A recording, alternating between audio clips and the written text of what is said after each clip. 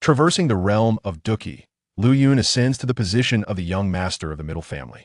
He petitions to embark on a journey to Wutan City for training and successfully takes charge of the middle auction house in Wutan City, becoming the direct superior of Yafei. Simultaneously, Liu Yun awakens the auction tenfold return system, which allows him to receive random returns on any items he auctions. Ding!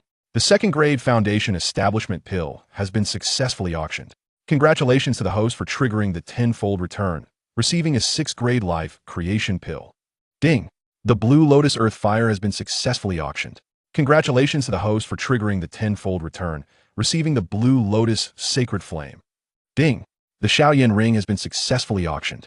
Congratulations to the host for triggering the tenfold return, receiving the Heavenly Grade Advanced Technique, the 9 Suns Burning Heaven Technique, and the Ancient Dan Emperor's Legacy, the Tying Divine Flame. This is utterly insane. Gazing at the items returned by the system, Liu Yun was momentarily astounded. Chapter 1. The Auction Tenfold Return System. In the Duki continent, located in the northwest region, lies the Garma Empire and within it, Wutan City. The Middle Auction House stands as the largest auction venue in Wutan City, also belonging to the wealthiest family in the Garma Empire, the Middle Family. Among the affluent in the Garma Empire, the Middle Family is undoubtedly the most prominent. At this moment, within the Middle Auction House, a young boy around 15 years of age is standing atop a loft. Sigh. It has been half a month, system. Why have you yet to appear? Could it be that I truly lack a system?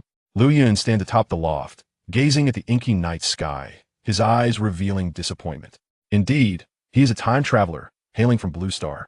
Liu Yun never anticipated that he would traverse into the world of Dupo Tsangxiong, and moreover, become the young master of the Middle Family in the Garma Empire.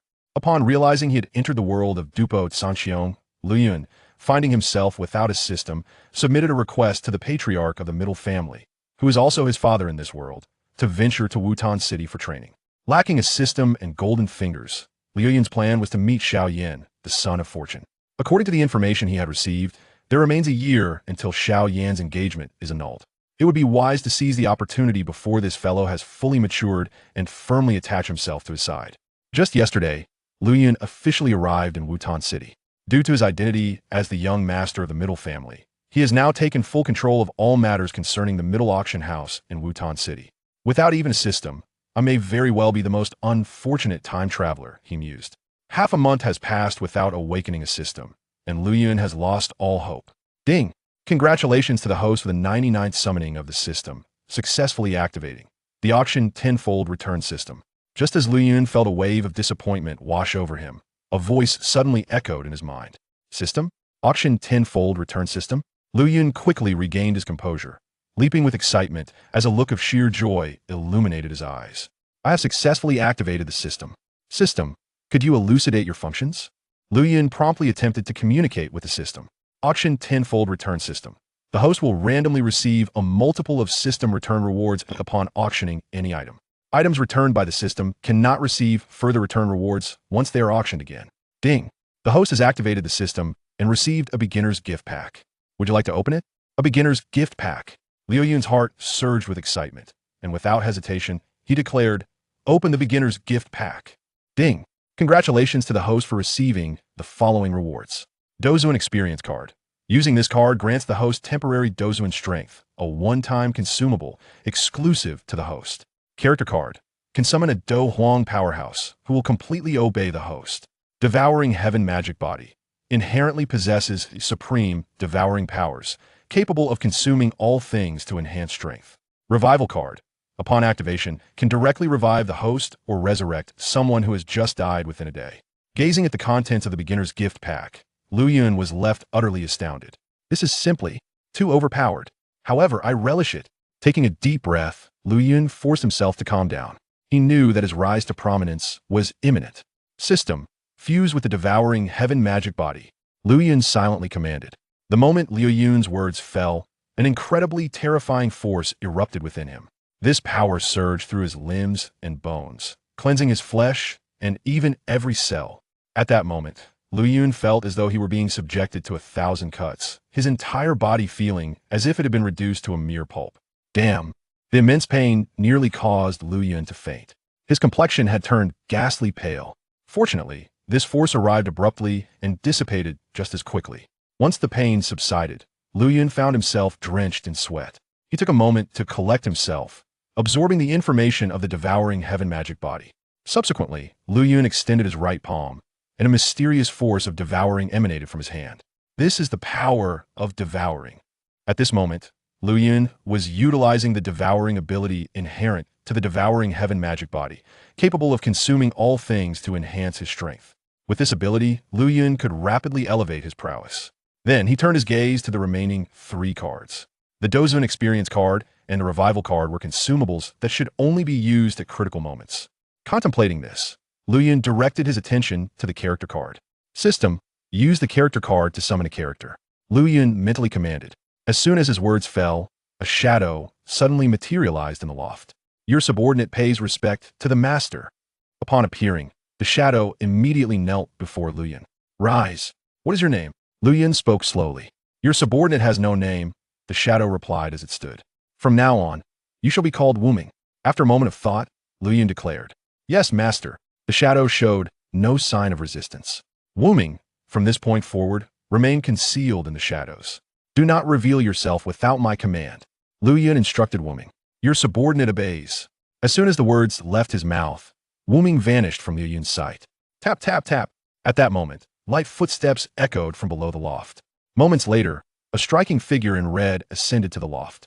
Young master, are you settling in well here? A voice, imbued with enchanting allure, resonated within the loft. It is acceptable, Lu Yun replied with a composed expression. Sister Yafei, how are the preparations for tomorrow's auction proceeding? As he spoke, Lu Yun turned to regard the alluring figure in red that had appeared, his gaze tinged with admiration. Before him stood a woman with a subtly smiling, captivating face, adorned in a vibrant red, form-fitting brocade robe. The exquisitely crafted garment perfectly accentuated her enchanting curves.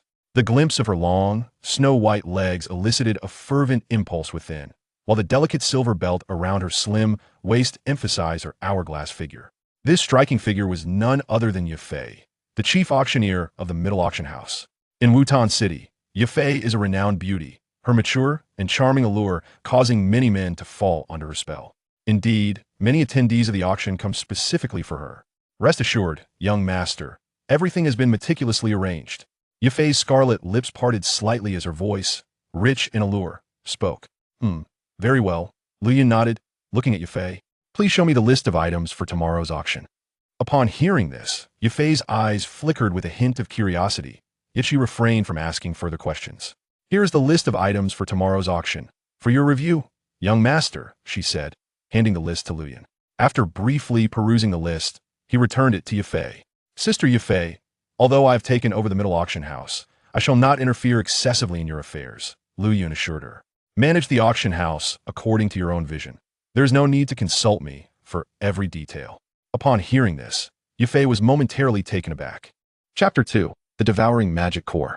Upon receiving the news that Lu Yun was coming to Wutan City for training, Yafei grew anxious, fearing that she would lose her previous influence in the auction house.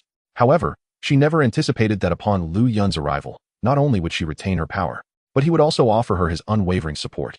Although she was puzzled by Lu Yun's motives, a flicker of joy blossomed in her heart. Due to her innate lack of talent for cultivation, she was destined to never become a strong warrior, leaving her position within her family exceedingly precarious. Yet, what left Yafei feeling helpless was that heaven had bestowed upon her an exquisite beauty.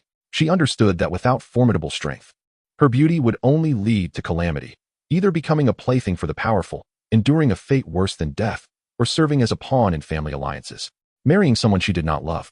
Neither of these outcomes was acceptable to her. Thus, she resolved to elevate her status within the family. Only by securing enough influence could she choose her own destiny. After much effort, she had successfully gained a voice in the Middle Auction House in Wutan City. Yafei believed that as she gradually expanded the auction house and contributed to her family, she would eventually possess a significant say within the family. Over the years, through her diligent management, Yafei had begun to establish a presence in Wutan City, making the Middle Auction House renowned throughout the region. She was confident that with one more step, she could catch the attention of the family as higher-ups and gain their favor.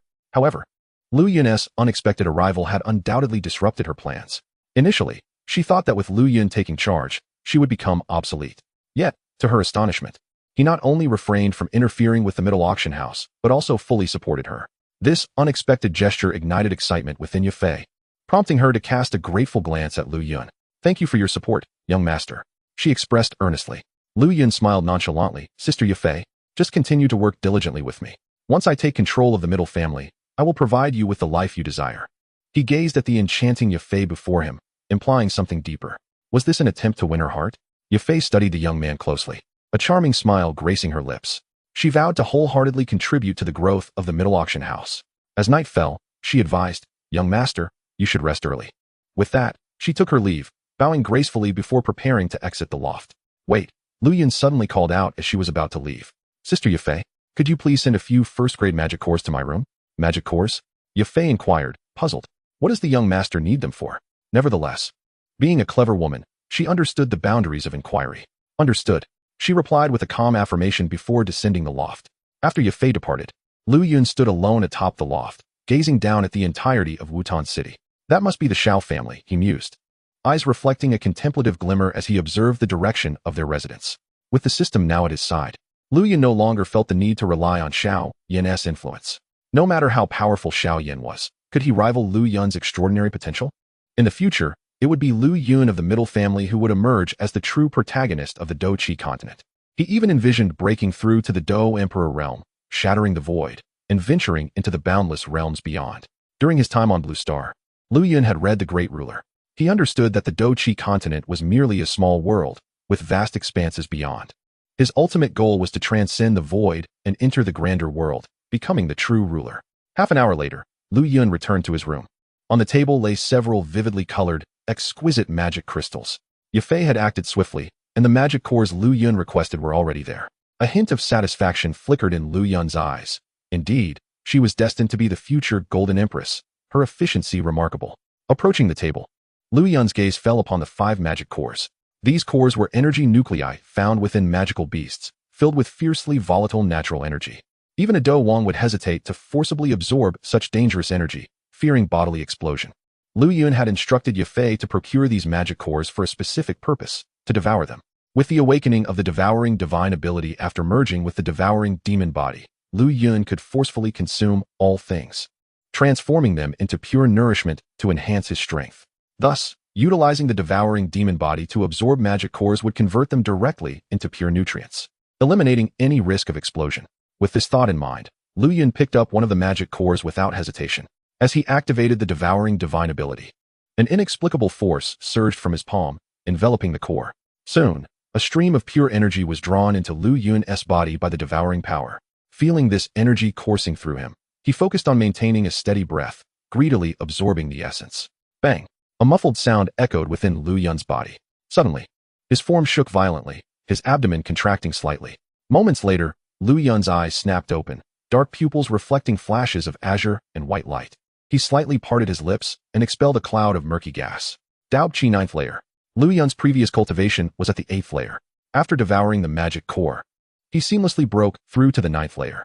At 15, achieving the 9th layer was considered a remarkable talent even within the entire Jiamai Empire.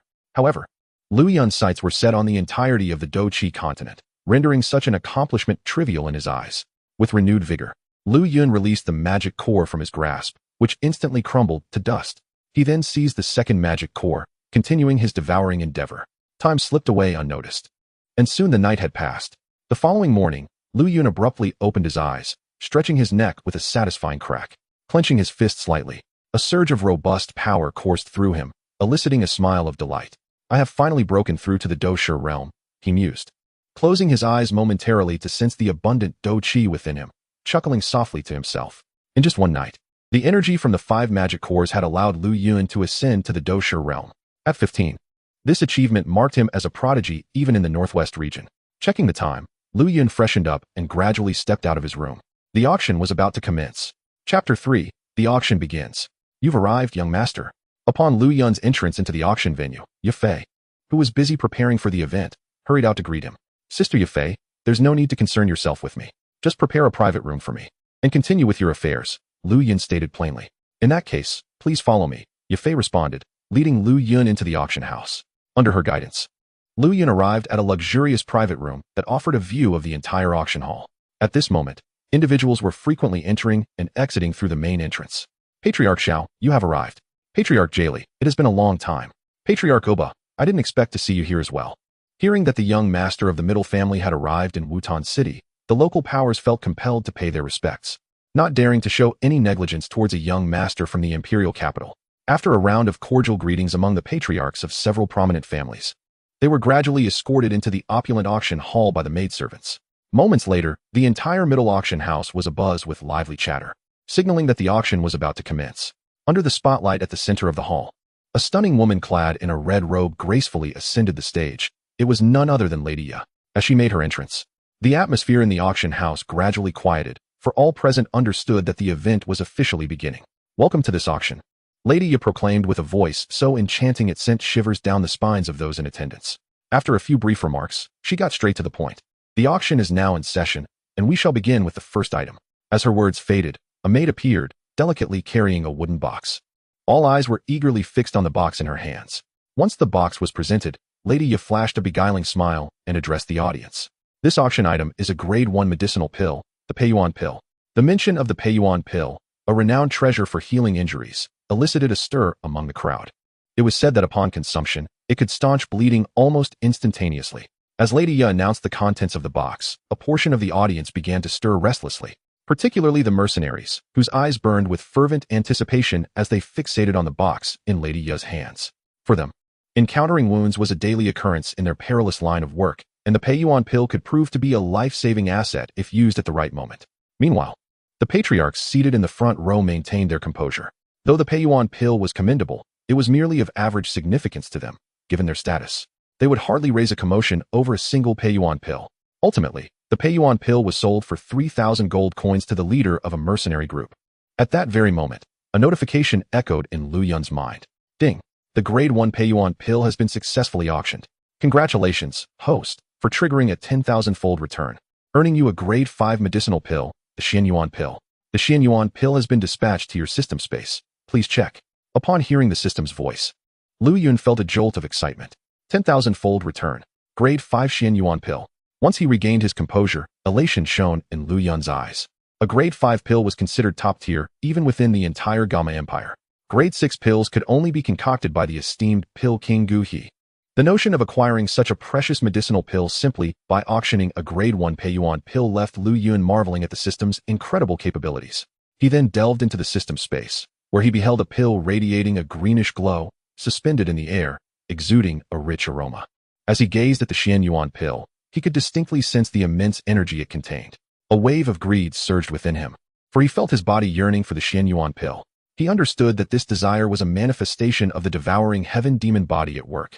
Lu Yun was curious to see how much his cultivation would increase after consuming the Xianyuan pill.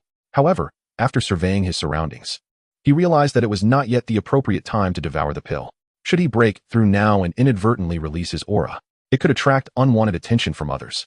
As Lu Yun reveled in his excitement over the Xianyuan pill, the second item was announced for auction. This time, it was a long sword inlaid with a first-tier magic core, classifying it as a Grade 1 magic core weapon. Although magic cores could not be directly absorbed on the Duki continent, they could be embedded in weapons, enhancing their destructive power while bestowing enticing effects that amplified Duki, making such weapons highly sought after by the martial artists of the continent. 2,000 gold coins, 2,500 gold coins, 3,000 gold coins, 4,000 gold coins. This time, even some noble families from Yutan City joined the fray. A magic core weapon could significantly boost a fighter's strength, making it a coveted asset for these families. 4,500 gold coins from Patriarch Oba. "Is there any higher bid?" Lady Ya announced with an alluring smile at the center of the auction house. Ultimately, the magic core longsword was secured by the Oba family patriarch for 4,500 gold coins. Ding! The Grade 1 magic core weapon, the Ice Radiant Sword, has been successfully auctioned. Congratulations, host, for triggering a 1,000-fold return, earning you a Grade 3 magic core weapon, the Ice Soul Sword. The Ice Soul Sword has been dispatched to your system space. Please check. Just as Lu Yun was about to glance towards the auction hall, the system's notification echoed once more in his mind. A 1,000-fold return. Grade 3 magic core weapon, the Ice Soul Sword. After a brief moment of astonishment, Lu Yun once again immersed himself in the system space. There, he beheld a sword glimmering with a cold light, suspended in the system space. What a magnificent sword, Lu Yun thought, admiration gleaming in his eyes as he gazed upon the Ice Soul Sword. Trading a Grade 1 Ice Radiant Sword for a Grade 3 Ice Soul Sword was indeed a lucrative deal. The Ice Soul Sword was embedded with a magic core from an Ice-type magical beast, With a single swing, it could unleash an icy sword aura, exhibiting extraordinary power. In battle, it could even produce unexpected freezing effects. After admiring it for a moment, Lu Yun reluctantly exited the system space. At this juncture, Lady Yi had already commenced the auction for the third item. Lu Yun swiftly directed his gaze back to the hall, eagerly anticipating what treasure he might acquire next. Chapter 4. Earth-Level Do Technique, the Sky-Obscuring Palm. Next, the auction for the third item began. As Lady Yi's voice faded, a maid approached, carrying a wooden box. Lady Yi pointed at the box and addressed the crowd. The next auction item is a mid-grade yellow-level Do technique, the mountain-splitting palm. Gasps of astonishment rippled through the audience at the mention of a Do technique, especially a mid-grade yellow-level Do technique. For any fighter, techniques in martial arts were of paramount importance. Each martial artist needed to cultivate techniques to unleash their true potential. Even for noble families, possessing an additional Do technique would enhance their foundational strength. Thus, upon learning that a Do technique was up for auction, the major families were stirred with interest. Noticing the captivated expressions of the crowd, Lady Yi revealed a beguiling smile before gently parting her lips to announce, "We will now commence the auction for the mountain-splitting palm. With a starting bid of 20,000 gold coins, 21,000 gold coins, 24,000 gold coins, 30,000 gold coins." The price for the mountain-splitting palm quickly surged to 30,000 gold coins. Witnessing this, a captivating smile graced Lady Yi's lips. Today's auction was proving to be exceptionally successful. After today, the reputation of the middle auction house would ascend to new heights. With this thought in mind, Lady Yi cast a glance in Lu Yun's direction, realizing that this successful auction would demonstrate her capabilities to the young master Lu Yun. She anticipated that he would value her services even more moving forward, and her standing within the family would undoubtedly rise. Such thoughts flitted through Lady Yi's mind before she shifted her focus back to the auction. "I bid 40,000. At that moment, the patriarch of the Gal family, Jelly, called out a staggering offer. Upon hearing this price, silence enveloped the hall. 40,000 gold coins for a mid-grade yellow-level Do technique. One must admit that Jelly was making quite a bold move. Patriarch Jelly has bid 40,000 gold coins. Is there any higher offer? If not, then this foundational skill belongs to the Gali clan. Noticing the crowd had fallen silent, Yefei slowly began to speak. As soon as Yefei's words fell, Gali Bai shot a triumphant glance at the assembly. In terms of financial power, no one in the entire city of Wutan could rival the Gali family. Meanwhile, a look of excitement also appeared on Liu Yun's face. Ding! The auction for the yellow-grade mid-tier combat skill, Mountain Opening Palm, was successful. Congratulations to the host for triggering a 10,000-fold return, receiving the Earth-grade mid-tier combat skill, Sky Covering Palm. The Sky Covering Palm has been dispatched to the system space. Please check, host. A 10,000-fold return. An Earth-grade mid-tier combat skill, the Sky Covering Palm. Upon hearing the system's prompt, Liu Yun's heart trembled with shock. Soon after, a wave of ecstasy surged within him. To think that a mere yellow-grade mid-tier combat skill could be exchanged for an Earth-grade mid-tier combat skill. This was simply too advantageous. As he immersed himself in the system space, he beheld a gray scroll quietly suspended within. Liu Yun gazed at the gray scroll as if it were a treasured possession. This was an Earth-grade combat skill, and there were likely very few in the entire northwestern region.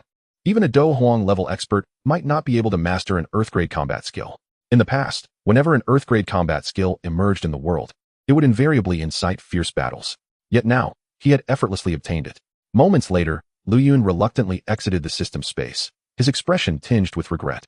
Given his current strength, he was entirely incapable of cultivating Earth-grade combat skills. Thus, the Sky Covering Palm would have to be temporarily stored within the system space. The auction is now set to begin for the final item of this session. In the center of the auction hall, Yefei wore a smile as she surveyed the crowd. Subsequently, a maid approached, carrying a purple wooden box, just as before. The eyes of everyone present were drawn to the purple wooden box held by the maid. Their curiosity piqued. Logically, the final item up for auction should not be of lesser quality than the preceding ones. Hehe. Now we present the piece de assistance of this auction. As the maid drew near, Yefei slightly bent down to extract a scroll from the purple wooden box. The scroll emitted a faint azure glow, appearing quite mysterious against the backdrop of the wooden box. A mid-tier mysterious grade technique, the Frenzied Beast Formula. Wow. As soon as Yefei's voice fell, the venue was engulfed in complete silence. They never anticipated that the final item for auction would be a combat technique. Compared to the previous pills and combat skills, the commotion caused by this combat technique was undoubtedly far more staggering. After all, while pills may be miraculous, they are ultimately consumables. Once used, they are gone forever. However, combat techniques are different. They can enable a fighter to cultivate for a lifetime and can be passed down through generations. This is also the origin of many prestigious families. A powerful technique can create a formidable warrior even without the use of pills. From a certain perspective, combat techniques are even more maddening than pills. The major families gazed intensely at the scroll in Yafei's hand, their eyes brimming with excitement. I must obtain this frenzied beast formula. Below, a rotund middle-aged man stared at the frenzied beast formula in Yafei's hand, murmuring to himself. He was the largest herbal supplier in Wutan City, with considerable wealth. For him, the only domain where he could not compete with the three great families of Wutan City was martial prowess. If he could acquire this frenzied beast formula today, given time to develop, he would no longer have to curry favor with the three great families. Meanwhile, the patriarch of the Uba family, Uba Pa, also gazed fervently at the frenzied beast formula. Although the Uba family, like the Gali and Shao families, was one of the three great families of Wutan City, Uba Pa knew that, in terms of strength, his family ranked the lowest. This was because the Uba family's inherited technique was merely low-tier mysterious grade, while the Gali and Shao families possessed mid-tier mysterious grade cultivation techniques. If he could secure the frenzied beast formula today, the Uba family would no longer need to fear the other two families. Given Uba Pa's excitement, one can only imagine the fervor of the others present. A combat technique, and a mid-tier mysterious grade one at that. The Miter auction house truly is generous to present such items. You know nothing, the Miter family, being the wealthiest family in the entire Giamata Empire, would not lack for a mid-tier mysterious grade technique. With the crowd's discussions escalating, the entire auction hall was soon abuzz with chatter. Observing this scene, Yafei smiled slightly. Once the atmosphere reached a suitable level, she spoke. Ladies and gentlemen, please remain calm. We shall now commence the auction for the frenzied beast formula, starting at a price of 40,000 gold coins. Let the bidding begin. 50,000. As soon as Yafei finished speaking, someone immediately shouted, 60,000 gold coins. In the blink of an eye, the price for the frenzied beast formula had already soared to 60,000 gold coins. 80,000. At this moment, Uba Pa, the patriarch of the Uba family, directly raised the bid by 20,000. His action unmistakably declared his determination to obtain the frenzied beast formula. Clearly, he was intent on securing it. 90,000. However, he was not the only one with such determination. Just as Uba Pa's voice faded, another voice followed closely behind in the auction hall. Hearing this, Uba Pa's brow furrowed, and he turned to look. Xiaozhan, not far away, a middle-aged man was locking eyes with Uba Pa, a smile playing on his lips. This man was none other than the patriarch of the Shao family, one of the three great families of Wutan City. In the private room, upon hearing the name Xiaozhan, Lu Yun turned his gaze. This fellow is the father of the healing potion? He had appeared in the early chapters of the original work, only to be captured by the Soul Clan shortly thereafter, making a reappearance only at the conclusion. Clearly, he was merely a supporting character on the path to the healing potion's rise in power. 100,000. Witnessing Xiaozhan contesting him for the frenzied beast formula, a flicker of anger crossed Uba Pa's eyes, and he quickly raised the bid again. 110,000. Uba Pa, undeterred by Uba Pa's fiery glare, continued to increase the bid. 120,000. Umph, how pitiful that you, as one of the three great families of Wutan City, can be so stingy. The Gali family bids 150,000. Suddenly, a brazen voice rang out in the auction hall. As this voice echoed, the entire auction hall fell into silence. All eyes turned to see Gali Bai, the patriarch of the Gali family, surveying the crowd with an air of arrogance. Finally, he shot a somewhat provocative glance at Uba Pa. Being one of the three great families of Wutan City, Gali Bai naturally understood where Uba family's shortcomings lay. Thus, he would not allow Uba Pa to easily obtain the frenzied beast formula. At the very least, he aimed to significantly wound the Uba family's vitality. Witnessing this scene, Uba Pa was infuriated, his eyes ablaze with rage. Yet even knowing that the Shao family and Gali family were targeting him, Uba Pa could only swallow this bitter pill. The mid-tier mysterious grade frenzied beast formula was the hope for the Uba family's resurgence. He could not afford to give it up. With this thought, Uba Pa gritted his teeth. 160,000 gold coins. 170,000 gold coins. As soon as Uba Pa's voice fell, Xiaozhan promptly followed suit, showing no regard for Uba Pa's feelings. Hee, the Gali family bids 180,000 gold coins. Gali Bai, too, chuckled as he raised the bid. The three family patriarchs were locked in a fierce contest, which immediately captivated the other attendees in the auction hall. Such exorbitant prices left the onlookers brimming with excitement. Indeed, despite the three families raising the stakes by no less than 10,000 gold coins each time, they appeared completely unfazed by the gold coins involved. However, in truth, even the three prominent families of Wutan City, when their various industries are combined, barely accumulate over 500,000 gold coins in a year. Furthermore, this is under the circumstance where their family businesses are flourishing. After deducting daily expenses, The annual savings of the three families amount to less than 1 million gold coins. This illustrates that gold coins are not so inexpensive. At this moment, upon witnessing the heads of the three families engaging in such fervent bidding, the onlookers were as exhilarated as if they were witnessing a clash between three unparalleled powerhouses. Positioned at the center of the auction hall, Yafei displayed a captivating smile at this spectacle. Let the bidding commence. The more fervently they contest, the better. With the three families locked in fierce rivalry, it is, of course, the middle auction house that stands to gain the most. Thus, Yafei is naturally delighted by the unfolding events, even adding fuel to the fire from time to time. The head of the Gailey family has raised the bid to 180,000 gold coins. Who else remains to compete? Yafei exclaimed, her words laced with admiration and astonishment. Yafei is widely recognized as the most beautiful woman in Wutan City. To be admired by such a beauty, Gailey felt an immense pride swell within him, casting a provocative glance at both Obapa and Xiaozhan. 190,000 gold coins. With this provocation, Xiaozhan, unwilling to show weakness, raised the bid by another 10,000. Observing this scene, Obapa was naturally filled with resentment. These two rascals are conspiring together, deliberately preventing him from acquiring the frenzied beast technique. 200,000 gold coins. As the bidding escalated among the three, the excitement in the hearts of the other spectators intensified. Truly, what a tedious affair. While the others were enjoying the spectacle, Lu Yun in the private room felt quite the opposite. These three fellows are dragging their feet over a purchase, utterly lacking in decisiveness. Lu Yun was not particularly concerned about how much the frenzied beast technique would ultimately sell for. For him, it was sufficient that the technique was auctioned off. He was eager to discover what he could obtain once the frenzied beast technique was successfully auctioned. Lu Yun felt a surge of anticipation. If a yellow-tier combat skill could lead to a ground-tier combat skill, then wouldn't a profound-tier technique yield a heavenly-tier technique? With this thought, excitement bubbled within Lu Yun. 210,000 gold coins. 220,000 gold coins. 230,000 gold coins. The auction hall echoed only with the voices of the heads of the three families, leaving no opportunity for others to interject. Naturally, they lacked the capability to do so. Finally, after a full half an hour of waiting, the three concluded their bidding.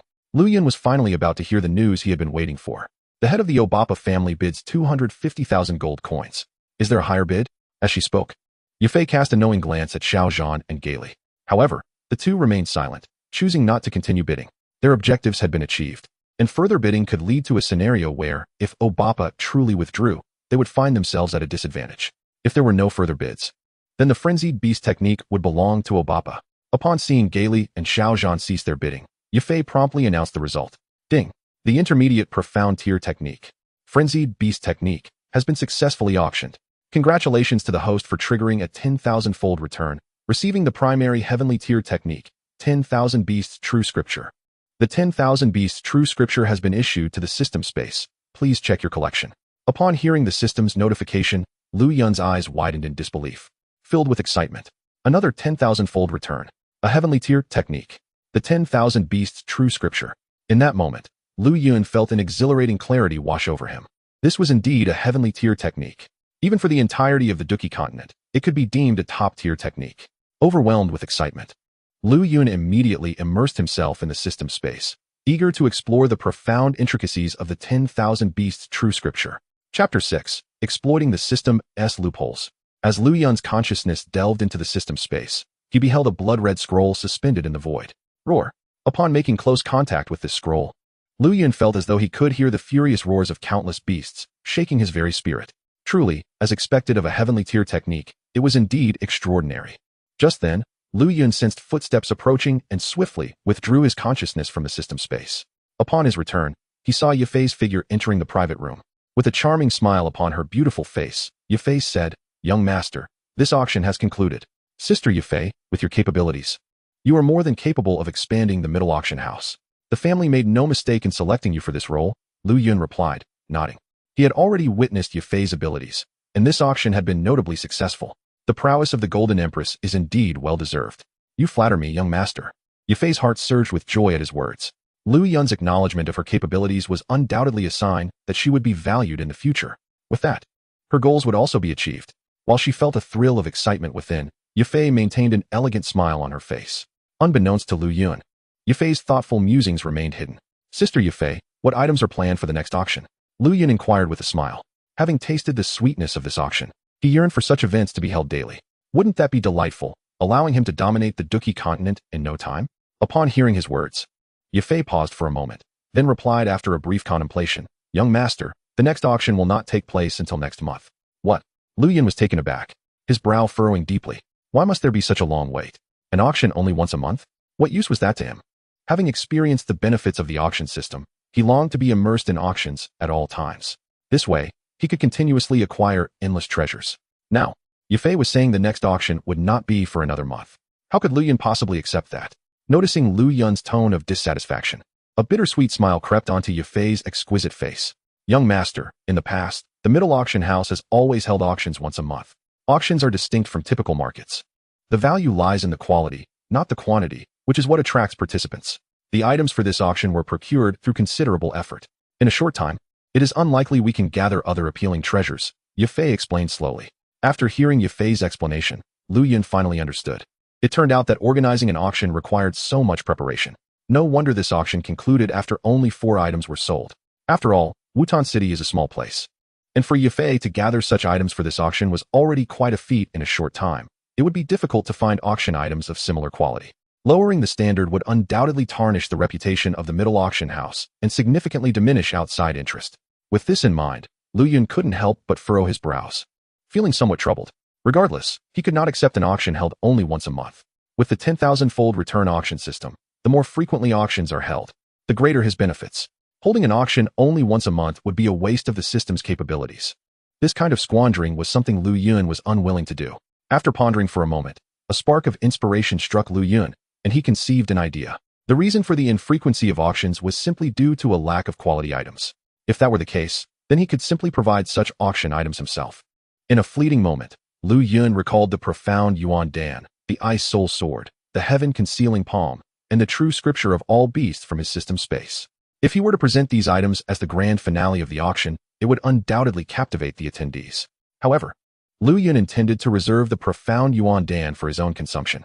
As for the heaven-concealing palm and the true scripture of all beasts, they were far too precious, and Lu Yun had no desire to auction them off.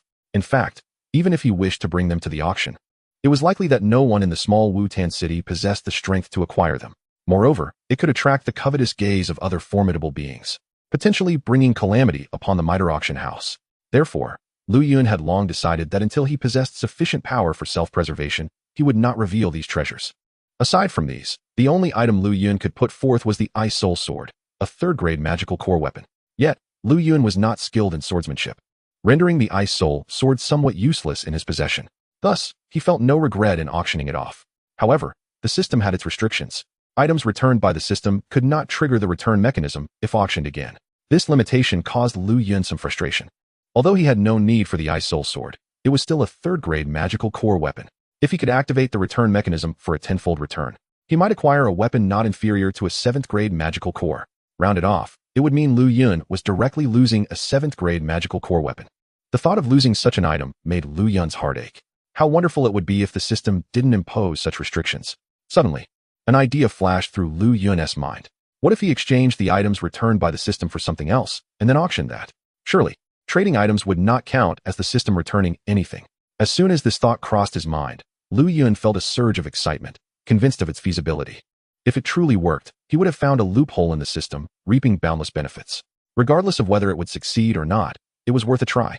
After a moment of contemplation, Lu Yun had made up his mind. He turned his gaze towards Yafei beside him and said earnestly, "Sister Yafei, I will host the next auction in half a month." Upon hearing this, Yafei's lovely face momentarily froze, then revealed a look of concern as she replied, "Young master, in such a short time, I truly cannot prepare suitable auction items." "I will handle that," Lu Yun interjected, resolute. "You need only focus on your tasks. I will take care of the auction items." But, young master Yafei hesitated to continue. "Rest assured, Sister Yafei, I would never joke with the future of the auction house," Lu Yun reassured her. "I promise that this batch of auction items will be of equal quality to those you previously prepared." Seeing Lu Yun's confidence, Yafei's expression softened slightly. And after a deep look at him, she responded, "If that is the case, then I shall obey." Chapter 7, 5-Star Fighter. After leaving the auction house, Lu Yun immediately returned to his room. Eagerly, he immersed himself in the system space. With a thought, a green-colored pill appeared in the palm of his hand. Indeed, it was the profound Yuan Dan. As the 5th-grade pill manifested in the room, a rich aroma instantly filled the air. Truly exceptional, Lu Yun marveled. eagerly activating his devouring ability to absorb the medicinal power contained within the Yuan Dan. A mysterious force surged from within Lu Yun, enveloping the Yuan Dan in his grasp. Subsequently, a pure energy was drawn into Lu Yun's body by this consuming force. With his eyes tightly shut, he immersed himself in this energy. As the devouring demon body swiftly circulated, integrating the energy into his limbs and bones. In his quest to enhance his strength, Lu Yun voraciously absorbed the energy from the Yuan Dan. As the energy influx increased, a faint white glow began to radiate from his body's surface. Night swiftly passed, and before he realized it, dawn broke on the second day. At this moment, as the first light of day began to break, an overwhelming sound emanated from within Lu Yun, followed by a powerful aura radiating from him. Simultaneously, Lu Yun's body trembled violently as the energy from the Yuan Dan was devoured with ferocity, merging into his limbs and bones. After a while, Lu Yun's eyes suddenly opened, revealing depths of inky blackness that sparkled with a tangible brilliance. Gradually ceasing his absorption of the Yuan Dan, he let out a sigh of relief. Feeling the immense power coursing through him, he experienced an indescribable sense of comfort. The sensation of rapidly increasing strength from the absorbed energy was utterly exhilarating. Boom! Lu Yun unleashed a punch, creating a fierce gust of wind that exuded a formidable sense of pressure.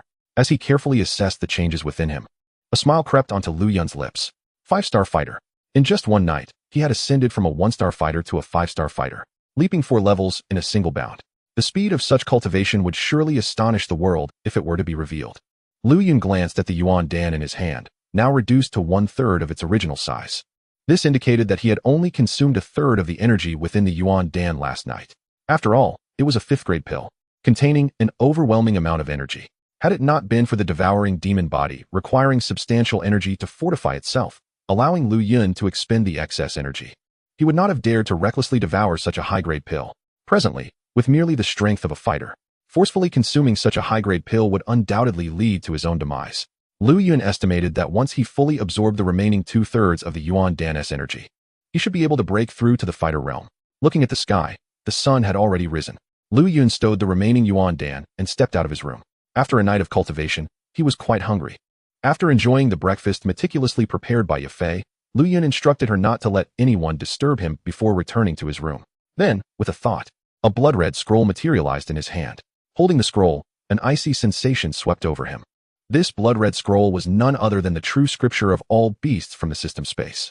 Gazing at the true scripture of all beasts, Lu Yun felt a surge of excitement. This was a heavenly tier martial art, a supreme technique that even a fighter saint might not possess. Just as Lu Yun was about to eagerly unfurl the scroll, a torrent of fighter chi surged uncontrollably from within him, penetrating the scroll. Lu Yun's expression shifted. What was wrong with this scroll? In an instant, the blood-red scroll erupted with blinding crimson light. The next moment, an overwhelming wave of profound information flooded into his mind, leaving Lu Yun feeling somewhat dizzy. Meanwhile, within the Mitre auction house, in a separate courtyard. What? The next auction will be held in half a month? An elderly voice, tinged with surprise, suddenly rang out from the courtyard. Master Gunny, this is the young master's directive, Yafei replied, a wry smile gracing her exquisite face as she stood across from an elderly man with slightly graying hair. Adorning the old man's chest was a symbol resembling a medicinal cauldron, from which 2 silver ripples shimmered with an air of nobility. The old man was, in fact, a second-grade alchemist.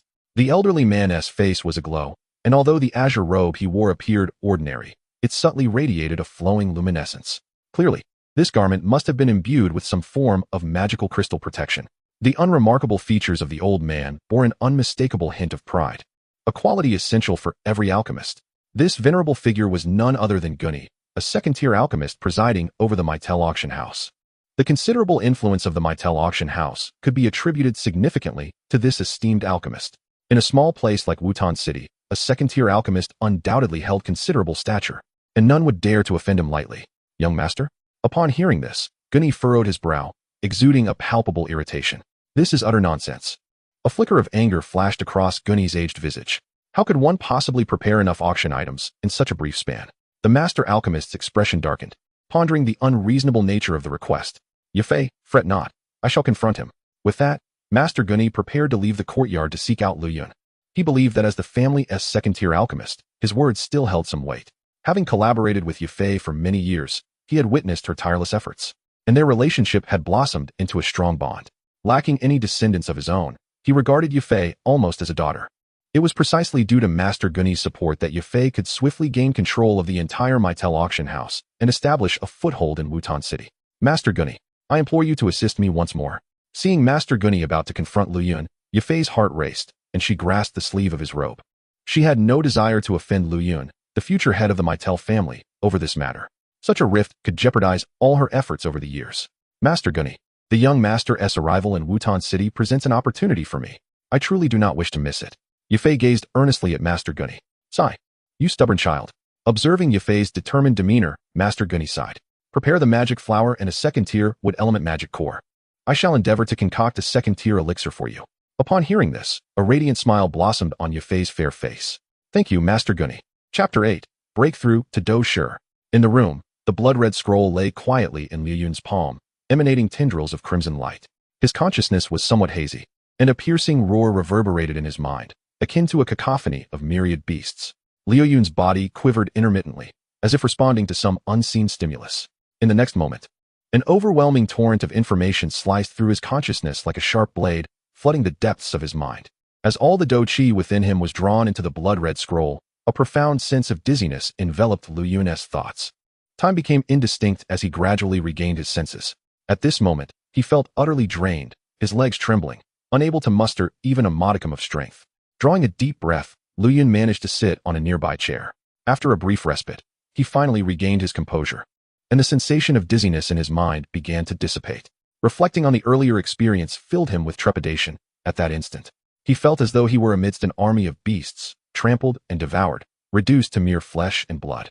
Fortunately, it was merely an illusion.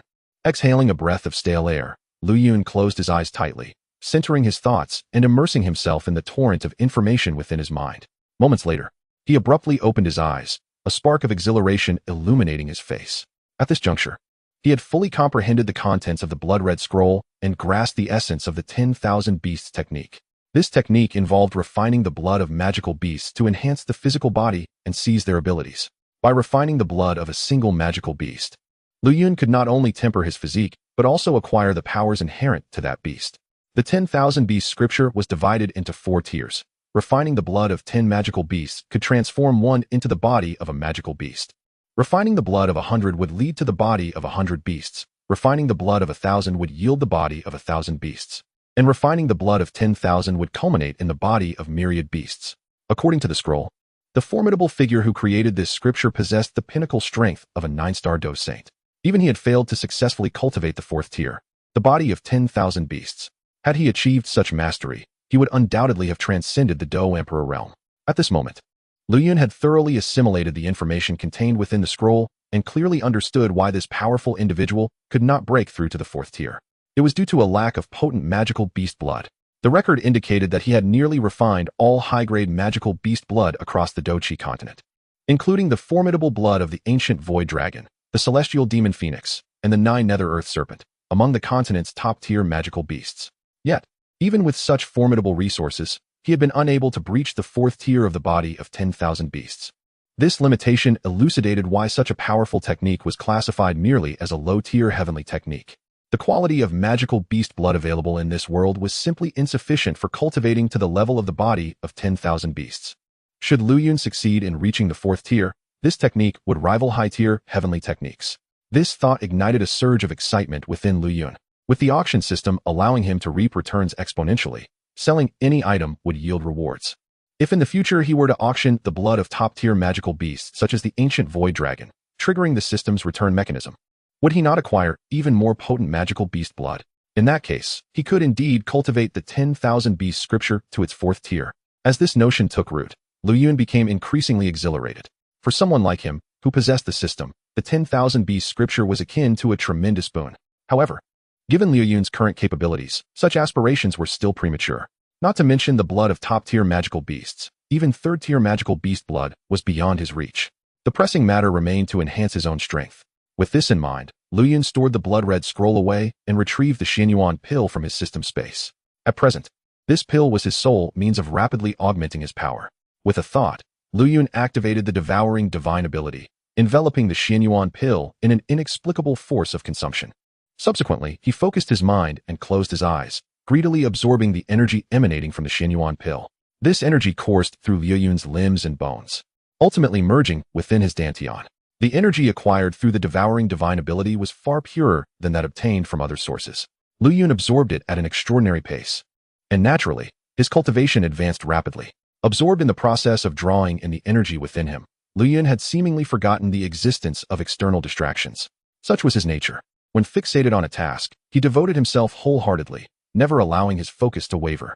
In his previous life, Liu Yun had succumbed to exhaustion after playing games for 3 consecutive days and nights without rest, leading to his untimely demise and subsequent transmigration. As Liu Yun continued to absorb the energy from the Xianyuan pill, time slipped away, and evening approached. It was then that a muffled sound resonated from within Liu Yun. 6-star Do practitioner. After a day of cultivation, Liu Yun had once more broken through, achieving the prowess of a 6-star Do practitioner. Following this breakthrough, he did not pause, instead continuing to consume the energy from the Xianyuan pill. Feeling the burgeoning strength within him, Liu Yun was enraptured. Much like in his previous life when he was immersed in the rhythm of leveling up in a game, unable to extricate himself. As time flowed by, 3 days passed in the blink of an eye. In the room, Liu Yun sat cross-legged upon the soft couch, tightly gripping the Xianyuan pill, as streams of energy were continuously drawn into his body. Compared to 3 days ago, the remaining quantity of the Xianyuan Dan has dwindled to a mere fraction, now only a tenth of its original size. It is evident that during this brief period, Liu Yun has made significant gains. An eerie silver moon hangs upside down amidst the sea of clouds, its luminescence cascading down like a celestial river plummeting from the heavens. Beneath this moonlight, the entire Wutan city shimmers faintly, sketching an ethereal outline. In the courtyard of the middle auction house, within a room, Liu Yun sits with his eyes gently closed, exuding a somewhat ferocious aura. Waves of profound energy surge within him, initially trickling like a gentle stream before erupting like a vast ocean. At this moment, the energy radiating from Liu Yun distinctly indicates he has achieved the strength of a 9-star fighter. As he senses the energy within, he focuses intently on breaking through to the Do Master Realm. However, regardless of Liu Yun's efforts, he feels an enduring lack of momentum, unable to fully shatter the bottleneck before him. Damn it, I'll go all out. Resolutely, Liu Yun seizes the remaining tenth of the Xianyuan Dan and swallows it whole. In the next instant, a torrent of energy explodes from within him. Though the Xianyuan Dan is a 5th-tier elixir, and he has consumed only a fraction of its potency, this energy remains formidable for someone at the fighter level like Liu Yun. Currently, within Liu Yun, the immense energy roils and churns like oil boiling in a pot. Chapter 9. Gathering resources from the system. As the vast energy erupts within Liu Yun, a look of anguish crosses his face, as he experiences excruciating pain throughout his body. At this moment, he struggles to control the surging energy within him. Breakthrough. Trembling, Liu Yun forces himself to harness the tumultuous energy as he charges towards the bottleneck. In this instant, his slender figure radiates a glimmer of brilliance. A muffled sound reverberates from within Liu Yun, and simultaneously, the energy emanating from him swells dramatically, becoming denser. Moments later, Liu Yun slowly opens his eyes, a spark of brilliance flickering within his dark irises. Is this the power of the Do Master Realm? Feeling the overwhelming strength coursing through him, Liu Yun's eyes glint with excitement. After absorbing the energy from the Xianyuan Dan, he has now attained the Do Master Realm, achieving this milestone in merely 3 days. Should this news spread, it would undoubtedly cause a tremendous stir. Now, I possess a modicum of self-defense. Clenching his fists, the power contained within him brings a sense of security in this unfamiliar world. With just 3 days left until the next auction, he wonders how preparations are progressing on Yufei's end. For Liu Yun, the quickest path to power enhancement lies in organizing the auction. Thus, he is particularly invested in ensuring the next auction proceeds smoothly. It is time for me to set my plans in motion.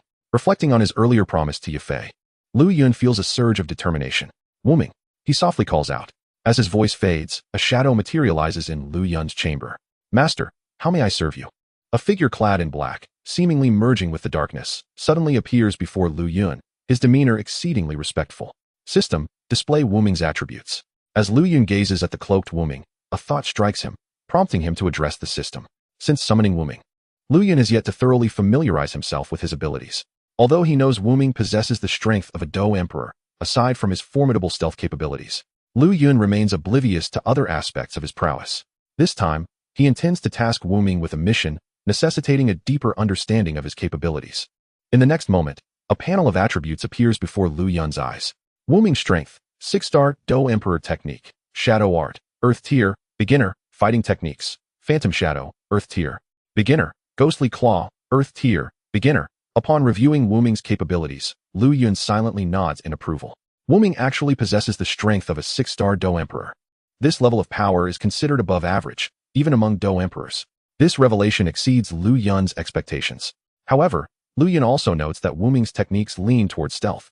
Moreover, both his techniques and fighting skills have reached the beginner level of Earth tier. Such a foundation is rare, even among some top-tier Do Emperors. In fact, Wuming has also mastered the Earth tier beginner movement technique, Phantom Shadow. It is well known that among all fighting techniques, movement techniques are the most precious. With Phantom Shadow at his disposal, combined with the inherent stealth of Shadow Art, Wuming could escape even from a 9-star Do Emperor, should he choose to flee. This movement technique is indeed a life-saving skill. Lu Yun recalls that in the original story, Xiao Yin relied on the Earth tier movement technique, 3,000 thunderclaps, to achieve remarkable feats in battle. Therefore, the Phantom Shadow technique is something Lu Yun covets greatly.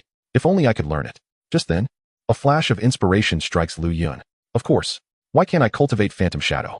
The system hasn't stipulated that I cannot learn it. Since Wuming is a character I summoned, all he possesses should belong to me.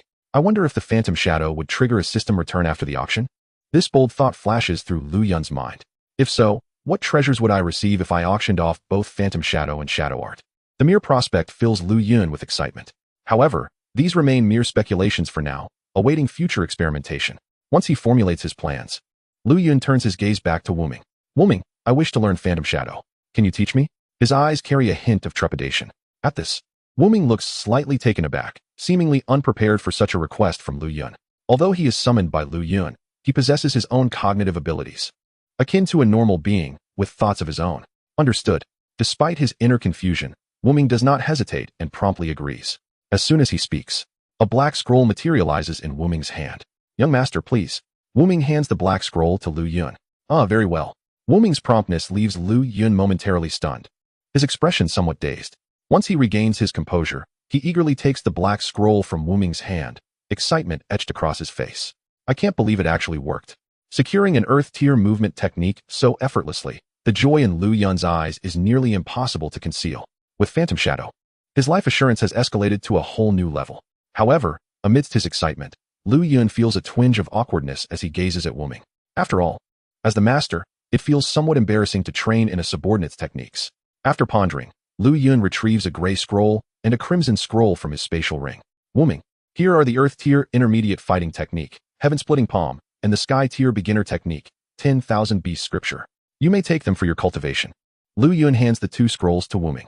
Having gained a benefit, Lu Yun does not forget to reciprocate. Furthermore, this approach will simultaneously enhance Wuming's strength. Since Wuming is a character he summoned, completely loyal to him, he is indeed an extension of Lu Yun's own power. Elevating Wuming's abilities equates to augmenting his own. Thus, Lu Yun is far from stingy in this regard. After all, he has already memorized both the Heaven-splitting palm and the 10,000 beast scripture, rendering these scrolls of little use to him. What Lu Yun now seeks to accomplish is to maximize the potential of these 2 scrolls. Mid-level Earth tier combat techniques. Initial level Heaven tier cultivation methods. Upon hearing Lu Yun's words, the composure that Nameless had maintained thus far was instantaneously shattered. He trembled slightly as he accepted the 2 scrolls from Lu Yun's hand, his eyes filled with disbelief. Chapter 10. The excited Nameless. Young master, are these truly for me? Nameless exclaimed, his eyes widening in astonishment as he gazed at Lu Yun, disbelief etched across his features. The Earth tier mid-level technique, the sky-covering palm, was something Nameless could just about accept. After all, he himself had practiced Earth tier combat techniques, albeit only at the initial level. However, when it came to the Heaven tier technique known as the true scripture of all beasts, even the usually composed Nameless found it impossible to maintain his calm. It is crucial to understand that this was a Heaven tier technique, one that only a Do Saint is qualified to cultivate.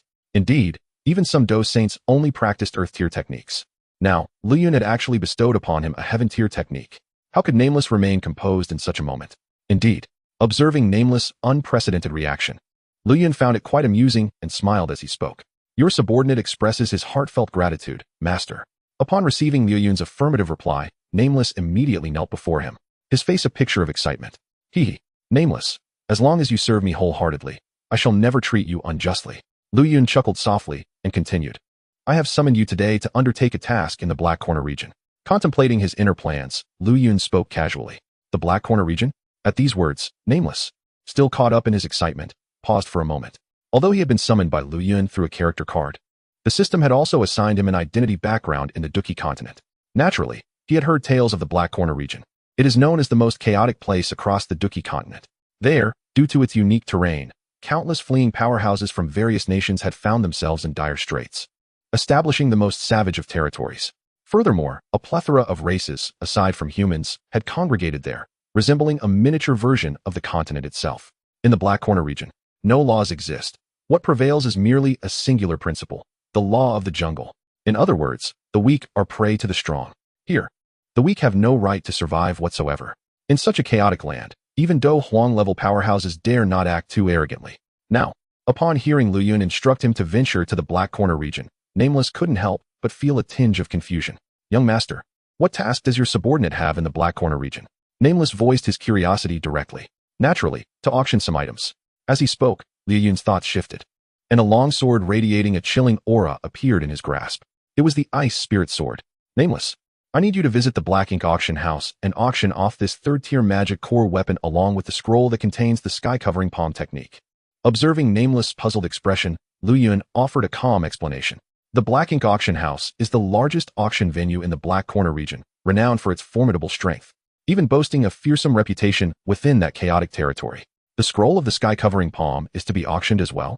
Nameless was momentarily dumbfounded, staring incredulously at Liu Yun. While others treat Earth-tier combat techniques as precious treasures, cherishing them dearly, Liu Yun, on the other hand, seemed intent on willingly sending them to auction. Indeed, Liu Yun nodded affirmatively, his certainty unwavering. Nameless, be sure to memorize the cultivation method of the sky-covering palm as quickly as possible, and immediately auction off the Ice Spirit Sword and the scroll of the sky-covering palm. Your subordinate shall obey. Despite his lingering doubts, Nameless had no choice but to comply with Liu Yun's orders. You may go now. Remember to hurry back. Liu Yun waved his hand dismissively. Yes, master. Nameless nodded slightly before merging into the shadows, vanishing from the room. I hope Nameless can bring back some valuable items. After Nameless departed, Liu Yun muttered to himself. On the Duki continent, once anything reaches the Earth tier level, it transcends mere gold coin valuation. Thus, in auction houses, high-level items are often exchanged for other items. If Nameless successfully auctions off the sky-covering palm and the third-tier Ice Spirit Sword at the Black Ink auction house, it is certain that he will acquire even better items in return. In Liu Yun's eyes, these returned items would no longer be considered as system returns, thus falling outside the system's restrictions.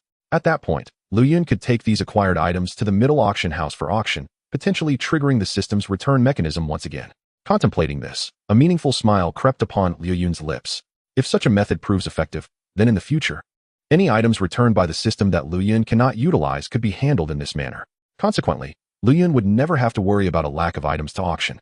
Moreover, the items Liu Yun uses for auctioning will increasingly elevate in quality and rarity.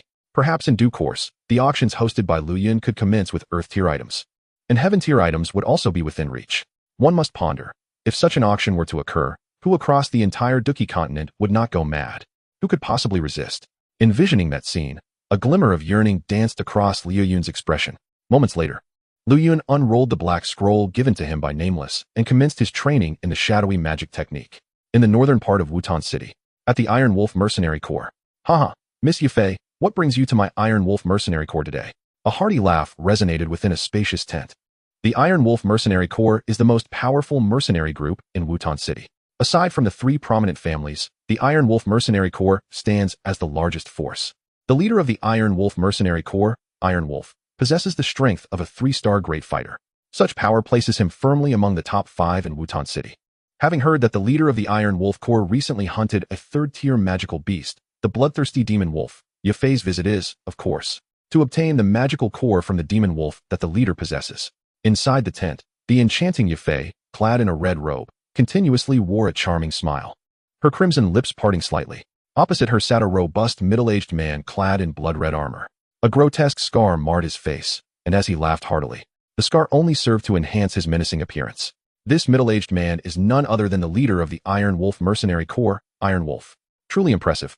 The middle auction house possesses remarkable intelligence. News from yesterday has already reached Miss Yufei. Iron Wolf's rugged face displayed a hint of surprise, tinged with admiration. Hee. Our middle auction house is in the business of trade. If we lack information, how could we establish a foothold in Wutan City? In response, Yufei smiled, her every gesture exuding allure. Haha, Miss Yufei, you jest. Iron Wolf replied, a glimmer of caution crossing his features. The Middle Auction House is backed by the Middle family. In the Gamma Empire, who would dare to disregard the Middle family's authority?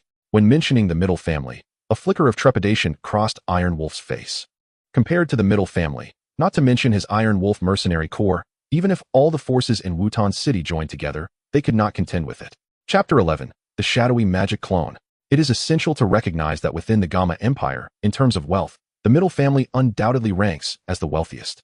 The Middle family boasts a long-standing history, having developed over several centuries in the Gamma Empire, their connections intricately woven. Moreover, according to some rumors, this exceedingly affluent family seems to have ties to the imperial family of the Gamma Empire. Within the empire, the Middle family is often mentioned alongside the Nalan and Inter families as the three giants of Gamma. The three families have significant influence in various sectors of the empire, including commerce and military affairs, rendering their power undeniably formidable. Iron Wolf, you jest. A mere middle auction house cannot truly represent the Middle family. Yafei smiled subtly, refraining from unnecessary explanations, and spoke directly to the point. The purpose of her visit this time was to acquire the magic core of the bloodthirsty demon wolf. How does the price of 30,000 gold coins strike you, Captain Iron Wolf?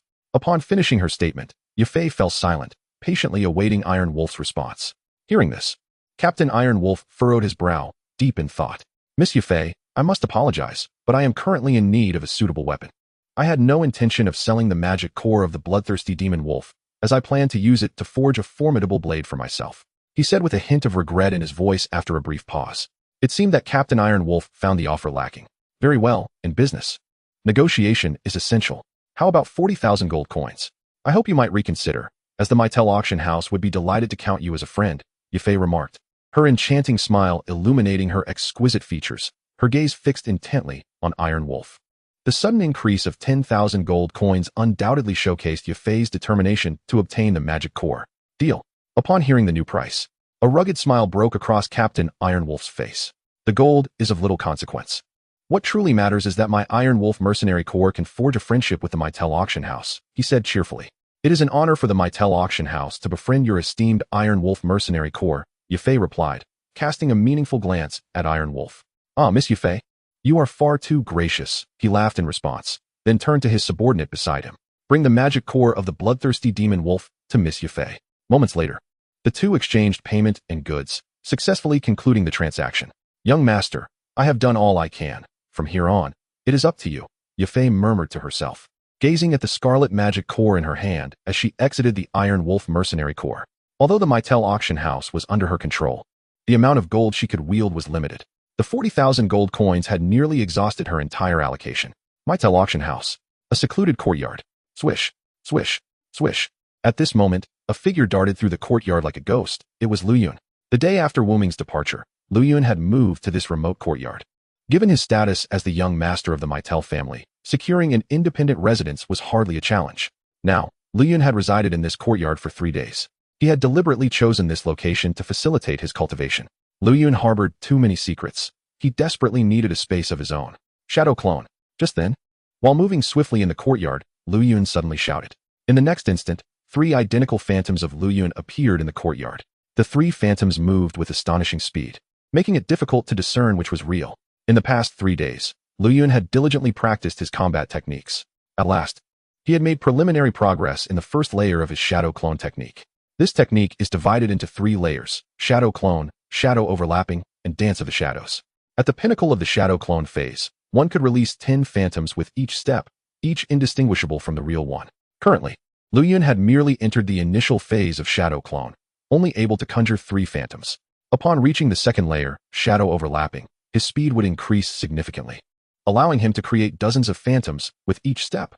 As for the final layer, dance of the shadows, upon taking a single step, Lu Yun could manifest hundreds of phantoms. In combat, he could ensnare his enemies in a flurry of shadows, rendering them unable to discern reality from illusion. In the courtyard, Lu Yun continued to practice his shadow clone technique, with 3 phantoms appearing with each step. Before the previous phantoms vanished, 3 new ones emerged. Mountain-splitting palm. Suddenly, Lu Yun shouted, unleashing a massive energy handprint from his palm. Accompanied by a terrifying gust, it struck a large piece of blue stone in the courtyard with the force of a cannonball. In an instant, amidst a thunderous crash, the entire blue stone trembled violently. The next moment, deep cracks spread across the stone's surface like a spider's web. Within a short span, the stone was completely riddled with fissures. As the handprint was unleashed, the phantoms in the courtyard quickly dissipated, revealing Liu Yun's figure. Indeed, it was a formidable Earth-grade combat technique, and the destruction it wrought was exceptional. Liu Yun felt a sense of satisfaction at the damage he had caused. The technique he had just executed was the first move of the sky-covering palm, the mountain-splitting palm. The sky-covering palm consists of 4 moves: mountain-splitting palm, earth-rending palm, sky-shattering palm, and finally, the sky-covering palm. At present, Liu Yun had merely mastered the introductory stage of the mountain-splitting palm. Once his strength increased further, and he perfected the technique. Executing a single palm strike to split mountains would not be a daunting task. With my current strength, even when facing a peak dome master, I would not be at a disadvantage, Liu Yun thought to himself. At just 15 years of age, he had achieved this level of power, a feat that surpassed most individuals on the continent of Doqi. He wondered if Wuming had successfully arrived at the Black Corner region. After 3 days without news, Liu Yun felt a twinge of concern. Though Wuming possessed the strength of a 6-star Do Huang, the Black Corner region remained the most chaotic place on the continent. Even a Do Huang could not guarantee their safety. Young master, Miss Yufei requests an audience. A voice called from outside the courtyard, interrupting Liu Yun's thoughts. Yufei? What brings her here? Upon hearing her voice, Liu Yun quickly returned to the present and called out, Sister Yufei, please come in. Just then, he also intended to inquire about the preparations for the auction. Chapter 12. The invitation from the Shao family. As soon as Liu Yun's words fell, Yufei's graceful figure entered the courtyard. Upon entering, she quickly noticed the shattered blue stone caused by Liu Yun's earlier technique. It seemed the young master harbored quite a few secrets. A glimmer of surprise flashed in her beautiful eyes as she thought to herself. However, despite her astonishment, Yufei's expression remained composed. Having met the young master before, Yufei gracefully approached Liu Yun and softly spoke. Young master, do you require my assistance? Is there something you need, Sister Yufei? Liu Yun inquired directly. Yufei's lips curved into an alluring smile, her silky hair dancing in the wind. Young master, the Shao family has sent an invitation. 3 days from now, they will hold the annual test for the younger generation, and they invite you to attend as an honored guest. An annual test? Liu Yun was momentarily taken aback, then quickly realized that this was reminiscent of the opening scene from Battle Through the Heavens. If he were to attend, he would witness that iconic moment. Yet, wait, this timeline is still a year too early. There remains nearly a year until Xiao Yan's marriage annulment, and the plot of Battle Through the Heavens officially begins.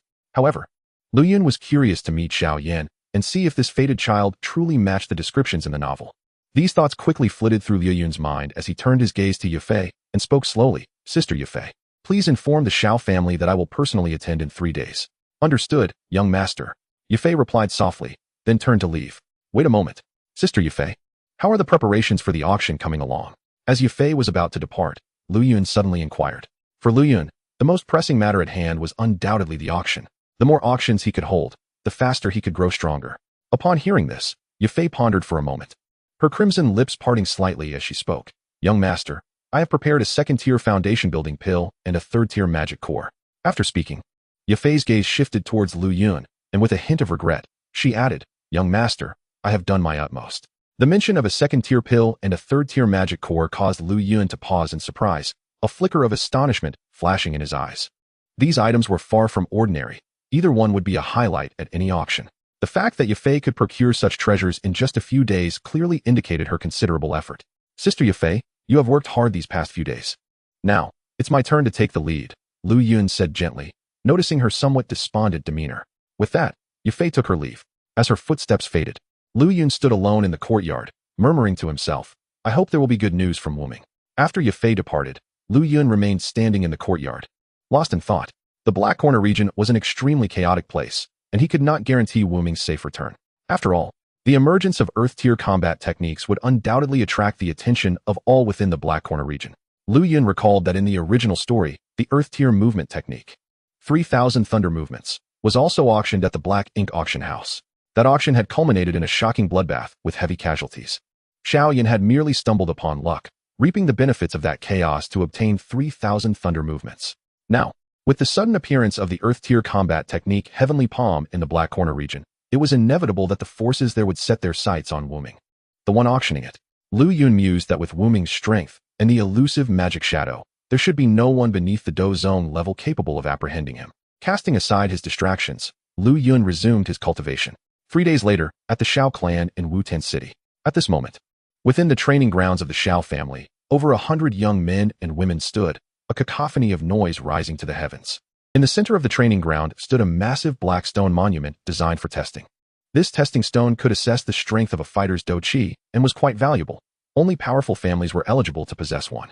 Beside the black stone, a cold and indifferent tester stood.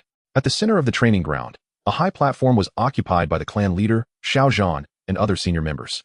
Xiao Zhan's gaze fell upon a young boy in the crowd, a trace of worry flickering in his eyes. Yinner, when will your talent finally return? He thought, his heart aching at the thought of his son's years of ridicule. Clan leader, today the young master of the Miter family, Lu Yun, will be attending. We must showcase the potential of our younger generation and cannot afford to lose face before young Master Lu, remarked the elder beside Xiao Zhan, casting a glance at the boy in the crowd. With the third young master's strength, it might be better for him to refrain from participating in the test, lest he embarrass himself. Xiao Zhan's expression darkened at these words. What nonsense! Family tests require the presence of all young members. This is a rule set by our ancestors. Are you suggesting we abandon it? He glared at the elder. The elder, momentarily taken aback, replied, Humph, I only meant well. Just wait and see how the third young master fares. With that, the elder's icy gaze fell upon the boy in the crowd. There, amidst the throng, stood the boy clad in black, his demeanor aloof as he lingered in a secluded corner.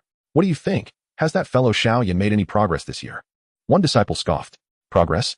As if, with his talent, merely maintaining his current state is a feat, let alone improving. He's just deluding himself. Another chimed in.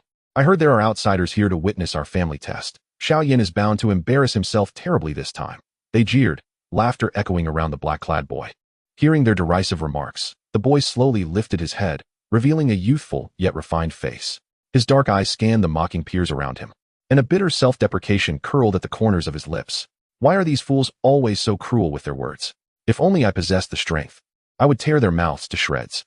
Yet, contemplating his current predicament only deepened his bitterness.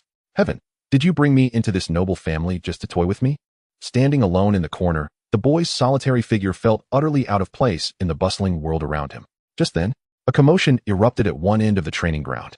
Many Xiao disciples turned their gazes to see a young man in white who had appeared at some point, capturing the hearts of numerous young women with his striking appearance and extraordinary demeanor. Upon seeing the young man in white, Xiao Zhan and the other senior members on the high platform immediately changed their expressions, hastening to descend from the platform. Young Master Lu Yun has arrived at the Xiao clan. I apologize for not welcoming you properly, Xiao Zhan said. The young man in white was none other than Lu Yun, attending the Xiao clan's annual test. Clan leader, you are too courteous, Lu Yun replied. Unfazed by Xiao Zhan's formalities, his face adorned with a warm smile, exuding an air of approachability. Subsequently, Lu Yun was invited to the central high platform. Seated alongside the senior members of the Xiao family, the esteemed young Master Lu Yun, the elder and second elder greeted him warmly from the high platform. As the saying goes, one does not strike a smiling face. Despite harboring disdain for the two, Lu Yun maintained a courteous demeanor. Below the high platform, the Xiao disciples observed Lu Yun receiving such accolades from the clan's high-ranking members, feelings of envy swelling within them. Simultaneously, they felt a profound respect for Lu Yun's status as the young master of the Miter family. Once the majority of the Xiao disciples had assembled, Xiao Zhan rose and surveyed the crowd.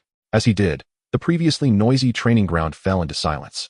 Seeing this, Xiao Zhan nodded, glancing over the now quiet training field, and declared in a commanding voice, You are the fresh blood of the clan and should understand how critical today's test is for you. The testing criteria dictate that a Do Qi level of 7th stage or higher is deemed qualified. Otherwise, you will be considered unqualified. Do you understand? Looking down at the young disciples of the Xiao family, Xiao Zhan bellowed. Understood. The young disciples replied in unison, their voices rising like thunder. Very well. Since everyone is clear, let the test commence, Xiao Zhan affirmed. With his declaration, the youths in the training ground immediately braced themselves with trepidation. The indifferent tester stepped forward beside the black stone monument, retrieving a list from his robes. His frigid voice sent shivers down the spines of those called. Xiao Shan. As the tester called out, a nervous boy stepped toward the black stone monument. He extended his right hand, gently resting it upon the cold surface, then slowly closed his eyes. Not long after, a blinding light emanated from the black stone. Do Qi level, 5 stages. Xiao Shan, Do Qi, 5 stages, grade, intermediate, unqualified. Upon hearing the tester's proclamation, Xiao Shan's expression darkened, and he despondently left the stage. Next, Xiao Yuan. The tester continued without acknowledging Xiao Shan's result. Xiao Yuan, Do Qi, 6 stages, grade, intermediate, unqualified. Xiao Tao, Do Qi, 5 stages, grade, intermediate, unqualified. Moments later, the tester had called out the names of 10 Xiao disciples. Yet regrettably, none of them had achieved a qualified result. On the high platform, Xiao Zhan and the other elders wore grim expressions. It is evident that the potential displayed by these 10 disciples of the Xiao family is exceedingly low, leaving the senior members of the Xiao clan profoundly disappointed. This has surely caused Master Lu Yun some amusement, with Master Lu Yun, the heir of the Meitel family, observing from the sidelines. Xiao Zhan felt a profound sense of embarrassment and shame. These youngsters must have been remiss in their cultivation. Those who are unqualified must be rigorously disciplined. Beside him, both the Grand Elder and the Second Elder wore expressions of discontent. Next, Xiao Yan, as Xiao Zhan and the elders simmered in their anger. The tester called forth another disciple of the Xiao family. Upon the utterance of the name Xiao Yan in the training ground, the expressions of Xiao Zhan and the elders atop the platform turned peculiar. The previous 10 disciples had already brought disgrace upon the Xiao clan, but that was merely a minor blemish. They were acutely aware of Xiao Yan's true capabilities. His appearance now could potentially plunge the Xiao family into utter humiliation. The Grand Elder and the Second Elder exchanged glances filled with sardonic amusement directed at Xiao Zhan, reveling in his misfortune. They had previously urged Xiao Zhan against allowing the so-called waste, Xiao Yan, to participate in the test, yet he had stubbornly insisted. Now, they eagerly anticipated how he would navigate this predicament. Both had resolved to inform Master Lu Yun that this was the son of the clan leader, Xiao Zhan, and to mock him thoroughly in front of Lu Yun. At that moment, it would not only be a significant embarrassment for Xiao Yan, but also for Xiao Zhan himself. Xiao Zhan's expression was decidedly grim. Yenner, on one hand, he had to consider his son's feelings. On the other, he had to think about the family's reputation. This predicament placed him in a position of immense pressure, causing him considerable distress. The group was lost in their thoughts and failed to notice the fleeting glimmer of intrigue that crossed Lu Yun's face. This fellow is Xiao Yan. As he observed the dark-haired youth in the training ground, Lu Yun's eyes held a hint of appraisal. When the tester called out Xiao Yan's name, nearly all the disciples of the Xiao family directed scornful gazes toward him. In that moment, everyone was poised to witness Xiao Yan's folly. Yet, in the face of this derision, Xiao Yan remained unfazed, his expression impassive as he approached the testing stone tablet. Such composure is indeed rare. Witnessing this scene, Lu Yun couldn't help but admire him. There were indeed reasons for Xiao Yan to become the protagonist.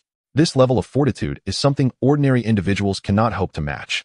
In the original tale, Xiao Yan ultimately ascended to become the Flame Emperor, with the assistance of Yao Lao playing an indispensable role. But it was Xiao Yan's character that was a decisive factor. After all, each time he devoured and refined a foreign flame, how could he succeed without a strong disposition? In the training ground, Xiao Yan had reached the side of the testing stone tablet. He extended his right hand and gently pressed it against the surface.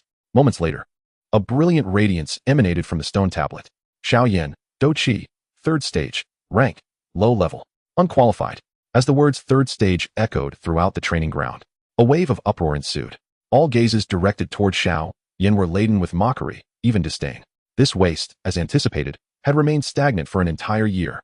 With outsiders in attendance, Xiao Yan had truly brought the family's reputation to ruin. Were it not for his status as the clan leader's son, such a waste would have long been expelled from the Xiao family. At that moment, Xiao Yan gazed at the third stage of Do Qi displayed on the black stone tablet, and a bitter smile involuntarily crept onto his lips. Upon hearing the scornful gazes and laughter surrounding him, Xiao Yan could not help but clench his fists tightly. The pressure was so intense that his sharp nails pierced into his palms, causing immense pain. These people truly remained as powerful as ever.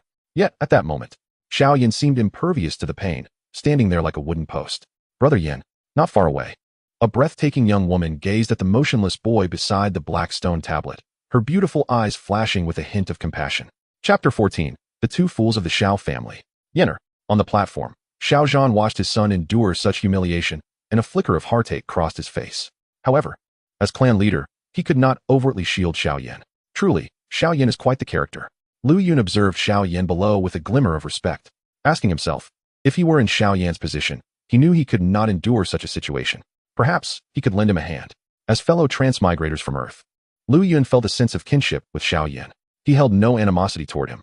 In this unfamiliar world, encountering a fellow countryman was indeed a stroke of fortune. When Lu Yun first arrived and had yet to awaken his system, his initial thought was to seek refuge with Xiao Yan. This reflects Lu Yun's lack of disdain for Xiao Yan. Now that Lu Yun had activated his system and achieved some success, he felt a budding desire to assist this compatriot. However, the specifics of how to help would depend on Xiao Yan's performance. With this thought in mind, Lu Yun slightly reined in his thoughts and continued to observe the black stone tablet. Next, Xiao Mei. As the tester's words fell, a young girl swiftly dashed to the black stone. The moment she appeared, she captured the attention of most of the young men present. The girl appeared to be around 14 years old. Though she was not stunning, her youthful face bore a hint of charm, a blend of innocence and allure that made her the focal point of the gathering. Xiao Mei, Doqi, 7th stage, rank, high level. Moments later, as the girl's cultivation was revealed, it sparked a wave of astonishment. At 14 years old, achieving the 7th stage of Doqi, such an accomplishment was indeed exceptional in the small city of Wutan. On the platform, Xiao Zhan and the other senior members of the Xiao family finally displayed smiles upon witnessing this scene. Xiao Mei's emergence had, at last, brought a semblance of honor to the Xiao family. Xiao Mei. Upon hearing this, Lu Yun's face unconsciously revealed a hint of surprise. This was a character mentioned in the original tale. She had some significance in the early stages, but virtually vanished later on. She possessed a certain charm. On Xiao Mei's face, Lu Yun discerned a trace of Yafei's essence. Of course, that was as far as it went. In comparison to Yafei's unparalleled allure, Xiao Mei's charm seemed somewhat lacking. Contemplating the mesmerizing Yafei, Lu Yun's heart inexplicably warmed.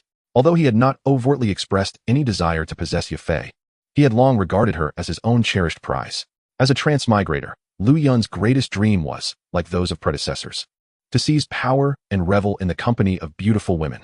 Now that he had crossed over to the Doqi continent, it was evident that the beauties here were fated to be intertwined with him. Thus, Lu Yun felt no reservations in this regard. Young Master Lu Yun, this girl is our Xiao family's prodigy, Xiao Mei, and her talent is quite commendable. The second elder, noticing Lu Yun's unusual expression, felt a stir in his heart. Assuming Lu Yun had taken an interest in Xiao Mei, and thus he began to introduce her meaningfully. To be frank, young Master Lu Yun, just a few days ago, Xiao Mei's niece inquired about you. The Grand Elder chimed in, adding, I can see that this girl Xiao Mei holds a great admiration for young Master Lu Yun. If you are willing, I can introduce you. Their words brimmed with insinuation, seemingly eager for Lu Yun to take an interest in Xiao Mei. In truth, that was precisely their hope. If Lu Yun were to show interest in Xiao Mei, even if he did not marry her, merely taking her as a concubine would signify an alliance between the Xiao family and the Meitel family. In such a scenario, would not the standing of the Xiao family rise significantly, rendering the entire Wutan city wary of offending them?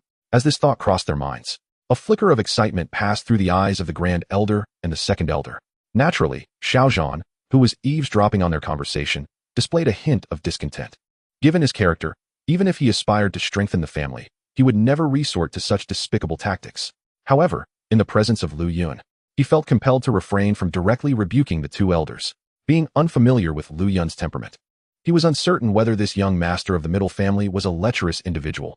Thus, voicing his disapproval of the elders might risk offending Lu Yun. With that in mind, Xiao Zhan chose to feign ignorance and redirected his focus to the ongoing assessment below. At that moment, Lu Yun, upon hearing the words of the two elders, displayed a slight look of astonishment, his lips twitching ever so slightly. I merely glanced at them. Why the theatrics? He mused. If I had truly done anything, you might as well have named my future children. Lu Yun couldn't help but chuckle at the absurdity of the two elders. He had witnessed their folly in the original narrative, but experiencing it firsthand allowed him to truly appreciate their notorious reputation. Ahem, esteemed elders. Let us focus on the assessment for now. We can discuss this matter later. Lu Yun, concerned that the elders would spiral into further absurdity, politely declined their overtures. However, the two elders misinterpreted his words as a sign of reluctance to confront them in front of others. Later? Discuss it later? The two fools of the Xiao family exchanged knowing glances and shared a meaningful smile. In their eyes, Lu Yun's failure to refuse indicated tacit approval. If Lu Yun were to discern their thoughts at that moment, he would undoubtedly be taken aback. For now, he shifted his attention back to the assessment. Next, Xiao Suner. The voice of the examiner resonated once more throughout the training ground. Upon hearing this, all sounds ceased abruptly, and an eerie silence enveloped the arena. All eyes of the Xiao disciples converged on a singular figure. Following their gaze, Lu Yun beheld a girl clad in purple attire, standing gracefully beside Xiao Yan.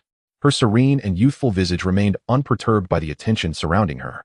The girl's ethereal demeanor was akin to a blossoming lotus, radiating an aura of purity and elegance beyond her tender years.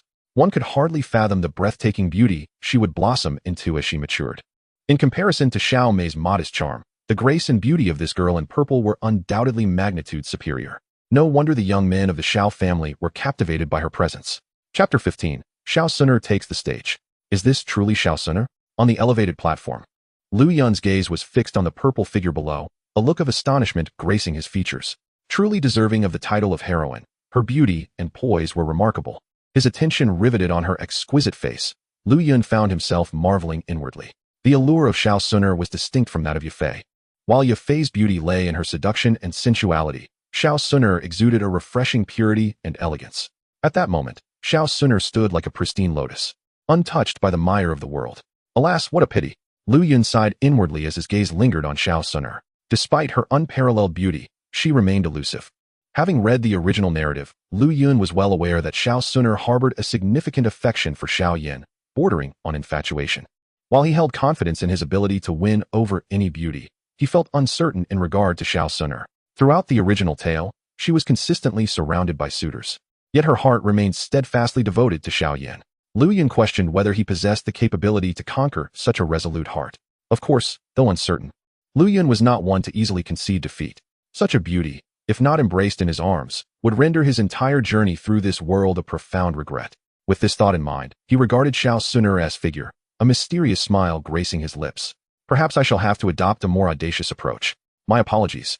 Xiao Yan, as long as you two are not officially together, I still have a chance, Lu Yun thought brazenly. Xiao Yan, I'm heading over, Xiao Suner said, her beautiful eyes glancing at Xiao Yan as her elegant features broke into a smile upon hearing her name called by the examiner.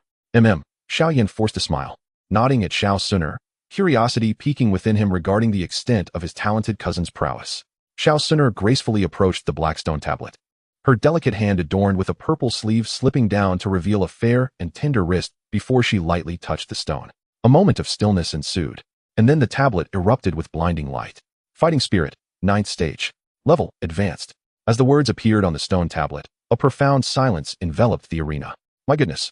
Miss Suner has reached the 9th stage of Fighting Spirit. Is this not terrifying? How old is she? And she has already broken through to the 9th stage. After a brief moment, the training ground erupted in exclamations of astonishment. All gazes were fixed upon the breathtaking figure clad in purple, faces reflecting disbelief. Yet, as realization dawned, the young men of the Xiao family cast fervent glances at Xiao Suner's flawless countenance. Possessing such extraordinary beauty was one thing, but her prodigious talent and cultivation rendered her akin to a celestial being gracing the mortal realm, utterly flawless. Indeed, the chasm between us continues to widen. Not far away, upon witnessing Xiao Suner showcase her prowess, Xiao Yan's eyes darkened with an air of melancholy, and he slowly made his way towards the outskirts of the training ground. On the platform, Xiao Zhan and the other elders displayed expressions of astonishment. Clearly, Xiao Suner's revelation of strength had exceeded their expectations. However, recalling her lineage, the expressions on Xiao Zhan and the others did not betray much joy, contemplating the formidable prowess of those who had initially brought Xiao Suner to the Xiao family. A hint of contemplation flickered in Xiao Zhan's eyes. The only person present who did not exhibit surprise was Lu Yun. The unfolding events had long been familiar to him from the original narrative. Rather than being astonished by Xiao Suner's 9th stage of Fighting Spirit, he felt a sense of skepticism. He doubted that this was truly her full strength. As a gem in the palm of the ancient clan leader and possessing a divine bloodline, how could she possibly only be at the 9th stage? In the original tale, Xiao Suner's strength was shrouded in mystery. Even Xiao Yan remained oblivious to it. Lu Yun speculated that she was concealing her true capabilities. If given the opportunity, he wished to thoroughly test the true strength of this noble daughter of the ancient clan to gauge her depths. As he observed Xiao Suner in the training ground, a spark of battle intent ignited in Lu Yun's eyes. Now, as a Dou master, he was eager to ascertain whether his current strength could rival that of the younger generation from those ancient families. In the training ground, Xiao Suner displayed no signs of pride despite the external admiration. With a calm demeanor, she surveyed the crowd, and upon spotting the black-clad figure, she gracefully followed suit. To my astonishment, the Xiao family possesses such a prodigy. It seems the unification of Wutan City by the Xiao family is merely a matter of time. Upon regaining his composure atop the high platform, Lu Yun smiled and remarked to Xiao Zhan and the senior members of the Xiao family. Master Lu Yun, you jest. The Xiao family lacks such capability, Xiao Zhan replied with a wry smile, while deftly managing his conversation with Lu Yun. He was acutely aware of Xiao Suner's true identity, and her talents bore no relevance to the Xiao family's potential rise. Very well, the assessment is nearing its conclusion, and I must take my leave. I have seen all that I needed to, Lu Yun stated, expressing little anticipation for the remaining evaluations, and promptly bid farewell to Xiao Zhan. Allow me to escort you, Master Lu Yun, Xiao Zhan said hastily upon hearing Lu Yun's intention to depart. No need. I wish to explore the Xiao residence a bit longer. Lu Yun declined Xiao Zhan's kind offer. Then, as if recalling something, leaned closer to Xiao Zhan and whispered, Patriarch Xiao, in 3 days, the middle auction house will host another auction.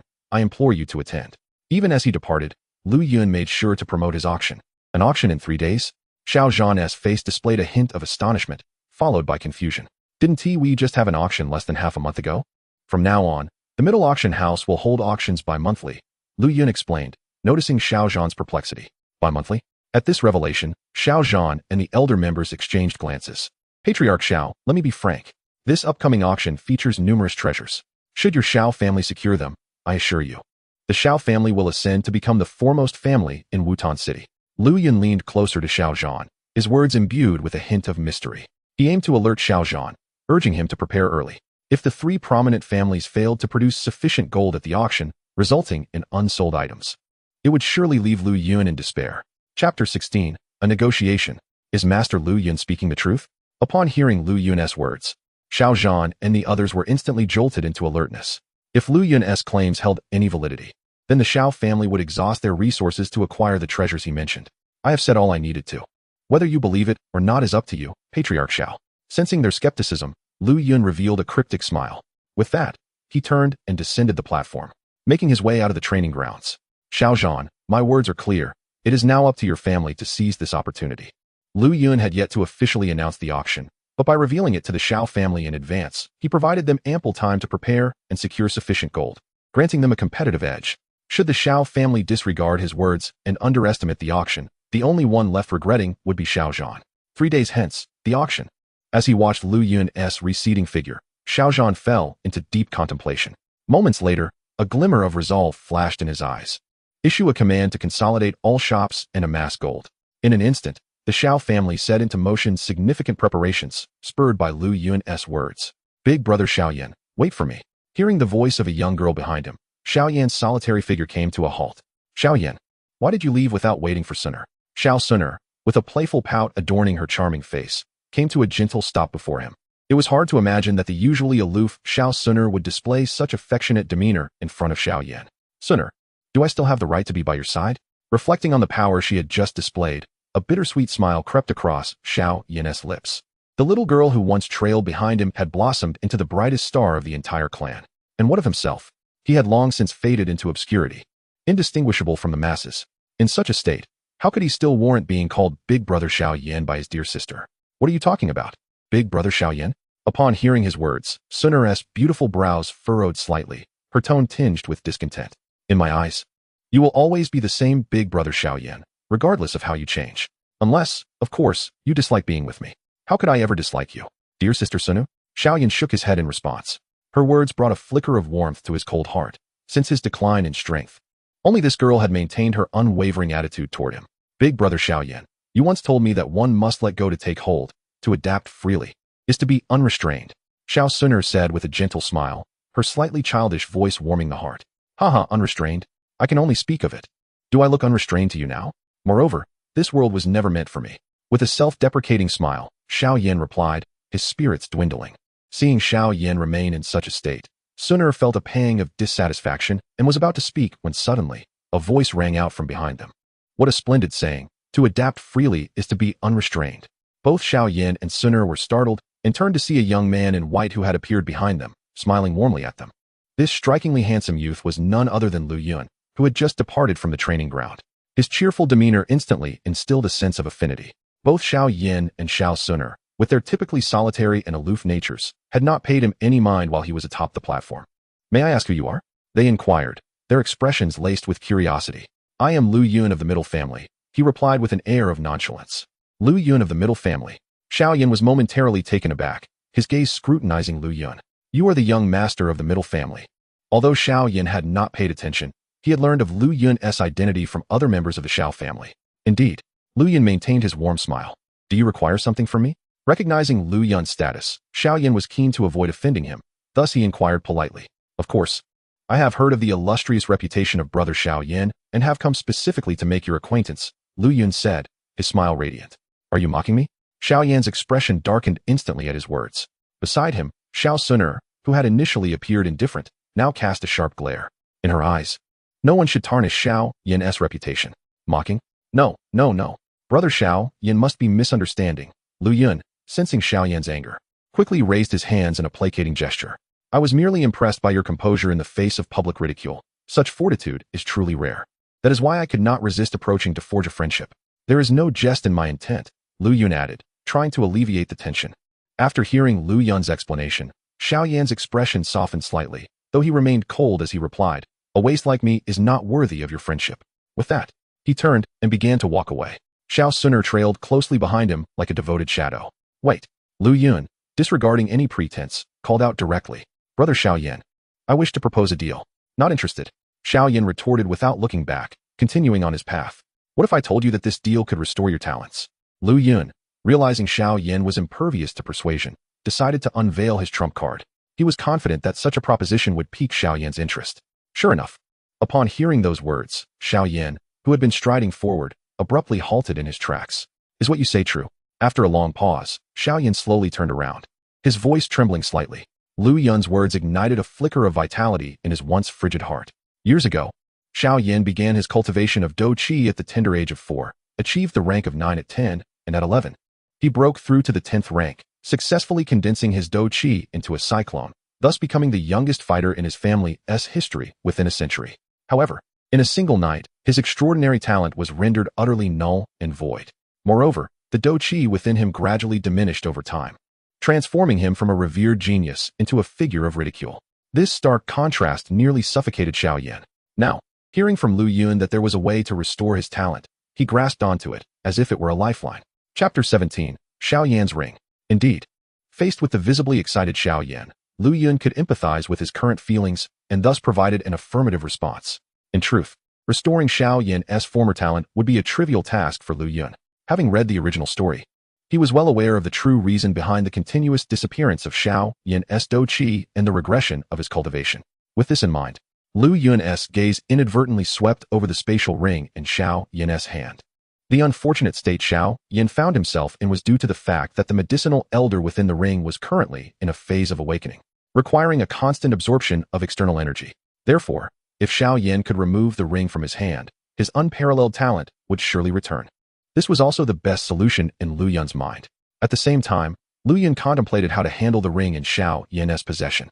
The idea of auctioning it at the middle auction house came to him. Indeed, auctioning. It had been mentioned in the original text that the ring Xiao Yan possessed was no ordinary item. In fact, a spatial ring capable of storing a soul body was far from being comparable to a mundane ring. Moreover, this ring belonged to the esteemed medicinal elder himself. As a Dozun expert, the ring he wore was naturally not a commonplace object. Of course, what truly captured Lu Yun's attention was not merely the ring itself. Within this ring resided the even more precious soul of the medicinal elder. To auction this ring would essentially mean auctioning the soul of a Dozun expert. What kind of treasures might he receive in return from the system? Not only that, but the medicinal elder's soul also contained the bone spirit cold fire, a treasure of extraordinary value. Lu Yun was curious to know what sort of treasures he might acquire should he auction them. As these thoughts raced through Lu Yun's mind, he felt a surge of excitement, eager to test the waters. Yet, a twinge of concern gnawed at him. To what extent had the medicinal elder awakened? According to the current timeline, it would take another year for the elder to fully awaken. However, Lu Yun could not ascertain whether his arrival would hasten the elder's awakening. If he were to acquire the ring and immediately take it to the auction house, it should not disturb the medicinal elder. Lu Yun secretly plotted in his mind. He was not afraid of the elder's soul. With the unnamed guardian present, the recently awakened medicinal elder could not pose a threat to Lu Yun. "What conditions do you have? How can you assist me?"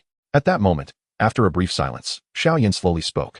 He had learned that no free meals came from the sky, having experienced the bitter hardships of life after his regression.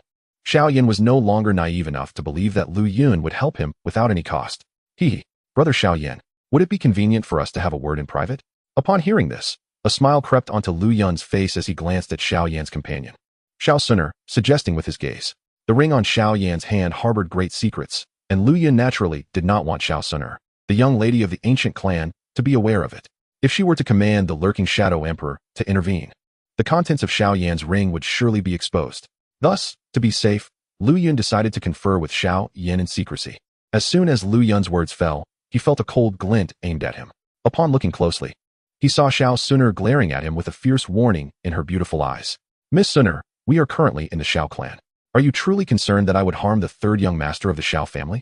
Lu Yun felt somewhat helpless. Xiao Suner was far too protective. However, having such a young lady guarding him was rather pleasant. Truthfully, Lu Yun felt a touch of envy for Xiao Yan. To have someone like Xiao Suner devotedly protecting him was something to be grateful for.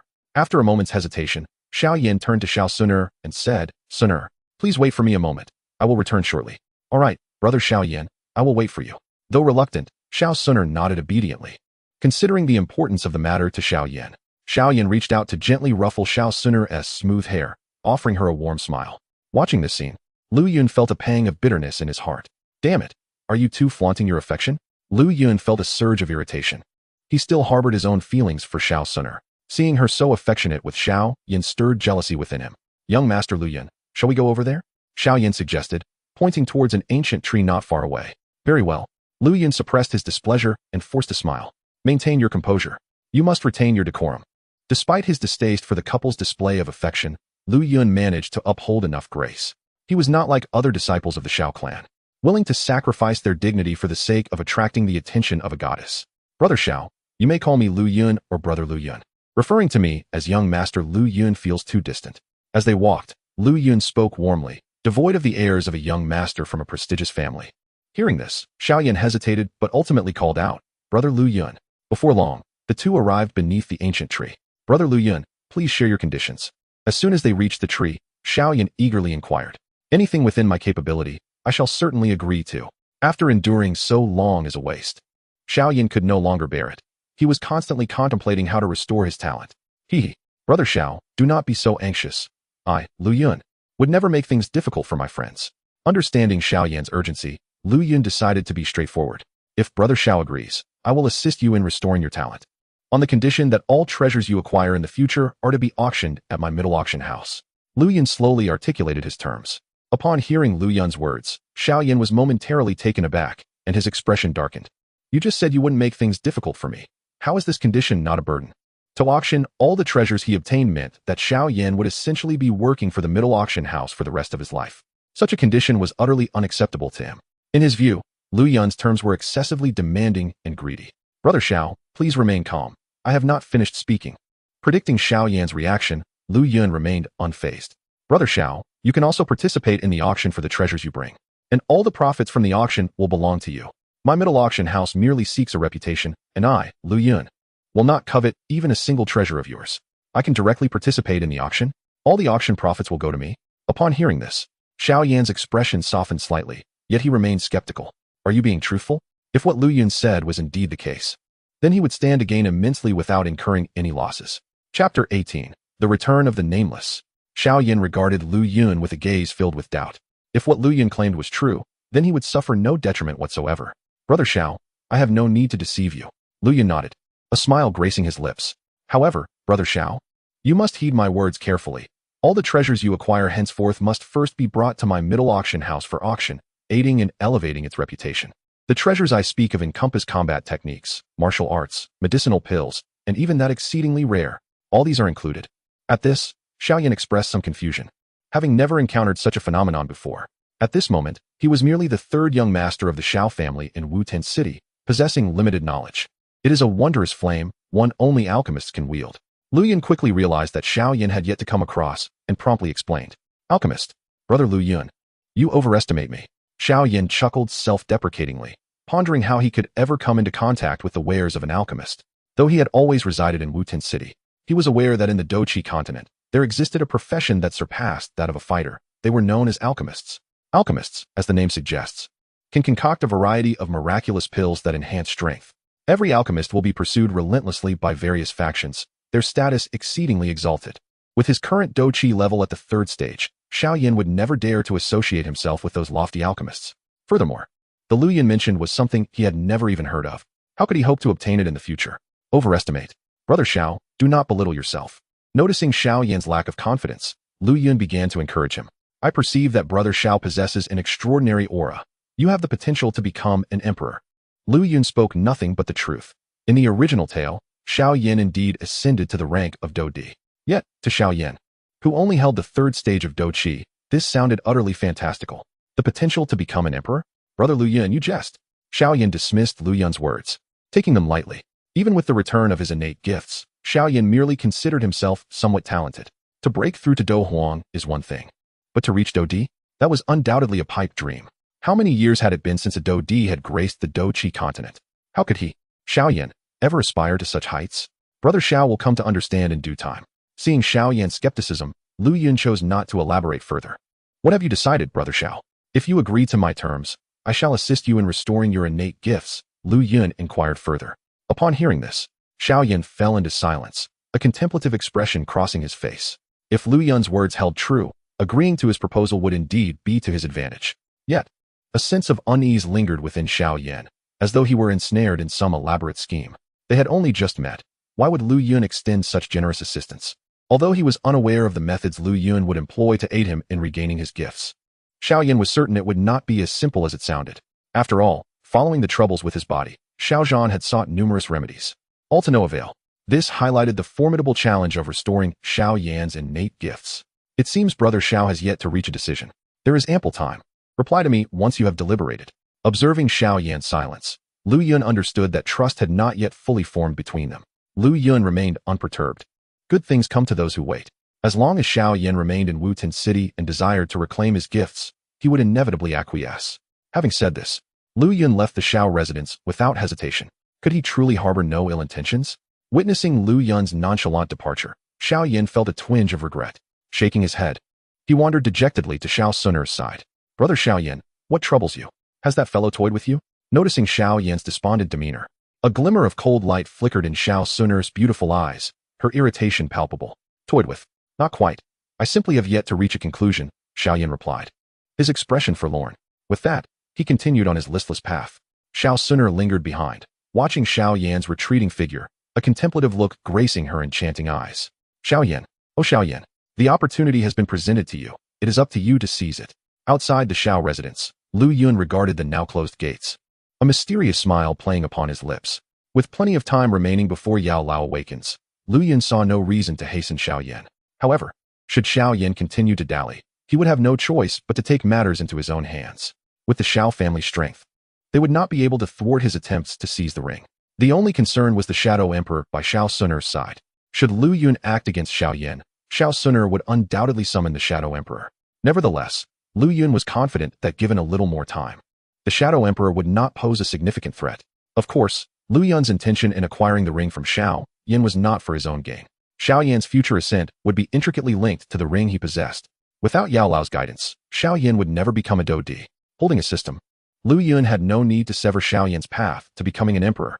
After all, they were compatriots, and furthermore, they held no enmity against one another.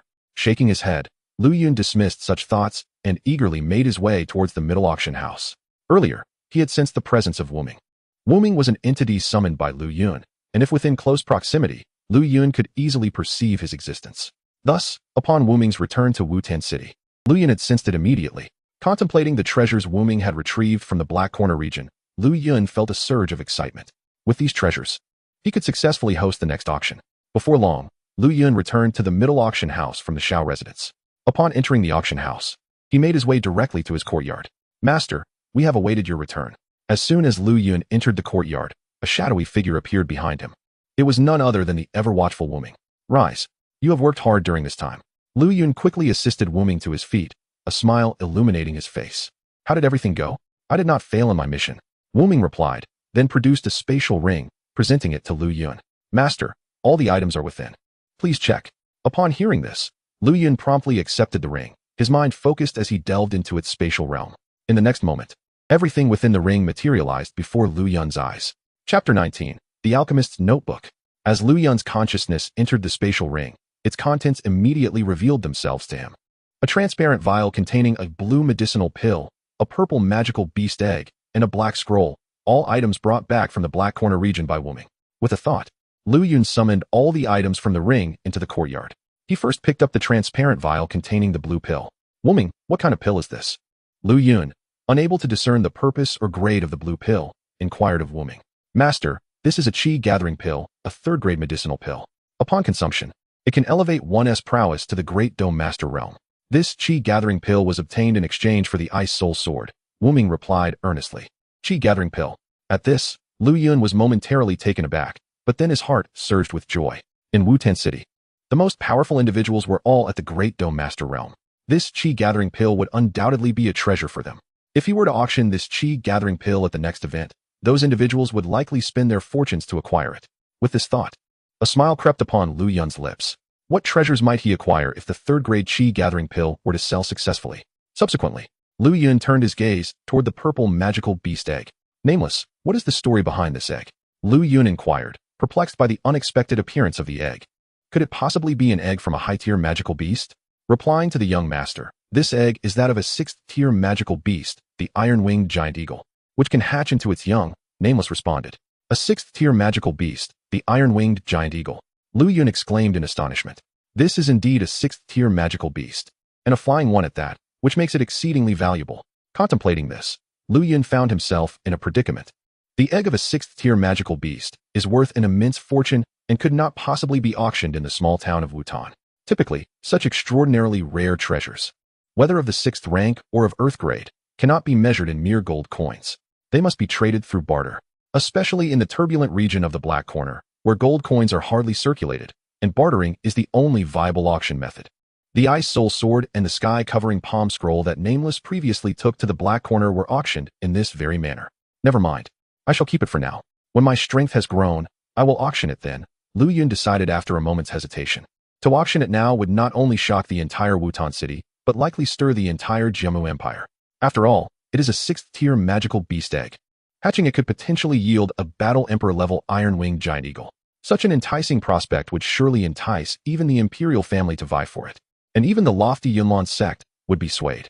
Furthermore, given that Yafei is aware this egg belongs to a 6th-tier magical beast, she would likely oppose its auction. Otherwise, the Mitre family might very well expel her from their ranks. To auction a 6th-tier magical beast egg? That would be tantamount to courting death. Lu Yun firmly believed that once the higher-ups of the Mitre family learned of this magical beast egg, they would undoubtedly choose to retain it within the family rather than auction it off. Taking various factors into account, Lu Yun resolved to wait until he was more powerful before considering its auction. Strength commands respect. Only by possessing formidable power can one disregard external influences. Finally, Lu Yun's gaze fell upon the last black scroll. Is this an alchemist's notes left behind? He examined the black scroll for a moment, his face betraying a flicker of surprise as he turned his questioning gaze towards Nameless. Replying to my master, this is indeed a scroll of alchemical notes left by an alchemist, Nameless clarified. When the mid-grade sky-covering palm was auctioned, the competition was fierce, and ultimately, one individual struck a deal with an iron-winged giant eagle egg and this scroll of alchemical notes. Mid-grade Earth-level battle techniques are exceedingly precious wherever one may be. Whenever such techniques emerge, they inevitably incite a storm of bloodshed. I see. Lu Yun nodded in understanding after Nameless' explanation. Indeed, while the 6th-tier magical beast egg is precious, it pales in comparison to the value of a mid-grade Earth-level battle technique. Coupled with this scroll of alchemical notes, it holds a value that is somewhat comparable. Subsequently, Lu Yun scrutinized the scroll, discovering it had been penned by a 5th-tier alchemist. It contained insights from 1st-tier to 5th-tier alchemy, along with 5 or 6 formulas, including one for a 5th-tier elixir. After perusing it, Lu Yun felt a surge of joy. With this scroll of alchemical notes, he might very well cultivate a 5th-tier alchemist. Of course, this is not guaranteed, as alchemy is a profession heavily reliant on talent. Without sufficient talent, all aspirations are mere fantasies. Nonetheless, even so, this scroll represents an immense value, particularly for aspiring alchemists. If Lu Yun were to disseminate the information about this scroll, he could undoubtedly attract numerous low-tier alchemists to serve him. While contemplating the alchemical notes in his hands, Lu Yun's thoughts drifted to a certain individual. Master Gunny. Master Gunny is a 2nd-tier alchemist currently stationed at the Mitre Auction House. Although Lu Yun holds absolute authority at the Mitre Auction House, there exists one individual who does not heed his command, Master Gunny. As a 2nd-tier alchemist, he possesses the pride that comes with his status. Were it not for his presence at the Mitre Auction House, Yafei would not have solidified her position in Wutan City so swiftly. It can be said that if Lu Yun wishes to fully control the Mitre Auction House, he must bring Master Gunny under his wing. Having been in Wutan City for over 10 days, Master Gunny has yet to meet with Lu Yun, and Lu Yun has not sought him out either. Since the latter does not acknowledge Lu Yun's authority, Lu Yun sees no reason to extend a warm gesture. For a proud alchemist like Master Gunny, overtures of goodwill may be met with disdain. Until Lu Yun possesses the strength to thoroughly subdue him, he will not seek to make a fool of himself. Now, with this scroll of alchemical notes in hand, an opportunity has presented itself. Master Gunny is merely a 2nd-tier alchemist. Lu Yun believes that a scroll from a 5th-tier alchemist should be more than sufficient to sway him. With this thought in mind, a confident smile graced Lu Yun's lips. After stowing the scroll of alchemical notes, he retained only the transparent vial containing the qi-gathering pill. Since the iron-winged giant eagle egg and the alchemical notes cannot be auctioned in Wutan City, the only item remaining for the auction is this chi-gathering pill. Although this third-tier chi-gathering pill alone is sufficient to ensure the success of the upcoming auction, Lu Yun still felt a tinge of dissatisfaction. With the auction system capable of multiplying returns, the more items he can auction, the greater the benefits he would reap. Chapter 20. The Night Raid of Shao Suner. Yet, where can I find more treasures to auction? Lu Yun pondered, feeling somewhat vexed. The only valuable item he possesses for auction is this chi-gathering pill. Well, I suppose I can just gather some random items to fill the gaps. After all, with the presence of this chi-gathering pill, the auction will already be deemed a success. Lu Yun had no lofty ambitions. He merely wished for the auction to proceed smoothly. Furthermore, Yafei has already prepared a second-tier elixir and a third-grade magic core. With such items on hand, the quality of this auction surpasses that of the previous one. With this in mind, Lu Yun ceased to dwell on his worries. Master, someone has arrived. I shall take my leave, Nameless suddenly announced. Someone has arrived? Could it be Yafei? Lu Yun speculated, for apart from Yafei, he did not recognize anyone else. Indeed, you have worked hard during this time. Go rest now. Lu Yun nodded at Nameless. Your subordinate takes his leave. Nameless nodded and promptly vanished from the courtyard. Young master, Yafei requests an audience. Shortly after Nameless departed, a voice from outside the courtyard announced, Come in. As expected, Lu Yun was not surprised to see Yafei enter. He had been preparing to hand over the chi-gathering pill to her, so he welcomed her indirectly. Greetings, young master.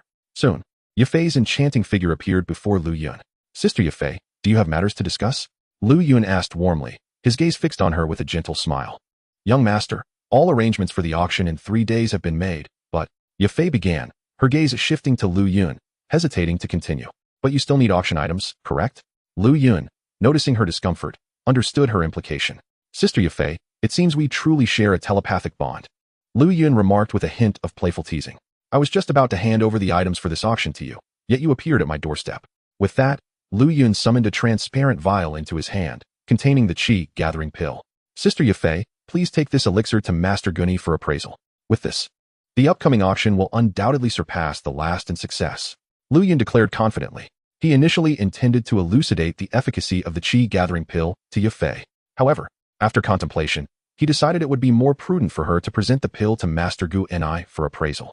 According to the established protocol, such a pill must indeed undergo Master Gu Ni's examination before it can be officially auctioned. The credibility of a second-tier alchemist remains exceedingly high. Yet, Lu Yun harbored plans to utilize this chi-gathering pill to subtly challenge the proud Master Gu Ni. He was intrigued to witness the expression that would adorn Master Gu Ni's face once he identified the pill's properties and grade. Would his attitude towards Lu Yun shift upon discovering that the pill originated from his own hands? Young master, what grade is this pill, and what effects does it possess? Observing Lu Yun's confident demeanor, Yafei felt a wave of curiosity wash over her. Could it truly be a third-tier pill? This fleeting thought crossed her mind, but was swiftly dismissed. Third-tier pills were so rare and precious. How could the young master possibly possess one? Even if he did, it would be a hard-earned treasure, and why would he consider auctioning it off? Once you have Master Guni's appraisal, you shall find out, Lu Yun teased. Withholding any details about the chi-gathering pill, could there truly be some hidden mystery? Seeing Lu Yun's enigmatic expression, Yafei felt a twinge of doubt. However, given Lu Yun's silence, she was left with no recourse. Young master, I have another matter to report. Suddenly, as if recalling something important, Yafei spoke up. The Jialia family and the Aoba family will soon hold their annual examination and have extended an invitation for you to attend their family's ceremony. Yafei's beautiful eyes glanced at Lu Yun, tinged with inquiry. I shall not attend. Lu Yun replied decisively upon hearing this, his refusal unwavering. Just inform them that I am currently in seclusion for cultivation and have no time to spare. In stark contrast to his attitude towards the Shao family, Lu Yun showed no inclination to extend any courtesy towards the Jialia and Aoba families. Young master, is that truly appropriate? They are, after all, among the 3 great families of Wutan City. Taken aback by Lu Yun's resolute rejection, Yafei hesitated, feeling somewhat troubled. After all, for the middle auction house to establish itself in Wutan City, it required the support of these 3 great families. Lu Yun's actions would undoubtedly offend the Jialia and Aoba families, potentially jeopardizing the auction house's future development in the city. There is nothing inappropriate about it. Sister Yafei, I believe I have made myself quite clear. Simply follow my instructions, Lu Yun responded, seemingly unconcerned with her worries. His attendance at the Shao family ceremony was solely due to Shao Yan's presence there. Otherwise, he would have dismissed their invitation without a second thought. They were merely 2 minor families, with their strongest patriarch barely at the level of a dome master. Not to mention the unnamed power behind him. Lu Yun was confident that given a little more time, he could stand against both the Jialia and Aoba families single-handedly. For now, he was willing to keep the waters of mutual benefit flowing, but should they foolishly provoke him, he would not show them mercy. Understood, young master. I shall take my leave for now. Sensing the hint of displeasure in Lu Yun, Yafei dared not press further, letting out a silent sigh as she slowly exited the courtyard. After her departure, Lu Yun composed himself and settled into the pavilion within the courtyard, retrieving a second-tier magic core from his spatial ring to begin his cultivation. Before long, the hour had slipped into the depths of night. The inky black sky bore a silver moon, its gentle luminescence draping the earth in a veil of silvery mist, creating an aura of mystique. Following the daytime's clamor, Wutan City was now enveloped in darkness and silence. A soft moonlight filtered into the courtyard. Young master, there is danger. While Lu Yun was engrossed in his cultivation, an urgent warning from the unnamed entity pierced through the tranquility. Reacting swiftly to the alert, Lu Yun ceased his practice and opened his eyes. As he did, his pupils constricted. At some unknown moment, a girl clad in a purple gown had eerily appeared above the courtyard. Beneath the flowing fabric of her gown, her legs, smooth and white as jade, arched gracefully in the air. The moonlight caressed her exquisite face, rendering her a vision akin to a goddess amidst the silver beams. Radiant and enigmatic. Xiao Suner. Chapter 21. The confrontation with Xiao Suner. Lu Yun felt a surge of astonishment as he beheld the purple-clad girl suspended in midair. What brought her here? Yet, he quickly pieced it together. Xiao Suner had undoubtedly come for Xiao Yan. Could it be that their earlier discussion had not concluded satisfactorily, and she had learned of it?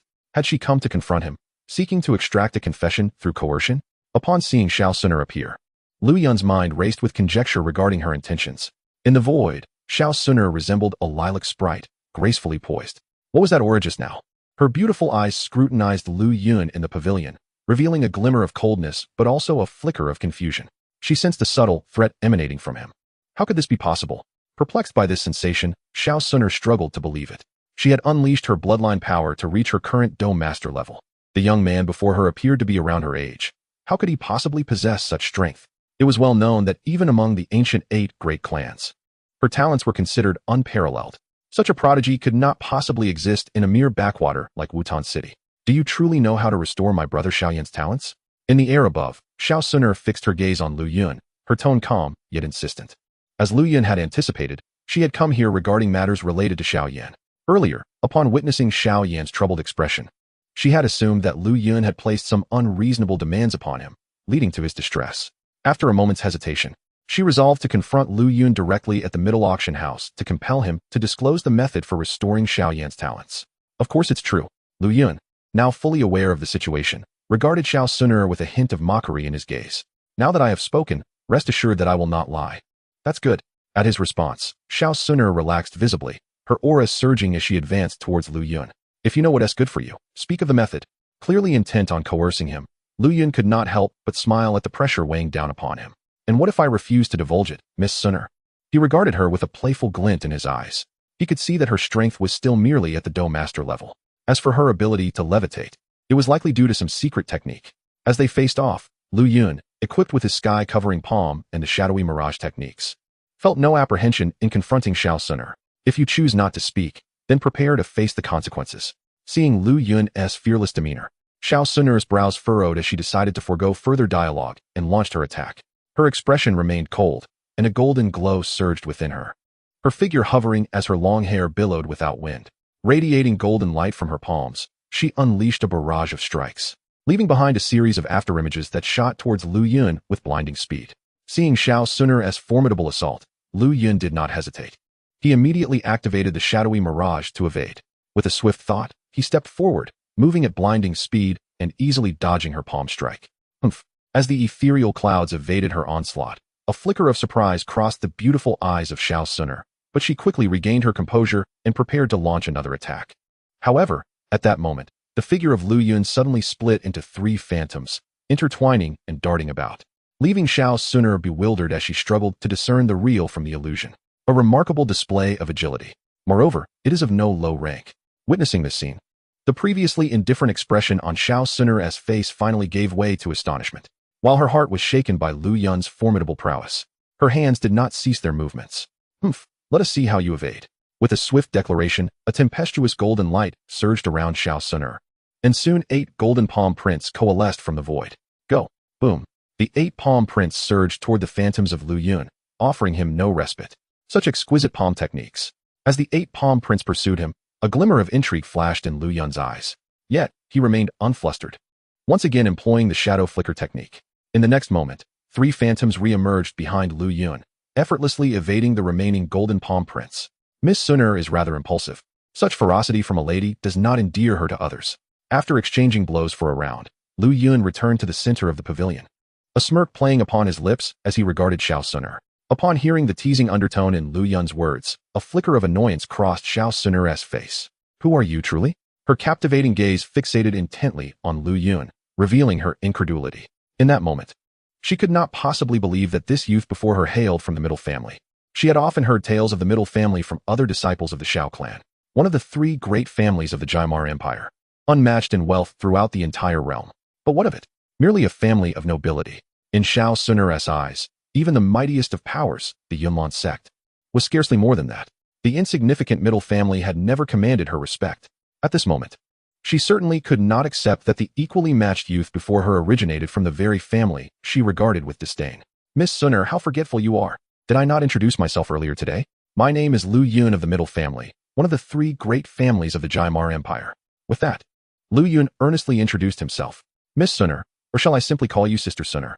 After all, we have met twice now. We are quite familiar with one another. Are we not? Seeking death. Upon witnessing Lu Yun's audacity to tease her, a glint of coldness flickered in Xiao Suner's exquisite eyes, and she once again engaged Lu Yun in combat. Fighting is affection, scolding is love. Sister Suner seems to enjoy sparring with me. Perhaps she harbors feelings for me. Could it be that she fell for me at first sight during the day and specially came to see me at night? Effortlessly dodging a palm strike from Xiao Suner, Lu Yun continued to jest. Xiao Suner's brows furrowed in rage, clearly incensed by Lu Yun's provocations. Shadow Elder, assist me in eliminating him. After another round of combat, Xiao Suner realized that her strength was insufficient to contend with Lu Yun, and she could no longer restrain her plea for help to the hidden Shadow Emperor. Chapter 22. The deal is struck. Shadow Elder, I implore you to help me slay him. Xiao Suner, unable to endure any longer, called out to the concealed Shadow Elder. At her words, Lu Yun's eyelids twitched. It dawned on him that this young lady had a Shadow Emperor backing her. Hearing Xiao Suner's words, Lu Yun was momentarily taken aback. Resorting to summoning reinforcements because she cannot defeat me?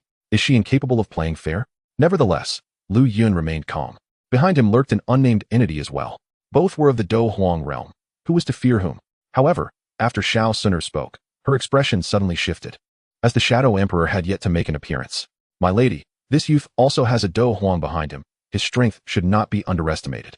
If he intervenes, I cannot guarantee victory. The ancient voice of Shadow Elder echoed in Xiao Suner's ear, laced with trepidation. Upon hearing Shadow Elder's words, Xiao Suner's countenance changed dramatically. Lu Yun actually has a Do Huang powerhouse backing him. In that moment, a tumult of emotions surged within her, and she could no longer maintain her composure. My lady, why not pay a price to swiftly eliminate this youth before his Do Huang reacts? Noticing Xiao Suner's hesitation, Shadow Elder could not suppress his urge to communicate. Shadow Elder's words were tinged with a hint of murderous intent. Clearly, he had witnessed Lu Yun's earlier teasing of Xiao Suner. The fact that his young mistress was so casually toyed with by another stirred a deep anger within him. After all, his young mistress is the daughter of the esteemed clan leader of an ancient family. Such a noble status should never be trifled with by a mere youth from a small region. If word of this were to spread, what face would the ancient clan have left? Contemplating this, Shadow Elder was suddenly engulfed in a fervent desire to eliminate Lu Yun. Hold on. Upon hearing Shadow Elder's words, Xiao Suner's expression shifted slightly, and she swiftly intervened to prevent Shadow Elder from taking action. Previously consumed by anger, she quickly regained her composure upon hearing Shadow Elder's remarks. Lu Yun possesses the means to restore my brother Xiao Yan's talents. He cannot be allowed to die just yet. Moreover, Xiao Suner did not wish to see Shadow Elder harmed. Lu Yun, what must you require for you to assist in restoring my brother Xiao Yan's talents? Xiao Suner directed her beautiful gaze toward Lu Yun. Noticing that Xiao Suner seemed to have temporarily set aside her murderous intent, Lu Yun breathed a sigh of relief. Hearing her words, he replied with a smile. Initially, all that was required was for Xiao Yan to agree to my terms, and I would immediately assist him in regaining his talents. However, your earlier assassination attempt has inflicted significant mental distress upon me. should any mishap occur during the process, resulting in any adverse effects on Xiao Yun's body. I trust you will understand, Sister Suna. With a teasing glint in his eyes, Lu Yun's tone carried a hint of threat. You dare.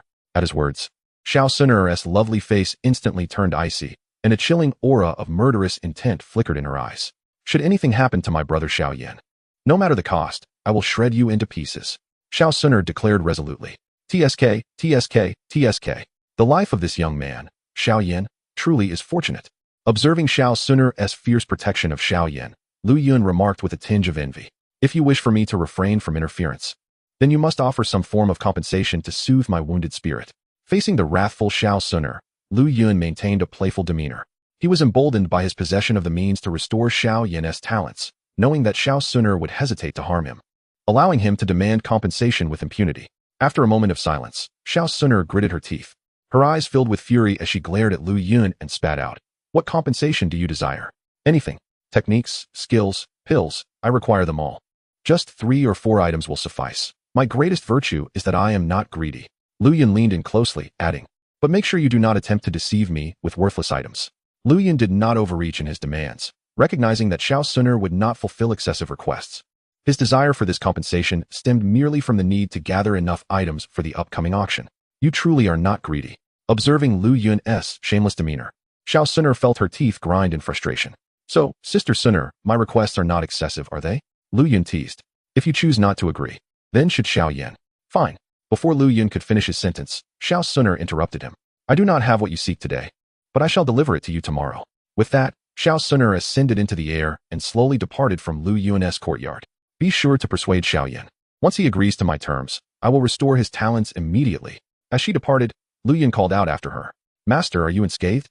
After Xiao Suner departed, a nameless figure gradually emerged behind Lu Yun. No matter, with her strength, she cannot harm me, Lu Yun remarked with a relaxed demeanor.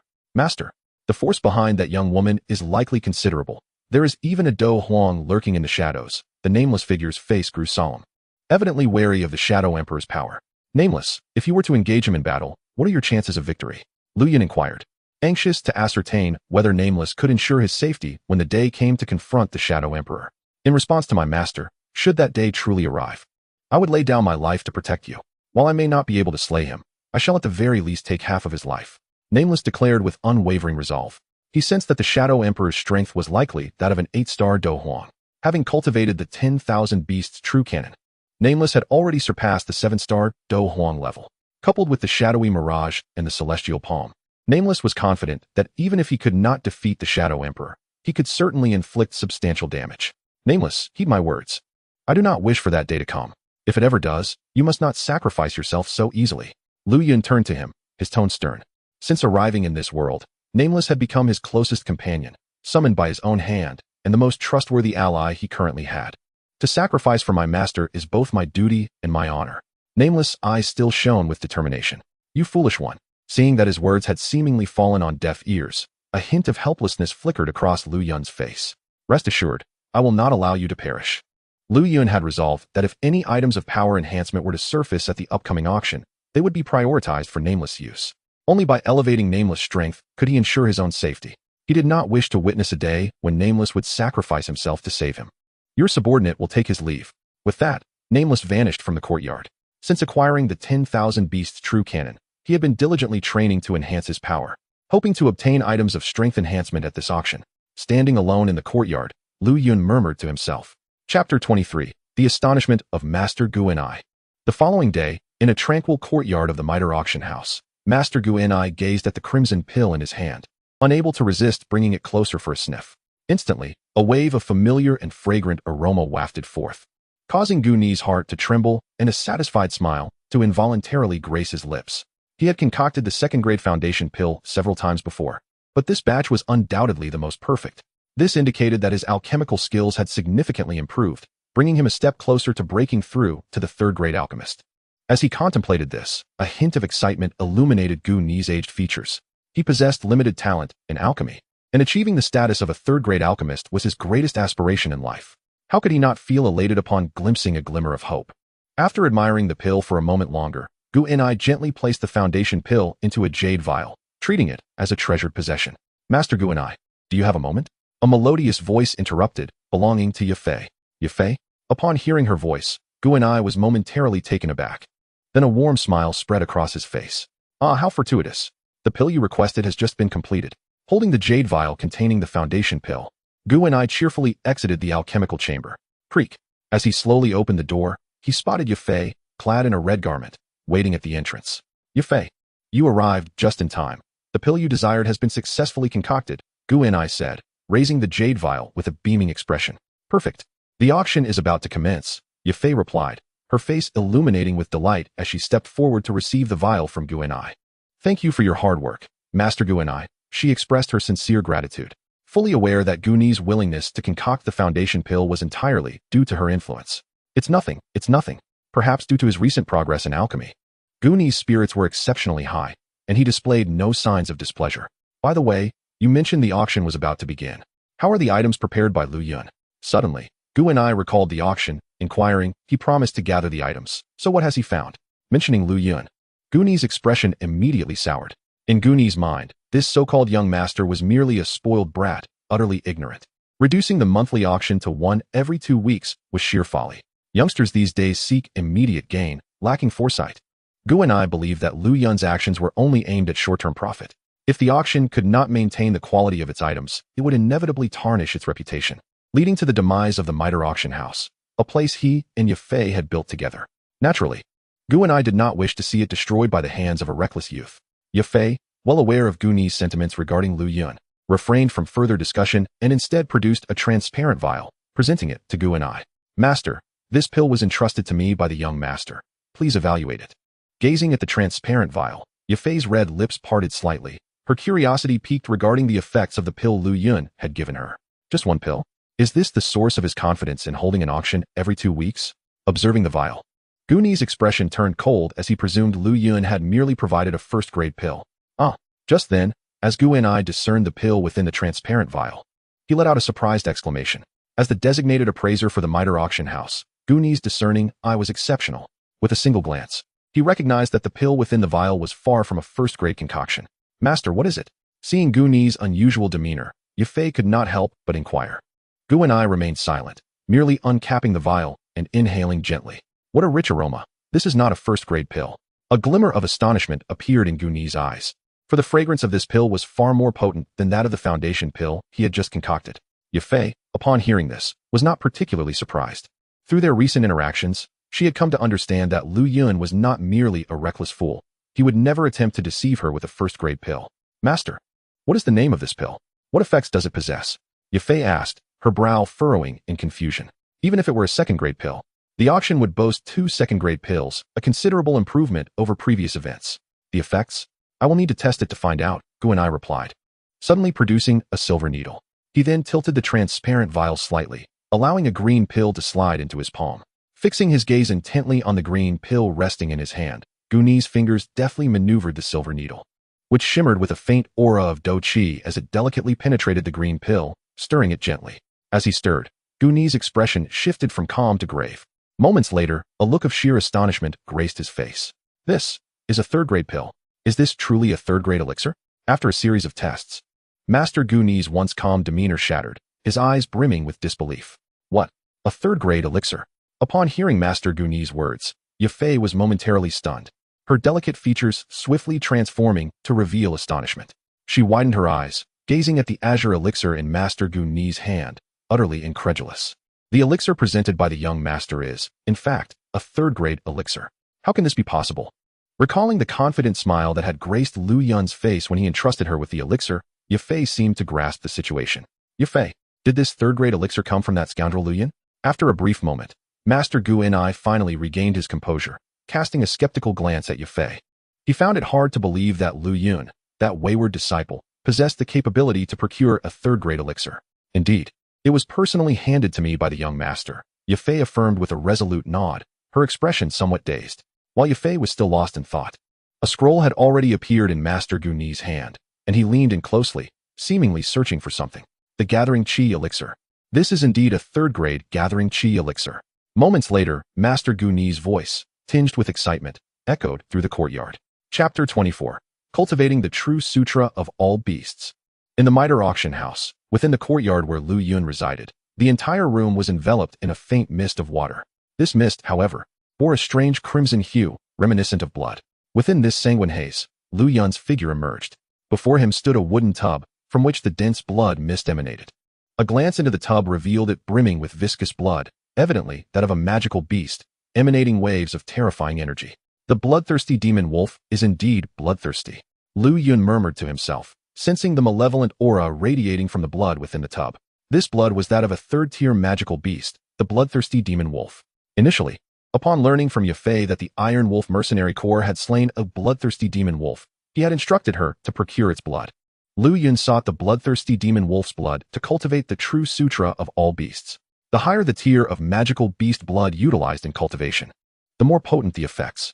However, with Lu Yun's current strength, he could only safely use the blood of third-tier magical beasts. Should he attempt to force the use of blood from beasts above that tier, he risked being corrupted by the violent energy within, potentially leading to madness and the collapse of his foundation. After adjusting his state, Lu Yun leaped into the tub filled with the bloodthirsty demon wolf's blood. The moment he submerged, a searing pain engulfed his entire body. Simultaneously, the violent energy within the blood began to invade Lu Yun's form. With a focused thought, he activated the true sutra of all beasts, refining the energy within the magical beast blood while simultaneously controlling it to temper his meridians, flesh, and bones. This nearly self-destructive method of cultivation was excruciating beyond measure. Moments later, Lu Yun's body was suffused with a deep crimson hue. At that instant, he felt as though his entire being was ablaze, with wisps of blood mist seeping from every pore. I never expected the refining of magical beast blood to be so agonizing. Lu Yun's handsome visage contorted into a grimace. Despite the overwhelming pain, his eyes remained resolutely steadfast, showing no sign of wavering. As he continued to refine the bloodthirsty demon wolf's blood, a glimmer of excitement began to surface in his gaze. He could sense that under the refinement of the bloodthirsty demon wolf's blood, his physical body was gradually strengthening. Though the enhancement was limited, the evident transformation was unmistakable to Lu Yun. 1 hour, 2 hours, 3 hours. Time passed swiftly, and before long, 5 hours had elapsed. At this moment, Lu Yun's entire body bore a multitude of bloodstains, a sight both shocking and alarming. It resembled fragile porcelain, on the verge of shattering from excessive heat. Lu Yun's flesh was at the brink of collapse. It seems I've reached my limit. Feeling the impending danger, Lu Yun's heart raced, and he hastily ceased the refinement of the bloodthirsty demon wolf's blood. Excess in all things can be detrimental. Should he continue, he risked irreparably damaging his foundation. Realizing this, Lu Yun promptly halted the refinement. However, he did not exit the tub, for the true cultivation of the true sutra of all beasts was only just beginning. Having accepted the inheritance of the true sutra of all beasts, Lu Yun understood that there existed 12 primary meridians, 8 extraordinary vessels, and various branching pathways throughout the body. These myriad meridians crisscrossed within, each laden with countless acupoints, innumerable and densely packed. The first step in cultivating the true sutra of all beasts involved reconstructing these acupoints with magical beast blood, expanding their capacity, and condensing blood orifices. Within these blood orifices flowed the concentrated blood of magical beasts. With a mere thought, Lu Yun could activate the power of the blood orifices and unleash the might of magical beasts. By condensing 10 blood orifices, he could attain the form of a magical beast. By condensing 100, he could embody 100 beasts. By condensing 1,000, he could become 1,000 beasts. By condensing 10,000, he could achieve the form of all beasts. It is evident that the crux of cultivating the true sutra of all beasts lies in the condensation of myriad blood orifices from magical beast blood.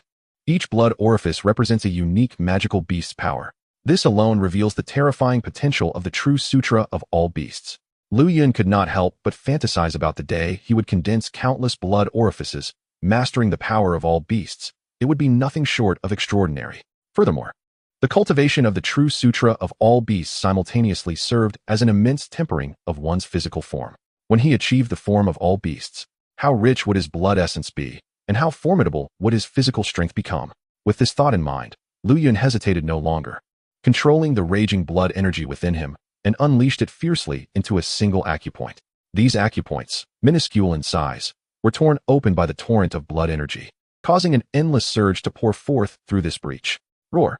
As a beastly roar reverberated within Lu Yun, the first blood orifice successfully condensed.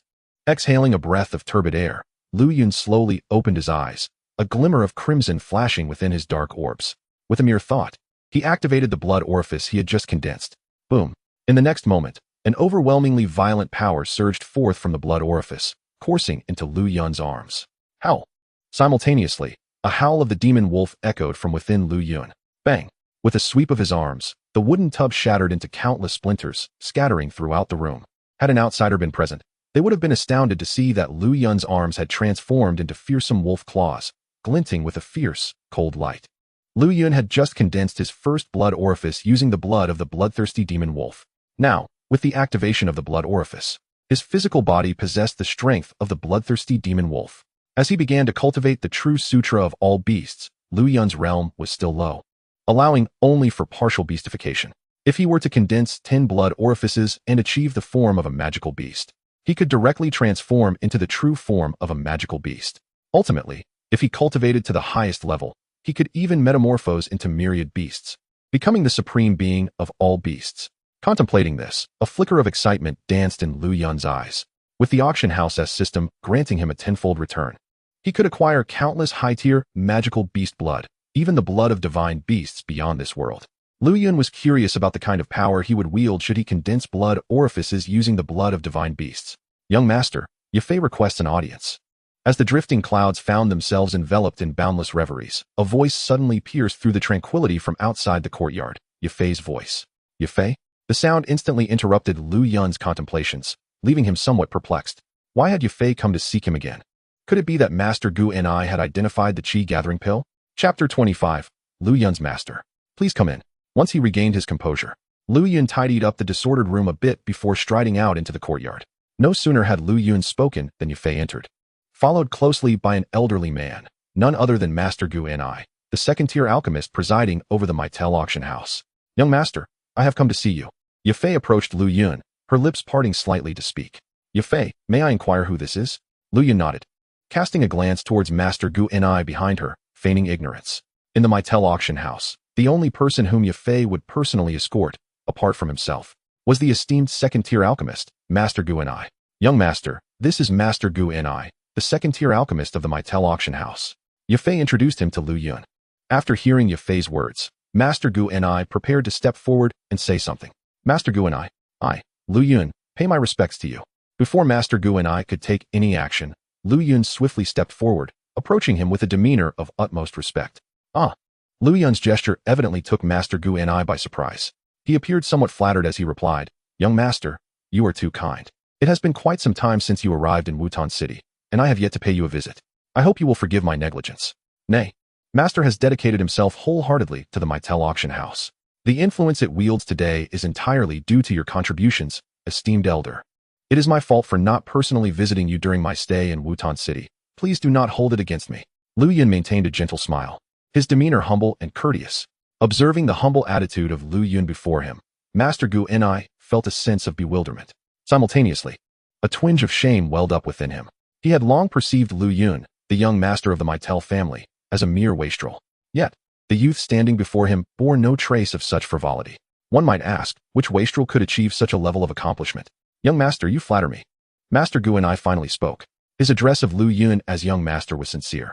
At this moment, while he did not fully submit to Lu Yun, he had at least acknowledged the identity of Lu Yun as the young master of the Maitel family. Master Gu and I, have you come personally to seek my assistance? Lu Yun felt a surge of joy at Master Gu's attitude, but maintained his humble demeanor. Young master, after the master's appraisal, the pill you entrusted to me is indeed a third-tier Qi-gathering pill. Yafei interjected, we have come to confirm this with you in person. As she spoke, Yafei produced the transparent pill bottle Lu Yun had given her, revealing the coveted Qi-gathering pill within. Upon hearing this, Master Gu and I nodded, his gaze fixed intently upon Lu Yun, an expression of eagerness flickering in his eyes. Indeed, the bait has been set. A slight smile graced Lu Yun's lips. Upon seeing Master Gu and I accompany Yafei to the courtyard, he understood that his objective had been achieved. A third-tier pill holds an irresistible allure for a second-tier alchemist. The prospect of obtaining such a treasure from Lu Yun was undoubtedly a matter of profound temptation for Master Gu and I. Master Gu and I was fervently curious to know the origins of the third-tier pill in Lu Yun's possession. He had an instinct that this matter could determine whether he would ever ascend to the rank of a third-tier alchemist in his lifetime. Indeed, this is a Qi-gathering pill, Lu Yun confirmed, nodding as he regarded the transparent vial in Yafei's hand. It truly is a Qi-gathering pill. With Lu Yun's affirmation, Yafei's doubts vanished entirely, her expression radiating with excitement as she gazed at the chi-gathering pill in her grasp. A third-tier pill. Though she had hosted numerous auctions, this was her first encounter with a third-tier pill, naturally stirring a sense of exhilaration within her. Young master, I have an uncharacteristic request. Compared to Yafei, Master Gu and I appeared even more animated upon receiving Lu Yun's confirmation. Would you be so kind as to disclose the origins of this third-tier pill? As the words left his lips, a flicker of embarrassment crossed Master Gu Ni's face. By rights, the source of the third-tier pill should remain Lu Yun's secret, and his inquiry seemed rather presumptuous. If their positions were reversed, he would not readily divulge such information. Moreover, he had no familial ties to Lu Yun and had previously harbored grievances against him. Realizing this, Master Gu and I quickly added, if it is inconvenient for the young master, I shall not press the matter. Please forgive my overstepping. Yet, despite his words, a hint of disappointment glimmered in his eyes. Master, you jest. There is nothing untoward in discussing this. Just as Master Gu and I was about to succumb to disappointment, Lu Yun unexpectedly spoke up. Upon hearing this, Master Gu and I was taken aback for a moment, then quickly regained his composure, his face lighting up with excitement as he looked at Lu Yun. You are willing to share, young master? Nodding, Lu Yun pondered for a moment before saying, in truth, this chi-gathering pill was left to me by my master. Although Lu Yun's statement was fabricated, it flowed naturally from his lips. Long before he entrusted the chi-gathering pill to Yafei, he had anticipated that Master Gu and I would come seeking him one day. Thus, he had already prepared his response. He possessed many secrets, and in the future, would unveil even more astonishing treasures. All of these would require a plausible origin. At this moment, the mention of his master served as the perfect justification for the treasures he was prepared to auction off. Indeed, Lu Yun intended to fabricate an illusion of having a master alchemist behind him to conceal the reasons for his ability to present such numerous treasures for auction. Moreover, this approach bore an additional benefit. As Lu Yun's offerings increased, he would inevitably attract the covetous gaze of those with ulterior motives. In such instances, the looming presence of his master alchemist would serve as a deterrent, causing potential adversaries to hesitate. This was a scheme Lu Yun had long contemplated. Master? Master Gu Ni's eyes widened. Young master, are you saying you have a master who is an alchemist? And that this chi-gathering pill was bestowed upon you by your master? The astonishment was evident on his face. Yafei, standing nearby, was equally taken aback, her expression reflecting profound surprise. This was the first time she had heard of Lu Yun having a master, and moreover, one who was an alchemist. In the face of their astonishment, Lu Yun nodded, confirming, indeed. Then, where is your master currently residing? After a moment of silence, Master Gu Ni's emotions gradually settled, and he cautiously inquired. According to Lu Yun's words, this chi-gathering pill was a legacy from his master, which meant that the latter must at least be a third-tier alchemist. Now that he was probing for information, Master Gu and I was wary of offending the master behind Lu Yun. Chapter 26, Subduing Master Gu and I. As for the whereabouts of my master. Upon hearing Master Gu Ni's inquiry, Lu Yun felt a stirring within, allowing a bitter smile to surface on his lips as he recited the response he had meticulously prepared. In truth, I do not know. Master Gu and I appeared momentarily dumbfounded, and then, as if recalling something, a look of despondency washed over his face. Young master, if you have a difficult situation, I would not dare to press you. With that, Master Gu and I turned to leave the courtyard. In his view, Lu Yun's statement was merely an excuse. How could a disciple not know the whereabouts of their master? He believed that Lu Yun's master must have instructed him not to disclose any information. Wait, Lu Yun hurriedly called out to Master Gu and I, explaining, Master Gu and I, my words are not mere fabrications. Before my master departed, he left me a scroll of alchemical notes and a treasure, but he did not disclose his whereabouts. This chi-gathering pill is indeed one of the treasures he left behind. Lu Yun spoke with utmost sincerity, as if he were delivering a profound truth. The alchemist's manuscript. Upon hearing Lu Yun utter those words, Master Gu Ni immediately halted in his tracks. Young master, he hesitated for a moment, and ultimately mustered the audacity to inquire. Might I have the privilege of borrowing the alchemist's manuscript left by your esteemed master for a brief perusal? Upon finishing this request, even Master Gu Ni felt his cheeks flush with embarrassment. The alchemist's manuscript is the culmination of an alchemist's lifelong efforts. It is a principle that one does not lend such a precious artifact to outsiders, save for one's own disciples. Nearby, Yafei furrowed her brows upon hearing Master Gu Ni's request, deeming it rather unreasonable, perhaps even shameless. At that moment, Master Gu Ni truly was lacking in modesty. He was acutely aware that his request might lead to immediate rejection or ridicule from Lu Yun. Yet, despite this knowledge, he still voiced his desire, which indeed required a considerable amount of courage. Lu Yun, taken aback by Master Gu Ni's request, found this turn of events completely unexpected. His original plan had been to use the manuscript to win Master Gu Ni's loyalty, thus securing his allegiance. As Master Gunny prepared to depart, Lu Yun pondered how to phrase his arguments to persuade him. However, Master Gunny's audacious demand to view the manuscript left Lu Yun momentarily speechless. Yet, perhaps this was fortuitous, as it spared him the need to think further. Once he regained his composure, Lu Yun quietly mused to himself. Meanwhile, seeing Lu Yun's dazed expression, Master Gunny presumed that his shameless request had taken Lu Yun by surprise. His own face reddened with embarrassment, and he was at a loss for words. Preparing to leave the scene. Alas, it seems I, Gunny, shall never ascend to the rank of a third-tier alchemist. Filled with infinite hope upon arrival, yet departing with a heart full of disappointment, the desolation in Master Gunny's heart was palpable. Of course, there's no need for the young master to feel troubled. It is I who has made an excessive request. I hope the young master can forgive me. Master Gunny instinctively began to apologize. However, halfway through his sentence, he suddenly realized something and looked at Lu Yun with disbelief. Young master, what did you just say? Master Gunny's face flushed with excitement. Your master did not stipulate that the alchemist's manuscript could not be shared with others. Observing Master Gunny's animated expression, Lu Yun replied with a calm demeanor, thus, if Master Gunny wishes to see it, it is not out of the question. Lu Yun regarded Master Gunny with a gentle gaze, a hint of an enigmatic smile gracing his lips. However, this alchemist's manuscript is, after all, the fruit of my master's labor, and it must be entrusted only to those I can trust. Otherwise, I would not be able to account for it to my master.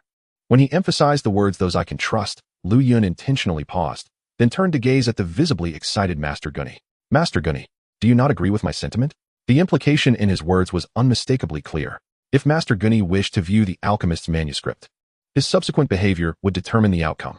Though Lu Yun did not hold the manuscript in high regard, it was not something to be casually shown to just anyone. As Lu Yun's words settled, Master Gunny was momentarily taken aback, subsequently falling into silence. Meanwhile, Yafei also grasped the hidden meaning behind Lu Yun's words. She cast a deep glance at Lu Yun, feeling an inexplicable flutter of anxiety within. Having shared numerous interactions with Lu Yun during this time, Yafei believed she had discerned his character, although he had refrained from interfering with her plans at the Maitel auction house, for which she was sincerely grateful. Lu Yun's actions had led her to perceive him as an unremarkable young noble without any notable qualities. However, witnessing the recent events, her perception of Lu Yun underwent a dramatic transformation. The identity of his master as an alchemist, the strategy behind enticing Master Gunny with the manuscript, both his background and cunning were far more intricate than they initially appeared. Young master, I never anticipated that you concealed such depths, Yafei murmured inwardly as she gazed at the refined Lu Yun before her. Suddenly, with a loud thud, Master Gunny, who had been enveloped in silence, abruptly knelt before Lu Yun, paying homage. I have encountered the young master, and from this day forth, I am willing to do whatever it takes for you. In that moment, Master Gunny appeared to cast aside all reservations, his expression resolute. Master, please rise. Lu Yun gently smiled, stepping forward to assist Master Gunny to his feet, his face adorned with genuine warmth. Your words are too weighty. You are a noble alchemist, and you shall be aiding me in alchemy henceforth. How can you speak of life and death so lightly? Lu Yun's tone was laced with lightheartedness. To assist the young master in alchemy is my duty, Master Gunny solemnly vowed. Upon hearing this, a smile graced Lu Yun's face. He understood what Master Gunny sought, and without further ado, he retrieved the alchemist's manuscript from his spatial ring. Master, this is the alchemist's manuscript left to me by my master. Lu Yun handed the scroll to Master Gunny, casually revealing, my master once said that this manuscript can only assist me in becoming a fifth-tier alchemist, and that I would only be able to see him again once I reached that rank. Fifth-tier alchemist. Lu Yun's seemingly nonchalant remark sent Master Gunny into a state of disarray. Initially, Master Gunny had presumed that Lu Yun's master might only possess the rank of a third-tier alchemist, and that the manuscript contained insights relevant to third-tier alchemy. Yet, he had never anticipated that Lu Yun's master was, in fact, a fifth-tier alchemist. This implied that the manuscript in Lu Yun's possession was left by a fifth-tier alchemist. No. Master Gunny suddenly realized, Lu Yun's master was certainly not merely a fifth-tier alchemist, having left behind a manuscript and some treasures before departing, and instructing Lu Yun to reach the fifth tier before they could reunite. What did this signify? It indicated that only upon achieving the rank of fifth-tier alchemist would Lu Yun earn his master's regard. In the eyes of Lu Yun's master, a fifth-tier alchemist was merely the beginning. What then was his own rank? A sixth-tier alchemist? A seventh-tier alchemist? Or perhaps an alchemist of even greater renown? In an instant, these speculations raced through Master Gunny's mind, and as he gazed at the alchemist's manuscript in Lu Yun's hands, his body involuntarily trembled. I am profoundly grateful, young master. Bowing deeply, Master Gunny accepted the alchemist's manuscript from Lu Yun with trembling hands. At that moment, Master Gunny completely surrendered to Lu Yun in his heart. He understood that the manuscript in his possession was far more precious than he had imagined. After all, this manuscript was left by Lu Yun's master, and it likely contained the alchemical insights of a 6th or 7th tier alchemist. Should this information come to light, even 5th or 6th tier alchemists would find it an irresistible temptation. Yet, such a treasure was so readily entrusted to him by Lu Yun. In an instant, Master Gunny's emotions became a tumultuous mix, and his heart was entirely devoted to Lu Yun. Since Master has now become one of us, I, Lu Yun, would never treat my own poorly. Lu Yun smiled gently as he addressed Master Gunny. His words were not merely directed at Master Gunny, but were equally intended for the attentive Yafei beside him. After Lu Yun arrived at the Meitel auction house, Yafei, though somewhat obedient to him, was merely complying with her position as the young master of the Meitel family. Lu Yun understood that should he lose his status as the young master, Yafei would no longer heed his commands. This was not a conclusion that satisfied him. What he desired was Yafei's genuine submission to him, or even for her to become his woman. With her enchanting allure and formidable abilities, it would be disingenuous for Lu Yun to claim he had no thoughts about her. In truth, he had intentions, and he regarded Yafei as his prized possession. Should anyone dare to extend their claws toward her, Lu Yun would not hesitate to sever that hand without mercy. Having successfully secured Master Gunny's heartfelt allegiance, his next objective was to win Yafei's loyalty, to earn her sincere devotion. Yafei was a woman devoid of security. Lu Yun was confident that as long as he could provide her with sufficient assurance, he could easily conquer her heart. The scene that had just unfolded, he believed, had undoubtedly left an indelible impression on her mind. I shall take my leave now. With the alchemist's notes in hand, Master Gunny could barely contain his eagerness to peruse them, and promptly bid farewell to Lu Yun. Lu Yun nodded, and Master Gunny exited his courtyard without delay. Soon, only Yafei and Lu Yun remained in the courtyard. Lu Yun's gaze scrutinized Yafei with an unrestrained intensity. Adorned in a flowing red dress, she radiated an aura of beguiling beauty. The silver sash cinched at her delicate waist accentuated her slender figure exquisitely. Below the hem of her crimson gown, her strikingly pale legs caught Lu Yun's eye, igniting a fervor within him. One day, I shall conquer you. He suppressed the tumultuous stirrings within him, whispering to himself. Aware of Lu Yun's lingering gaze, Yafei felt a sudden rush of anxiety. She had encountered such looks countless times before and understood all too well the thoughts swirling in Lu Yun's mind at that moment. Young master, I too shall take my leave. In a flurry of emotions, Yafei felt compelled to escape. Wait, Sister Yafei, Lu Yun called out suddenly. Young master, do you have further instructions? Though apprehensive, Yafei turned to face him, forcing a smile onto her lips. Is everything prepared for the auction? A wave of relief washed over Yafei as she realized Lu Yun was merely inquiring about the auction's arrangements. In response to the young master, all matters concerning the auction have been meticulously arranged and will proceed smoothly, Yafei assured him confidently. Indeed, I have faith in your capabilities, Sister Yafei, Lu Yun praised her. You flatter me, young master. Yafei appeared slightly taken aback by the compliment. By the way, Sister Yafei, please continue to gather the blood of third-tier magical beasts. I have use for it. Having depleted the blood of the bloodthirsty magic wolf, Lu Yun needed more magical beast blood to condense a second blood aperture. Understood, young master. Yafei, believing Lu Yun was engaged in secret cultivation, readily agreed without further thought. Then, Sister Yafei, you may return to your tasks. At his words, Lu Yun nodded with satisfaction. Yafei felt a sense of relief and promptly exited Lu Yun's courtyard. Observing her alluring silhouette as she departed, Lu Yun's lips curled into a mysterious smile. The auction would commence the day after tomorrow. He wondered what treasures he would acquire this time. In the evening, Xiao Yan, adhering to his usual routine, ascended the family's rear mountain, settling against the rocky wall as he gazed serenely at the perilous peaks shrouded in mist across the way. There lay the renowned monster mountain range of the Jiama Empire. As he sat quietly, Xiao Yan felt somewhat distracted. Brother Xiao Yan, I knew you would be here. Unbeknownst to him, a figure clad in purple had appeared behind him. Xiao Suner. Sister Suner, you have arrived, Xiao Yan replied, forcing a smile as he turned to face her. Brother Xiao Yan, is it that Lu Yun's demands are too excessive, leaving you in a quandary? Xiao Suner sat beside him, tilting her delicate face toward him. How did you know? Xiao Yan responded, somewhat astonished. Seeing you wear a frown, could I possibly be mistaken? She replied playfully. His requests are not particularly unreasonable. I merely find them odd and worry there might be ulterior motives, which is why I have yet to acquiesce. Chapter 28. The auction begins odd, you say? Xiao Suner's beautiful eyes sparkled with curiosity. Brother Xiao Yan, might you share with me what his requests entail? There is no harm in that. Xiao Yan replied with a calm smile. He has asked that all treasures I acquire in the future be taken to his auction house for sale. What? That is simply outrageous. Xiao Sun'er's charming features clouded with indignation as she looked at Xiao Yan. Brother Xiao Yan, do you not find such shameless demands excessive? Sister Sun'er, let me finish. Xiao Yan interjected with a slight smile as he explained, he has requested that I auction my acquired treasures at his venue. Yet he claims to take none of the profits, all of which would be given to me. Furthermore, he stated that I could participate in the auction myself. Such a request seems peculiarly strange. I worry there may be a trap, which is why I have refrained from agreeing. Reflecting on Liu Yun's earlier words, Xiao Yan remained uncertain. Why would Liu Yun propose such terms? What advantage could he possibly gain from this? Why would he offer all the auction proceeds to brother Xiao Yan? Upon hearing Xiao Yan's words, Xiao Sun'er's confusion deepened.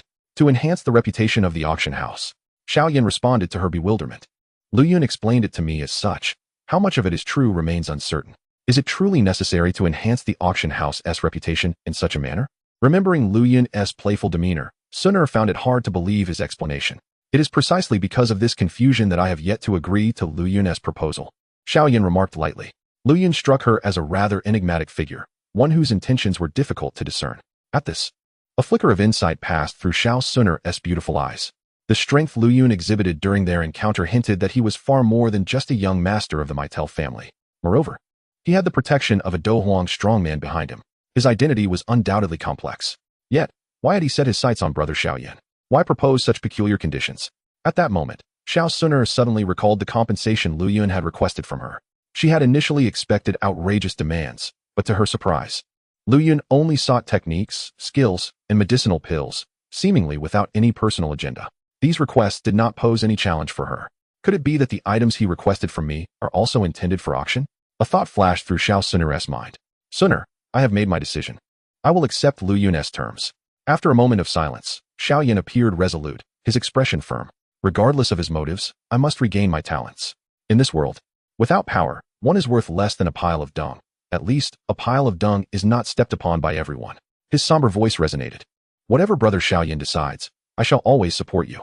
Xiao Sun'er gazed at him quietly, her lovely face adorned with a radiant smile. In truth, she wholeheartedly agreed with Xiao Yan's choice. Judging by the current circumstances, Liu Yun's conditions posed no detriment to Xiao Yan at all. To a certain extent, there are even some benefits. As for future matters, no one can predict with certainty. If this situation continues to drag on, even if brother Xiao Yan regains his talents in the future, it will be too late, having fallen too far behind others. Time flies, and 2 days pass in the blink of an eye. Today, at the Mitre auction house, a throng of people fills the venue, with a surge of crowds. Just a day prior, Liu Yun had already subtly disseminated the news of the gathering Qi Pill through Yafei.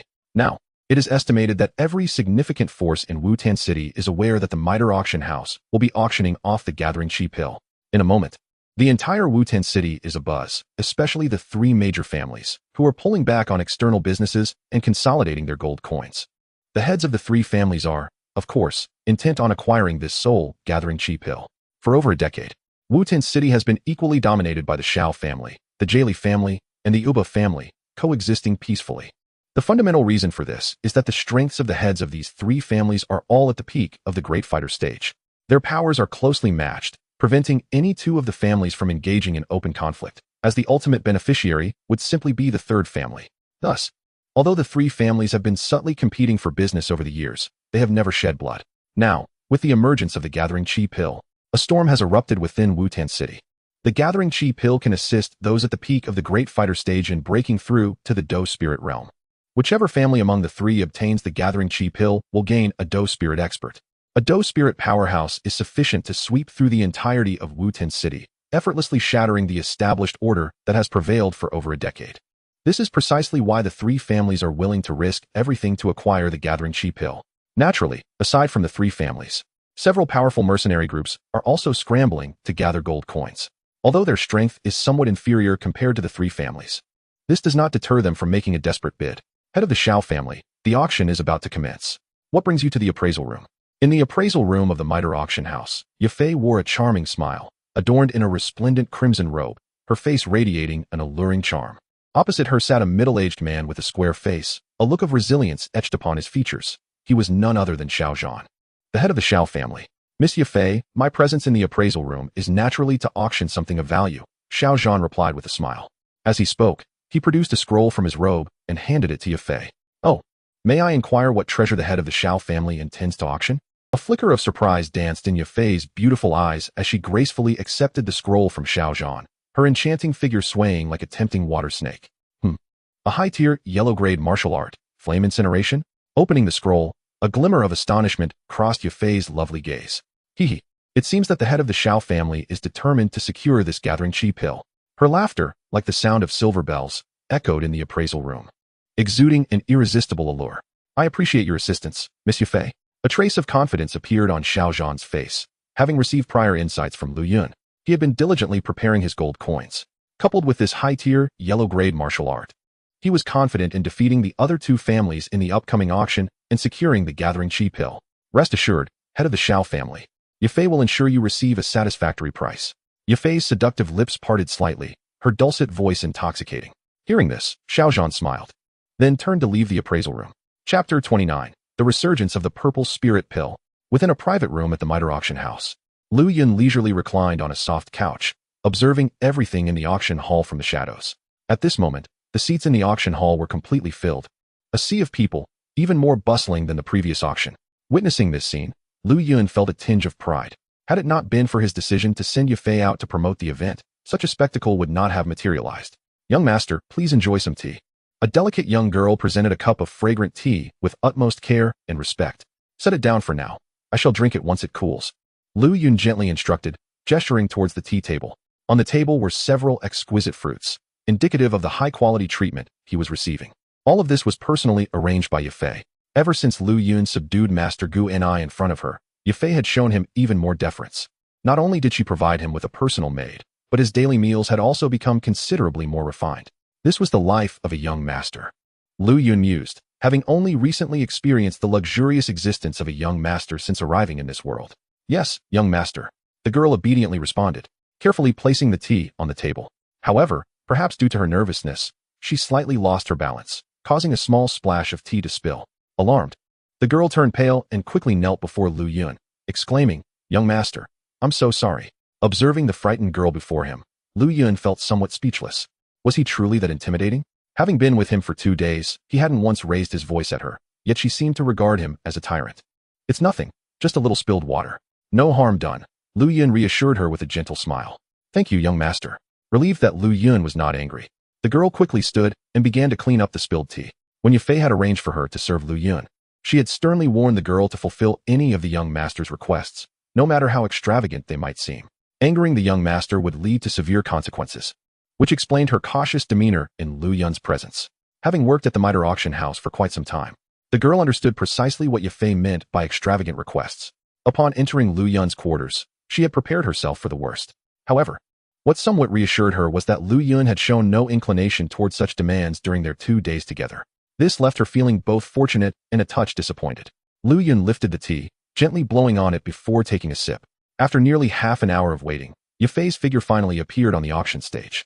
With her alluring figure swaying like a serpent, she gracefully ascended the podium amidst countless gazes.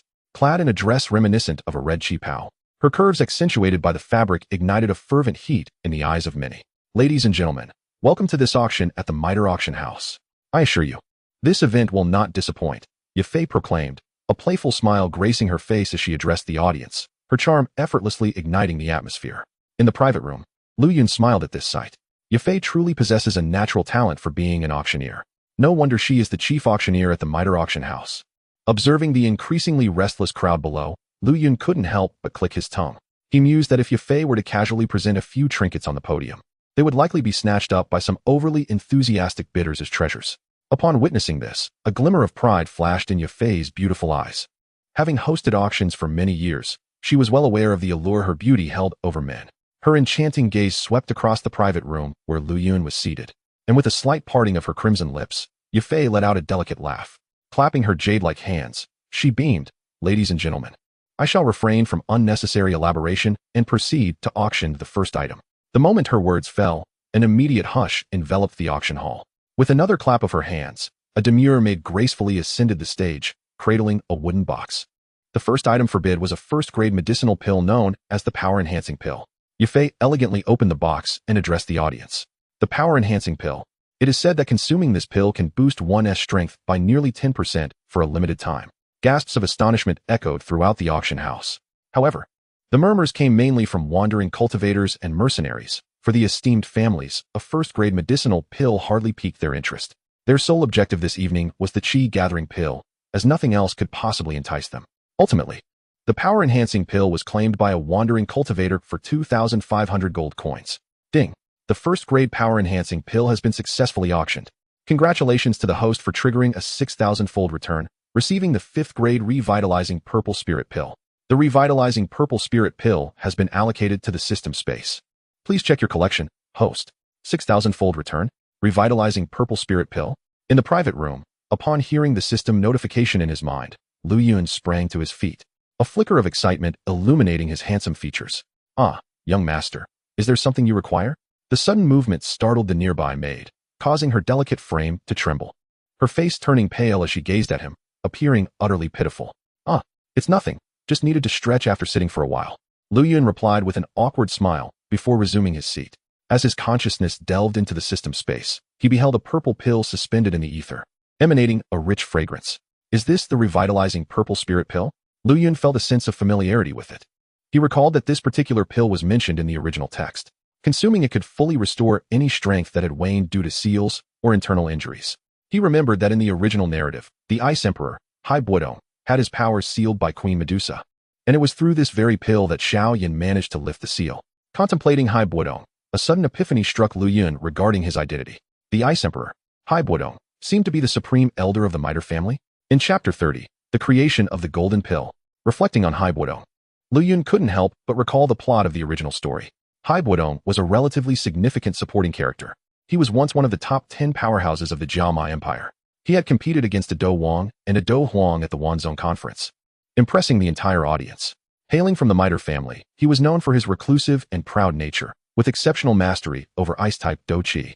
After offending Queen Medusa, his powers plummeted to that of a Do Ling, leading to his eventual obscurity. Following a misunderstanding with Xiao Yin, he struck a deal with him, requesting that Xiao Yin venture into the desert to find a remedy to lift his seal, promising a fragment of a map to a rare flame, the pure lotus demonic fire, upon success. Later, Xiao Yin and Yao Lao managed to break his seal, restoring him to the rank of a 2-star Do Huang. Xiao Yin then used the Revitalizing Purple Spirit Pill to entice Hai Buodong into becoming his free aide for a year. Subsequently, Hai Buodong fought fiercely alongside Xiao Yin to save Qing Lin and clashed with the Do Huang expert from the Heavenly Serpent Clan, Green Man, and the 6-star magical beast, the 8-winged Black Serpent King. After Xiao Yin suffered grave injuries from the Buddha's Fury Lotus, Hai Buodong rescued him. During Xiao Yan's conflicts with the Yunlan sect, he frequently intervened to assist, helping Xiao Yin escape from Jiama. The Ice Emperor, Hai Buodong, steadfastly believed in Xiao Yan's potential for greatness. Later, during the Soul Palace's massacre of the Xiao clan, he intervened to save the survivors and care for the remaining clan members. With his assistance, Yufei became the head of the Mitre family. When Xiao Yin returned to the Jiama Empire 3 years later, the Mitre family was nearly obliterated by the Yunlan sect, but Xiao Yin intervened to save them. In the climactic battle against the Yunlan sect, Hai Buodong did not hesitate to aid Xiao Yin, ultimately rising to the rank of Dozong. As Lu Yun recalled the narrative, the information about the Ice Emperor, Hai Buodong, flashed through his mind. In the original text, Xiao Yin had secured a free aid with just one Revitalizing Purple Spirit Pill. Now that he possessed it himself, could he not orchestrate a similar arrangement? Moreover, with Hai Buodong being the supreme elder of the Mitre family, if he rescued him and revealed his identity as the young master of the Mitre family, would it not be effortlessly simple to gain his acknowledgement? If successful, Lu Yun would have 2 Do Huang powerhouses at his disposal. At the very least, within the Jiama Empire, he could navigate with great ease. It seemed imperative for him to seek an opportunity to journey to the Tagore Desert. However, all would need to wait until his strength had grown sufficiently. The Tagore Desert was home to the Serpent People and the formidable Queen Medusa. A rash entry could indeed spell disaster should he encounter the Serpent Clan. Ladies and gentlemen, we shall now commence the auction for the second item. Just as Lu Yun was lost in thought, Yufei's alluring and captivating voice resonated once more throughout the auction house. As her words faded, a maid approached the auction stage, holding another wooden box. The next item for auction was a second-grade medicinal pill, the Foundation Establishment Pill. Without further ado, Yufei stepped forward to unveil the contents of the box, revealing the Foundation Establishment Pill within. The Foundation Establishment Pill. Upon hearing its name, the audience was once again engulfed in a fervor of excitement. It was rumored that consuming the Foundation Establishment Pill could enhance the quality of Do Qi, allowing for the formation of a more perfect Do Qi vortex. However, This pill was only beneficial to those below the rank of a dosher. As the auction progressed, discussions erupted regarding the efficacy of the Foundation Establishment pill. Once the attendees grasped its potential, their gazes turned increasingly fervent. Although the pill was only effective for those below a dosher, every family present had at least a few younger members. The acquisition of this pill could very well lead to an additional genius disciple within their ranks. With this thought, all eyes fixated on the Foundation Establishment pill displayed on the auction stage. The auction for the second-grade Foundation Establishment pill commenced, with an opening bid set at 25,000 gold coins. Observing the atmosphere in the room, Yafei wasted no time and immediately initiated the bidding. 26,000 gold coins, 27,000 gold coins, 28,000 gold coins, 30,000 gold coins. In less than a moment, the price of the Foundation Establishment pill had already surged to 30,000 gold coins, and yet it continued to climb. 31,000 gold coins, 32,000 gold coins, 33,000 gold coins, 35,000 gold coins. After a brief interval, the price had risen to 35,000 gold coins. This gentleman has bid 35,000 gold coins. Is there anyone willing to raise the offer? Yafei noted the sudden silence in the room and felt compelled to speak up. If no one else placed a bid, the pill would belong to this gentleman. 40,000 gold coins. Just as Yafei was about to finalize the auction, a deep voice thundered through the auction hall. Lu Yun recognized the voice and turned to see the patriarch of the Xiao family, Xiao Zhan. Upon hearing Xiao Zhan's sudden bid, Yafei's expression momentarily faltered, but her years of auction experience quickly kicked in, and a charming smile returned to her face. Patriarch Xiao has bid 40,000. Does anyone wish to counter? The atmosphere was palpably tense, and it was evident that the audience had fallen into silence. The hefty price of 40,000 gold coins left everyone hesitant to raise their bids. Xiao Zhan, you truly possess remarkable audacity. Spending 40,000 on this Foundation Establishment pill. It seems you have abandoned your pursuit of the Qi gathering pill. In a corner of the auction house, the patriarch of the Gali family, Gali Bai, observed the extravagant spending of Xiao Zhan with a hint of derision upon his face. Similarly, the head of the Oba family, one of the three great clans, exhibited a flicker of delight. Given Xiao Zhan's lavish expenditure on the Foundation Establishment pill, it was evident that he would not stand a chance against them in the contest for the Qi gathering pill. I desire the Foundation Establishment pill, and I shall also claim the Qi gathering pill. I look forward to witnessing who ultimately prevails. In the face of their mockery, Xiao Zhan remained confidently unfazed. This Foundation Establishment pill must be intended for Xiao Yan, correct? In the private room, Lu Yun gazed at the resolute expression on Xiao Zhan's face, pondering silently. In the original narrative, Xiao Zhan treated Xiao Yan quite well, embodying the role of a commendable father. With no one willing to raise the bid, the Foundation Establishment pill rightfully belonged to the patriarch of the Xiao family. On the auction stage, upon seeing no further bids, Yafei promptly confirmed the result. Just as her words echoed, a notification resonated in Lu Yun's mind. Ding! The second-tier pill, Foundation Establishment pill, has been successfully auctioned. Congratulations, host, for triggering a 10,000-fold return. Obtaining the sixth-tier pill, Creation Golden Pill.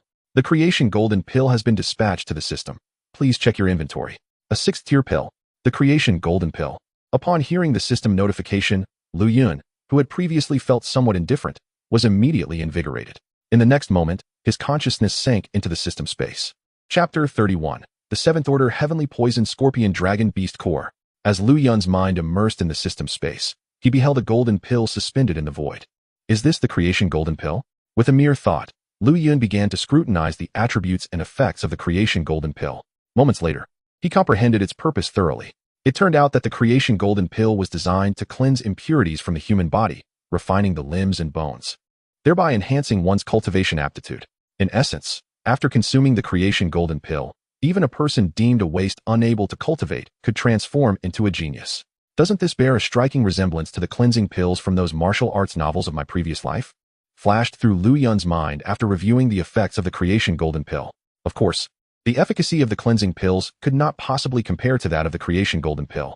After all, the cleansing pills were merely a product of martial arts fiction, whereas the Creation Golden Pill stemmed from a realm of fantasy. The two were indeed incomparable. After a brief moment, Lu Yun withdrew his consciousness from the system space. He had already contemplated the intended use of the Creation Golden Pill. Possessing the devouring heavenly demon body, he could enhance his strength by consuming anything. No cultivation aptitude could rival that. Therefore, the Creation Golden Pill was somewhat superfluous for him. However, for those born with low cultivation aptitude, the Creation Golden Pill was undoubtedly a transformative opportunity that could alter the course of their lives. As for the recipient of the Creation Golden Pill, Lu Yun had already identified his choice. Yafei, I know you have long harbored discontent. I shall grant you an opportunity to become stronger. It is up to you to seize it. Picking up a fruit resembling a grape from the table and placing it in his mouth, Lu Yun's lips curled into an enigmatic smile. Indeed, he had resolved to have Yafei consume the creation golden pill. In the original story, even with Xiao Yan's assistance later on, she only achieved the rank of a Do Huang in the end. Ultimately, it boiled down to her inadequate innate talent. Having already regarded Yafei as his cherished confidant, Lu Yun naturally wished to enhance her aptitude. After all, how could she keep pace with him otherwise? It is worth noting that Lu Yun's ambitions extend far beyond just a continent of fighting spirit. Once he breaks through to the unparalleled Do Di, he will undoubtedly embark on a journey through the vast and boundless realms. High places are often lonely. Lu Yun aspired to have a few cherished companions by his side. Naturally, the ultimate outcome would depend on Yafei's own performance. If she could not earn Lu Yun's trust, all would be for naught. As these thoughts flickered through his mind, Lu Yun couldn't help but raise his gaze toward Yafei at the center of the auction stage. Ladies and gentlemen, we shall now commence the auction for the third item. On the auction stage, Yafei's alluring red lips parted slightly, her sultry voice resonating through the auction house. Subsequently, another maid ascended the auction stage, gently carrying a wooden box. Curious gazes from the crowd fixated on the wooden box, eager to discover what treasure lay within. In response to their inquisitive stares, Yafei flashed a charming smile, her enchanting waist swaying slightly as she approached the maid and slowly opened the box. The auction item this time was a third-tier magic core, the core of the bloodthirsty demon wolf. With her lips slightly parted, Yafei straightforwardly disclosed the details of the item contained within the box. A third-tier magic core? The core of a bloodthirsty demon wolf. This is an excellent material for crafting magic core weapons. Indeed, the bloodthirsty demon wolf is innately bloodthirsty, and its core inherently carries a bloodthirsty aura. Weapons forged from it would undoubtedly be imbued with lethal intent and a malevolent spirit. As discussions erupted among the crowd, a burly middle-aged man with a thick beard, known as Jax, gazed at the bloodthirsty demon wolf magic core on the auction stage with fervent eyes. Jax was a renowned weapons master in Wutan City, having crafted no fewer than 10 magic core weapons, which he frequently sold for high prices. I, Jax, shall secure this bloodthirsty demon wolf magic core. Jax's intense gaze fixated on the magic core in Yafei's hands, murmuring to himself. With this bloodthirsty demon wolf magic core, he could forge a third-tier magic core weapon, thereby achieving a breakthrough to become a third-tier weapon craftsman. We shall now begin the auction for this bloodthirsty demon wolf magic core, starting at 25,000 gold coins. On the auction stage, Yafei surveyed the auction hall with her beautiful eyes, noting the eager expressions of the crowd, before announcing, "Let the bidding commence." As soon as Yafei's voice fell, a chorus of bids erupted throughout the auction house. 26,000 gold coins, 27,000 gold coins, 28,000 gold coins, 30,000 gold coins. Before long, the price of the bloodthirsty demon wolf magic core soared to 30,000 gold coins. Below the auction stage, Jax observed this development with a slight smirk of contempt. A mere 30,000 gold coins, and they think they can claim this bloodthirsty demon wolf magic core? How naive. With that, Jax's robust frame rose with determination. I bid 35,000 gold coins. In the next moment, Jax's rugged voice resonated throughout the auction house. Upon hearing this price, a momentary silence enveloped the entire auction. I bid 36,000. Just as Yafei was about to announce the result, another voice suddenly rang out. Yafei turned her gaze, her beautiful eyes widening in surprise. The unexpected bidder was none other than the leader of the Iron Wolf mercenary group, Iron Wolf. Yafei recalled that this bloodthirsty demon wolf magic core had been procured from the very hands of the Iron Wolf. Now, why was the leader of the Iron Wolf mercenary group bidding again? Though puzzled, Yafei felt a flicker of joy within. Previously, she had acquired this bloodthirsty demon wolf magic core from Iron Wolf for 40,000 gold coins. If it were to be auctioned off for 35,000 gold coins, she would incur a loss. With Iron Wolf stirring the pot, Yafei was naturally pleased to witness this turn of events. Below the auction stage, Iron Wolf. The leader of the Iron Wolf mercenary group eyed the bloodthirsty demon wolf magic core with anticipation. If he could procure this magic core for 36,000 gold coins, it would be a windfall of 4,000 gold coins for him. This thought brought a vicious grin to his rugged face.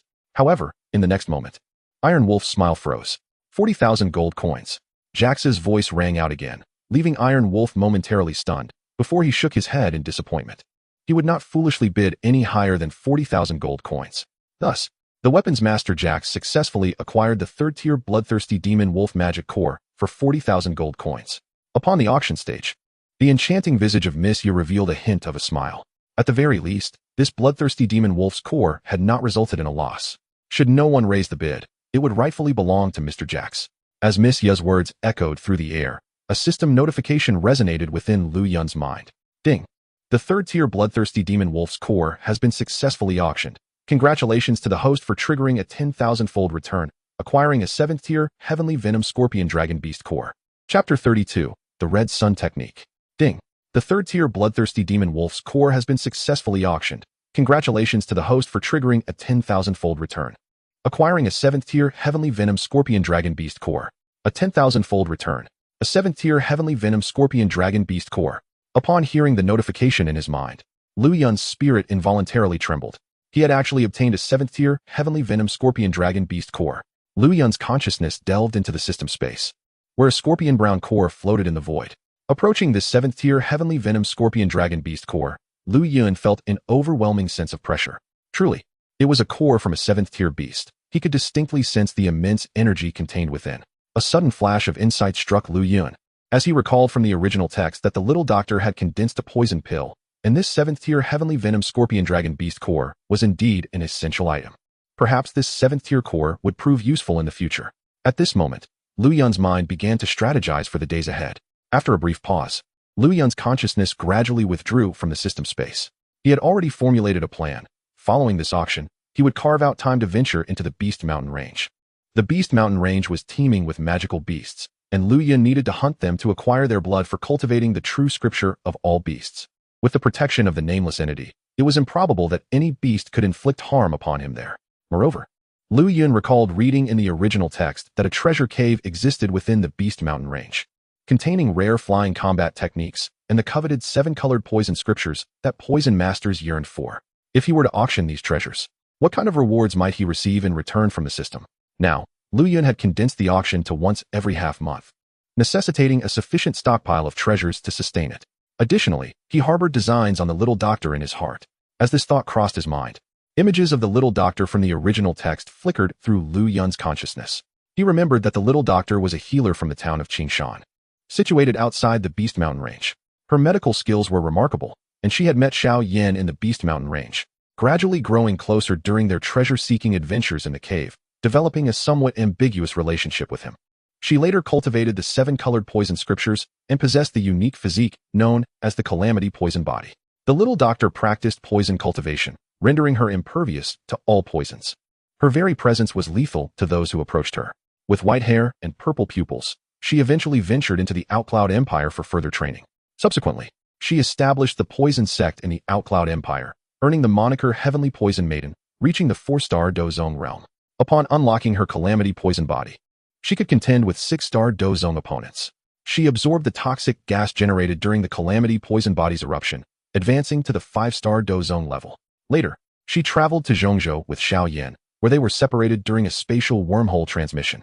Due to the pursuit by forces such as the Ice River Valley, she was ultimately located by Xiao Yan and the Heavenly Fire Elder in the Falling God Gorge, where she was rescued by Xiao Yan, who assisted her in forming a poison pill to escape her Calamity Poison Body. Following this, she accompanied Xiao Yan to participate in the Alchemist Tower's Alchemy Conference. After the event, Xiao Yan began to subdue the 3,000 burning flames, and when they reunited, the little doctor's strength had reached the 3-star Dozun level. Prior to their journey to the ancient clan, Yao Lao sent the little doctor to an ancient tomb. The original owner of this tomb also possessed the Calamity Poison Body and, on the brink of death, devised a method to fully control the Calamity Poison Body, yet ultimately failed due to its complete eruption. Within the tomb, the little doctor discovered the method to master the Calamity Poison Body, successfully cultivating it and attaining the 7-star Dozun level, becoming the first person in the history of the Duki continent to truly control the Calamity Poison Body. Later, leveraging a drop of blood from the Yellow Spring Demon Saint, she broke through to the peak of Dozun, reaching the Dosheng level, and became an elder of the Starfall Pavilion. In the conclusion, the little doctor returned to Qingshan town alone to practice medicine, later being taken by Xiao Yan to live together in Wutan City. Lu Yun had also read The Great Ruler, where the little doctor appeared as a character with strength at the level of a spirit-grade Heavenly Supreme, an elder of the Endless Fire Domain. One could say that the little doctor played a tragic role in the early stages, yet her ending turned out quite favorable. With the Calamity Poison Body in her possession, if Lu Yun were able to win her over, he would undoubtedly gain a formidable ally by his side in the future. Shaking his head, He retracted his myriad thoughts and directed his gaze back to the auction stage. Regardless of his future plans, his sole objective at present remained the enhancement of his own strength. In this world where the strong held supremacy, only by fortifying his own power could he realize the aspirations within his heart. Ladies and gentlemen, we shall now commence the auction for the fourth item. On the auction stage, Missia gracefully swayed her waist, revealing a tantalizing smile. As her words came to a close, a maid slowly ascended the stage, carrying a wooden box. The item up for auction this time was a high-level yellow-grade cultivation technique, fire burning practice. Upon opening the wooden box, Missia promptly began to introduce it to the audience. High-level yellow-grade cultivation technique, fire burning practice. As Miss Ya's alluring voice resonated throughout the auction hall, a wave of commotion erupted. The importance of cultivation techniques to a fighter is self-evident. Only by mastering a superior technique can one aspire to greater heights. Isn't fire burning practice a technique of the Shao clan?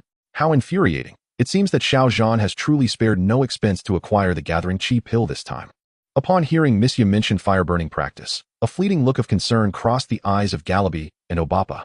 Having dealt with the three great clans for many years, they were well aware that this technique originated from the Shao clan. The cultivation manual is the very foundation of a clan. They had not anticipated that Xiao Zhan would go so far as to auction off a high-level yellow-grade cultivation technique merely to obtain the gathering chi pill. This clearly indicated his determination to secure the pill. We shall now commence the auction for the high-level yellow-grade cultivation technique, fire burning practice, with a starting bid of 25,000 gold coins.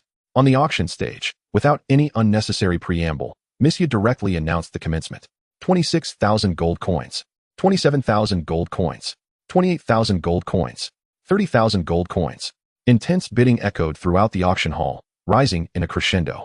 Soon, the price of the high-level yellow-grade cultivation technique fire burning practice soared to 30,000 gold coins.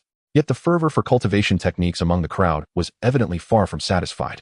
Ultimately, the price for fire burning practice settled at 40,000 gold coins. Is there anyone willing to bid higher? If not, this high-level yellow-grade cultivation technique fire burning practice will belong to this gentleman. Scanning the auction hall with her beautiful eyes, and seeing the price stabilize, Missia did not hesitate to announce the final result. Ding! The high-level yellow-grade cultivation technique fire burning practice has been successfully auctioned. Congratulations to the host for triggering a 10,000-fold return and acquiring the Earth-grade beginner technique, the Red Sun technique. The Red Sun technique has been dispatched to the system space. Please check it, host. As Missia announced the result, a system notification also echoed within Lu Yun's mind. Chapter 33. Auctioning the Gathering Chi Pill. The Red Sun technique has been dispatched to the system space. Please check it, host. Upon hearing the system's notification, a smile graced Lu Yun's lips.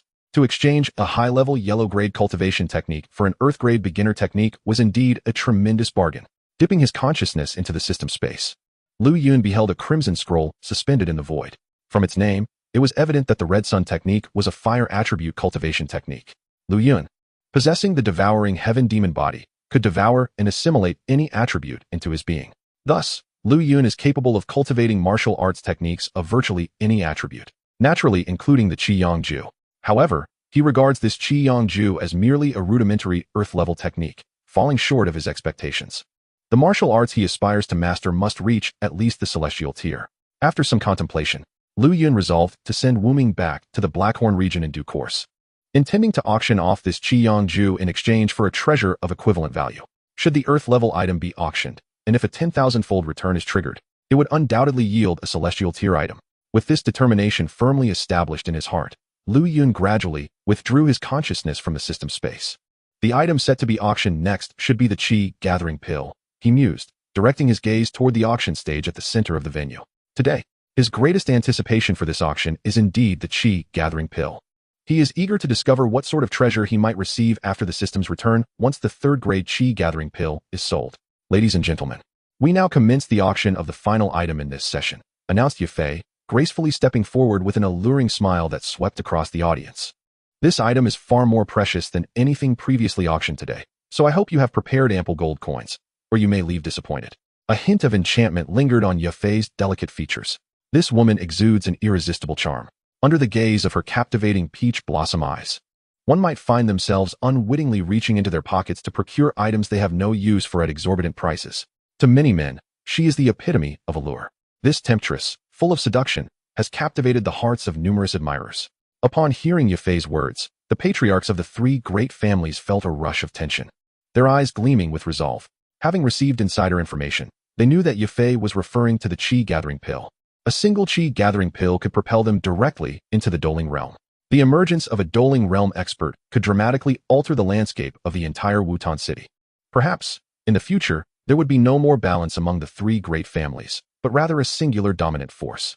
The fate of the three great families hinges on the ownership of today's Qi-gathering pill. The victor, with a family member attaining dueling strength, could unify all of Wutan city, while the two defeated families would face inevitable annihilation. With this in mind, the patriarchs of the three families revealed a flicker of ruthlessness in their eyes. The Qi-gathering pill was a prize they deemed essential. Clicking heels echoed as a fair maidservant ascended the auction stage, delicately carrying a wooden box. As she approached, all eyes converged on the box in her hands. Is this the pièce d'arrestance of today's auction? Curiosity surged among the attendees regarding the nature of the treasure being auctioned. The patriarchs of the three families fixated on the wooden box, their gazes filled with fervor. Could it contain the Qi-gathering pill? Contemplating the auction stage before him, the patriarch of the three families harbored a strong desire for the Qi-gathering pill. Yet, they could only entertain these thoughts silently, fearing any overt actions. The power behind the Miter auction house is the Miter family. Should they offend the Miter family, even if they acquired the Qi-gathering pill and broke through to the dueling realm, their families would be obliterated by the Miter clan. It is crucial to note that the Miter family boasts a Do Wang among its ranks.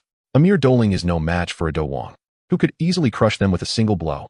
Observing the captivated audience, Yafei's lips curled into a seductive smile. This was the outcome she had hoped for. The more fervent the gazes of the onlookers, the higher the auction price would soar. Swaying her enchanting figure, Yafei approached the maidservant and caressed the wooden box in the girl's hands. A thrill coursed through Yafei. This was her first time auctioning a third-grade pill. She had silently resolved to secure an astronomical price for this Qi-gathering pill. With this thought in her mind, Yafei gracefully lifted the lid of the wooden box. Subsequently, she retrieved a transparent jade vial from within and stepped to the center of the auction stage, her red lips parting as she proclaimed, "Ladies and gentlemen, the item up for auction today is a third-grade pill, the Qi-gathering pill."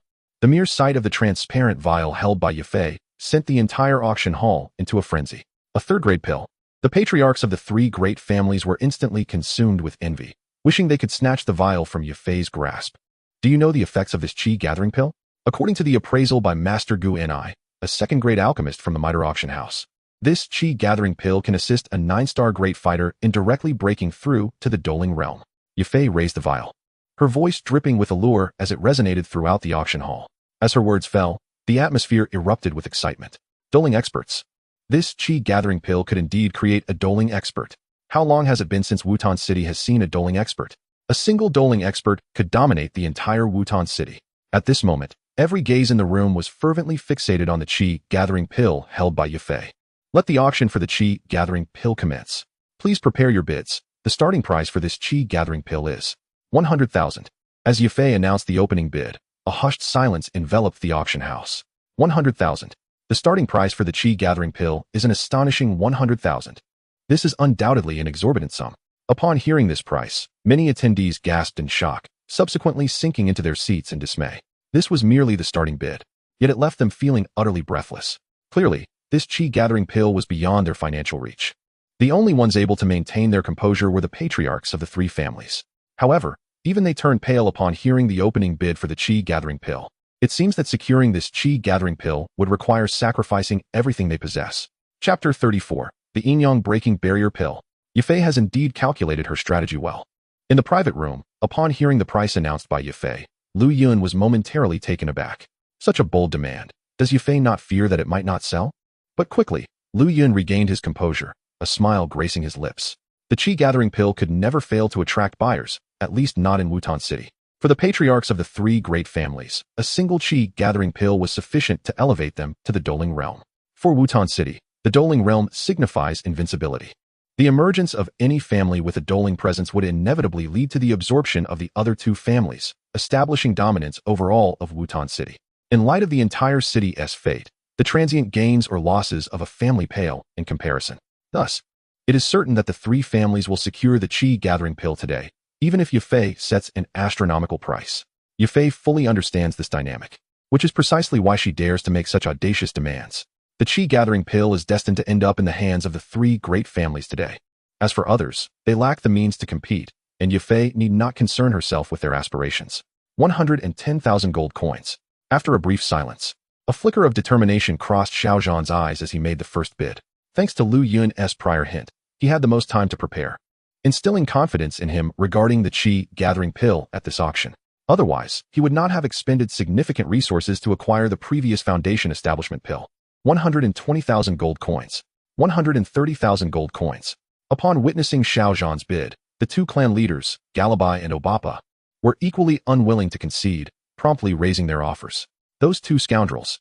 A flicker of anger flashed in Xiao Zhan's eyes as he glanced at Galabai and Obapa. 140,000 gold coins. At this moment, only these three clan leaders were vocal in the auction hall. The three of them vied with one another, each incrementing the bid by no less than 10,000. This spectacle left the surrounding onlookers in awe, their hearts racing with astonishment. Would clan leader Zhao's bid of 140,000 gold coins remain unchallenged by Galabai and Obapa? Should they refrain from further bidding? The qi gathering pill would rightfully belong to clan leader Xiao. On the auction stage, Yafei continued to hold the jade vial containing the qi gathering pill, her expression enchantingly captivating, exuding an alluring charm. 150,000 gold coins. Gritting his teeth, Obapa raised his voice to bid once more. He had already spent over 30,000 gold coins in the previous auction for the Savage Beast technique. Although he had been diligently gathering gold coins for this round, he was undeniably at a disadvantage compared to the other two families. Thus, he felt he had little chance of securing the qi gathering pill this time. Recalling the scene when Xiao Zhan and Galabai had obstructed him during his previous purchase of the Jin Rue technique, a glimmer of resentment flickered in Obapa's eyes. If I cannot possess it, neither shall you easily acquire it. He cast a cold smirk at the qi gathering pill on the auction stage. With a grimace of pain, Galabai continued to raise the stakes. 180,000 gold coins. Xiao Zhan, unwilling to back down, promptly countered. 200,000 gold coins. Subsequently, the three continued their relentless bidding war. Such a tedious affair. In the private room, Lu Yun, feeling somewhat bored, picked up an apple-shaped fruit and bit into it with vigor. He cared not for the final price of the qi gathering pill. His sole desire was for it to be sold swiftly. He fervently wished for the auction to conclude immediately so that Yafei could finalize the results. With this thought in mind, Lu Yun stood up anxiously, directing his gaze toward the auction stage. 250,000 gold coins. 270,000 gold coins. 290,000 gold coins. In just a short while, the price of the qi gathering pill had surged to 290,000 gold coins. The bids from the three clan heads had become increasingly outrageous, with each increment exceeding 20,000. At this point, the onlookers had grown somewhat numb. They had never before witnessed such extravagant expenditure. Clan leader Zhao's bid stood at 290,000 gold coins. Would anyone dare to raise the stakes further? Noticing the bidding had momentarily ceased, Yafei gracefully stepped forward to inquire. 290,000 gold coins to secure the qi gathering pill? Are you all dreaming? Upon hearing this, Obapa immediately sprang to his feet, a cold smirk escaping his lips. I bid 300,000 gold coins. Witnessing this, Xiao Zhan, despite his frustration, could only respond with another bid. 320,000 gold coins. Galabai, not to be outdone, followed suit. 340,000 gold coins. Before long, the price of the qi gathering pill was nearing 400,000 gold coins. 340,000 gold coins. 360,000 gold coins. 380,000 gold coins. After calculating all the gold coins he had gathered, Xiao Zhan gritted his teeth and declared, 400,000 gold coins. This is the entirety of my wealth. Should you raise the bid again, consider this your victory. 400,000 gold coins represented all the wealth he possessed. If Galabai and Obapa were to continue bidding, he would have no choice but to concede. Upon hearing Xiao Zhan's declaration, Galabai and Obapa exchanged glances, their expressions shifting dramatically. After a moment of silence, Galabai despondently took his seat. Xiao Zhan, you have won. 380,000 gold coins was the absolute limit for Galabai. He had only learned of the qi gathering pill's availability a mere day ago, and thus was not nearly as prepared as Xiao Zhan. Obapa's expression fluctuated between anger and indecision. He yearned to continue bidding, yet feared that Xiao Zhan might indeed only possess 400,000 gold coins and might relinquish the qi gathering pill. Should that occur, he would find himself unable to provide enough gold, thus violating the rules of the Mitre auction house. Such an action would deeply offend the Mitre family, leaving the Obapa family with no standing in the entire Katam Empire. Xiao Zhan, you are quite ruthless. Obapa glared at Xiao Zhan in exasperation before storming out of the auction hall. In light of this, Yafei congratulated clan leader Xiao on acquiring the qi gathering pill. With the outcome now determined, Yafei ceased her words, promptly announcing the results of the auction. Upon hearing the announcement, Xiao Zhan exhaled in relief, his body and mind instantly relaxing. He had sacrificed significant family interests to amass 400,000 gold coins for this qi-gathering pill. Had he failed, the Xiao family would have suffered a considerable loss. However, the thought of finally obtaining the qi-gathering pill brought a glimmer of exhilaration to Xiao Zhan's face. It would not be long before he could break through to the 9-star Great Fighter level and become a formidable Douling, just as Yufei announced the results. In the private room, Lu Yun also heard the system's notification echoing in his mind. The 3-star pill, qi-gathering pill, has been successfully auctioned. Congratulations to the host for triggering a 10,000-fold return, receiving the 7-star pill, Yin-Yang Breaking Barrier Pill. The 7-star Yin-Yang Breaking Barrier Pill has been dispatched to the system space. Please check your inventory. Chapter 35. Pill grades. The 3-star pill, qi-gathering pill, has been successfully auctioned. Congratulations to the host for triggering a 10,000-fold return, receiving the 7-star pill, Yin-Yang Breaking Barrier Pill. The 7-star Yin-Yang Breaking Barrier Pill has been dispatched to the system space. Please check your inventory. A 10,000-fold return. The 7-star Yin-Yang Breaking Barrier Pill.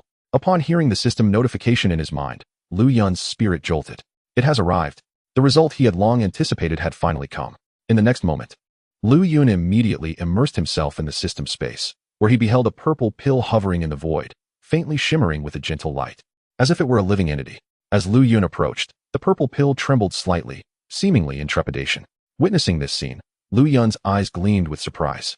Truly, this is a 7-star pill, exhibiting some degree of sentience. Gazing at the 7-star pill before him, Lu Yun's mind recalled various descriptions of pills mentioned in the original text. 1-star pills possess a faint medicinal aroma, providing minimal healing or enhancement effects. 2-star pills, the medicinal scent remains faint, yet the efficacy is significantly improved compared to 1-star pills. 3-star pills, their effects surpass those of 2-star pills, with a greater variety of effects and a higher price tag. 4-star pills, a fragrant aroma fills the air, accompanied by energy fluctuations. The denser the fragrance, the higher the quality of the pill. 5-star pills, during formation, they generate tangible energy ripples due to their immense energy content. 6-star pills, the refining process is lengthy, and their formation can cause celestial disturbances, attracting the attention of powerful beings. 7-star pills, they attract pill lightning, which may vary in color. Once formed, they possess initial sentience, capable of evading the hands of alchemists. 8-star pills, endowed with strong sentience. They may even engage in combat with humans. The quality of the pill is determined by the number of colors of pill lightning it attracts during formation, ranging from 2 to 9 colors. 9-star pills, categorized as precious pills, mysterious pills, and golden pills based on quality, with sentience comparable to that of a human. They can take on human or beast forms, with the ancestor of the pill tower being a transformed variant of the mysterious pill. The refinement of 9-star precious pills will summon black magic lightning, which is more potent than 9-colored pill lightning. The condensation of world energy is required to refine 9-star mysterious pills, resulting in pill rain upon formation. Refining 9-star golden pills will attract 9 golden lightning bolts. Imperial grade pills. These exist only in legend, with a single instance recorded in ancient emperor's cave, possessing sentience akin to that of a human. Once transformed into human form, imperial grade pills exhibit formidable power, capable of fending off the combined assaults of several 9-star Do Sheng experts, containing the essence of the dimensional source energy, aiding individuals in becoming Do emperors. In the hands of Lu Yun, the Yin-Yang barrier-breaking pill, a 7th-grade elixir, had begun to exhibit a nascent intelligence. Subsequently, with a flicker of thought, Lu Yun commenced an examination of the pill's effects. Moments later, he had comprehensively grasped the properties of the Yin-Yang barrier-breaking pill. This particular pill was of the kind that could directly enhance one's strength. However, its efficacy was limited to those at the Do Huang level. For individuals of the Do Huang rank, consuming the Yin-Yang barrier-breaking pill would result in an immediate increase of 1 star in strength, without any adverse consequences. Most importantly, the pill harbored an exceptionally rich essence of Yin and Yang, which, upon ingestion, would continuously refine the body, dismantling internal constraints and paving the way for a future breakthrough to the Dozong realm. In other words, a Do Huang who consumed a single Yin-Yang barrier-breaking pill would, given time, inevitably ascend to the Dozong realm. Truly, it was a remarkable 7th-grade elixir. Contemplating the effects of the Yin-Yang barrier-breaking pill, a glimmer of excitement sparkled in Lu Yun's eyes. This pill had the potential to forge a Dozong powerhouse. Should it be put up for auction, it would undoubtedly attract a multitude of Do Huang experts vying for it. After all, obtaining this elixir would guarantee their ascension to Dozong status. The disparity between the strength of a Do Huang and that of a Dozong was as vast as heaven and earth. However, Lu Yun had no intentions of auctioning off the Yin-Yang barrier-breaking pill. Given his current strength, he dared not expose such a precious item to public auction. Otherwise, he would risk annihilation at the hands of others. In Lu Yun's mind, he had already resolved who would consume this pill. The individual who would take this elixir must possess the strength of a Do Huang. Among those by Lu Yun's side, the only one who met this criterion and had earned his trust was, of course, Wu Ming. Lu Yun decided to bestow the Yin-Yang barrier-breaking pill upon Wu Ming. After cultivating the 10,000 Beasts true canon, Wu Ming's strength had already broken through to the 7-star Do Huang level. Should he consume the Yin-Yang barrier-breaking pill, he would directly advance to the 8-star Do Huang level, or even the 9-star Do Huang level. Moreover, under the influence of the Yin-Yang barrier-breaking pill, Wu Ming would swiftly breach the Dozong realm. At present, Lu Yun had only Wu Ming as a powerful guardian. Thus, elevating Wu Ming's strength was tantamount to securing his own safety. Lu Yun enhancing Wu Ming's strength was synonymous with augmenting his own power. Additionally, given that Xiao Suner had an 8-star Do Huang guardian by her side, Lu Yun felt somewhat constrained in his actions within Wu-Ten City. Once Wu Ming's strength was elevated, he would no longer need to fear the Shadow Emperor. With a myriad of thoughts swirling in his mind, Lu Yun reflected for a moment before arriving at a decision. Young master, Yafei seeks an audience.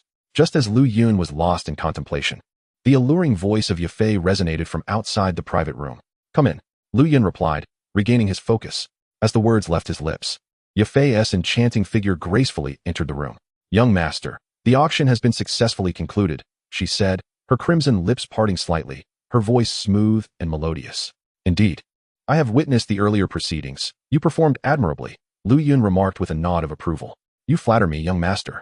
A flicker of delight crossed Yafei's heart, though her expression remained composed. With your capabilities, Sister Yafei, you could certainly thrive in the imperial capital. Once this trial concludes, I plan to return to the imperial capital. I wonder if you would care to accompany me? A smile graced Lu Yun's face as he spoke. Upon hearing Lu Yun's words, Yafei's expression momentarily froze. The implication of his statement was unmistakable. He intended for her to accompany him henceforth. With Lu Yun's status as the heir of the Miter family, coupled with the backing of a renowned alchemist, being by his side would likely facilitate her own ambitions. Having made this connection, a captivating smile emerged on Yafei's stunning visage. I shall heed the young master's command. Accompanying Lu Yun to the imperial capital would signify her entrance into the upper echelon of the Miter family, bringing her one step closer to her goals. Upon arriving in the imperial capital, she would not regret her decision made today. Seeing Yafei's agreement, a smile also spread across Lu Yun's face. Sister Yafei, this auction has concluded perfectly. You must now prepare for the auction in half a month's time. In the private room, Lu Yun reminded Yafei. For Lu Yun, the most significant matter was hosting the auction. Therefore, holding an auction every half-month was his baseline. There could be no room for error. Upon hearing this, a flicker of hesitation crossed Yafei's face, yet she obediently replied, Yes, young master. The success of this auction was primarily due to acquiring a bloodthirsty demon wolf core from the Iron Wolf Mercenary Corps, along with the support of the gathering elixir provided by Lu Yun. Without these, it would have been impossible for her to host the auction on schedule. Although she felt apprehensive about whether the next auction could be held as planned, Yafei resolutely accepted Lu Yun's request. She understood that this was a challenge for her, as well as an opportunity.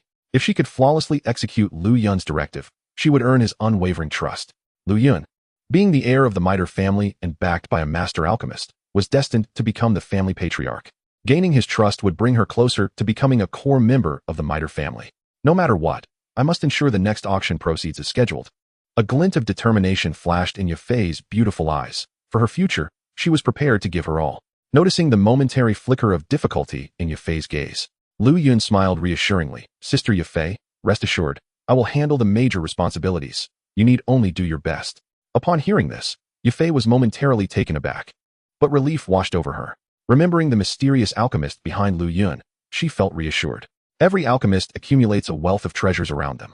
Since Lu Yun had an alchemist master, he would undoubtedly have access to ample resources. I shall take my leave now. With a graceful bow of her enchanting form, Yafei slowly exited the private room. Roshu, we shall return now. Lu Yun called to the silent maid beside him as he followed her out of the room. A short while later, Lu Yun ambled back to his courtyard. Roshu, you may attend to your tasks. I wish to cultivate now. Come back at mealtime. He instructed the maid as soon as he entered the courtyard. Yes, young master. The maid, with her delicate features, paused momentarily before gently exiting the courtyard. Once she had withdrawn, Lu Yun called out directly, Wu Ming, come forth. I have something to discuss. As soon as Lu Yun's words fell, Wu Ming's figure materialized slowly in the courtyard. Master, how may I assist you? Wu Ming regarded Lu Yun with respect. Wu Ming, take this elixir and consume it. Lu Yun said with a smile, revealing a purple pill that appeared in the palm of his hand. A pill? Wu Ming was momentarily taken aback, instinctively glancing at the object in Lu Yun's hand. Upon seeing it, he was utterly stunned. The pill was adorned with dazzling patterns, radiating a shimmering light. Clearly an extraordinary item. Master, what kind of pill is this? After regaining his composure, Wu Ming inquired with astonishment. Lu Yun's lips curled into a smile. This is the yin-yang barrier-breaking pill. I wonder if you have heard of it?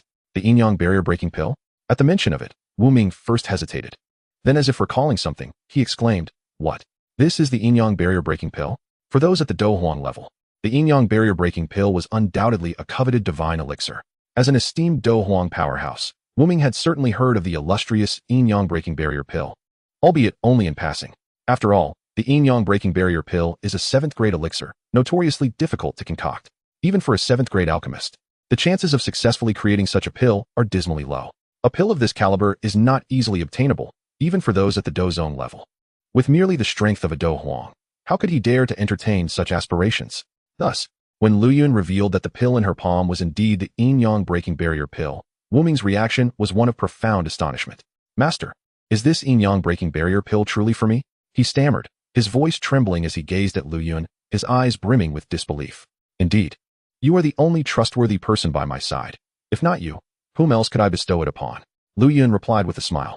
"Master, this yin-yang breaking barrier pill is far too precious.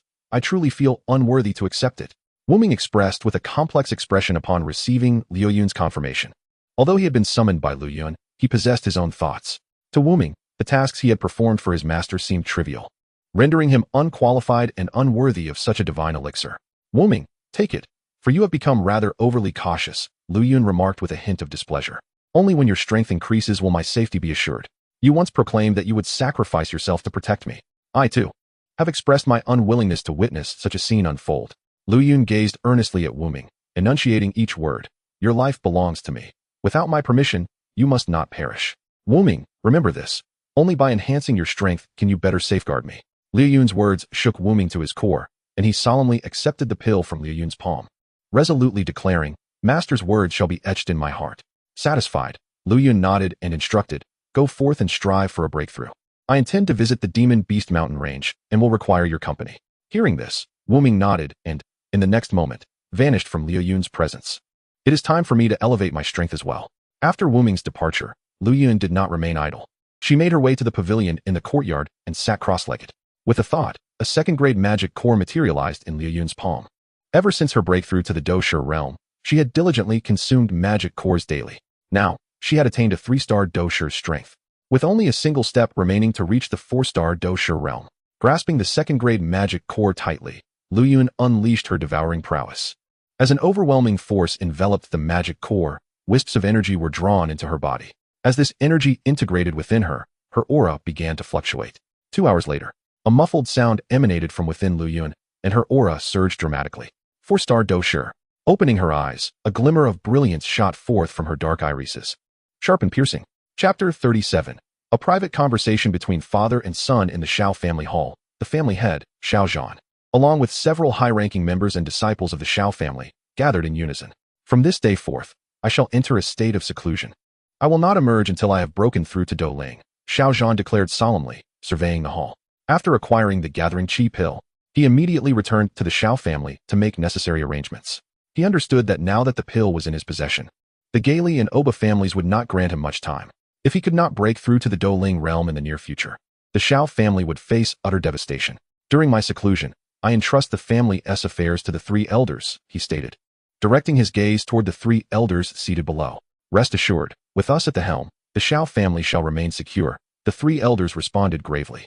Although they often quarreled, they understood the gravity of the situation regarding the Shao family's survival. Indeed, Shao Zhan nodded slightly, then ordered, "Send word to the Shao family disciples training outside. Summon them all back to guard the Shao family." Concerned that his absence might leave the family vulnerable to the other 2 clans, Shao Zhan emphasized the urgency of his command. Understood, the 3 elders acknowledged with clarity. Moments later, the assembly in the Shao family hall dispersed, leaving only Shao Zhan and a young boy clad in black. "Yenner, I must enter seclusion.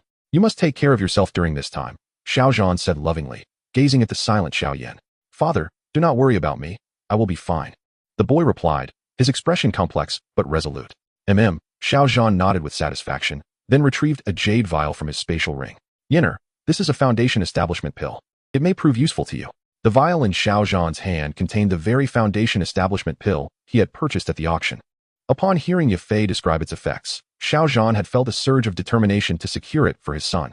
He risked a significant sum of 40,000 gold coins to acquire this pill, all for the sake of his son. Fortunately, with that investment, he successfully outbid Gali Bai and Oba Pa, securing the Gathering Qi pill. Had the Gathering Qi pill fallen into the hands of the other two families, he would have been condemned as an eternal traitor to the Xiao family. Reflecting on this, Xiao Zhan felt a wave of gratitude towards Lu Yun. Without her prior revelations, he could not have amassed such wealth in such a short span. A foundation establishment pill? Xiao Yan's youthful face displayed a hint of confusion as he gazed at the jade vial in Xiao Zhan's hand. This is something your father saw at the auction today and thought to buy for you. Give it a try and see if it can restore your talents. Xiao Zhan said with a smile. Xiao Yin replied quietly, gradually accepting the vial from his father's hand, warmth flooding his heart. Father, thank you. A rare smile graced Xiao Yin's typically indifferent face. Despite possessing memories from his past life, he had always been showered with affection from this father since birth. Even after his fall from grace, that affection only grew, prompting Xiao Yin to willingly call him father. Yinner, you are already 14 this year, are you not? Observing Xiao Yan's somewhat youthful visage, Xiao Zhan fell silent, a bittersweet expression crossing his face. Over the years, he had sought ways to restore Xiao Yan's talents, yet to no avail. Coupled with the pressure from the three elders, he felt increasingly weary. The 40,000 gold coins spent on the foundation establishment pill had been kept secret from the three elders. Otherwise, it would have caused a significant uproar. Yes, father. Xiao Yin replied solemnly, his earlier smile vanishing. Every Xiao family disciple must hold a coming-of-age ceremony upon reaching 16. In 2 years, it will be your turn. Xiao Zhan remarked, his tone tinged with resignation as he observed Xiao Yin's silence. The coming-of-age ceremony. Xiao Yin paused, recalling something, his palm instinctively clenching. He had watched his two older brothers hold their coming-of-age ceremonies, and he understood perfectly what such an event represented for the disciples of the Xiao family. If he failed to pass the coming-of-age ritual, he would be stripped of his qualifications to enter the Douqi pavilion and seek Douqi techniques, relegating him to managing mundane family affairs as dictated by their rules. Not even his father, the clan leader, could alter that fate. Yinner, you must remember, if you cannot cultivate to the 7th stage of Douqi within these 2 years, even your father will be unable to keep you within the family, Xiao Zhan stated. A look of pain etched on his face. After all, this family is not solely governed by the father. Those elderly gentlemen are ever ready to pounce on any misstep he makes. Gazing at the composed Xiao Yan, Xiao Zhan let out a somewhat remorseful sigh. Observing his father's weary countenance, Xiao Yin felt a sudden pang of compassion. Over the years, his father had done more than enough for him. Suddenly, an image of Lu Yun flashed through Xiao Yan's mind. Recalling the conditions Lu Yun had proposed on that fateful day, Xiao Yin resolved firmly this time. Father, you need not worry about me. Perhaps my talent will return unexpectedly, he declared, a confident smile gracing his lips. He believed that, should his talent resurface, with his unparalleled abilities, he could undoubtedly break through to the 7th tier of Douqi within 2 years. It would indeed be splendid if your talent could be restored. Familiar with Xiao Yan's capabilities, Xiao Zhan, upon hearing his words, couldn't help but feel a twinge of self-deprecation. He patted Xiao Yan's shoulder and said with a smile, I have faith that you will successfully pass the coming rite of passage. At this moment, Xiao Zhan's sole hope rested upon the foundational elixir he had just given Xiao Yan. Well then, I shall take my leave for now, Xiao Yan nodded, slowly turning to exit the hall. Father, rest assured, I shall not disappoint you, he vowed resolutely within his heart, his steps firm. In the hall, Xiao Zhan retrieved a Gathering Qi pill from his spatial ring, his expression one of determination. Yinner, should I succeed in breaking through to the Do Ling realm this time, I will surely find a way for you to restore your talent. With that, Xiao Zhan's figure vanished from the hall. Gali family, Oba family, I hope you can behave yourselves. Otherwise, the day I emerge from seclusion will herald your two families' downfall. Chapter 38. The Conspiracy of Gali Bai. A full moon hung in the sky, casting gentle beams of light. In the night, within the Oba family's rear courtyard, a robust figure sat quietly in a pavilion, seemingly awaiting something. Moments later, a shadow abruptly appeared in the courtyard, striding directly towards the pavilion, emanating the aura of a Grand Dome Master. You have arrived. Sensing the shadow's approach, the burly figure appeared to have anticipated it, his expression calm. How have you considered my proposal, Leader Oba? The shadow stepped directly in front of the burly figure, locking eyes with him. This imposing figure was none other than Oba Pa, the leader of the Oba family. The sudden arrival of the shadow was Gali Bai, the leader of the Gali family. At this moment, upon hearing Gali Bai's words, Oba Pa fell silent, maintaining his composure. Humph. Noting this, a flicker of dissatisfaction crossed Gali Bai's eyes, his face taking on a cold demeanor. Oba Pa, you do not intend to have my Gali family clash with the Shao family while your Oba family reaps the benefits, do you? Your calculations are quite clever. Gali Bai regarded Oba Pa with a somewhat unfriendly gaze. Earlier that day, Gali Bai had visited the Oba family to conspire with Oba Pa, aiming to devise a strategy against the Shao family. Now, with Xiao Zhan having acquired the Gathering Chi pill, it was merely a matter of time before he broke through to the Douling realm. This realization instilled a profound sense of crisis within Gali Bai. Among the three major families in Wutan City, the Gali family and the Shao family were evenly matched, frequently embroiled in conflict.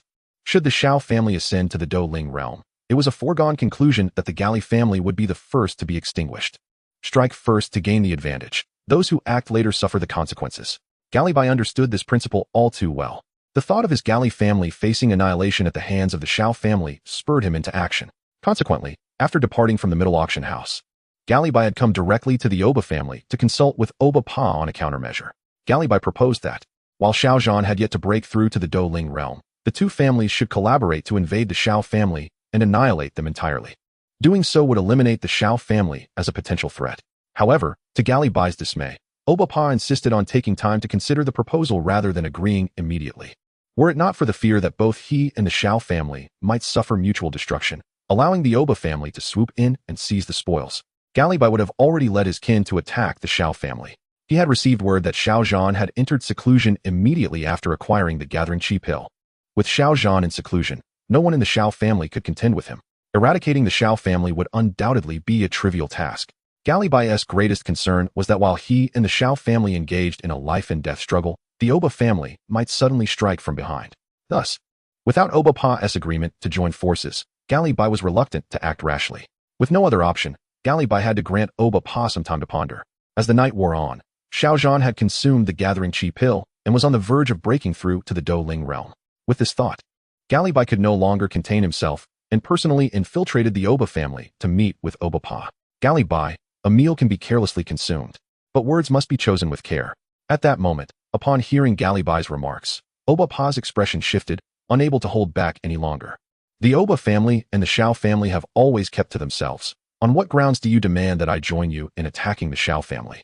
Oba Pa retorted with a cold laugh. Among the three major families in Wutan City, the Oba family is the weakest. For over a decade, our family has remained unscathed precisely because your Gali family and the Shao family have mutual reservations, fearing that we might side with one of you. Now, if I were to join you in attacking the Shao family, once they are vanquished, who would be next but the Oba family? At this point, Oba Pa regarded Gali Bai with disdain. Gali Bai, do not assume everyone is a fool. You think I am unaware of your cunning schemes? You. Oba Pa's words effectively severed any pretense of politeness. Gali Bai, upon hearing them, felt a mixture of shock and anger. He had never anticipated that Oba Pa, whom he had always considered to be simple-minded, could perceive this aspect. What Oba Pa had just articulated aligned almost perfectly with Gali Bai's inner plans. This revelation prompted Gali Bai to reassess his view of Oba Pa. After a moment of silence, Gali Bai swiftly calmed the tumult within his heart. Oba Pa, I cannot deny that such thoughts have indeed crossed my mind. However, the pressing matter is to deal with the Shao family. Once Xiao Zhan breaks through to the Douling realm, we will have no further opportunities. Humph. Upon hearing Gali Bai's admission, Oba Pa let out a cold laugh. To collaborate with you would be akin to seeking shelter from a tiger. Would I engage in such folly? Seeing that Oba Pa remained unmoved, Gali Bai felt a surge of frustration and urgency, gritting his teeth as he declared, if you agree to cooperate with me, I will transfer 10 shops to you. And we shall draft a written contract ensuring that you will not interfere with the Oba family for the next 10 years. What say you? Gali Bai's gaze fixed intently on Oba Pa, his eyes glinting with cold determination. Having already made such concessions, if the other party remained obstinate, he would not hesitate to take further action. Sensing the murderous intent in Gali Bai's eyes, Oba Pa's heart raced. After a moment of silence, he replied, 20 shops, and you shall not encroach upon the Oba family for the next 15 years. Should you fail to uphold this, I shall never agree to join you in attacking the Shao family. You. Upon hearing this, Gali Bai directed a fierce glare at Oba Pa. It's a deal. Tomorrow I shall send someone to liaise with you. Once the shops are transferred, prepare to join me in attacking the Shao family. Faced with Oba Pa's unreasonable demands, Gali Bai had no choice but to grit his teeth and acquiesce. As long as you fulfill your promise, I, Oba Pa, shall never go back on my word. Oba Pa vowed earnestly. Humph. With a cold snort, Gali Bai leapt into the air, vanishing from the Oba family's rear courtyard. After Gali Bai's departure, Oba Pa slowly rose. His gaze fixed upon the direction of the Shao family, his expression complex. To be honest, deep down, Oba Pa did not wish for war with the Shao family. The tripartite power structure of the three prominent families in Wutan City is most advantageous to the Aoba family. For over a decade, the Gali family and the Shao family have engaged in a web of intrigue and rivalry, yet they have refrained from taking direct action against the Aoba family. The reason for this is, of course, the fear that they might push the Aoba family into the arms of a rival faction. This has allowed the originally weaker Aoba family to recuperate and gradually close the gap in strength with the Shao and Gali families. Ah, Xiao Zhan, it is you who has wreaked havoc on the situation in Wutan City. I am left with no choice. It is you who has compelled me to act, murmured Aoba Pa to himself.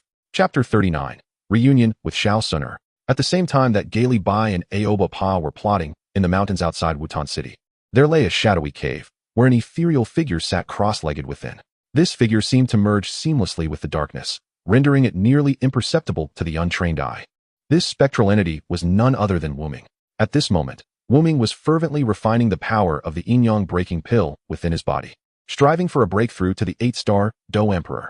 After consuming the pill, he felt torrents of magnificent energy coursing through his limbs and bones. As Wuming frantically refined this energy, a fierce gale emanated from his being, sweeping outward in all directions.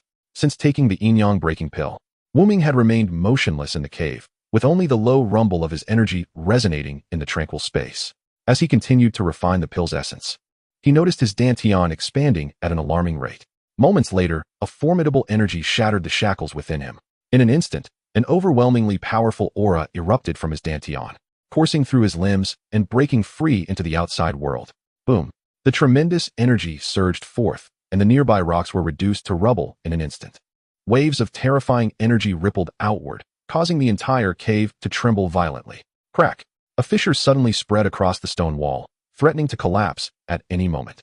In that moment, Wuming, who had been seated in meditation, abruptly opened his eyes, a piercing light shooting forth as if it were a tangible force.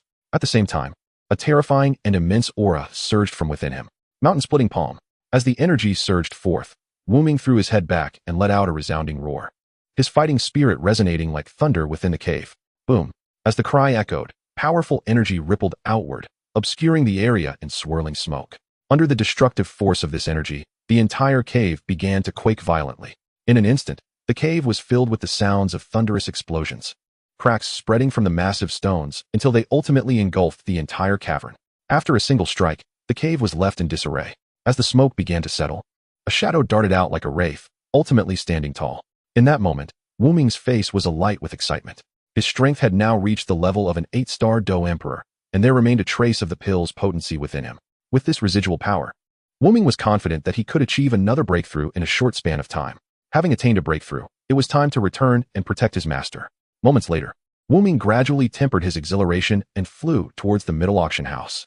To ensure a smooth breakthrough without disturbances, he had chosen to refine his power outside Wutan City. Now that he had succeeded, thoughts of his master's safety spurred him onward to the courtyard where his master resided. The moonlight, like water, filtered through the gaps in the leaves, casting a silvery glow. The cool and pristine moonlight illuminated Lu Yun's face, enhancing his already striking features. Within the pavilion, Lu Yun held a magic core, voraciously absorbing the energy contained within. Just then, a shadow suddenly appeared before him. Lu Yun's eyes snapped open, fixating on the newcomer. Wuming, you have made a breakthrough? Lu Yun exclaimed with a hint of surprise. The visitor was indeed Wuming. Your subordinate has not failed in his mission. I have successfully advanced to the 8-star Do Emperor, Wuming reported, a smile gracing his usually stoic demeanor, perhaps due to his newfound power. Excellent. Wuming, you have indeed exceeded my expectations. Lu Yun's delight was palpable. With Wuming's advancement to 8-star Do Emperor, his own status and safety were significantly bolstered. Thanks to my master's yin-yang breaking pill, I was able to break through so swiftly, Wuming stated, his expression devoid of arrogance, recognizing that without Lu Yun's aid, he might have taken much longer to reach this level. Now that you have broken through, we shall depart for the Beast Mountain Range at dawn. The journey to the Beast Mountain Range had long been a plan in Lu Yun's mind, and with Wuming's breakthrough, it was indeed time to set forth. Oh, suddenly, Wuming's expression shifted, revealing a hint of surprise.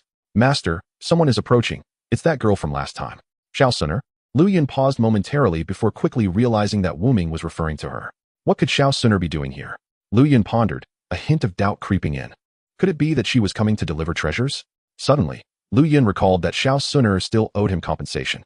Could it be that her visit was to make amends? A mysterious smile crept onto Lu Yun's lips at this thought. Master, I shall take my leave. Considering that there were 8-star Do Emperors guarding Xiao Suner, Wu Ming could not help but display a hint of apprehension. Lu Yun nodded. Since Xiao Suner had arrived, the Shadow Emperor would undoubtedly be close behind. Wu Ming concealed himself in the shadows, a move that would surely instill caution in the approaching figures. As Lu Yun's words faded, Wu Ming's form gradually vanished from sight. At the same time, a graceful figure emerged and hovered in the courtyard. Upon seeing the violet figure before him, Lu Yun's eyes brightened. Clad in a flowing purple robe, a pair of exquisitely delicate legs, akin to jade, traced alluring arcs in the air. The moonlight bathed the young girl's exquisite face, rendering her a radiant and mysterious goddess amidst the silvery glow. Sister Suner, it is a pleasure to see you once more. Lu Yun's gaze shifted to the ethereal Xiao Suner, a playful smirk gracing his lips. Sensing the aura emanating from Lu Yun, a look of surprise crossed Xiao Suner's stunning visage. This fellow seems to have grown considerably stronger. Xiao Suner thought, astonished. What is his true background? And how can his cultivation speed be so terrifying? Even among the ancient 8 great clans, there seems to be no one as prodigious as him. Lu Yun, when will you assist my brother Xiao Yin in regaining his talents? Gradually suppressing her astonishment, Xiao Suner feigned indifference. Rest assured, assisting Xiao Yin is a mere trifle. So long as he agrees to my conditions, I can accomplish it at any time. A playful smile danced on Lu Yun's lips as he gazed at Xiao Suner with a teasing glint. Sister Suner, have you forgotten something? What of the compensation you owe me? I have been eagerly awaiting it. Now that Wu Ming had reached the 8-star Do Emperor level, Lu Yun felt emboldened to tease Xiao Suner without reservation. Should there be no compensation, resolving the matter concerning Xiao Yin would prove challenging. Chapter 40. The compensation from Xiao Suner. Without the promised compensation, dealing with Xiao Yan's situation would indeed become complicated. Lu Yun brazenly threatened Xiao Suner. Emboldened by Wu Ming's recent breakthrough to 8-star Do Emperor, he no longer felt overly wary of the Shadow Emperor guarding her. You. Upon hearing the veiled threat in Lu Yun's words, Xiao Suner's expression shifted, and she instinctively prepared to retaliate. However, upon contemplating the formidable strength of the other party, which seemingly surpassed his own, he immediately retracted this thought. Lu Yun, I am well aware of the substantial force that supports you. Yet should you presume that the mere presence of a Do Huang behind you grants you the liberty to act recklessly, you shall inevitably come to regret it one day. Subsequently, the girl's ethereal voice, tinged with a hint of indifference, echoed within the courtyard.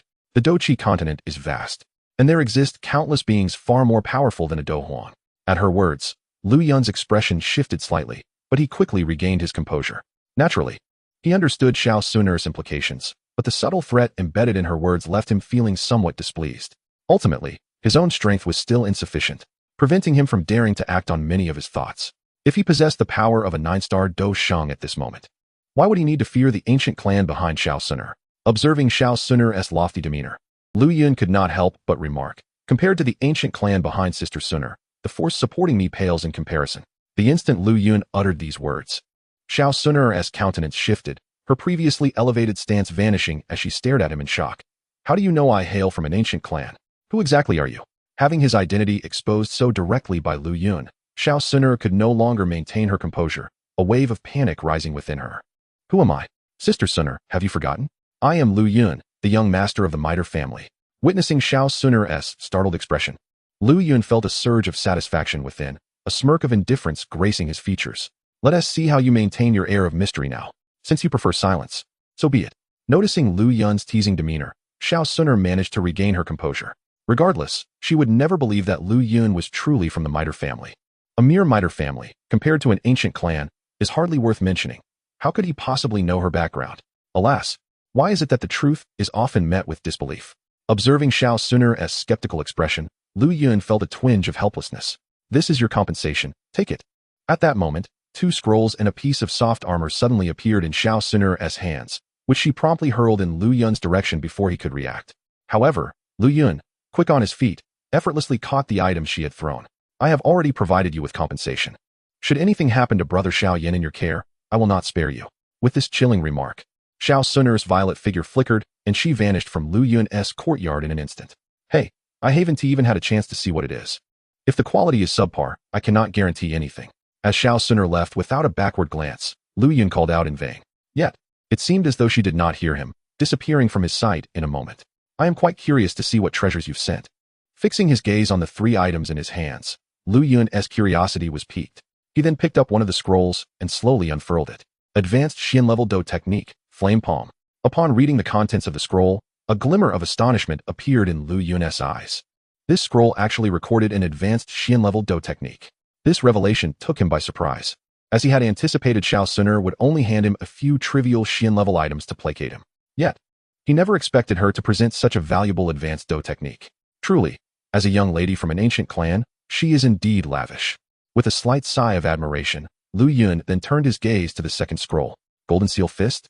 Another advanced Xian-level Do Technique? TSK. This young lady is quite generous.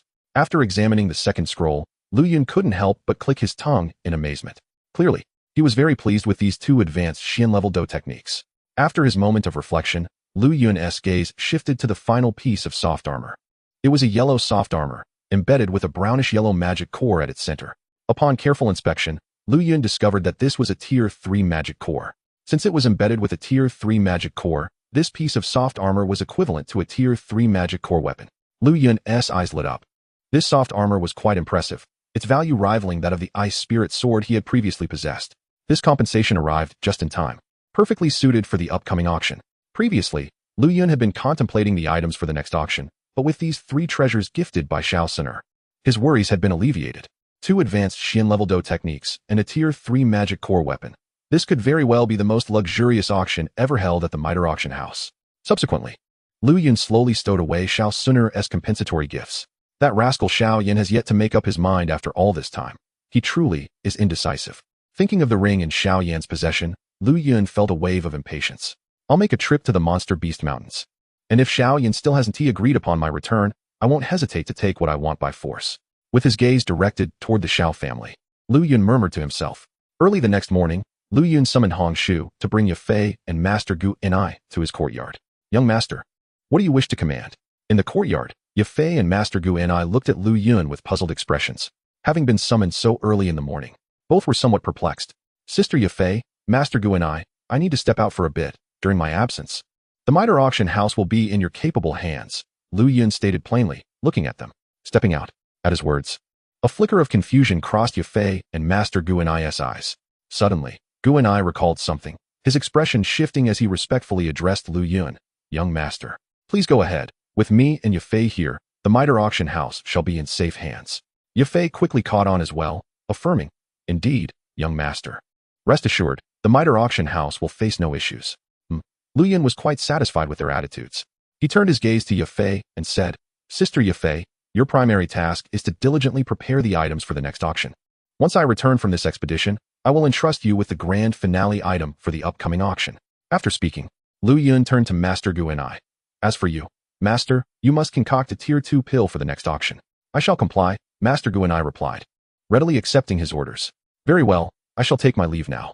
With that, a shadow appeared behind Lu Yun, lifting him and soaring toward the outskirts of Wu-Ten City, leaving Ye Fei and Master Gu Enai in stunned silence. Chapter 41. Ye Fei's Thoughts. Master Gu Enai. Was that just now? A Douwang expert? Gazing in the direction Lu Yun had departed, Ye Fei took a long moment to process, her enchanting visage bearing profound astonishment. A Douwang? No, the Douwang realm could not possibly be this terrifying. Master Gu Enai's voice trembled slightly as he recalled the scene that had just unfolded before his eyes, feeling as though he were dreaming. During his time in the imperial capital, he had witnessed the might of a Douwang, a memory that lingered vividly. Yet, what left Master Gu Enai utterly astounded was that the aura radiating from that shadow was far more fearsome than any Douwang he had previously encountered. What does this imply? That shadow was undoubtedly a Douwang expert. Not a Douwang expert?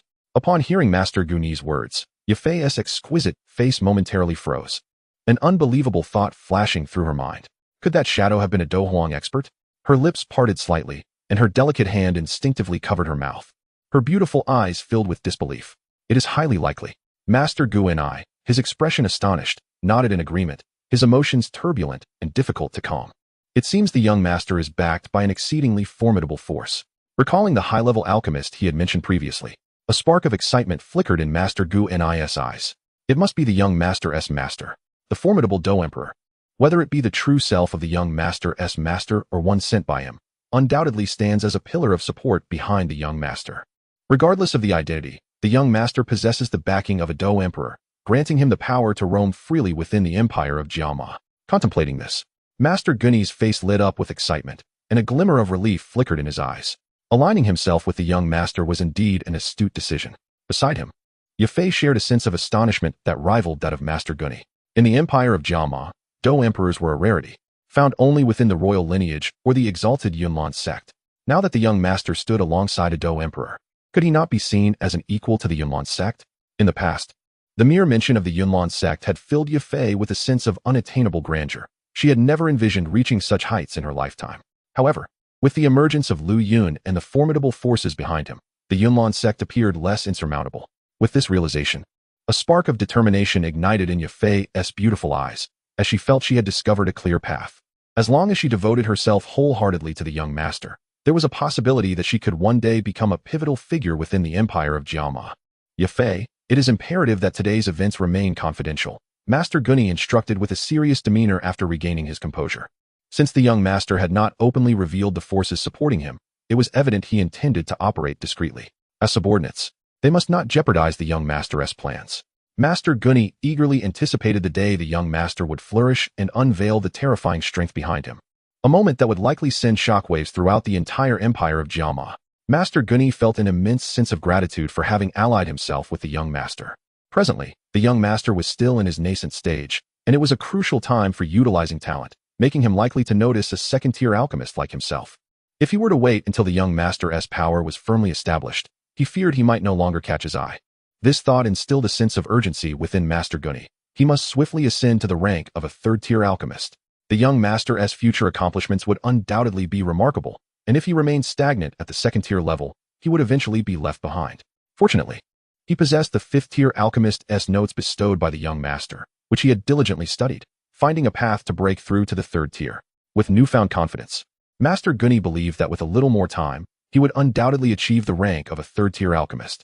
Hearing Master Gunny's reminder, Yafei nodded in agreement. I understand. With her keen intellect, she was already aware of how to proceed without needing further guidance. Having resolved to follow the young master, she would wholeheartedly consider his interests.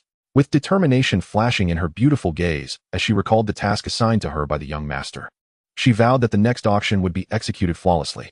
Yafei was self-aware enough to recognize her lack of strength and that she was not an alchemist. The young master valued her primarily for her capability to oversee the auction. Beyond that, all she had to offer was her outward appearance.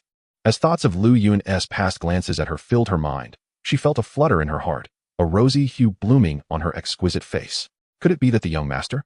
Yafei found herself conflicted, pondering whether to refuse or accept if the young master were to express any unreasonable requests. Deep down, she acknowledged that she did not harbor any aversion towards Lu Yun. In fact, she felt a hint of affection. Although he regarded her as other insipid men did, he had never abused his position as the heir of the Mitre family to make vile demands of her. Perhaps, aligning with the young master was not as dreadful as it seemed. Yafei, please prepare the materials for the second-tier medicinal pill, qi-enhancing powder. As instructed by the young master, we must fulfill his request, Master Gunny commanded Yafei. Understood, Master, Yafei replied, promptly turning to make the necessary arrangements. Wait. Master Gunny hesitated for a moment before adding. Also prepare the materials for crafting a third-tier medicinal pill, bone-guarding pill. A third-tier medicinal pill. Upon hearing this, Yafei halted in her tracks and turned in astonishment towards Master Gunny. Master, have you broken through to the third-tier alchemist realm? Not yet, but I am very close. Since reviewing the fifth-tier alchemist notes provided by the young master, I feel I have made significant progress and am merely a step away from the third-tier alchemist realm.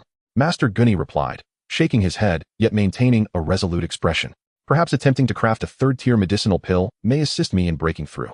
I believe in you. Master Gunny, you will succeed, Yafei encouraged, though a flicker of disappointment lingered in her heart. Master Gunny had aided her greatly over the years, and she genuinely wished for him to advance further.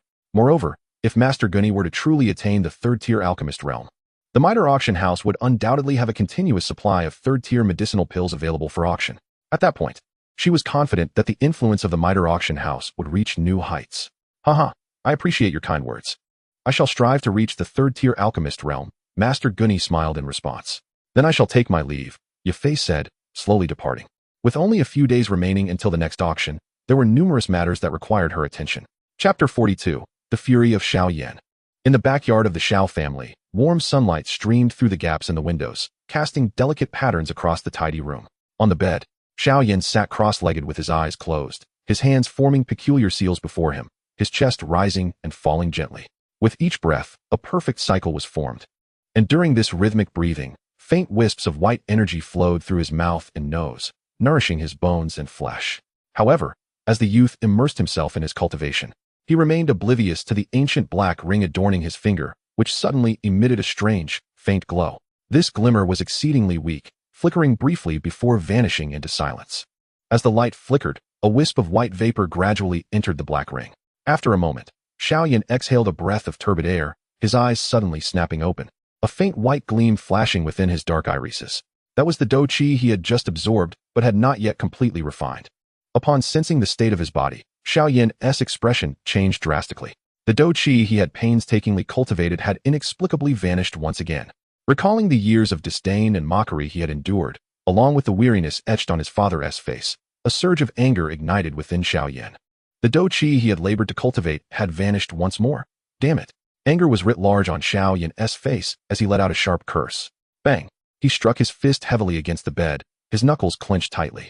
Heaven, how long do you intend to torment me? After a while, Xiao Yan, feeling somewhat deflated, shook his head wearily.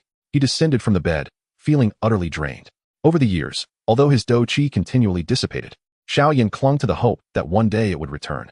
Thus, despite the monotony of his training, he persevered day after day. In the room, Xiao Yan stretched his somewhat numb ankles and thighs. Possessing only 3 segments of Do Qi, he lacked the strength to disregard fatigue.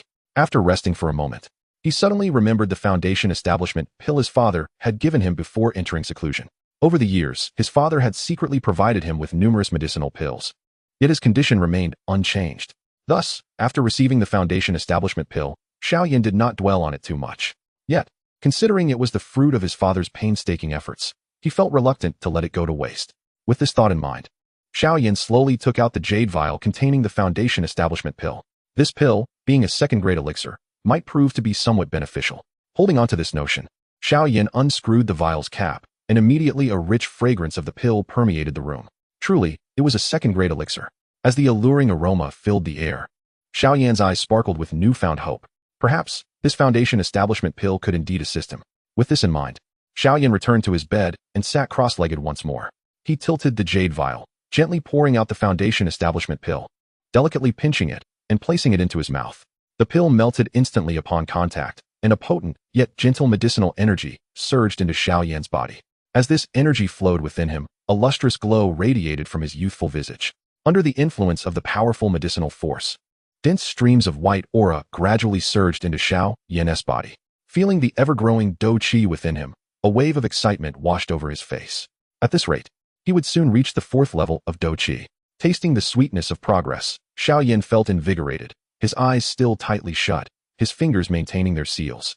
Deep in concentration, as he continued to greedily absorb the gentle energy from the foundation establishment pill, the medicinal power transformed into a nourishing flow, coursing through Xiao Yan's limbs and bones, cleansing and fortifying his meridians. The hours slipped away in his relentless pursuit of cultivation. Before long, 2 hours had elapsed. At that moment, Xiao Yan's eyelashes fluttered slightly. Moments later, his dark eyes suddenly opened wide. Within those deep black orbs, a flash of white brilliance flickered, now tinged with a hint of pale blue. Sensing the transformation of his cultivation, a gleam of exhilaration appeared on Xiao Yan's face. 4th level Do Qi. At this moment, he had ascended to the 4th level of Do Qi. After such a long time, he had finally stepped into this realm once more. Just as excitement surged within him, he failed to notice the black ring in his hand, emitting a strange glimmer.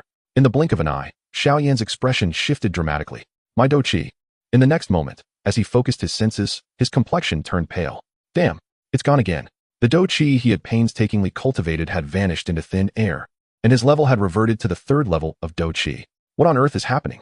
Xiao Yan's face darkened, his chest heaving as if a raging fire burned within. He could not comprehend why the Do Qi he had worked so hard to cultivate would inexplicably disappear. This enigma had plagued him for years, and he had yet to uncover the reason. It seemed he had no choice but to seek out Lu Yun. The confident visage of Lu Yun flashed through his mind as Xiao Yan slowly rose, splashing his face with cool water before departing from the Xiao family estate. Please inform that I have matters to discuss with young Master Lu Yun. Moments later, at the entrance of the Mitre auction house, Xiao Yan courteously addressed the guard stationed at the entrance. Who are you? The guard looked at Xiao Yan with a hint of confusion. I am Xiao Yan of the Xiao family. Xiao Yan replied, maintaining his composure. Xiao Yan, the third young master of the Xiao family, that waste? Upon hearing this, a flicker of doubt crossed the guard's face. Wait here, I will inform someone. With that, the guard slowly entered the auction house. Without strength, even a guard looks down upon me. Though the guard's disdain was fleeting, Xiao Yan perceptibly caught it, feeling a twinge of self-mockery in his heart. Lu Yun, I hope you can truly help me regain my talent. If I recover, I shall seek retribution for all the humiliation I have endured. A glint of determination flashed in his eyes as Xiao Yan muttered to himself. Xiao Yan of the Xiao family? What does he want with the young master? Inside the auction house, upon hearing the guard's report, Yafei's exquisite face displayed a trace of confusion. Suddenly, she recalled that Lu Yun had attended the annual test held by the Xiao family. Could it be that this third young master of the Xiao family is an acquaintance of the young master? With this thought, Yafei immediately instructed the guard. Please invite him in. Certainly. The guard responded with a bow and made his way to the entrance, addressing Xiao Yan. You may enter now. Chapter 43. The Crisis of the Xiao Family. Young Master Xiao Yan, please have a seat. In the guest room of the auction house, Yafei smiled warmly at the young man before her, who was cloaked in black. There is no need to sit. Miss Yafei, I have come to see young Master Lu Yun. I would appreciate it if you could relay this message. Observing the mature and alluring woman before him, Xiao Yan maintained his composure. May I inquire what business young Master Xiao Yan has with our young master? Yafei's alluring gaze lingered on Xiao Yan, her lips curling into a captivating smile. To speak frankly, our young master departed from Wutan City this morning. This Xiao Yan does not appear to be the waste as rumored. Observing Xiao Yan's demeanor, which was neither servile nor overbearing, Yafei's beautiful eyes reflected a hint of surprise. Yet, her curiosity deepened regarding why this third young master of the Xiao family sought the young master's audience. Could it be that this so-called waste has some connection with their young master? What? He has left Wutan City? Upon hearing Yafei's words, Xiao Yan was taken aback, urgency creeping into his voice. Where has he gone? How long has he been gone? At that moment, a wave of regret surged within Xiao Yan. Had he known, he would have come to find Lu Yun sooner. I'm afraid the young master left in quite a rush and did not disclose his whereabouts to me. Upon hearing this, Yafei's face bore a hint of apology. A flicker of disappointment crossed Xiao Yan's features. However, our young master will return before the next auction is held. Noticing Xiao Yan's disappointment, Yafei's curiosity intensified, and she continued, in a little over 10 days. The Mitre auction house will be hosting an auction. Upon hearing this, Xiao Yan was momentarily stunned, then hope ignited within him. Miss Yafei, if young Master Lu Yun returns, please convey to him that I, Xiao Yan, have agreed to his conditions. Conditions? At these words, a trace of astonishment flickered in Yafei's beautiful eyes. It seemed that the young master had some form of arrangement with this third young master of the Xiao family. Yafei's mind raced with questions. What could possibly attract the young master to this renowned waste from Wutan City? However, recognizing the matter pertained to Lu Yun's privacy, Yafei wisely refrained from probing further. Once the young master returns, I will certainly relay your message. Thus, with a smile, Yafei addressed Xiao Yan. I thank you. Miss Yafei. Xiao Yan slightly cupped his fists in gratitude before slowly departing from the Mitre auction house. After Xiao Yan's departure, Yafei fell into a deep contemplation. This Xiao Yan evidently shares some form of arrangement with their young master. Reflecting on Lu Yun's enthusiastic agreement to attend the Xiao family's observance while dismissing invitations from the other two prominent families, Yafei began to understand the underlying complexities. It appeared that the Xiao family was not as simple as it seemed. Tap, tap, tap. At that moment, a faint sound of footsteps echoed from outside. Yafei initially thought it was Xiao Yan returning, but upon closer inspection, she saw Master Gu Ni hurrying in. Master, has something happened? Seeing the hurried and grave expression on Master Gu Ni's face, a flicker of concern crossed Yafei's beautiful eyes. Yafei, a grave situation has arisen. Master Gu Ni's expression was serious as he spoke. The city of Wutan is on the brink of chaos. Master, what has happened? Upon hearing this, Yafei's expression shifted slightly as she inquired. The Gale family has allied with the Yuba family, planning to launch a night raid on the Xiao family tonight. Master Gu and I stated with a heavy heart. What? Shock flickered across Yafei's stunning visage, and then, as if recalling something, a look of realization swept through her beautiful eyes. It must be because Xiao Zhan acquired the Gathering Qi pill. In an instant, Yafei connected the dots. Xiao Zhan has obtained the Qi Gathering pill and is on the verge of breaking through to the Do spirit realm. At this moment, she can also empathize with the sentiments of the Jialia and Uba families. The early bird catches the worm, while the latecomer suffers the consequences. If they do not take action now, once Xiao Zhan achieves her breakthrough, the Jialia and Uba families would be resigned to their doom. After all, The strength of a Grand Dome Master is akin to an egg striking against a stone. A look of gravity surfaced in her beautiful eyes as Yafei pondered the implications of the Shao family's potential demise on the Mitre auction house. I have placed informants within the three great families, and they have reported that the Jialia and Uba families are currently summoning their external experts to return. While Xiao Zhan has consumed the qi-gathering pill and entered a state of seclusion, Master Guni calmly analyzed the current situation. If this trend continues and Xiao Zhan does not emerge from her seclusion in time, the Shao family is destined for annihilation. At this juncture, Master Guni suddenly recalled something and spoke again. Just now, Jialia Bai, the head of the Jialia family, visited and offered me a share of 30% of the Shao family's interests in exchange for my assistance. What? Jialia Bai is requesting the master's aid. Upon hearing this, a hint of surprise flashed across Yafei's face. With the two great families joining forces, the Shao family is indeed on the brink of destruction. Such a tempting morsel. And Jialia Bai is willing to part with a piece. What could be his intention? Is he perhaps wary of us? Yafei speculated inwardly. Humph. Master Guni snorted disdainfully, expressing his contempt. That old dog is merely trying to curry favor with our Mitre family. Coming from one of the three great families of the imperial capital and being a second-tier alchemist, Master Guni naturally looks down upon the families in a small place like Wutan City. Yafei, what do you think?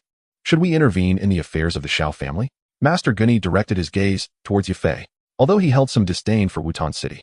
If they were to receive 30% of the Shao family's interests, it could indeed bolster the development of the Mitre auction house. Now that Master Guni has sincerely aligned himself with Lu Yun, he must consider issues from his perspective, weighing gains and losses. Upon hearing this, Yafei fell into a contemplative silence, her beautiful eyes revealing a thoughtful expression.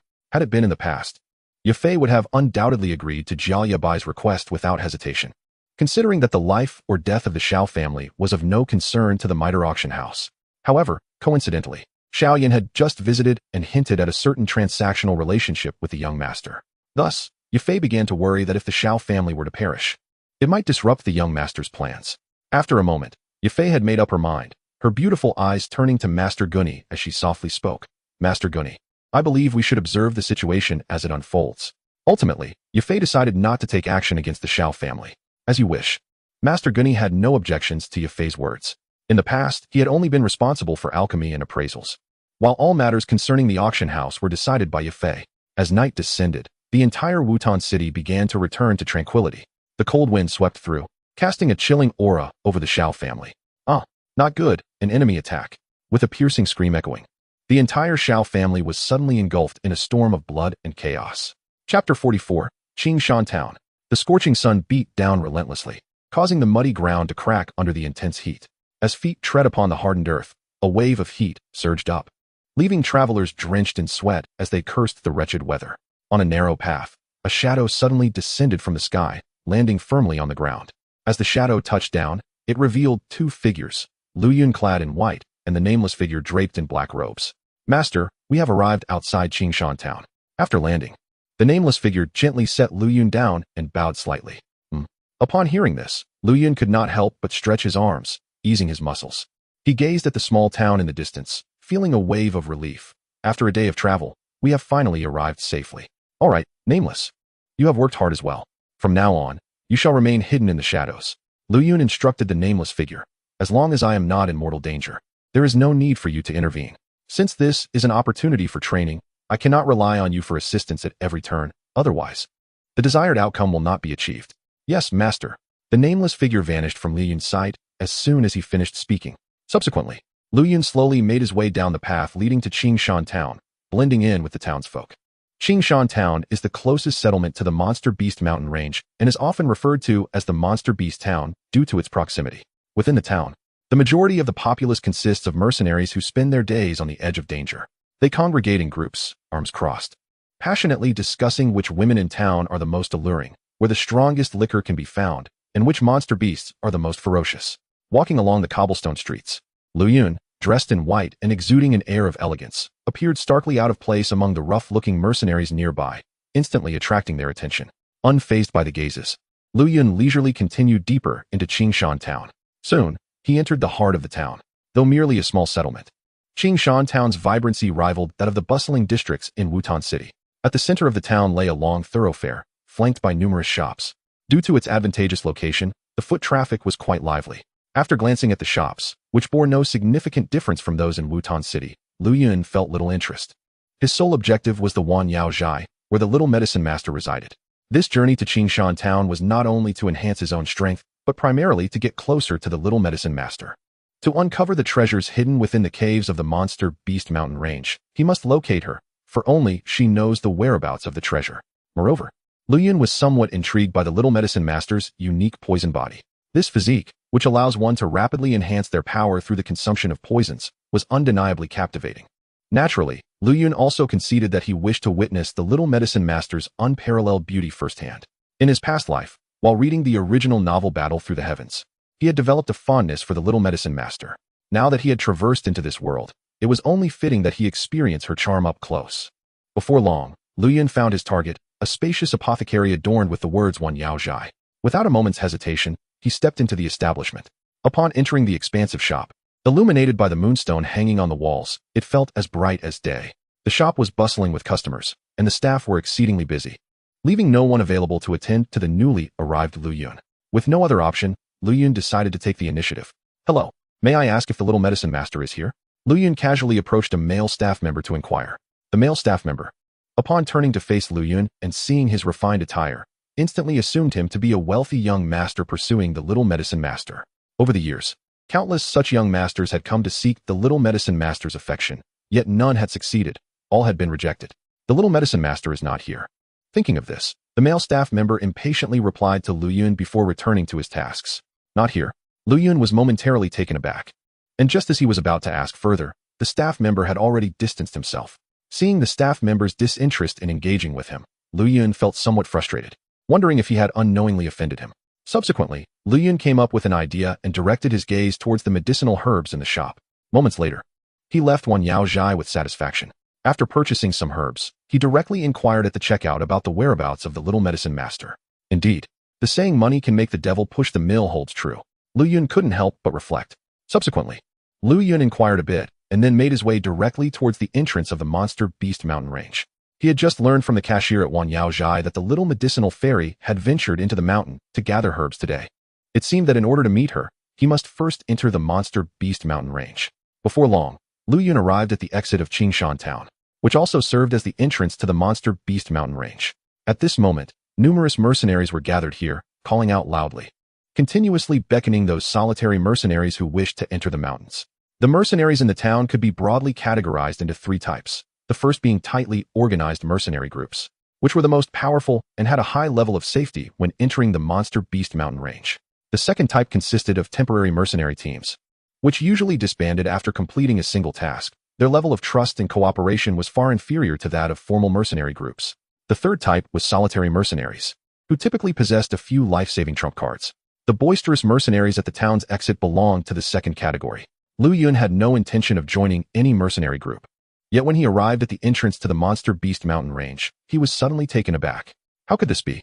Gazing at the fork in the road before him, Lu Yun felt a bit bewildered.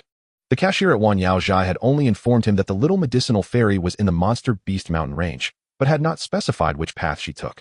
Lu Yun was at a loss, unsure of which way to proceed. He lamented inwardly, wishing he had asked for clearer directions earlier. In a moment of helplessness, Lu Yun turned to a mercenary approaching him and inquired, "Excuse me, good sir, may I ask which path the little medicinal fairy's team took to enter the mountain?" Having read the original work, Lu Yun knew that the little medicinal fairy was quite renowned in Qingshan town, and he presumed that many would be familiar with her whereabouts. The little medicinal fairy? Her team took the path over there. The mercenary, momentarily taken aback, casually pointed to the right path. It was common knowledge among the mercenaries that the little medicinal fairy was gathering herbs in the mountains, so there was no need for concealment. "Thank you." Lu Yun smiled slightly and proceeded along the right path. However, he failed to notice that when he mentioned the little medicinal fairy, a hint of cold malice flickered in the eyes of a young mercenary behind him. Chapter 45, Killing Mu Li. As Lu Yun ascended the right path, he quickly entered the monster beast mountain range. Of course, this was merely the outskirts, inhabited by first and second-tier magical beasts, posing minimal danger.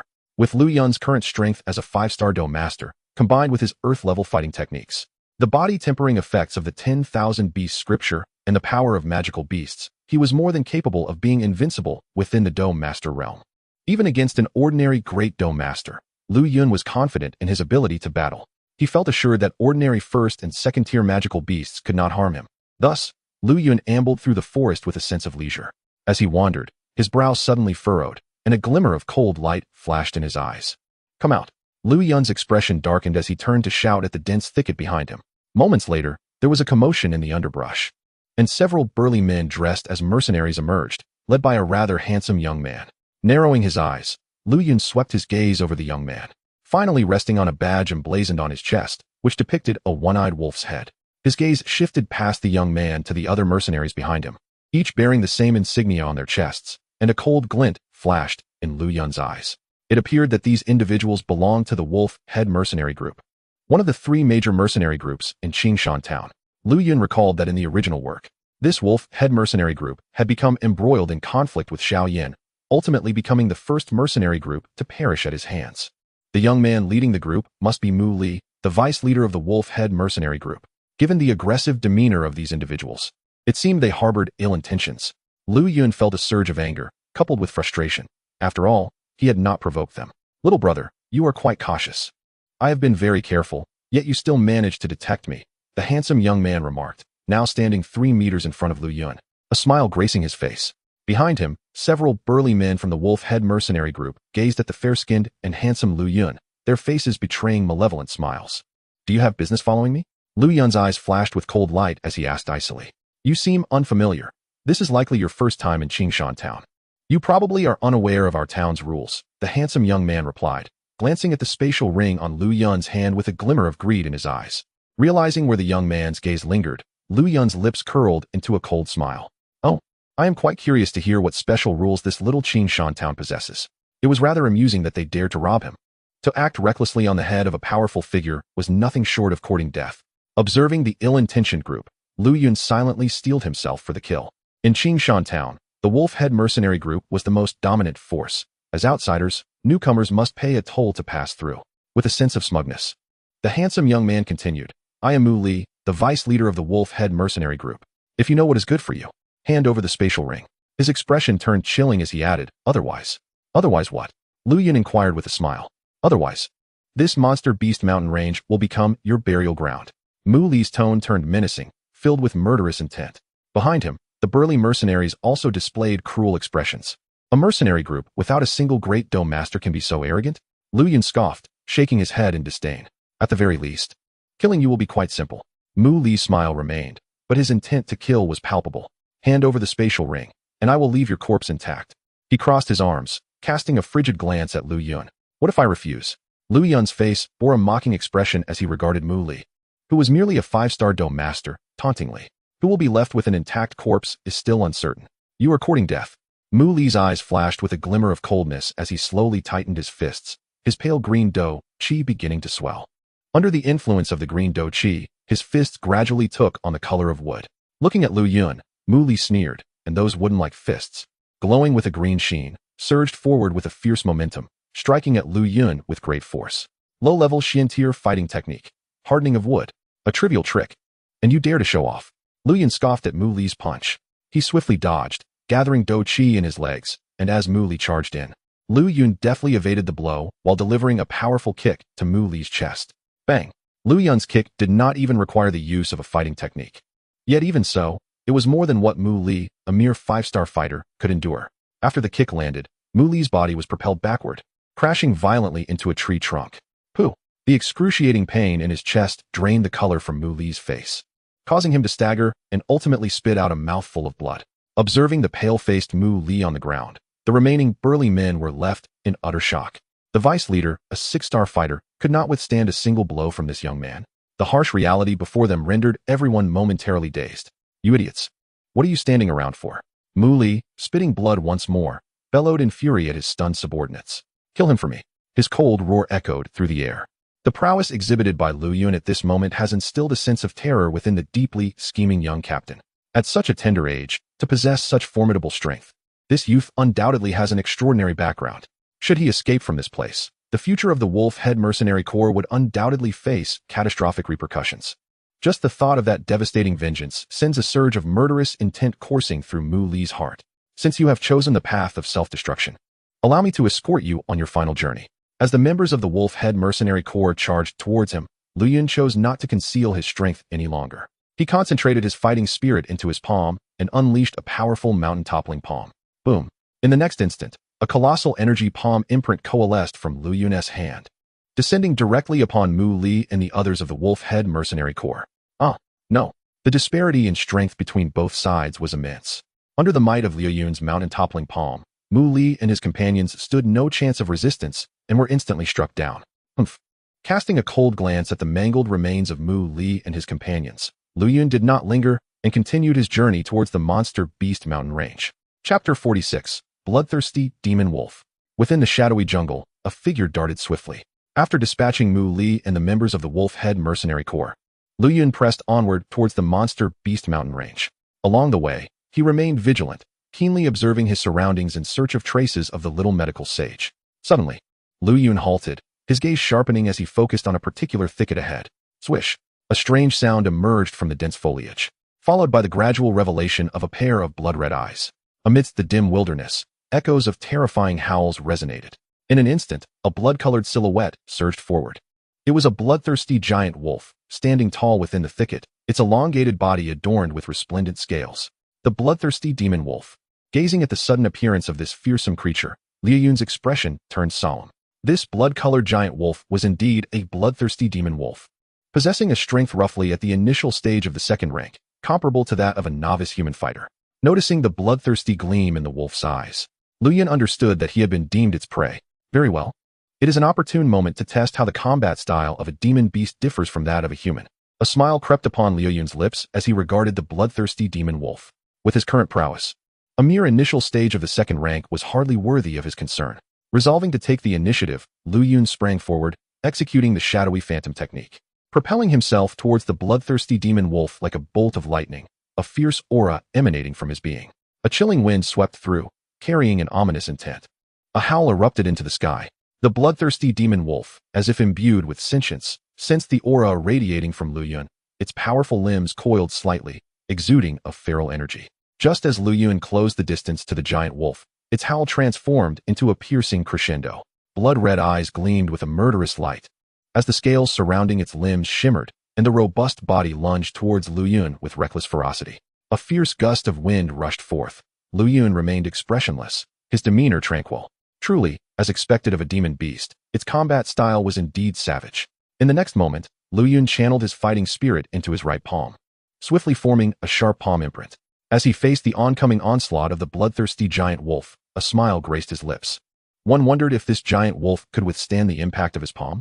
Just as the two were about to collide, Liu Yun executed the palm imprint with fluid grace, striking decisively at the wolf's midsection. The next instant, the fierce palm imprint, imbued with the force to cleave mountains, crashed into the wolf's abdomen. Despite the imposing size of the bloodthirsty demon wolf and its resilient physique, it crumbled under Liu Yun's blow, its body shattering like fragile tofu, its scales splintering apart. Following this, Liu Yun effortlessly retreated several meters, glancing back at the lifeless giant wolf, only to frown suddenly. He almost forgot that the bloodthirsty demon wolf was a pack creature. Howl! Howl! In the next moment, Liu Yun raised his head to gaze into the shadowy wilderness, where a multitude of blood-red eyes glared menacingly, fierce and unyielding, their sharp white teeth colder than the biting wind. Yet, in comparison to those snow-white fangs, Liu Yun's eyes were even colder and more piercing. Calmly observing the approaching horde of bloodthirsty demon wolves, a chilling gust swept by, but Liu Yun remained motionless. In terms of individual strength, the bloodthirsty demon wolf was not particularly formidable. However, should he encounter a pack of bloodthirsty demon wolves, even a high-ranking fighter would likely find himself in a desperate situation. A pungent scent of blood permeated the jungle. Howl! Upon catching the scent of blood, the bloodthirsty demon wolves' crimson pupils gleamed with heightened ferocity. Licking their razor-sharp teeth, they surged forth from all directions, propelled by their speed, their presence overwhelming. Liu Yun scanned the area and discovered that over 20 bloodthirsty demon wolves were converging upon him. Truly, the wolf-like demon beasts were among the most troublesome of creatures, adept at coordinating with one another. Observing the encircling bloodthirsty demon wolves, Liu Yun suddenly stomped the ground. With a sharp sound of wind slicing through the air, Liu Yun's figure transformed into several phantoms that dispersed, simultaneously gathering fighting spirit into his legs. Clang! In an instant, without mercy, Liu Yun delivered a powerful kick to the abdomen of a bloodthirsty demon wolf. His physique, having been tempered by the blood of demon beasts, was extraordinarily formidable. An unimaginable surge of power erupted from Li Yun's leg, sending the bloodthirsty demon wolf hurtling backward as if struck by a tremendous force. Remarkably, this kick was executed without the use of any fighting technique. Bang! Lu Yun's form moved like a fleeting shadow, delivering lightning-fast kicks that left behind a series of afterimages. A bloodthirsty demon wolf barely had time to utter a cry of anguish before its head was sent flying by Lu Yun's strike. The force of the kick propelled its hefty body several dozen meters away, saturating the forest with its crimson blood. 20 bloodthirsty demon wolves posed a considerable challenge. Licking his lips, Lu Yun boldly charged into the fray of the bloodthirsty demon wolves, each strike executed with sweeping vigor, creating a tempest of bloodshed. With his body becoming increasingly agile and light as a feather, Lu Yun moved with an eerie grace, his figure resembling a specter. The shadowy phantom technique, a ground-level agility fighting skill, enabled Lu Yun to navigate the throng of bloodthirsty demon wolves with remarkable ease.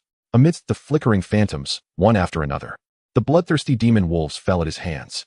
The howls of the pack, intertwined with thunderous roars, reverberated through the heavens, drenching the entire forest in blood. A sight of stark red. Moments later, the jungle gradually returned to silence. At this moment, over 20 bloodthirsty demon wolves lay lifeless around Lu Yun.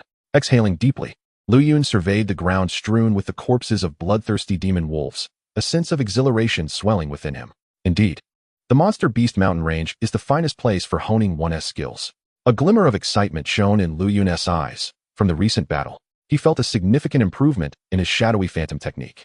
Sensing the pungent scent of blood lingering in the air, Lu Yun frowned slightly, preparing to depart from this place. The stench of blood could easily attract other ferocious demon beasts, and he was no longer in a suitable condition to fight. After the fierce battle, the frequent use of ground-level fighting techniques had exhausted his fighting spirit, and he required time to recuperate. Just then, Liu Yun's ears perked up, suddenly catching the sound of hurried footsteps. This sound was unmistakably human. Liu Yun's spirit surged. He had finally encountered humans, and it was the perfect opportunity to inquire about the whereabouts of the little medical sage. As the swirling clouds gradually approached the direction of the footsteps, a hint of vigilance adorned their countenance. Within the treacherous expanse of the Beast Mountain range, the perils extended beyond just the ferocious beasts. Humanity itself could prove to be even more formidable. The earlier encounter with the Wolfhead Mercenary Corps, led by the likes of Mu Li, served as a stark reminder. Had Lu Yun lacked strength, he would likely have become yet another lifeless body amidst the mountains.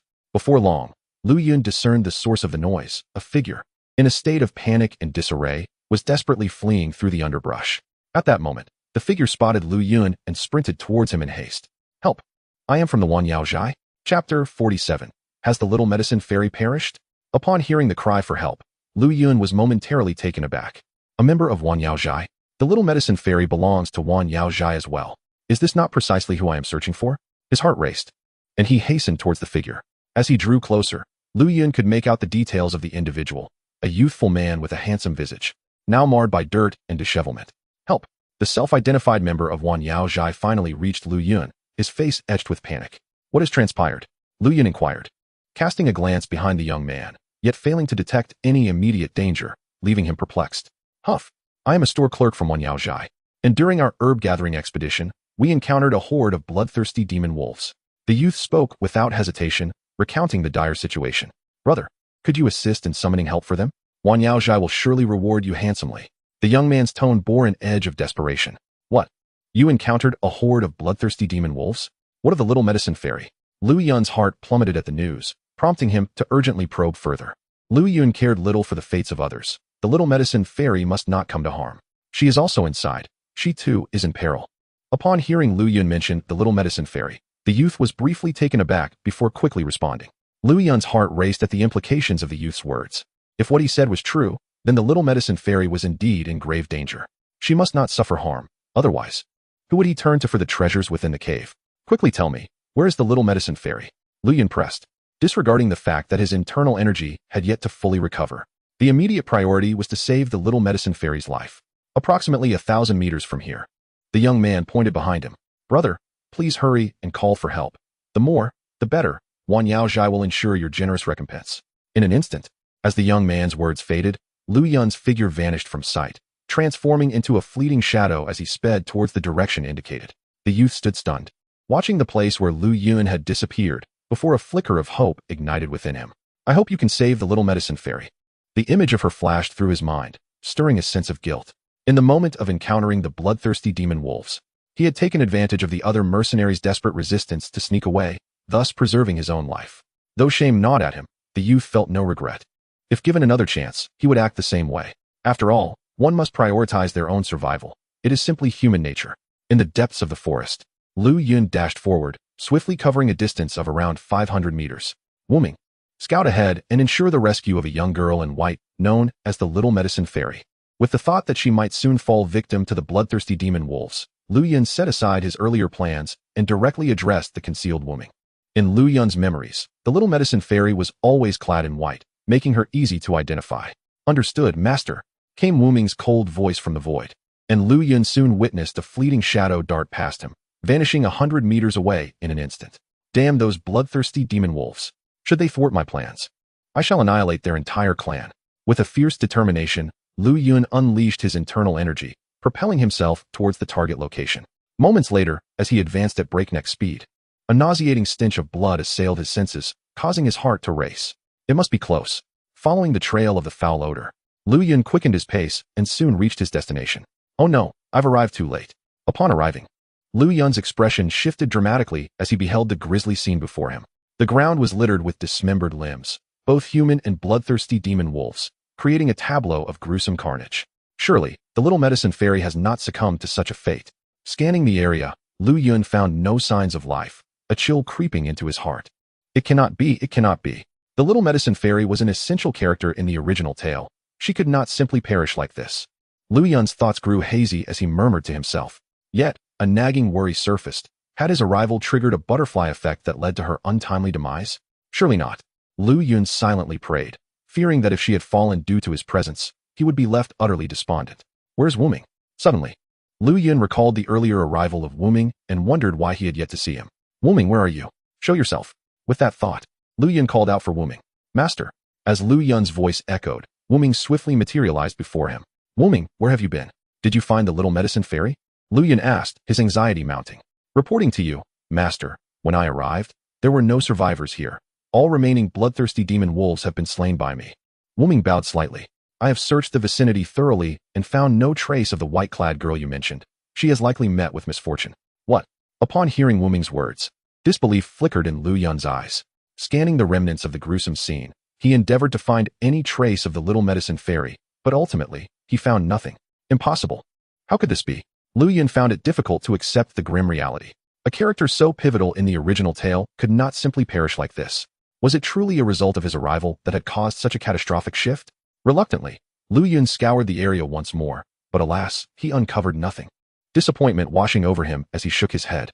Master, the stench of blood here is overpowering, and I sense that numerous beasts are drawing near. We should depart post-haste. Wuming suddenly spoke up. With a sigh, Lu Yun paused, glanced at the scattered remains, and ultimately succumbed to a heavy heart, slowly making his way away from the scene of carnage. Upon arriving at Qingshan town, Lu Yun had been filled with boundless anticipation. He sought the treasures hidden within the caves of the Beast Mountain Range and yearned to witness the divine demeanor of the Little Medicine Fairy. Yet, he never envisioned that he would ultimately confront such a harrowing sight. Chapter 48. The Wrath of Mu Shi. In the headquarters of the Wolfhead Mercenary Corps, a somber atmosphere enveloped the hall where several figures were seated. At the head of the table sat a middle-aged man with a somewhat grim expression, his fingers gently tapping the surface as he broke the silence. Is there still no word from Lier?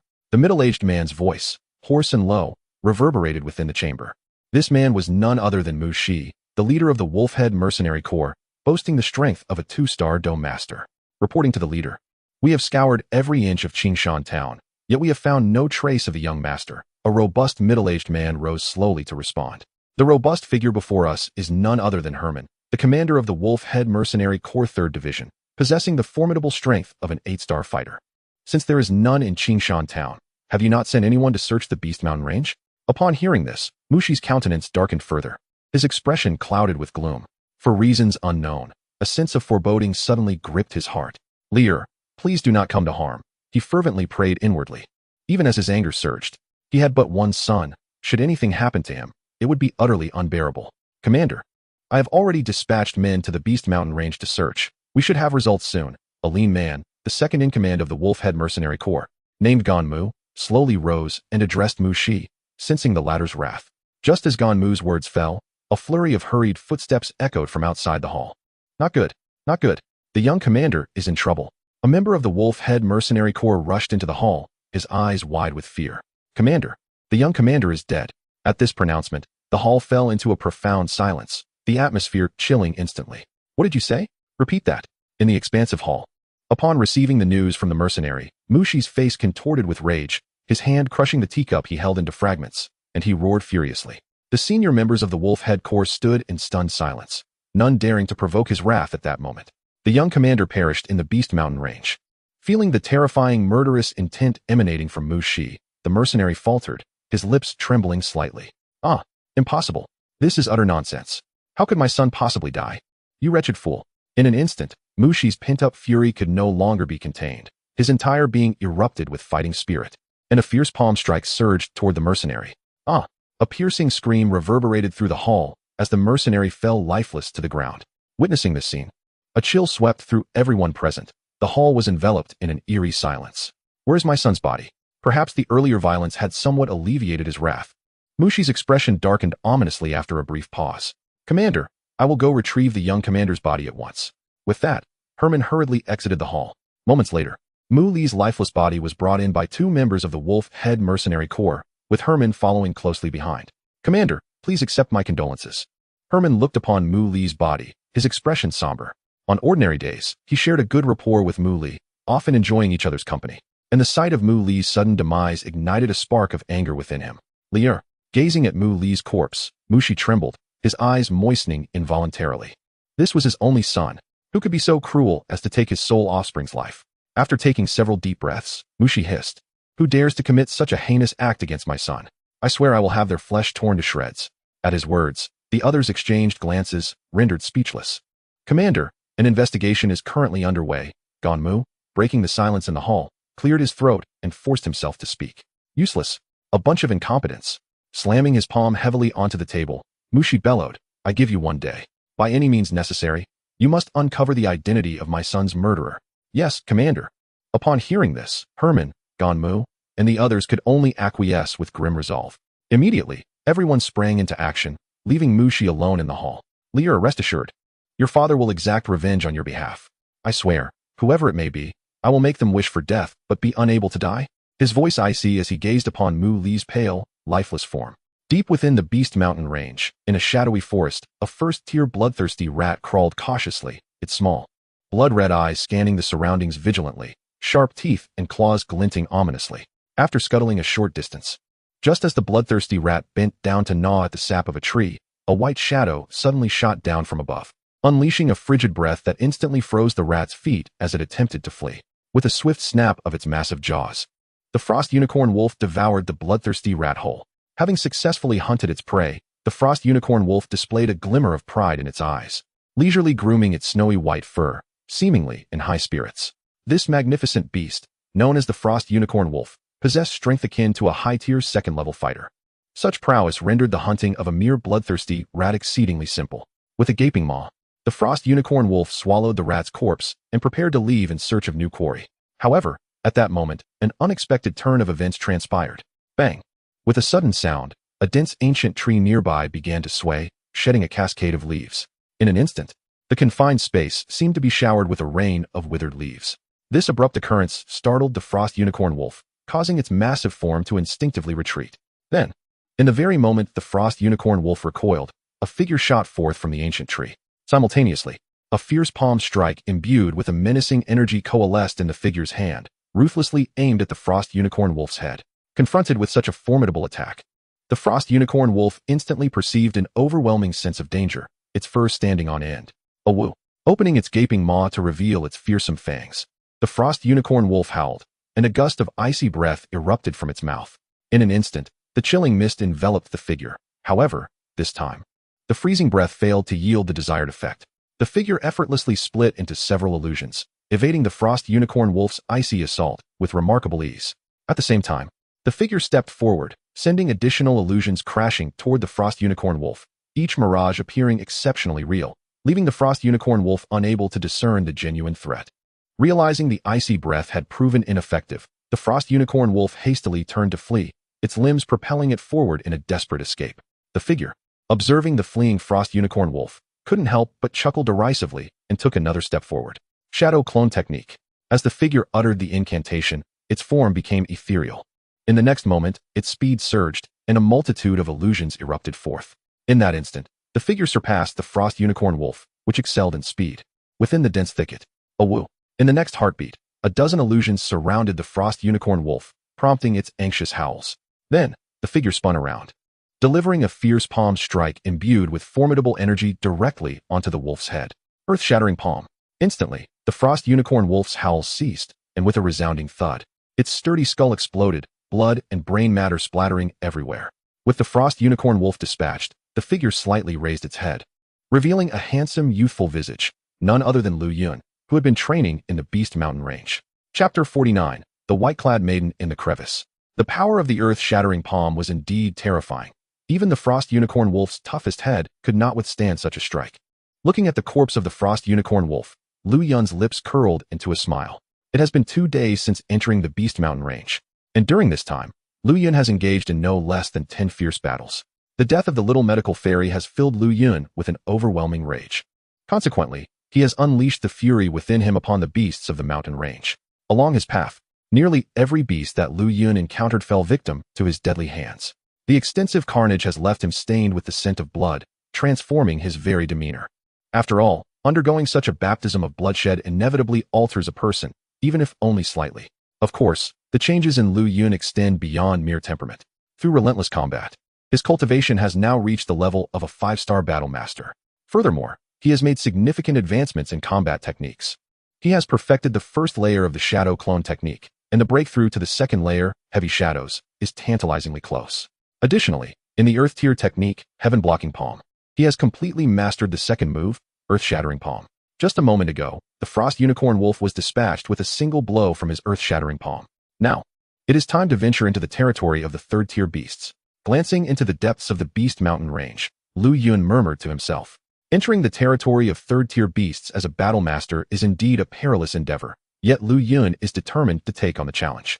Armed with 2 formidable earth-tier combat techniques, he possesses confidence in his ability to escape, even against the average third-tier beast. At this moment, second-tier beasts no longer pose a challenge for him. Moreover, he seeks to cultivate the true scriptures of all beasts, and only the blood essence of third-tier beasts can enhance his physical strength. Resolute in his decision, Lu Yun gazed into the dark depths of the Beast Mountain Range before gradually advancing further inside. With a single step, Lu Yun's figure vanished from sight, instantly covering a distance of 100 meters. In no time, he had approached the depths of the Beast Mountain Range by over 1,000 meters. Along the way, he encountered numerous high-level second-tier beasts, clearly nearing the edge of their territory. Venturing deeper would lead him into the domain of the third-tier beasts. Get away from me. You must leave. At that moment, Lu Yun's ears perked up, as he seemed to hear the voice of a woman. A human? The realization struck Lu Yun with surprise. The voice originated from the territory of the third-tier beasts. This place could almost be considered the heart of the Beast Mountain Range, and yet someone dares to enter. It appears this individual possesses extraordinary strength. Roar. Just as Lu Yun was taken aback, a furious, beastly roar echoed through the air. Is this a third-tier beast? The sound increased Lu Yun's astonishment. Could it be that this human is battling a third-tier beast? Curiosity piqued. Lu Yun quickly moved toward the source of the voice. Get away from me. You must leave. As Lu Yun approached swiftly, the voice grew clearer. It was indeed a woman's voice, ethereal, gentle, and incredibly melodious. In an instant, the name Little Medical Fairy flashed through Lu Yun's mind. Could it be that the person inside is the Little Medical Fairy? However, Lu Yun quickly dismissed this notion. Given the Little Medical Fairy's strength, how could she possibly come to such a place? The third-tier beast territory is likely beyond the reach of even the strongest mercenary group in Qingshan Town. His curiosity deepening, Lu Yun concealed his presence and hastened toward the direction of the voice. Meanwhile, approximately 500 meters away from Lu Yun, there lay a narrow crevice between the mountains, barely a meter wide, making it exceedingly cramped for the large beasts. At this moment, within the crevice, a human was hidden, trembling with fear. Above the crevice, several meters up, a massive eagle-like beast was wedged tightly, unable to move due to its sheer size. Upon closer inspection, blood was flowing profusely from the wings of the eagle-like beast, staining the rock face below with a shocking crimson hue. Drip. A drop of blood fell onto the human below, prompting her to look up and reveal a delicate face. She was a young woman clad in white. Xiaolon, you must hold on. Gazing at the critically injured eagle-like beast above, The white-clad girl wore a look of despair, her voice hoarse as she emitted a faint, sorrowful whimper. Roar! At that instant, a furious roar erupted, causing the white-clad girl to tremble and instinctively retreat.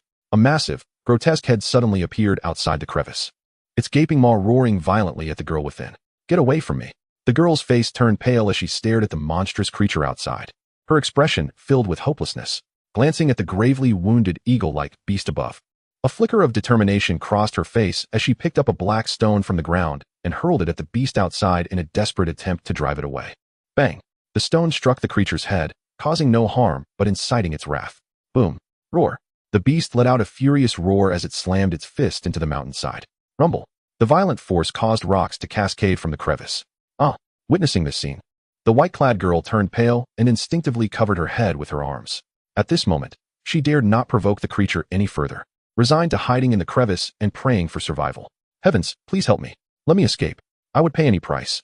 Looking at the critically injured eagle-like beast above, her face was filled with helplessness. "Xiaolan, I'm so sorry. It's all my fault." Is that a third-tier beast, the rampaging giant ape? Approximately 200 meters from the crevice where the white-clad girl was, Lu Yun's figure silently appeared among the dense foliage. Crouching low, he carefully surveyed the beast before him. It was an ape-like creature, more imposing than the frost unicorn wolf he had previously slain, standing over 3 meters tall. The bulging crimson markings on its body hinted at the immense power it possessed. Bathed in the twilight sun, the giant ape loomed like a towering mountain, exuding an oppressive aura. Before venturing into the Beast Mountain range, Lu Yun had made ample preparations and meticulously studied the characteristics of various beasts. Therefore, he immediately recognized this ape as the infamous rampaging giant ape among the third-tier beasts. Chapter 50. Fierce Battle with the Rampaging Giant Ape. What a brutal beast. It truly lives up to its reputation as the rampaging giant ape. At this moment, Lu Yun remained over 100 meters away from the rampaging giant ape. Yet, even at this distance, he could sense the acrid stench of blood wafting from the beast. Terrifying. A sense of caution welled up within Lu Yun. The rampaging giant ape before him had likely reached the intermediate level of third-tier beasts. Such a level of strength marked the most formidable beast Lu Yun had encountered thus far. To fight or not to fight? Observing the rampaging giant ape's continued roars, Lu Yun hesitated. He had no personal connection to the human in the crevice and saw no necessity to engage such a powerful beast on her behalf. However, just as he was in the midst of indecision, a piercing glint suddenly shot toward him. Lu Yun's heart raced as he turned his gaze to the rampaging giant ape, only to lock eyes with its enormous, bloodthirsty pupils. It seemed that a bloody battle was now unavoidable. Sensing the murderous intent radiating from the ape's gaze, Lu Yun reluctantly nodded.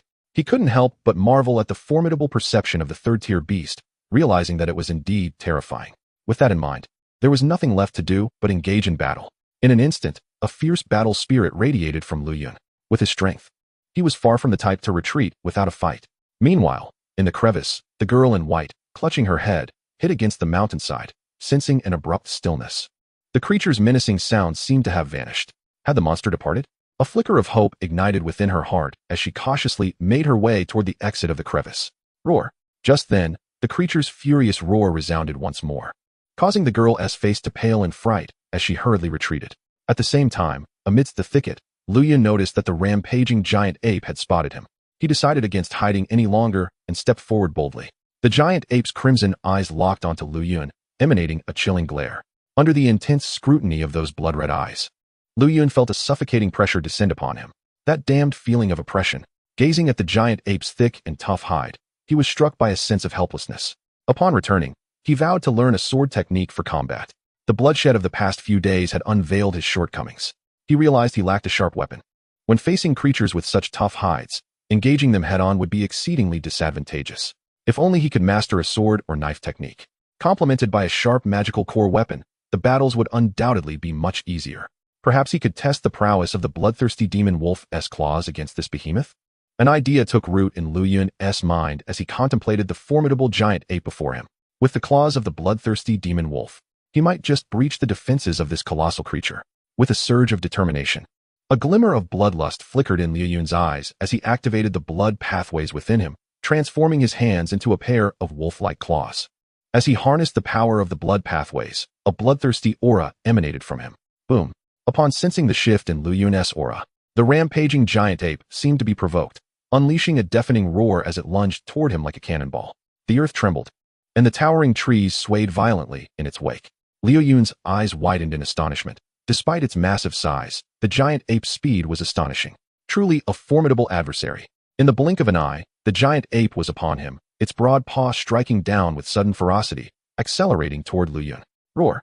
The giant ape's cavernous maw opened wide, releasing a roar that reverberated like thunder, stirring the air into a frenzy. Countless leaves cascaded from the trees above. In that moment, Liu Yun felt as though his ears might burst from the sound. Crack! Amidst the flurry of falling leaves, a razor-sharp giant paw, imbued with an aura capable of tearing through the void, hurtled toward Liu Yun. Sensing the oppressive weight of the giant paw, a grave expression flickered across Liu Yun's face. Should he be struck by that blow, his demise would be all but assured. Naturally, Liu Yun would not remain idle. He swiftly pivoted, vanishing from his original position. A glimmer of cold light erupted, akin to stars scattered across the night sky. With a flicker, Liu Yun created multiple illusions of himself, charging directly toward the rampaging giant ape. After days of bloody combat, he had mastered the first stage of the Shadow Mirage technique to perfection. With a mere step, he could conjure several illusions, momentarily bewildering the giant ape. As the illusions flickered, Liu Yun's sharp wolf claws descended upon the giant ape. Clang, clang, clang. A series of sparks erupted in midair, accompanied by the thunderous clash of metal. Liu Yun's expression darkened. The creature's defense was even sturdier than he had anticipated. Its seemingly soft fur was as resilient as steel. Truly a troublesome beast. I refuse to believe you lack a weakness. A fierce glint flashed in his eyes as he surged forward, closing the distance to the giant ape, with icy glimmers flickering in his wake as his wolf claws came crashing down. Clang! The piercing sound intensified as Liu Yun executed rapid movements, leaving a flurry of claw marks on the same spot of the giant ape's body. In a matter of moments, he unleashed dozens of strikes, ceasing only when he noticed a trace of blood staining his wolf claws. There's hope. The giant ape regarded the wound on its shoulder, its massive pupils gleaming with a chilling light. Clearly, having sustained injury, it was now engulfed in a tempest of rage. As the king of the Beast Mountain range, the giant ape had never endured such humiliation. Roar! With a furious bellow, the giant ape opened its jaws wide, unleashing a roar powerful enough to shatter stones, surging forth with terrifying ferocity. Clang! Liu Yun felt a momentary lapse in his movements, his expression shifting slightly. The impact of the roar crashed over him like a tempest, inducing a wave of dizziness that clouded his senses. In that split second, the giant ape lunged forward, its massive arms sweeping wide, crashing through the trees with a resounding thud.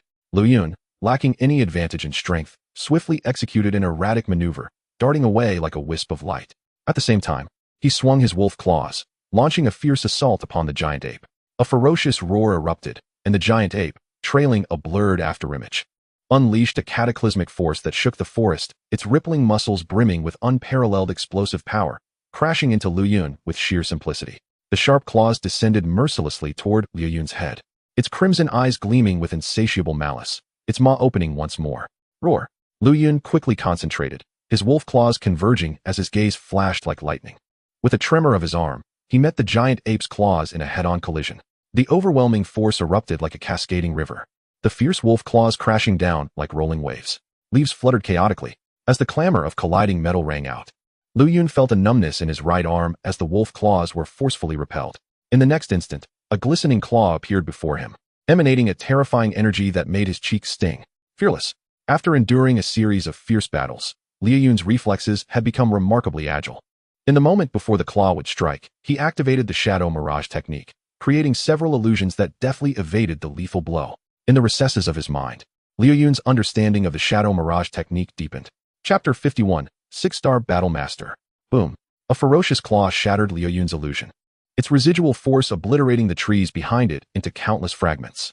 Amidst the shower of wood shavings, Liu Yun utilized the Shadow Mirage technique, transforming into myriad illusions that danced beneath the giant ape's relentless claws. At this moment, Liu Yun felt as though he were walking on thin ice, his life hanging by a thread. Any slight misstep could result in grave injury inflicted by the giant ape. Confronted by the terrifying strength of the rampaging giant ape, Liu Yun found himself at a distinct disadvantage. The overwhelming aura of the giant ape enveloped him, and as he maneuvered, the pressure radiated around him, causing his entire body to ache. The current situation was entirely one-sided. Yet, Liu Yun's gaze remained resolute, unwavering like a leaf swaying in the wind, enduring without faltering. A chilling gust swept through, his disheveled hair danced wildly, and a fierce battle spirit surged within him. In that moment, A euphoric sensation flooded Lu Yun's heart. This was the feeling. At that instant, he felt as though the blood coursing through his veins was beginning to boil. Exhilarating. Under the extreme pressure from the rampaging giant ape, Lu Yun felt as if he had transcended his limits, enhancing every aspect of his being. Bang, bang, bang. In the shadowy depths of the forest, two ominous figures clashed repeatedly. A wave of sheer terror surged outward, sending the beasts lurking within the woodlands into a frenzied flight. Crack! With a single punch, the raging giant ape felled a sturdy ancient tree. Subsequently, the giant ape seized the tree trunk and, in a display of raw savagery, swept it toward Lu Yun. Thud! With each step the colossal ape took, the very earth trembled beneath its weight. The thick trunk swept through the air, crashing into the distant treetops with a cacophony of splintering wood. The anguished roars of the beast echoed through the skies, as a line of gigantic trees was swept aside. Lu Yun could only retreat, secretly marveling at the sheer ferocity of this creature. Did it truly believe I was made of clay? At that moment, Lu Yun felt a surge of determination. A glint of resolve flickered in his eyes as he unleashed the second form of the Earth-grade combat technique, Earth-Shattering Palm. In that instant, the energy within the very fabric of the world surged violently. As Lu Yun's hands wove intricate seals, the ambient energy seemed to be drawn into his palms, coalescing into a monumental imprint. Lu Yun raised his gaze to confront the charging giant ape. A cold smirk playing upon his lips. Go. With a soft command, the palm imprint shot forth like a meteor, descending with the force of divine thunder, shattering the silence with a deafening roar. In the midst of the giant ape's piercing howls, the imprint collided fiercely with its massive form. Boom! An explosive sound reverberated through the air as the violent energy cascaded like a tidal wave, crashing upon the giant ape. Concurrently, an overwhelming force erupted, sweeping outward in all directions. Amidst the endless clamor, the surrounding trees were uprooted, sending clouds of snow and debris swirling into the air, while the terrifying shockwave toppled more distant woods. The entire forest appeared as though it had been ravaged by a tsunami, with deep gashes marring the desolate ground. The towering giant ape was sent hurtling backward, its path of destruction snapping trees in half, leaving behind a conspicuous indentation in its wake.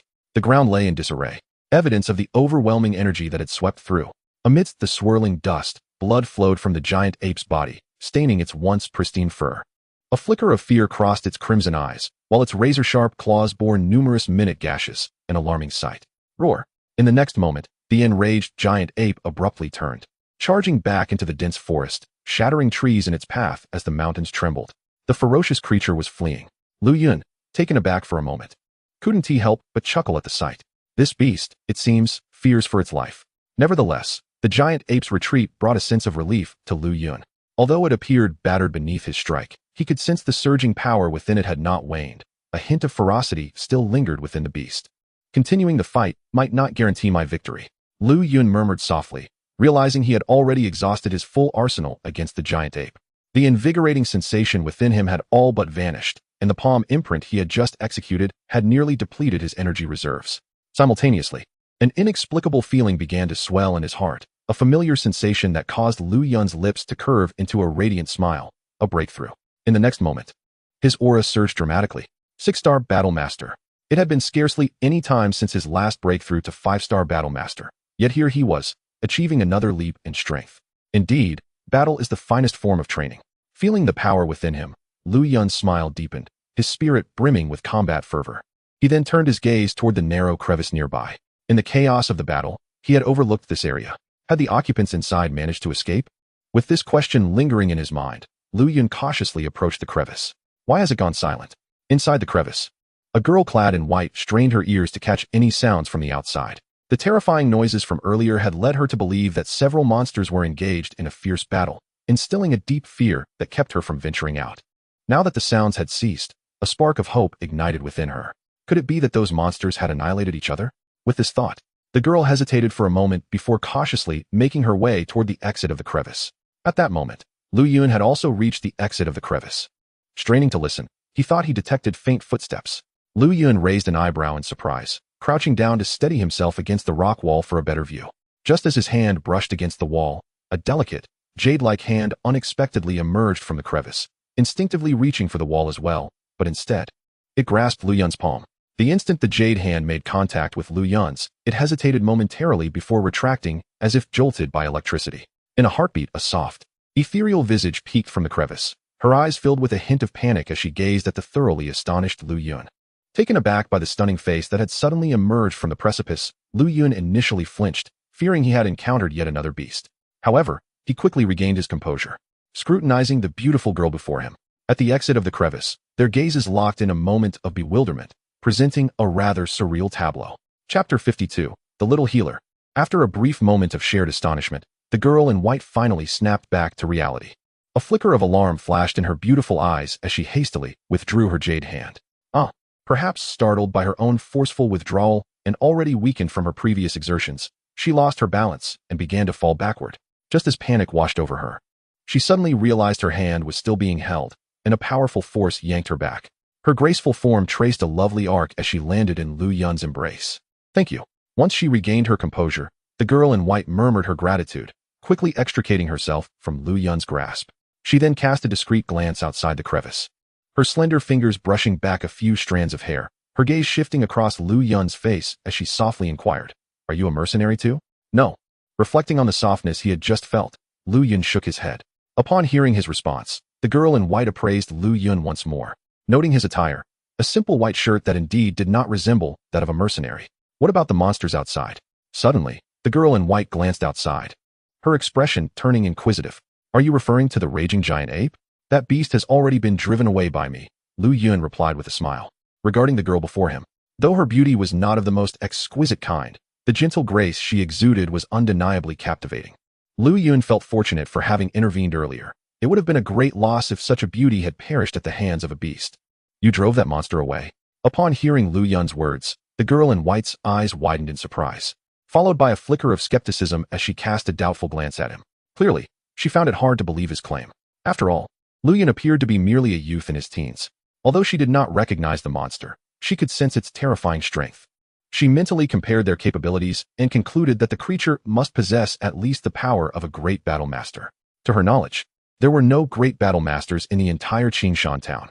How could a boy who looked so young possibly possess such strength? "What? You don't believe me?" Noticing the doubt in the girl's eyes, Lu Yun's lips curled into a teasing smile. Of course, I believe you."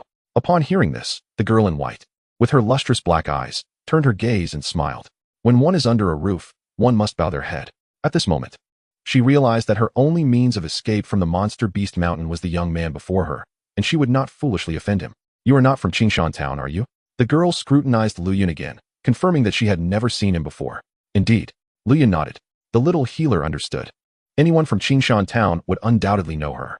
She held a certain confidence regarding her influence in Qingshan town. "I am called the Little Healer, a physician at the Wan Yao Zhai in Qingshan town." With that, the girl in white smiled and introduced herself. "Little Healer." Hearing these words, Lu Yun's heart jolted, and he looked at the girl before him in disbelief. "You are the Little Healer." At that moment, Lu Yun could no longer maintain his composure.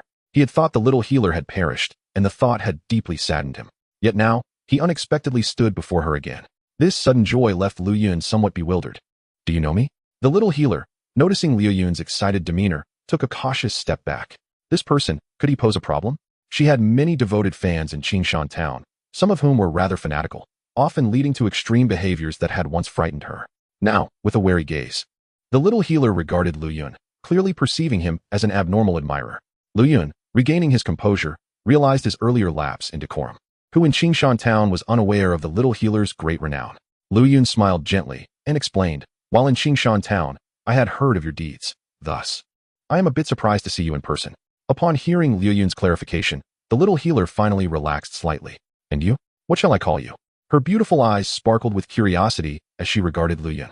"Mitchell Lu Yun." Lu Yun replied with a smile. "You may call me Lu Yun." "Lu Yun," the Little Healer silently repeated, then turned her gaze toward him, asking earnestly, "Could you assist me in leaving this place?" "Help you leave?" Lu Yun pondered for a moment, his expression revealing some hesitation. "It is not impossible, but I shall offer you a reward." Seeing Lu Yun's reluctance, the Little Healer hastily added, "A reward? I'm afraid I do not lack for money." Lu Yun was taken aback by her response, then continued, "I have come to the Monster Beast Mountain for training, and I will not be descending anytime soon." "Training?" The Little Healer's eyes sparkled with surprise as she re-evaluated Lu Yun. He was handsome, dressed in white, exuding an air of nobility. Could he be from an esteemed family? The Little Healer speculated. After all, training was typically associated with the offspring of prominent families. For ordinary folks, mere survival was challenging enough, leaving little room for such pursuits. After a moment's contemplation, the little healer seemed to have made a decision. She looked at Lu Yun and proposed, "If you are willing to help me descend the mountain, I can reveal to you the secret of a treasure." "A treasure?" Liu Yun's eyes glinted with intrigue, though he feigned ignorance, asking, "What treasure? Pray, tell me more." "Not long ago, while gathering herbs, I discovered a location left behind by a predecessor, a treasure trove. However, I cannot enter it alone. If you accompany me and we find the treasure, how about we share it equally?" Seeing Liu Yun's interest piqued, the little healer felt a surge of joy and elaborated. Liu Yun paused, initially contemplating how to extract the location of the treasure cave from the little healer. However, he did not anticipate that she would mention it so readily. The ease of the situation left him feeling somewhat incredulous. "What? Do you not believe me?" Noticing Liu Yun's lack of reaction, the little healer furrowed her brows, assuming he doubted her, and her expression turned somewhat displeased. "No, I was merely taken aback," Liu Yun quickly responded, offering an apologetic smile. Chapter 53. I want you to accompany me for a few days. So do you agree? The little healer inquired, gazing at Liu Yun. "Yes." Liu Yun nodded with a smile and added, "But you must wait for me for a few days. I intend to continue training in the Monster Beast Mountain for a while longer." The little healer pondered, recognizing that Little Blue also needed time to recuperate, and staying here for a few days would not be a problem. "Let us go. After the earlier battle, I am quite fatigued. We should find a place to rest." Looking at the sky, which was nearing dusk, Liu Yun spoke to the little healer. As he prepared to leave, the little healer suddenly called out to him, "Wait, Liu Yun, I have another companion who requires your help." Her cheeks flushed slightly, and she appeared somewhat embarrassed. Another companion? Liu Yun was momentarily stunned. Could there be more survivors from Wanyaozhai? With this thought, he glanced toward the crevice. The next moment, he was taken aback. Above the crevice, an avian beast was caught, barely clinging to life, seemingly on the brink of death. Upon seeing the blue eagle, memories surged in Liu Yun's mind. He recalled that in the original story, the little healer had a first-tier pet blue eagle. Could this be it? He regarded the blue eagle trapped in the crevice. Deep in thought, "Is this the companion you mentioned?" Liu Yun asked, his expression tinged with incredulity. To be training alongside such an injured creature in the Monster Beast Mountain made him somewhat reluctant. "Yes." The little healer nodded, somewhat sheepishly, and with a pleading tone. She implored, "Liu Yun, could you help me rescue Little Blue? If it weren't for saving me, Little Blue would not have been attacked by the Qingyu Iron Eagle and fallen into this crevice." A hint of sorrow graced her delicate features, her eyes shimmering with unshed tears, making her appear quite pitiful. Earlier, Liu Yun had been puzzled as to how the little healer had ended up in the third-tier monster zone, hiding in this crevice. Now, with her words, he found clarity. When she had been attacked by the bloodthirsty wolf pack, the little healer must have been rescued by her pet blue eagle. However, they had been in the second-tier monster area at the time, and during their escape, they had encountered the second-tier Qingyu Iron Eagle's assault. The blue eagle had sustained injuries, causing it to lead the little healer in a panic until they ultimately ended up in the third-tier monster zone. Considering this, Liu Yun glanced at the blue eagle trapped in the crevice and made a decision. "In light of your efforts to save the little healer, I shall lend a hand this once." Thus, Liu Yun turned his gaze toward the little healer, a hint of teasing in his voice, and said, "I shall help rescue it.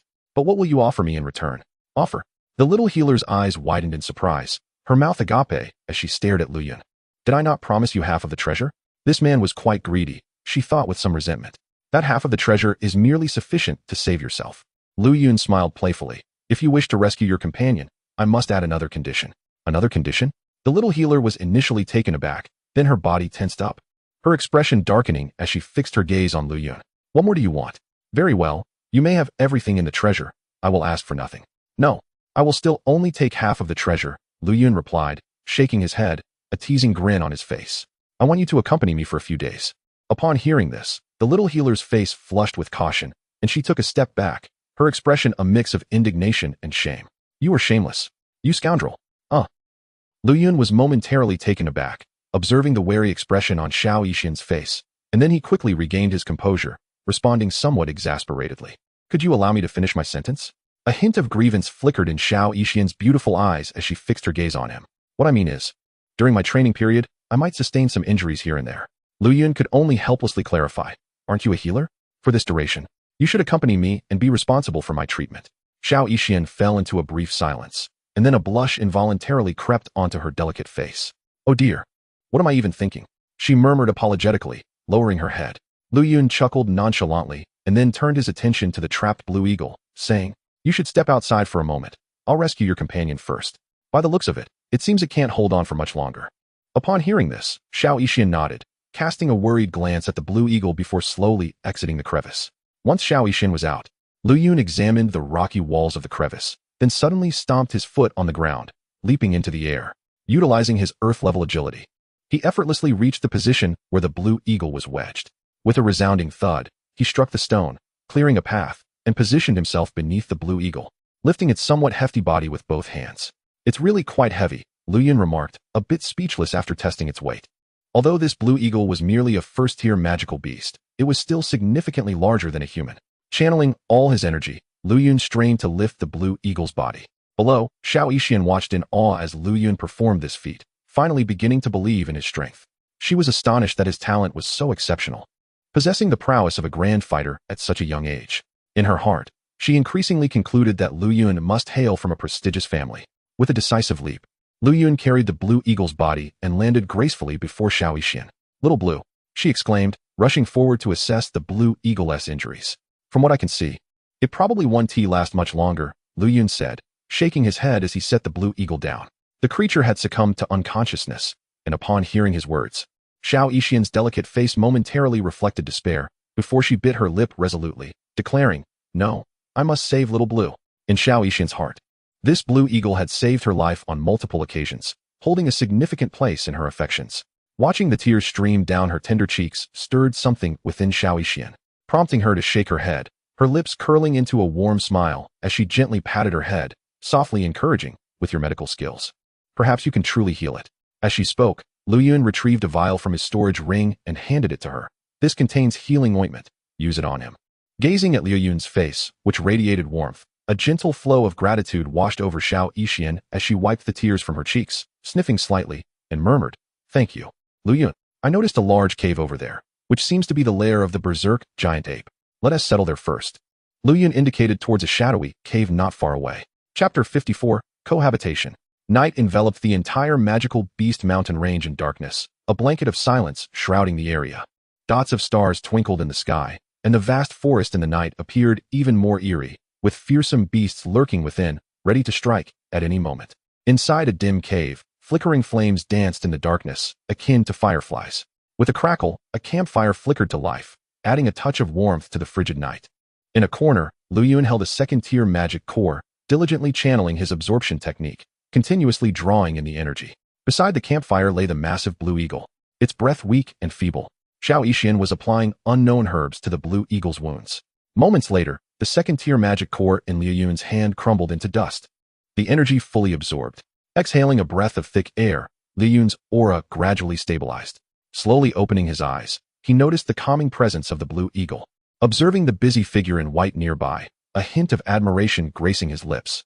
Indeed, Xiao Yixin's medical skills are as remarkable as they say. Rising gently, Lu Yun retrieved some provisions from his storage ring and approached Xiao Yixin. "Let us have something to eat. We'll be here for a while. And it's not wise to stay hungry," he offered, dividing the rations and handing some to her. Startled, Xiao Yixin accepted the food with a smile. "Thank you, Lu Yun." Having not eaten for several days, she was almost numb to her hunger at this point. Suddenly, an idea struck her as she glanced at the blue eagle, then turned to Lu Yun, hesitating momentarily. "Lu Yun, do you have any meat?" She recalled that Little Blue, like herself, had not eaten for days and must be in a state of extreme hunger, which would hinder its recovery. Lu Yun bit into his ration, glancing at the barely alive blue eagle, and shook his head. "No, let it hold on a bit longer. Tomorrow, I'll venture out to hunt a magical beast for some fresh meat." Noticing Xiao Yixin's disappointed expression, he offered some comfort. To be honest, Lu Yun himself was feeling a bit tempted. Since entering the magical Beast Mountain range, he had been living off rations, feeling as though he might soon be sick of them. Looking at Xiao Yixin, an idea sparked in his mind. He recalled that in the original story, Xiao Yixin was an exceptional cook. Enjoying a delicious roasted meal in this secluded wilderness would indeed be a delightful experience. Hearing Lu Yun's words, Xiao Yixin cast him a grateful glance. She understood that they were in the territory of third-tier magical beasts. While Lu Yun spoke lightly of hunting one, she knew it would be a fierce battle. "At the very least, I want to take a single piece of the treasures left behind by that predecessor. I'll give it all to you," Xiao Yixin silently resolved. Qingshan Town, headquarters of the Wolfhead Mercenary Corps. In the hall, the leader of the Wolfhead Mercenary Corps, Mu Shi, sat in a position of authority with a dark expression, listening to reports from his subordinates. "Captain, I've managed to uncover the truth." The second-in-command of the corps, Gan Mu, stood up, saying, before the young leader passed. He was fixated on a white-clad youth. "A white-clad youth? Who is it?" Mu Shi's face darkened, his killing intent palpable. Find him for me. I will tear him apart to avenge my son." In the hall, Mushi erupted in a frenzied roar, the pain of loss having driven him to the brink of madness. "Captain, my investigation reveals that the white-clad youth doesn't seem to be from Qingshan Town." "Not from Qingshan Town." Mushi's brows furrowed, and a chilling light flickered in his eyes. "It doesn't matter who he is, for killing my son. He must die?" Upon hearing this, Ganmu hesitated. That white-clad youth has not emerged from the magical Beast Mountain range since entering. Then send people into the magical Beast Mountain range. Secure all the exits. If he is alive, we'll see him. If he is dead, we'll see his corpse. With a slam, Mushi shattered the table before him, his voice dark and furious. "Yes, Captain." Faced with Mushi's enraged and irrational fury, Ganmu dared not voice any objections and could only comply, slowly exiting the hall. What a bunch of useless fools. In the hall, only Mushi remained, continuing to curse in his wrath. In the magical Beast Mountain range, roar. A deafening roar of a magical beast suddenly reverberated, shaking the void and stirring up a tumult. Amidst a swirling cloud of dust, a figure emerged like a wisp of vapor. With a graceful leap, it alighted upon the bough of an ancient tree, gazing intently into the distance. Thud! In the near vicinity, the earth trembled as vast trees crashed to the ground, followed by the approach of a colossal silhouette barreling towards this direction. Despite the chaos of dust and dense foliage, the figure discerned the visage of the beast. A slight furrow appeared on its brow, and a flicker of coldness glinted in its obsidian eyes as it murmured, "The Thunderbolt Leopard." The creature seemed to sense the figure's presence, unleashing a tempestuous aura that surged through the trees, cascading like a tidal wave towards it. Suddenly, a chill gripped the figure's heart, and its countenance paled as it swiftly executed a technique to create a shadow clone, retreating rapidly from the ancient tree. In the next heartbeat, a massive form plummeted from the void with the force of a meteor, crashing down where the figure had just stood. Crack! The figure's eyes widened in alarm as it caught a fleeting glimpse of a shadow, resembling a bolt of lightning, hurtling towards it with a ferocious intensity capable of obliterating everything in its path. The Thunderbolt Leopard, a rare beast of the lightning element, possessed a horn capable of unleashing bolts of electricity, a power even the mid-level grandmasters could not withstand. Moreover, the speed of the Thunderbolt Leopard was akin to a flash of lightning, rendering it invisible among its peers. In an instant, information regarding the Thunderbolt Leopard flashed through the figure's mind. Faced with the impending assault, the figure maintained an air of calm, employing the shadow clone technique with remarkable ease to evade the attack. As the two figures passed each other, the corner of the figure's eye caught sight of the horn adorned with crackling lightning, prompting an involuntary intake of breath. Not to mention the horn's electric aura. Its sharpness rivaled that of the bloodthirsty wolf's claws. Thud! The Thunderbolt Leopard's massive form collided with several ancient trees. In an instant, leaves scattered, dust swirled, and the leopard turned to unleash a roar that reverberated through the forest, deafening in its intensity. Its violet eyes fixed on the figure, glinting with a chilling ferocity. Such a gaze was familiar to the figure. The Thunderbolt Leopard regarded it as prey. Unfazed by the leopard's piercing stare, the figure revealed a glimmer of battle intent. In terms of speed, having mastered the Earth-level technique of shadowy mirage, it was hardly intimidated by the Thunderbolt Leopard. Buzz! In the next moment, a formidable aura radiated from the figure, transforming it into a sword drawn from its sheath, its edge gleaming menacingly. Then, with a single stride, the figure propelled itself like a bolt of lightning, manifesting into multiple phantoms racing towards the Thunderbolt Leopard. Thud! The ground cracking palm. Concurrently, an exceedingly sharp palm imprint materialized from the figure's hand. In the next instant, a dull thud echoed, accompanied by the anguished cry of the Thunderbolt Leopard. The creature, taken by surprise, was struck by the figure's palm and sent sprawling backward like a severed kite. Crimson blood erupted like a gushing fountain, and cracks appeared along the horn of the Thunderbolt Leopard, its electric aura dissipating. Thud! The beast's massive body crashed into the forest, toppling trees en masse, the sound of destruction reverberating fiercely. Chapter 55, Beast's Blood Body Refinement. Observing the incapacitated Thunderbolt Leopard, the figure approached slowly, stowing the carcass into a spatial ring. Glancing at the sky, it noted the time was growing late and proceeded towards the cave. "You're back." At the cave's entrance, the little healer stood guard, her face lighting up with joy as she spotted the figure. "Not bad. Returned with a bounty," the figure replied, raising the spatial ring with a smile. "Oh no. You're injured." The little healer exclaimed in alarm, her delicate features tightening as she noticed a streak of blood on the figure's shoulder. "It's just a minor injury. Nothing to worry about," the figure reassured her with a nonchalant smile. Together, they made their way into the cave.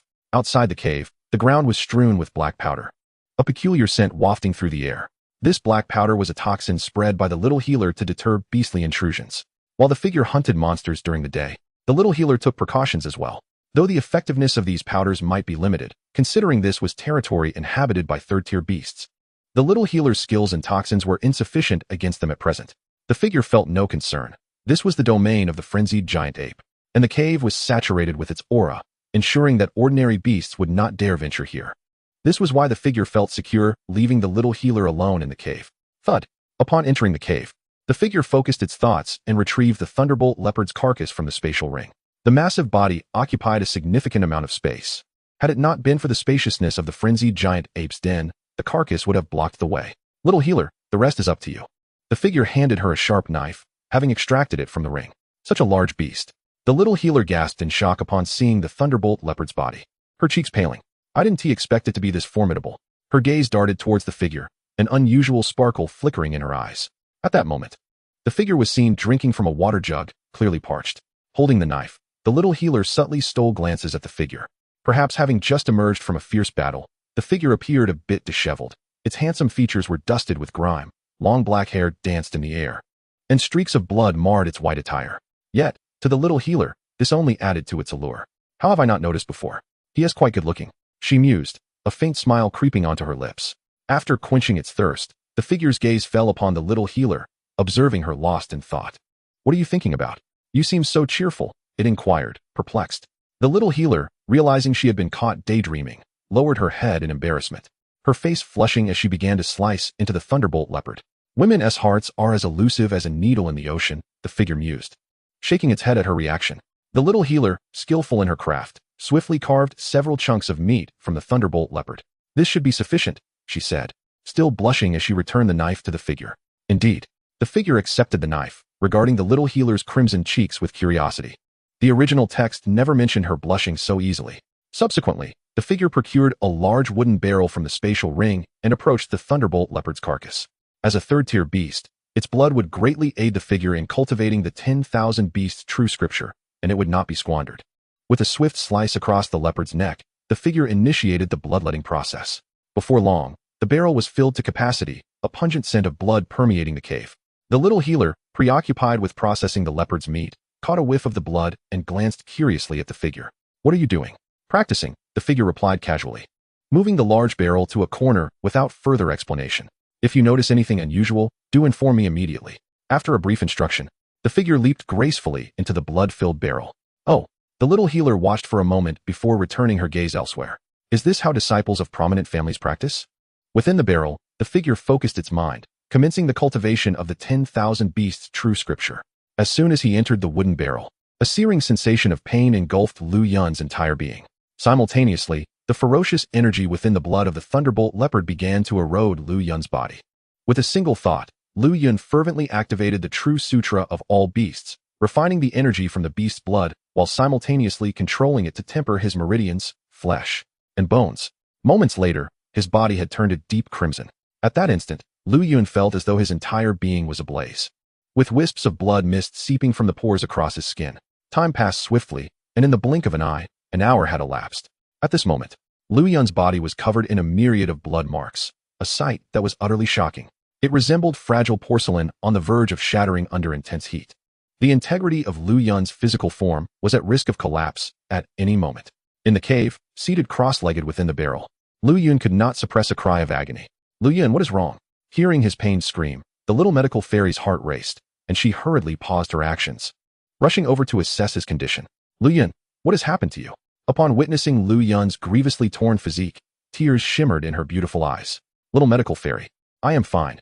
Please keep your distance to avoid injuring yourself, Lu Yun replied, his consciousness regaining a semblance of clarity as he gritted his teeth. Is this what he referred to as cultivation? Why was it so excruciating? Observing Lu Yun's grotesquely contorted visage, the little medical fairy felt an inexplicable tug at her heart. In that moment, she began to understand why the youthful Lu Yun possessed such formidable strength. Every endeavor demands sacrifice to yield rewards. Now fully aware, Lu Yun no longer hesitated. He commanded the raging blood energy within him to surge violently towards a specific acupoint on his body. These acupoints were minuscule, and the ferocious blood energy tore through them, causing an endless flow of vitality to pour forth from the breach. With a thunderous roar echoing within him, Lu Yun successfully condensed his second blood acupoint. Exhaling a deep breath, he slowly opened his eyes, a flash of crimson flickering within his dark gaze.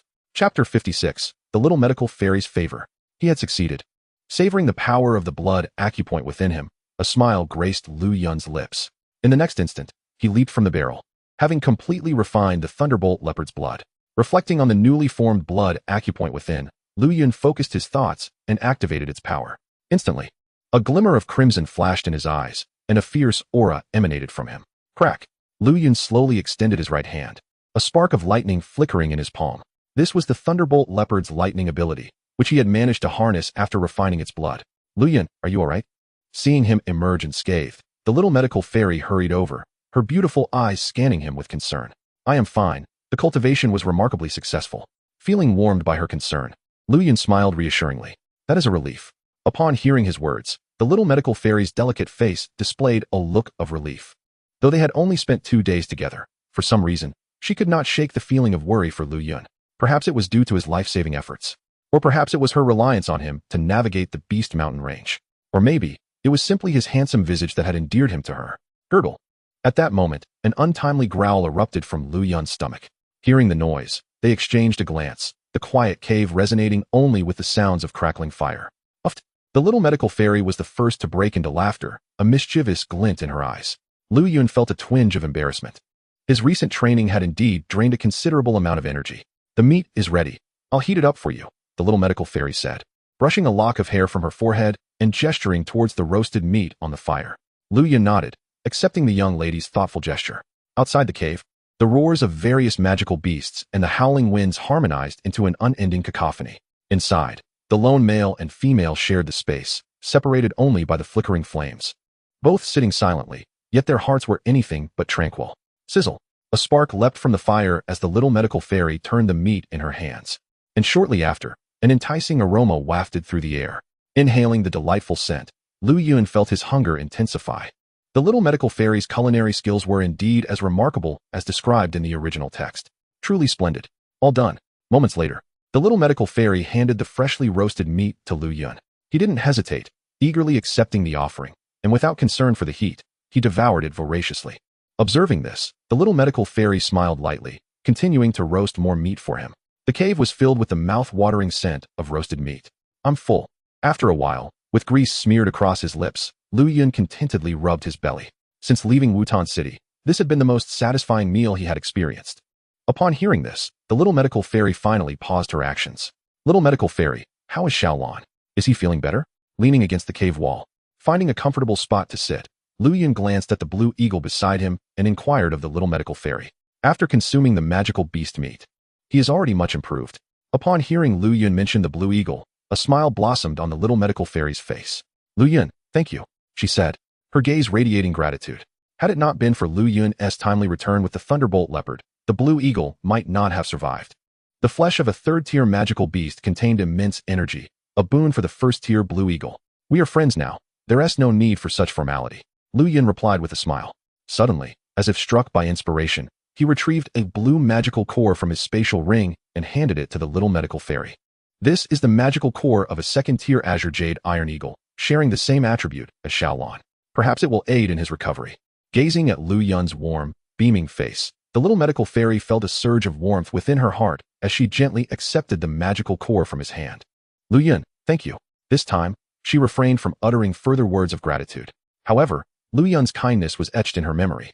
In the days that followed, Lu Yun continued his routine of hunting magical beasts during the day and refining beast blood and practicing the true sutra of all beasts at night, while the little medical fairy remained in the cave to care for the injured blue eagle.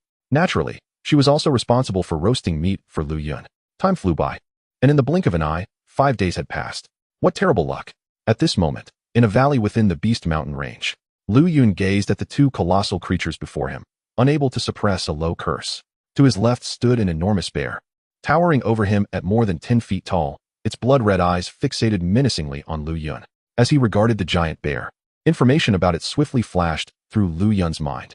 The Iron Wall Bear, a third-tier intermediate magical beast, boasted arms as thick as barrels, as solid as gold and iron. After 5 days of continuous battles with magical beasts and consuming magical cores at night, Lu Yun had now broken through to the 7-star Dome Master level. His cultivation of the true sutra of all beasts had condensed 8 blood acupoints within him, significantly enhancing his physical strength. With his current prowess, dealing with this iron wall bear would be a trivial task. Yet, what frustrated Lu Yun was the fact that he had encountered two third-tier magical beasts simultaneously. Moreover, both were formidable opponents, being of intermediate third-tier strength. Hiss! A sudden cacophony of hissing erupted from the right side of Lu Yun, compelling him to focus his attention. There, amidst the thicket to his right, a blood-red giant python fixed its gaze upon him with unyielding intensity. The serpent's robust body slithered menacingly, flicking its crimson tongue, its entire form drenched in a hue reminiscent of fresh blood, while its sharp, venomous fangs glimmered with a faint, chilling light. A shiver coursed through Lu Yun at the sight of those fangs. A single bite from this sanguine beast could seal his fate here today. Roar! Before Lu Yun could ponder further, the irascible iron arm bear on his left could no longer contain itself and charged forth. The bear swung its powerful arms, its mountainous physique barreling directly towards Lu Yun, employing a brutish combat style. As the iron arm bear hurtled towards him, Lu Yun remained steadfast, his keen eyes darting over the bear's formidable frame. The iron arm bear's arms were as sturdy as iron, with its only vulnerability lying in the bear's gallbladder at its chest. Gazing at the approaching behemoth, Lu Yun's expression remained unchanged, yet a chill began to emanate from his dark eyes. Unbeknownst to him, his hands had morphed into a pair of razor-sharp wolf claws. Chapter 57. The Venomous Python. I must eliminate one quickly. If they join forces, I shall be at a distinct disadvantage. With his gaze fixed intently on the bear's chest, Lu Yun formulated a plan. A decisive strike was imperative. At the very moment the iron arm bear's colossal arms were about to descend upon him, Lu Yun's body shifted, executing a shadowy doppelganger technique that deftly evaded the bear's assault. Simultaneously, the wolf claws in his hands glimmered with lethal precision, akin to a sword capable of cleaving through gold and stone, and struck like lightning at the bear's chest. Bang! With a resounding thud, the once charging iron arm bear abruptly halted. Lu Yun's wolf claws had penetrated the bear's chest with uncanny accuracy, revealing a gaping wound. Bang! In the next instant, the massive creature collapsed to the ground, stirring up a cloud of dust. Lu Yun observed the blood-soaked wolf claws, shaking them off as though they had grown numb. The bear's strength was indeed formidable. Had it not been for the durability of the wolf claws, Lu Yun felt certain his arm would have been shattered. Puff! After hitting the ground, the iron arm bear emitted a reluctant, anguished cry. Yet it was to no avail, as a few more cries echoed. The crimson hue in its eyes gradually faded. The immense body convulsed several times before ultimately succumbing to death, bewildered until the end by the terrifying prowess of the seemingly harmless youth. Now it's your turn. With the iron arm bear dispatched, a cold smirk graced Lu Yun's lips as he strode unhurriedly toward the still-dazed, blood-red giant python. The wolf claws in his grasp radiated a chilling light as he approached the serpent like a harbinger of death. Hiss! As Lu Yun drew near, the python flicked its scarlet tongue, its icy pupils glinting with malice. In the next moment, the blood-red giant python surged toward Lu Yun like a streak of crimson light, rustling the dry leaves beneath. Amidst the cascade of falling leaves, Lu Yun's wolf claws gleamed with a frosty sheen, appearing even more formidable. As the two were on the verge of colliding, a wave of cold light surged forth like a tumultuous sea, piercing the python's blood-red eyes and splattering blood everywhere. Bang! The python's form abruptly fell backward, crashing into a towering tree, which subsequently toppled. The massive serpent writhed on the ground, roaring in agony, its prior composure shattered by the overwhelming pain. Lu Yun moved with deliberate grace, appearing like a specter behind the blood python, and thrust his sharp wolf claws deep into its body. Blood sprayed forth, and the howling python emitted an even more chilling scream, its colossal form ceasing its thrashing, now merely convulsing slightly. Yet in the next moment, Lu Yun's brow furrowed slightly as he swiftly withdrew his wolf claws. Such potent venom. The blood of this python was corrosive. Even with his formidable wolf claws, he felt a piercing pain. What a pity. The blood of this crimson serpent cannot be utilized for cultivation, Lu Yun murmured, turning to collect the iron arm bear's corpse into his spatial ring. Given the toxic nature of the python's blood, he dared not gamble with his life. Suddenly, an idea struck him, and he returned to retrieve the blood-red giant python's carcass. He thought of the little medical fairy. Although the python held little use for him, it could prove valuable to her. With her talent for toxin refinement, she might be able to extract the venom from the python's body. As a third-tier magical beast, if its toxins could be distilled, they might also serve as a means to combat other third-tier magical creatures. In this way, the little medical fairy would possess some measure of self-defense while remaining alone in the cave. With this thought in mind, Lu Yun secured both beast corpses before making his way back to the cave. Lu Yun, you have returned. At the cave's entrance, the little medical fairy awaited him as always. Resembling a wife who eagerly anticipates her husband's return from work, As Lu Yun approached, her beautiful eyes scrutinized him, filled with concern as she asked, "Are you unhurt?" Lu Yun shook his head, replying no. As he gazed at the girl by the cave entrance, a peculiar warmth flickered in his heart. After so long in this world, he finally felt the genuine concern of another. "I brought back something good," he said, raising his hand to reveal the spatial ring, an air of mystery surrounding him. "What is it?" A glimmer of curiosity illuminated the little medical fairy's face. "Let us discuss it inside," Lu Yun replied, stepping into the cave. "Caw!" Upon entering, a sharp cry echoed, the sound produced by the little medical fairy's pet, a first-tier magical beast, the blue eagle. "It seems you have nearly recovered," Lu Yun remarked, a smile spreading across his face as he observed the now mobile blue eagle. "Caw!" In response, the blue eagle called out again, as if acknowledging Lu Yun's words. "This is all thanks to the third-tier magical beast meat you provide daily. Otherwise, it would likely take another 10 days for the blue eagle to fully recuperate," the little medical fairy said, following closely behind Lu Yun, her face breaking into a smile at the sight of the healed blue eagle. Lu Yun chuckled softly, but said nothing, instead releasing the carcasses of the blood-red giant python and the iron arm bear from his spatial ring. The two massive bodies filled the cave, which, despite being spacious, now felt somewhat cramped. Caw! As the two third-tier magical beast corpses appeared, the inherent pressure they emanated made the first-tier blue eagle uneasy, prompting it to let out a nervous call. "Why are you afraid of eating?" Lu Yun asked, bemused. Ever since the blue eagle had recovered and tasted the delights of third-tier magical beast flesh, it demanded substantial amounts of meat daily. If not for the sheer size of the third-tier beasts, Lu Yun would have struggled to keep up with its appetite. Despite its current trepidation, it would undoubtedly be the first to feast. "Little medical fairy, I have no use for this blood-red giant python. Please handle it with care, as it is highly venomous," Lu Yun instructed, gesturing toward the python's corpse. "Poisonous python."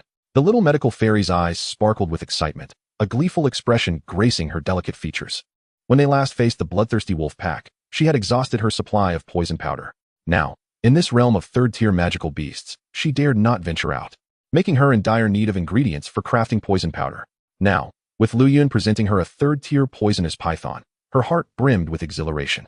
"Lu Yun, thank you," she exclaimed, her face alight with joy as she beamed at him. "No need for thanks. Just help me roast these two bear paws afterward," Lu Yun said nonchalantly, pointing to the iron arm bear's forelimbs. The bear paw is indeed a rare delicacy, and thus, it should not be wasted. "No problem," the little healer said with a beaming smile, as this was her forte. After playfully teasing her for a moment, Lu Yun did not forget his primary objective. As per his usual routine, he retrieved a wooden barrel from his storage ring and commenced the bloodletting of the iron arm bear's corpse.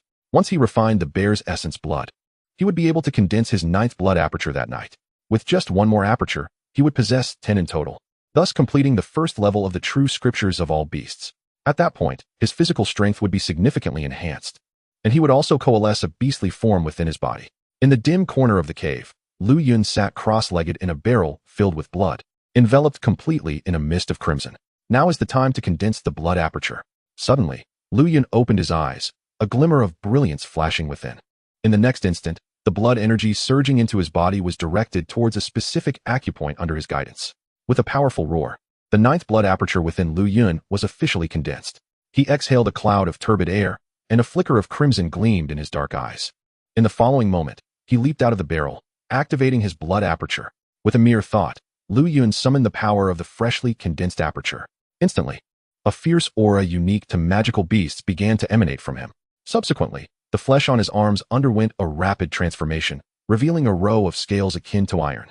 Remarkably sturdy, these scales spread across his arms at a visible pace, ultimately enveloping both arms entirely. Observing his arms now covered in iron-like scales, Lu Yun's eyes glimmered with satisfaction. With such defensive capabilities, his iron arms could withstand even the fiercest attacks from third-tier magical beasts. "Lu Yun, have you completed your cultivation? The bear paw is ready for consumption," called the little healer, glancing over at him by the fire. "I'm coming," Lu Yun replied with a smile, walking slowly towards her. "Here." The little healer handed him a roasted bear paw. Lu Yun graciously accepted it and began to gnaw on it, savoring the rich flavors. Seeing him enjoy the meal so heartily, a sweet smile graced the little healer's face. "Slow down. No one is competing with you for it." Lu Yun chuckled nonchalantly, wiping away the grease at the corner of his mouth. He looked at the little healer and said, "After tomorrow, I will escort you down the mountain." Upon hearing this, the little healer paused her movements, and the smile on her face vanished in an instant. After a moment of silence, a hint of disappointment crossed her features as she softly asked, "Are you leaving?" "Yes," Lu Yun replied, still busy with the bare paw, oblivious to the shift in her demeanor. My family requires my presence urgently. I must return quickly. The auction was merely 3 days away, and he could not afford to miss it. Oh, the little healer responded, her spirits visibly dampened, her gaze turning blank as she stared at the bare paw in her hands. It was at this moment that Lu Yun finally noticed something was amiss with her. He paused, then teasingly remarked, "What's wrong? Are you going to miss me? Perhaps we should just spend our lives together in this cave."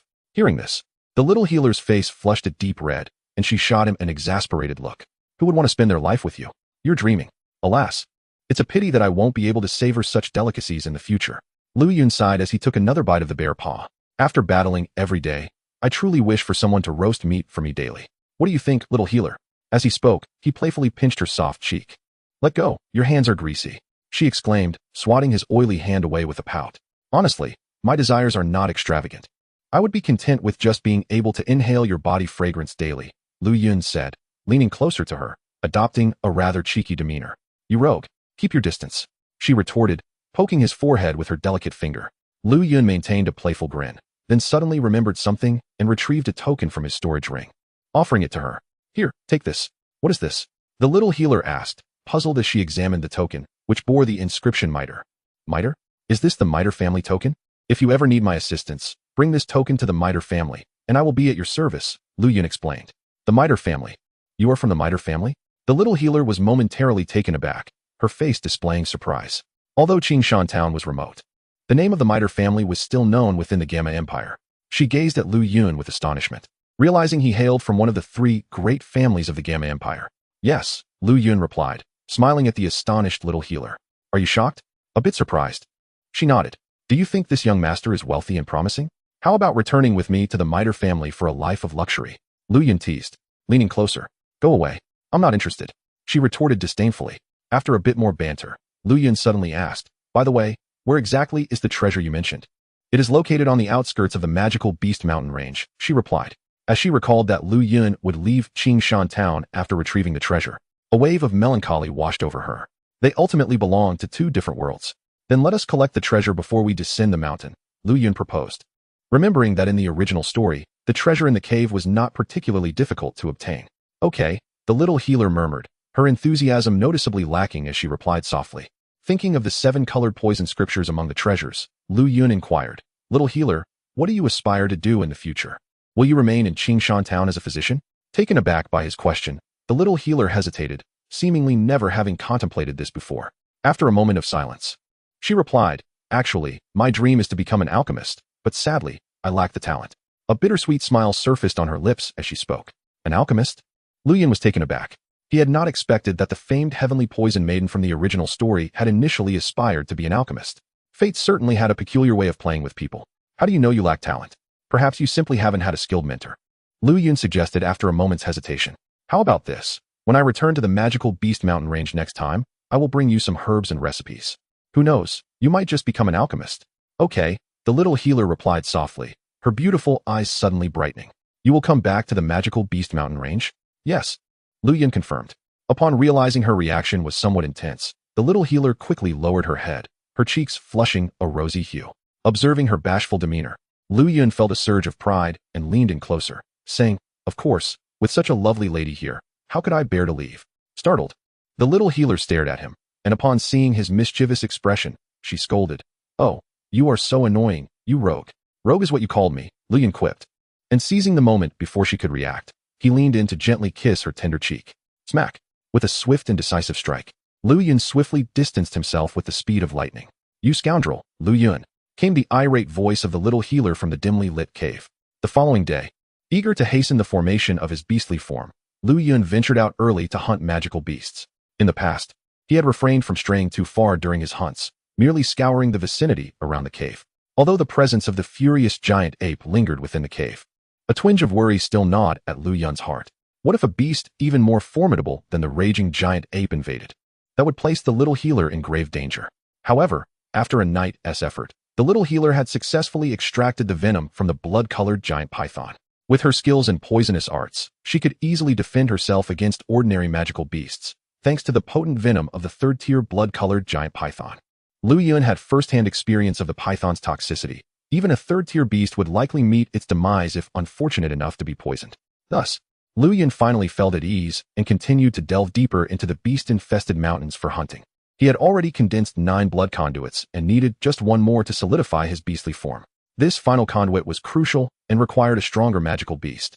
With his current strength as a 7-star Dome Master, even with all his trump cards, he could only contend with high-ranking 3rd-tier beasts. Consequently, he stealthily infiltrated the depths of the 3rd-tier magical beast territory at dawn. Here, the presence of high-ranking 3rd-tier beasts, akin to elite Dome Masters among humans, was nearly omnipresent. Amidst the vast and desolate mountain sea, Lu Yun traversed the shadowy forest alone. Towering trees obscured the sun, casting a canopy of darkness. With a vigilant demeanor, Lu Yun carefully sensed his surroundings. As the number of blood conduits he had condensed increased, he felt his perception sharpening, especially in this perilous realm of magical beasts. He surmised that this heightened awareness was linked to his imminent transformation into a beastly form. At this moment, he had acquired several abilities characteristic of magical beasts, which he referred to as his beastly intuition. This sensation became more pronounced whenever Lu Yun activated the power within his blood conduits. Suddenly, he seemed to detect something amiss and came to an abrupt halt, furrowing his brows. After scanning his surroundings, he slowly closed his eyes, concentrating his mind. Focusing intently, Lu Yun maximized his beastly intuition, sensing the environment within a radius of 500 meters. Strangely, he could not perceive any fluctuations in energy. It was eerily silent. What is this disturbance? He pondered, and at that moment, he sensed something and abruptly opened his eyes, gazing towards his left. The energy emanated from that direction. Lu Yun could feel an exceptionally unique energy fluctuation approximately 500 meters away. Could it be a 3rd-tier magical beast? After a brief contemplation, a thought crossed his mind. Whatever it may be, he should investigate. Immediately, Lu Yun activated his shadow clone technique, disappearing from his original position like a fleeting shadow. In the blink of an eye, he covered the mere 500 meters with his current speed. Navigating through the dense primordial forest, he swiftly approached the source of the pulsating energy. Soon, he arrived at a waterfall at the end of a ravine. Below the waterfall lay a pool of water, its depths obscured and seemingly unfathomable. What a delightful fragrance! Lu Yun's nose twitched as he detected a unique herbal aroma wafting through the air. This enchanting scent emanated from behind the waterfall, and he could faintly glimpse what appeared to be a verdant plant growing there. The fragrance surely originated from that very plant. Could it be some rare treasure? Lu Yun's heart raced. It seemed to be an exquisite medicinal herb. The subtle yet invigorating aroma instantly revitalized his spirit and cleared his thoughts. As Lu Yun drew nearer, he finally discerned the source of the alluring scent. Behind the waterfall, at the point where the water cascaded down, a blue lotus swayed gently in the breeze, its enchanting fragrance pervading the entire area. The blue lotus? A flicker of astonishment crossed Lu Yun's eyes as he fixated on the flower. It stood about 10 feet tall, with a hazy blue glow shimmering on its petals. From a distance, it appeared as if it had been meticulously sculpted. Simultaneously, waves of terrifying energy surged across the petals, converging at the very center of the blue lotus. The lotus seed? Lu Yun's pupils constricted in sudden realization. At the heart of the blue lotus was a pulsating orb of azure light. Resembling a seed approximately the size of a thumb, rings of blue radiance emanated from the seed, exuding a vibrant life force. The energy fluctuations he had sensed earlier originated from this blue lotus and its seed. Such vitality. This must be at least a 3rd-tier spiritual herb. Lu Yun swallowed hard. Though he was uncertain of the exact nature of the blue lotus and its seed, he understood that the blue lotus was undoubtedly a treasure of extraordinary quality. Otherwise, it wouldn't have nurtured a seed brimming with such abundant life force. To think my luck is still holding out. I set out to hunt a magical beast and stumbled upon such a treasure. Gazing at the blue lotus below the waterfall, a radiant smile unconsciously spread across Lu Yun's face. He hadn't anticipated encountering such a gem in the magical beast mountains. This venture had proven to be worthwhile indeed. With purposeful strides, Lu Yun dashed towards the lakeshore like a flash of lightning. However, just as he was about to leap over the waterfall, he suddenly halted, his expression turning grave as he focused intently on the water's surface. At that very moment, an unexpected turn of events unfolded. Chapter 60, Condensing the Beastly Form. Boom. The previously tranquil water surface erupted violently. In the next instant, a water column, towering at least 10 feet high, surged forth from the depths. The column charged with an overwhelming momentum, as if it were a force of nature, bearing down upon Lu Yun.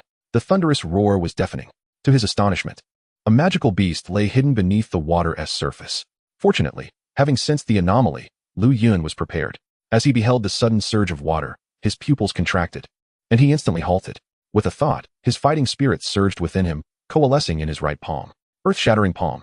An immense surge of fighting energy gathered in his palm, forming a colossal imprint, which he then thrust forward, sending it crashing towards the oncoming water column. Splash, splash, splash. In the following moment, the ferocious water column, upon colliding with the palm imprint, crumbled like fragile tofu, scattering into droplets. In an instant, the entire surface of the water resembled a torrential downpour, unleashing a storm. Then, the water began to churn violently, and a massive creature suddenly emerged from beneath the surface. At this moment, Lu Yun finally beheld the true form of the magical beast concealed beneath the water. Another giant python. Lu Yun's eyes widened in surprise. The water-dwelling beast was indeed another python. However, unlike the blood-colored giant python from the previous day, this one was entirely adorned with blue scales. Its body extended over 10 feet in length, and its fearsome head bore a straight, spear-like horn, glimmering with a chilling radiance, as if it could tear the very heavens asunder in an instant. The giant python floated on the water's surface, its enormous eyes, the size of lanterns, fixated intently on Lu Yun on the shore, exuding an aura of boundless coldness. Roar! At that moment, the enormous python suddenly let out a furious roar towards the flowing clouds, as if proclaiming, "This is my territory, leave at once." A wild declaration of its sovereignty. I had suspected as much. How could there possibly be no magical beast in this vicinity? It turns out you were concealed beneath this waterfall.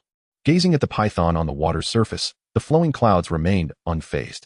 According to ancient texts, any extraordinary treasures are invariably guarded by magical beasts, and this python must be the guardian of the azure lotus. A glint of contemplation flickered in the eyes of the flowing clouds. However, a mere third-tier advanced magical beast cannot possibly deter me. Faced with the python, which displayed its third-tier advanced prowess, the flowing clouds did not take it seriously at all. With the formidable strength derived from 9 blood apertures and possessing earth-tier combat skills, dealing with a third-tier advanced magical beast was well within his capabilities. In the next moment, the flowing clouds vanished, leaping directly toward the location of the azure lotus. With a roar, witnessing the audacious demeanor of the flowing clouds, the python erupted in fury, unleashing a deafening roar that sent forth an even mightier column of water, its colossal form hurtling violently towards the flowing clouds. A smirk played on the lips of the flowing clouds as he immediately utilized the technique of shadow doppelgangers, transforming into a multitude of phantoms to evade the attack. In the blink of an eye, the figure of the flowing clouds appeared above the python, a cold smile directed at the beast below. "Since you seek your own demise, allow me to expedite your journey." Swish! In the next instant, a colossal palm imprint materialized from the palm of the flowing clouds, plummeting towards the python's head like a meteor descending from the heavens. This strike was a culmination of his full strength, a terrifying force amplified by both his powerful physique and earth-tier combat skills. Boom! Accompanied by the python's anguished cry, the palm strike shattered the scales atop its head, obliterating the python's skull in one fell swoop. Scalding blood gushed forth from the gaping wound, staining the sky crimson. Overconfident, effortlessly slaying the python, the flowing clouds chuckled disdainfully before gradually making his way towards the azure lotus. The closer he drew to the lotus, the more intense the ethereal fragrance in the air became. Standing before the azure lotus, the flowing clouds couldn't help but be filled with joy at the sight of the lotus seeds at its center. The vitality contained within these seeds was undoubtedly comparable to that of a third-tier spiritual herb. If he were to auction these seeds, he would undoubtedly reap a substantial fortune. The flowing clouds gazed at the crystalline azure lotus, the enchanting aroma refreshing both body and spirit. Without further ado, he eagerly plucked the azure lotus, cradling it in his hands. Soon, a hint of surprise flashed in the flowing cloud's eyes. Upon grasping the azure lotus, he felt the turbulent fighting spirit within him settle into tranquility, flowing like a gentle stream through his body, ultimately converging in his dantian, bringing an extraordinary sense of peace to his mind. What a treasure! After a moment of excitement, the flowing clouds joyfully stored the azure lotus in his spatial ring. Naturally, he would not let the python's corpse go to waste. His purpose for venturing out was to hunt magical beasts and acquire their blood. The essence of this third-tier advanced python was precisely what he needed to coalesce his 10th blood aperture and awaken the body of a magical beast. After securing the python's corpse within his spatial ring, the flowing clouds did not linger, swiftly departing from the waterfall. Nightfall. A full moon hung in the sky, casting down its gentle light. Within a cave, a slender figure sat quietly in a wooden tub. The air was permeated with a pungent scent of blood. As the dense blood mist enveloped the flowing clouds, he felt waves of terrifying and potent blood energy surging into his body, wildly overwhelming. This blood energy carried a ferocious aura that not only violently tore at the flesh of the flowing clouds, but also sought to invade his mind, attempting to influence his spirit and consciousness. However, having endured such a bloody battle, coupled with the self-destructive training of the 10,000 Beasts scripture, the flowing clouds had become incredibly resolute. Thus, the violent aura posed no interference to him whatsoever.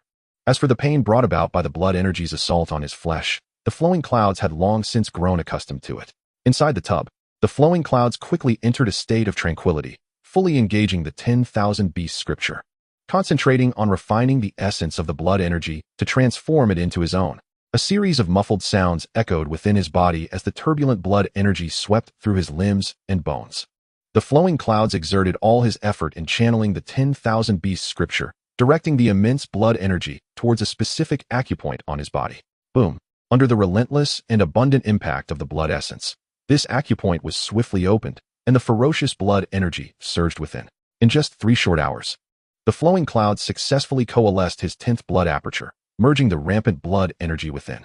At that moment, the flowing clouds suddenly opened his eyes, which now gleamed with a crimson hue. Thus, his transformation into the body of a magical beast was complete. Chapter 61. Treasure Hunting in the Cave. Bang! Feeling the power coursing through his flesh, a flicker of excitement danced in the flowing cloud's eyes as he leaped from the wooden tub. He had finally mastered the first layer of the 10,000 Beasts scripture.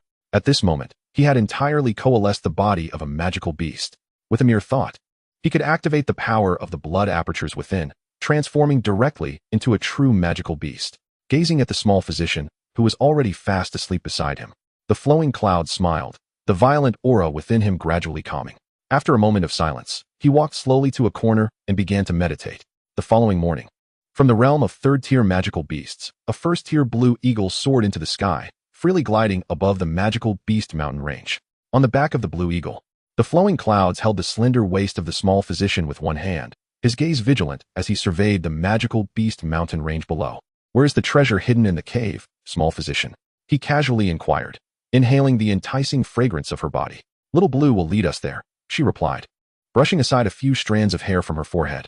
The gusts of wind whipped around them, causing her garments to cling tightly to her figure, subtly revealing her graceful curves. Observing this scene, the flowing clouds felt a rush of warmth, tightening his grip around her waist. "Don't get any ideas." The small physician looked up, feigning annoyance at his actions, yet she did not struggle. "Where's the mischief in that? I'm merely concerned about potential avian attacks to keep you safe," the flowing clouds replied unapologetically, maintaining his embrace around her. Caw! At that moment, a piercing cry shattered the air, accompanied by the swift sound of approaching winds, causing the flowing clouds' expression to change. The blue eagle behind them faltered mid-flight, revealing its evident fear. "It's the azure feather iron eagle." The small physician pointed upwards, her delicate face betraying a hint of panic. It was this beast that had attacked her and the blue eagle, forcing them to flee deep into the magical beast mountain range. In the sky, a majestic avian adorned with azure scales soared downward, its wings slicing through the air with the speed of lightning, descending upon the flowing clouds and the small physician with alarming ferocity. "Don't worry, I am here," the flowing clouds reassured her, stroking her hair gently. His gaze hardened as he watched the rapidly approaching azure feather iron eagle. A mere second-tier magical beast dares to act so brazenly. Roar! The cry grew even more resounding, as the azure-scaled iron eagle, its arms seemingly forged of steel, cleaved through the winds like a torrent of iron. In the blink of an eye, a flash of crimson flickered in the flowing cloud's eyes. The next moment, a gleaming silver bolt of lightning shot forth from his hand. Caw! As a chilling scream echoed through the void, the massive figure of the azure iron eagle suddenly flipped and plummeted towards the beast-laden mountains below. Observing the descending azure iron eagle, Lu Yun's lips curled into a faint smile. Having consolidated the essence of the magical beast, he found himself increasingly adept at harnessing the power within his blood channels, significantly enhancing his strength. Moments later, the colossal blue eagle gracefully spiraled downwards, eventually folding its wings as it landed upon a mountaintop. "The treasure lies just beneath this cliff," the little medical immortal indicated towards the dark abyss below. Upon hearing this, Lu Yun approached slowly, his gaze fixed downward. A thick fog enveloped the area, rendering everything shrouded in darkness, obscuring all visibility. With a focused thought, Lu Yun decisively activated the power of his blood channels, a flash of crimson light flickering in his eyes. As the red glow surged forth, Lu Yun peered down again, and to his astonishment, his gaze pierced through the dense mist, faintly revealing a platform beneath the cliff. "That platform must be where the treasure is located. Let us descend," he concluded, no longer hesitating as he opened his arms toward the little medical immortal. "I can manage on my own, no need for you to carry me," she responded.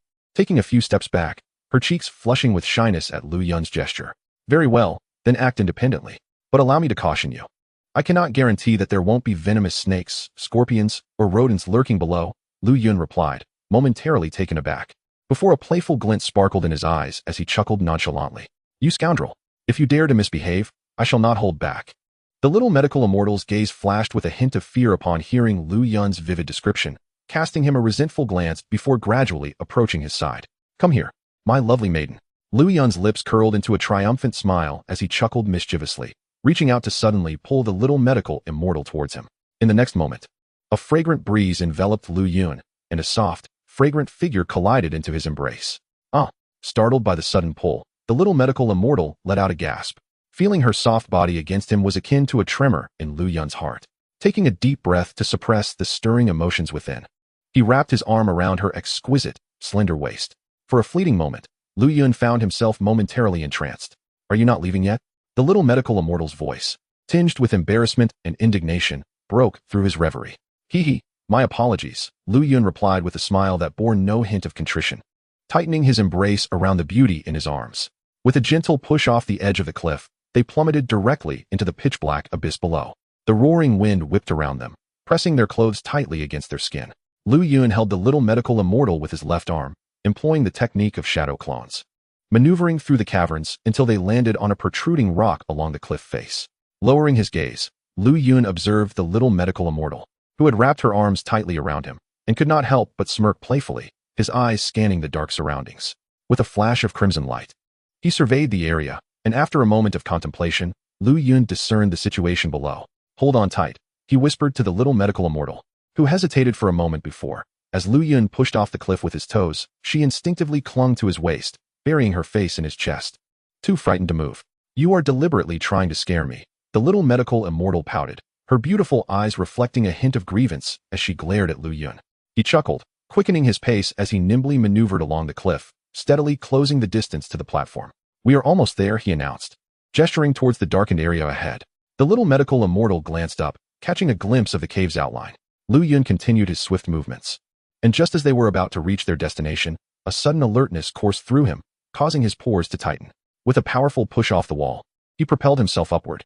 A faint sound of slicing air pierced the night, and with a flicker of crimson light in his eyes, Lu Yun discerned the source of the attack. An earth serpent. He paused, recalling that in the original tale, Xiao Yan and the little medical immortal had also encountered this creature. The earth serpent, as its name suggests, is a serpentine magical beast that dwells within rocky terrains. Ranked around the first tier, this creature, due to its elongated, wing-like form, possesses the ability to soar through the air like a hawk. Moreover, its mutated stone attribute renders its body as hard as stone, making it nearly impervious to conventional blades. With another piercing shriek, the earth serpent unfurled its narrow wings, its eyes glinting with ferocity as it dove toward Xiao Yan and the little medical immortal, its massive jaws revealing sharp, glistening fangs. You seek death. Lu Yun's eyes glimmered with a cold light as he prepared to retaliate. In the next instant, a bolt of lightning shot forth. With a frantic struggle, the yellow shadow fell rigidly from the sky, crashing heavily into the unfathomable valley below. After dispatching the earth serpent with a faint smile, Lu Yun gradually descended with the little medical immortal, landing gently outside the cave. Standing before the cave, he surveyed the entrance strewn with debris and peculiar branches. Furrowing his brow, with a deliberate motion, he extended his palm, inhaled deeply, and bellowed, mountain-cleaving palm. As his voice echoed, a tremendous force erupted from his palm, sweeping away the tangled debris and hurling it into the dark ravine. Turning his gaze towards the now exposed cave, Lu Yun and the little medical immortal at last beheld the legacy of those who came before them. The entrance was narrow, barely wide enough for 2 or 3 to pass, shrouded in darkness, yet faintly illuminated by a soft glow within, imparting an air of mysterious allure. Surrounding the entrance were numerous carvings, though time had rendered them indistinct. Had it not been for Lu Yun's keen eyesight, they might have gone unnoticed. We have finally arrived, Lu Yun remarked, a light smile gracing his lips as he cradled the little medical immortal, using his toes to take one final leap off the cliff, their figures soaring through the air before landing steadily at the cave's mouth. You lecherous rogue. Upon touching down, the little medical immortal swiftly extricated herself from Lu Yun's embrace, indignantly huffing. If you keep this up, I might truly become a rogue myself, Lu Yun retorted playfully. You despicable cad.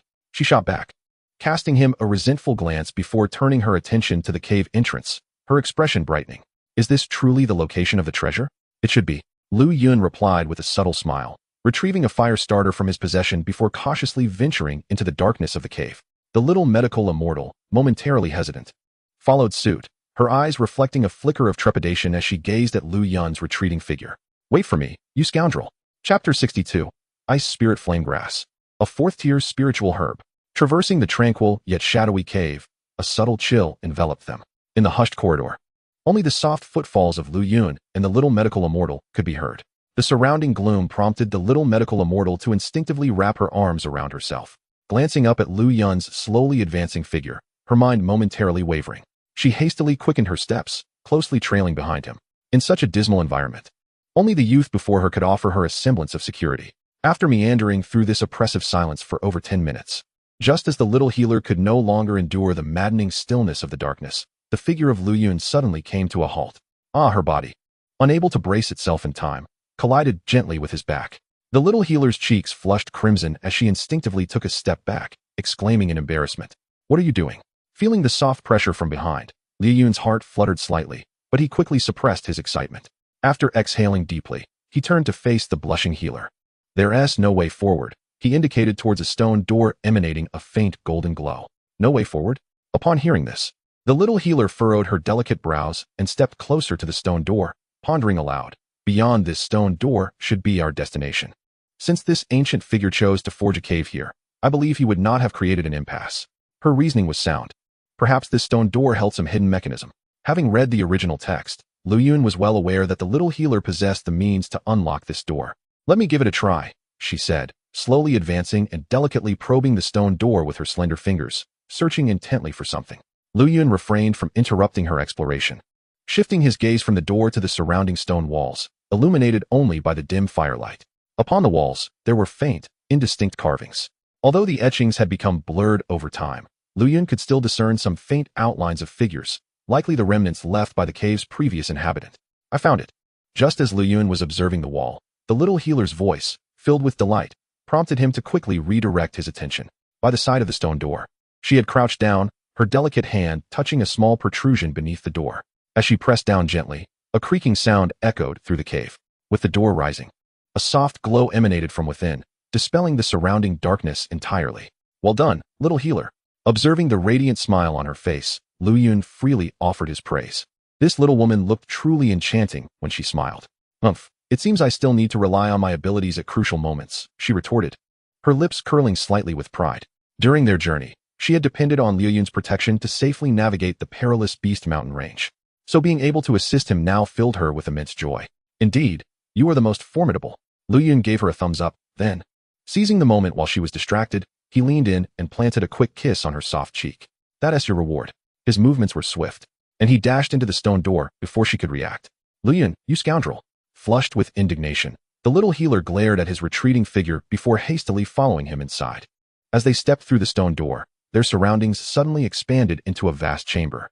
The interior was stark and spacious, with moonlight stones embedded in the walls serving as illumination. In the center of the chamber stood a seat, upon which lay a skeletal figure, its skull sunken deep, resting against a pale thigh bone, a sight that appeared quite eerie in the quiet atmosphere.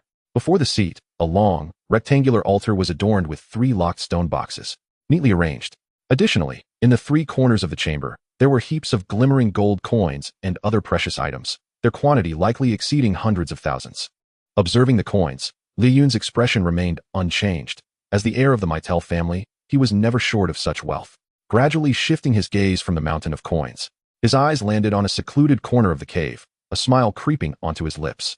There, nestled in a hidden alcove, was a small flower bed constructed from earth, containing a variety of medicinal herbs. Lu Yun inhaled deeply, immediately detecting a peculiar fragrance wafting through the air.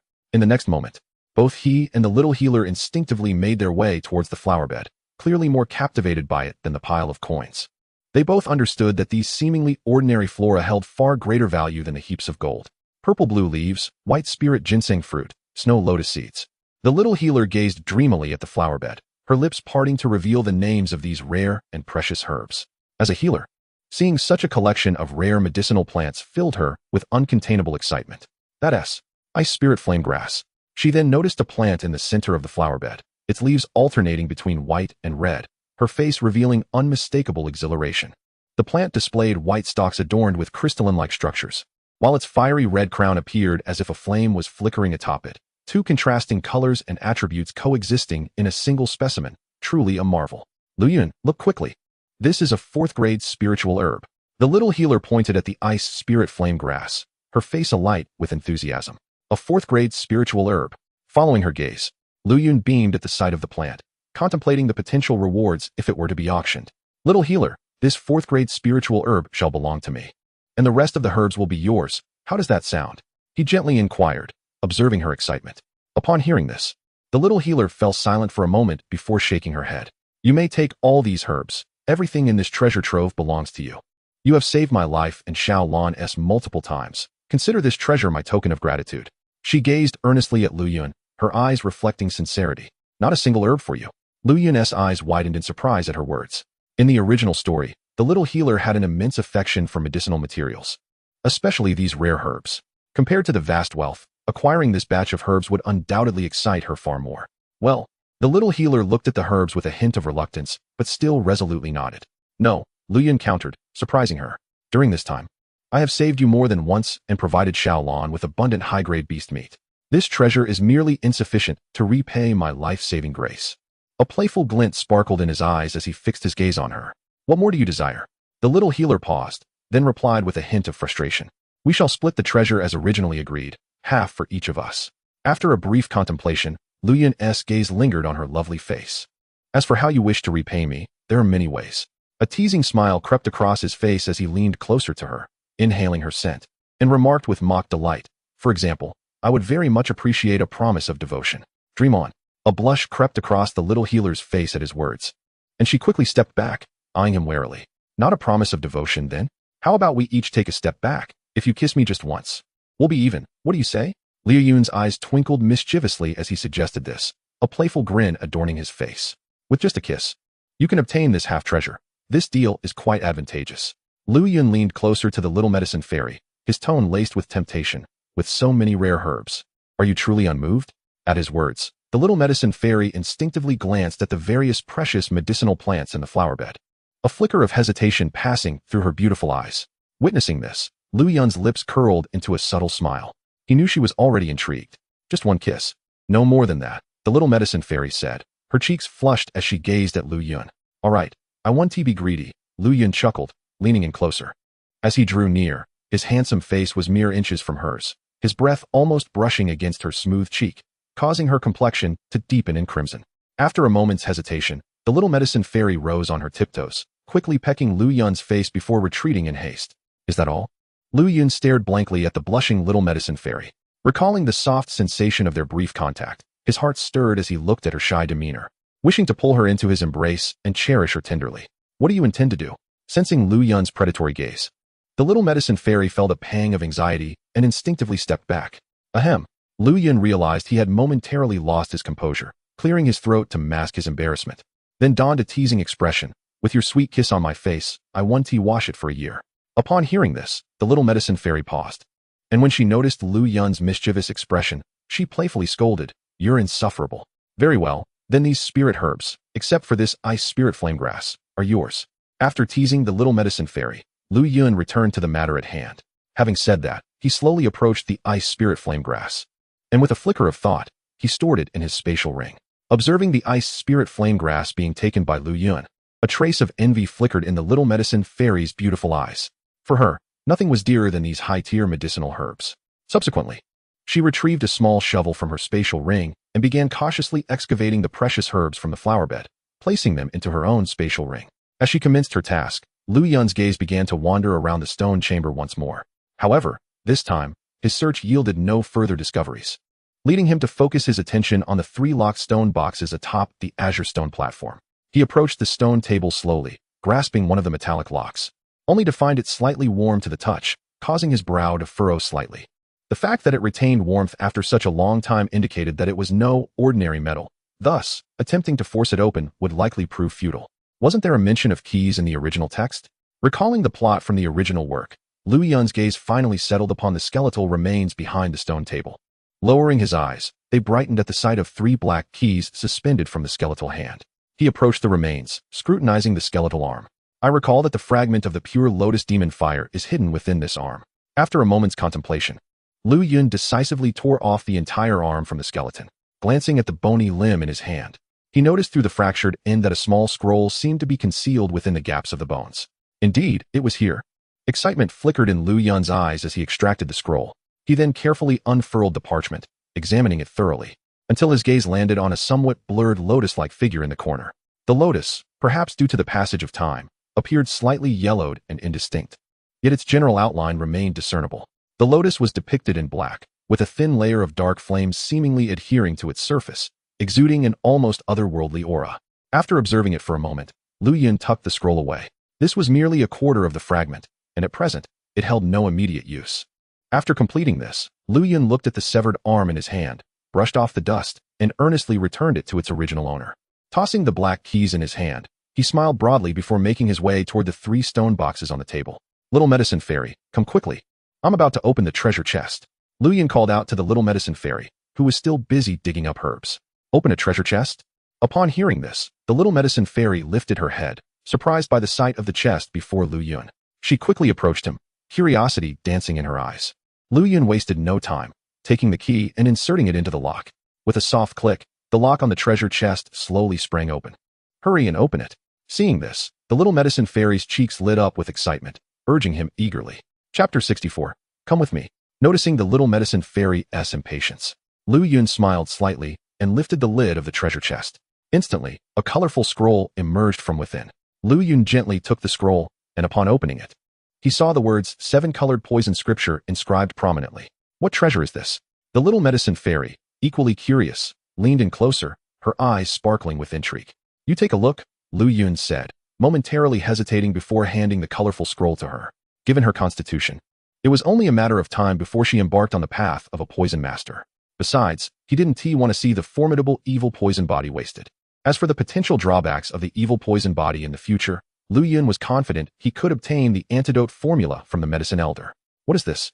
Upon receiving the scroll from Lu Yun, the little medicine fairy examined it closely, her expression shifting from curiosity to delight. "This is actually a scripture detailing how to concoct poisons." She gazed at the 7-colored poison scripture with fervor, excitement evident in her beautiful eyes. Unable to become an alchemist, she had no choice but to rely on poison crafting. Deep down, however, her greatest aspiration was to become an alchemist rather than a feared poison master. "This scripture is mine. The contents of the other 2 treasure chests are entirely yours." Clutching the 7-colored poison scripture, the little medicine fairy had clearly claimed it for herself. "This is of no use to me. Feel free to take it," Lu Yun replied, having intended it for her all along. "Thank you," she said, embracing the 7-colored poison scripture with gratitude. "Given our close relationship, there's no need for such formality," Lu Yun teased, a playful smirk gracing his lips. "Humph, who are we close to?" the little medicine fairy retorted, a hint of crimson flashing across her cheeks as she shot Lu Yun a glare. Lu Yun smiled gently, then picked up the second key to open the second treasure chest. Though the remaining 2 chests were Lu Yun's, the little medicine fairy's curiosity got the better of her, and she leaned in closely. With a click, the second treasure chest was swiftly opened by Lu Yun.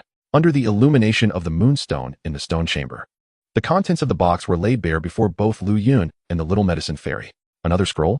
Upon seeing the black scroll placed within the box, the little medicine fairy's brows arched in surprise. Lu Yun, already aware of what the scroll contained, reached out and retrieved it from the box. After examining it closely, his gaze landed on the small inscription on the side, Advanced Xian Class Flying Combat Technique, Wings of the Eagle. A smile spread across Lu Yun's face as he held the scroll. "The flight combat technique that I have long yearned for is finally within my grasp. I wonder what treasures I shall acquire once I auction off this flight skill." As this thought crossed my mind, a glimmer of anticipation flickered in Lu Yun's eyes. "Lu Yun, what is that?" Xiao Yixian inquired, noting the excitement illuminating his expression, her curiosity piqued by the scroll in his hands. "It is a flight combat technique," Lu Yun replied, a subtle smile gracing his lips as he observed the gleam of intrigue in Xiao Yixian's beautiful eyes. "Flight combat technique? What on earth is that?" Xiao Yixian, equally unfamiliar with the term, blinked in puzzlement. She had heard of various combat techniques, such as offensive, defensive, and agility skills, but this was her first encounter with a flight technique. As the name implies, this technique enables one to soar through the skies, Lu Yun continued to elucidate. "Flight? Isn't that a talent only attainable by those of at least the Do Wang level?" Upon hearing this, Xiao Yixian was initially taken aback. Then her expression morphed into one of confusion. "Lu Yun, gazing at Xiao Yixian, mused that in this world, wonders abound. Xiao Yixian, once you grow stronger, you shall no longer be astonished, he reassured her. In comparison to her innate abilities, this flight technique seemed trivial to Lu Yun. With that, Lu Yun tucked the flight skill scroll into his spatial ring. There is but one last item to secure. Once we finish, we shall depart. He produced the final key and inserted it into the lock. With a click, the last treasure chest swung open. Another scroll? Xiao Yixian gasped, her eyes wide with astonishment at the sight of the crimson scroll. Lu Yun retrieved it and unfurled it to reveal Roaring Lion's Song, a high-level Xian rank combat technique. A satisfied smile crept onto Lu Yun's lips as he contemplated the addition of another Xian rank item to his collection. However, a thought struck him. He possessed far too many Xian rank combat techniques to be accommodated in merely Wu-Tin City. Perhaps it was time to return to the imperial capital.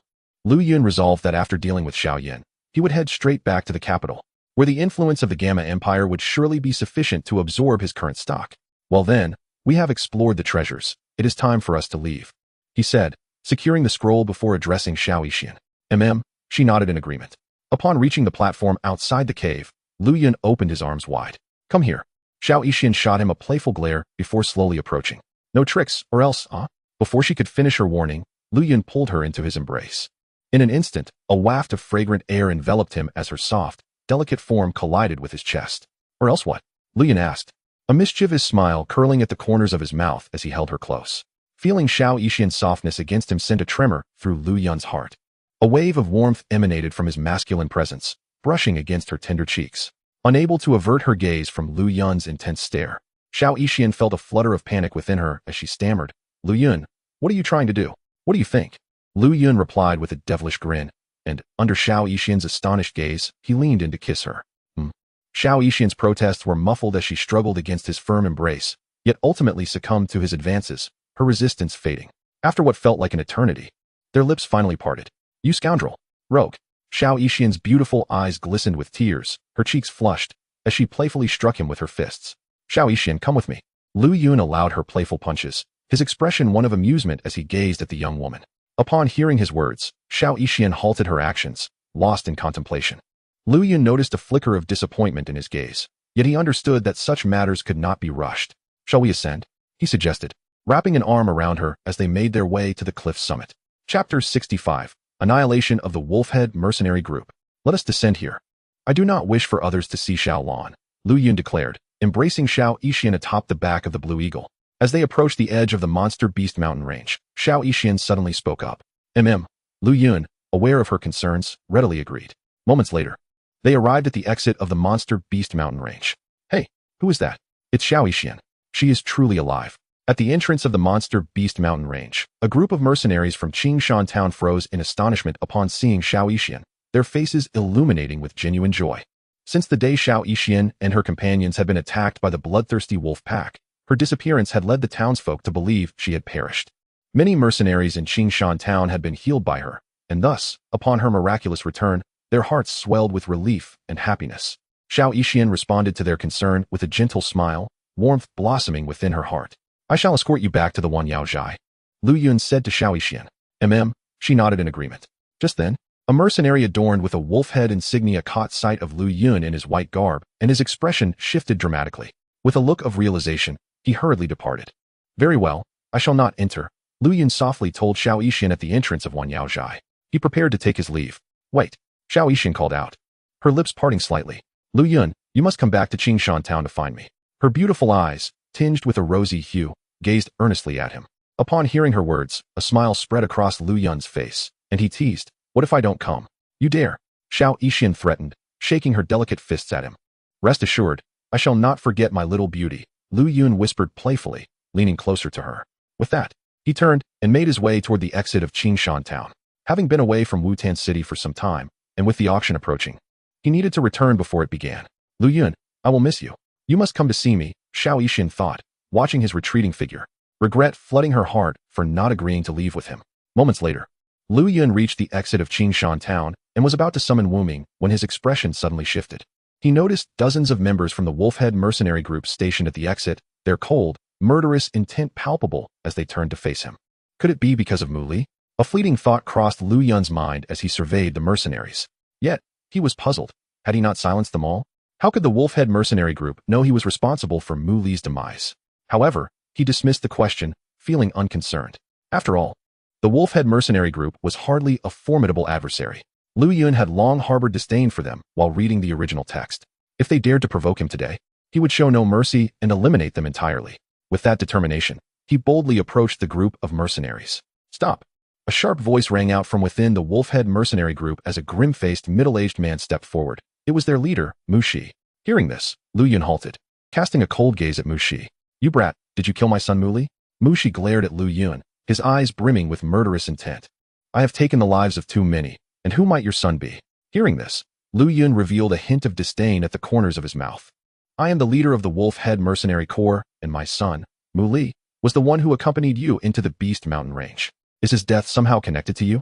As Mu Shi observed Lu Yun's contemptuous expression, his murderous intent intensified. He had already resolved that.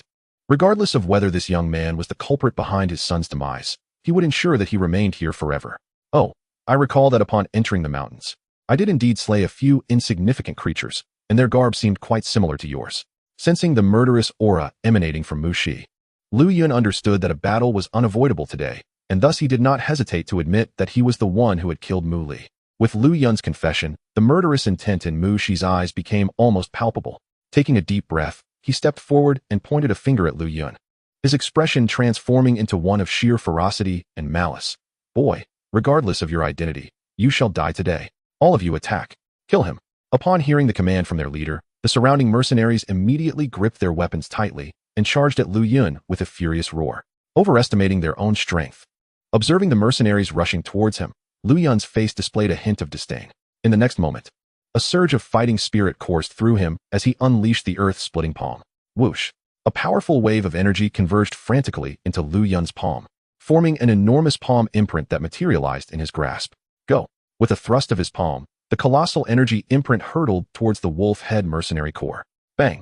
In the next instant, the massive palm imprint crashed down upon the mercenaries. In a heartbeat, dust swirled, and the ground trembled.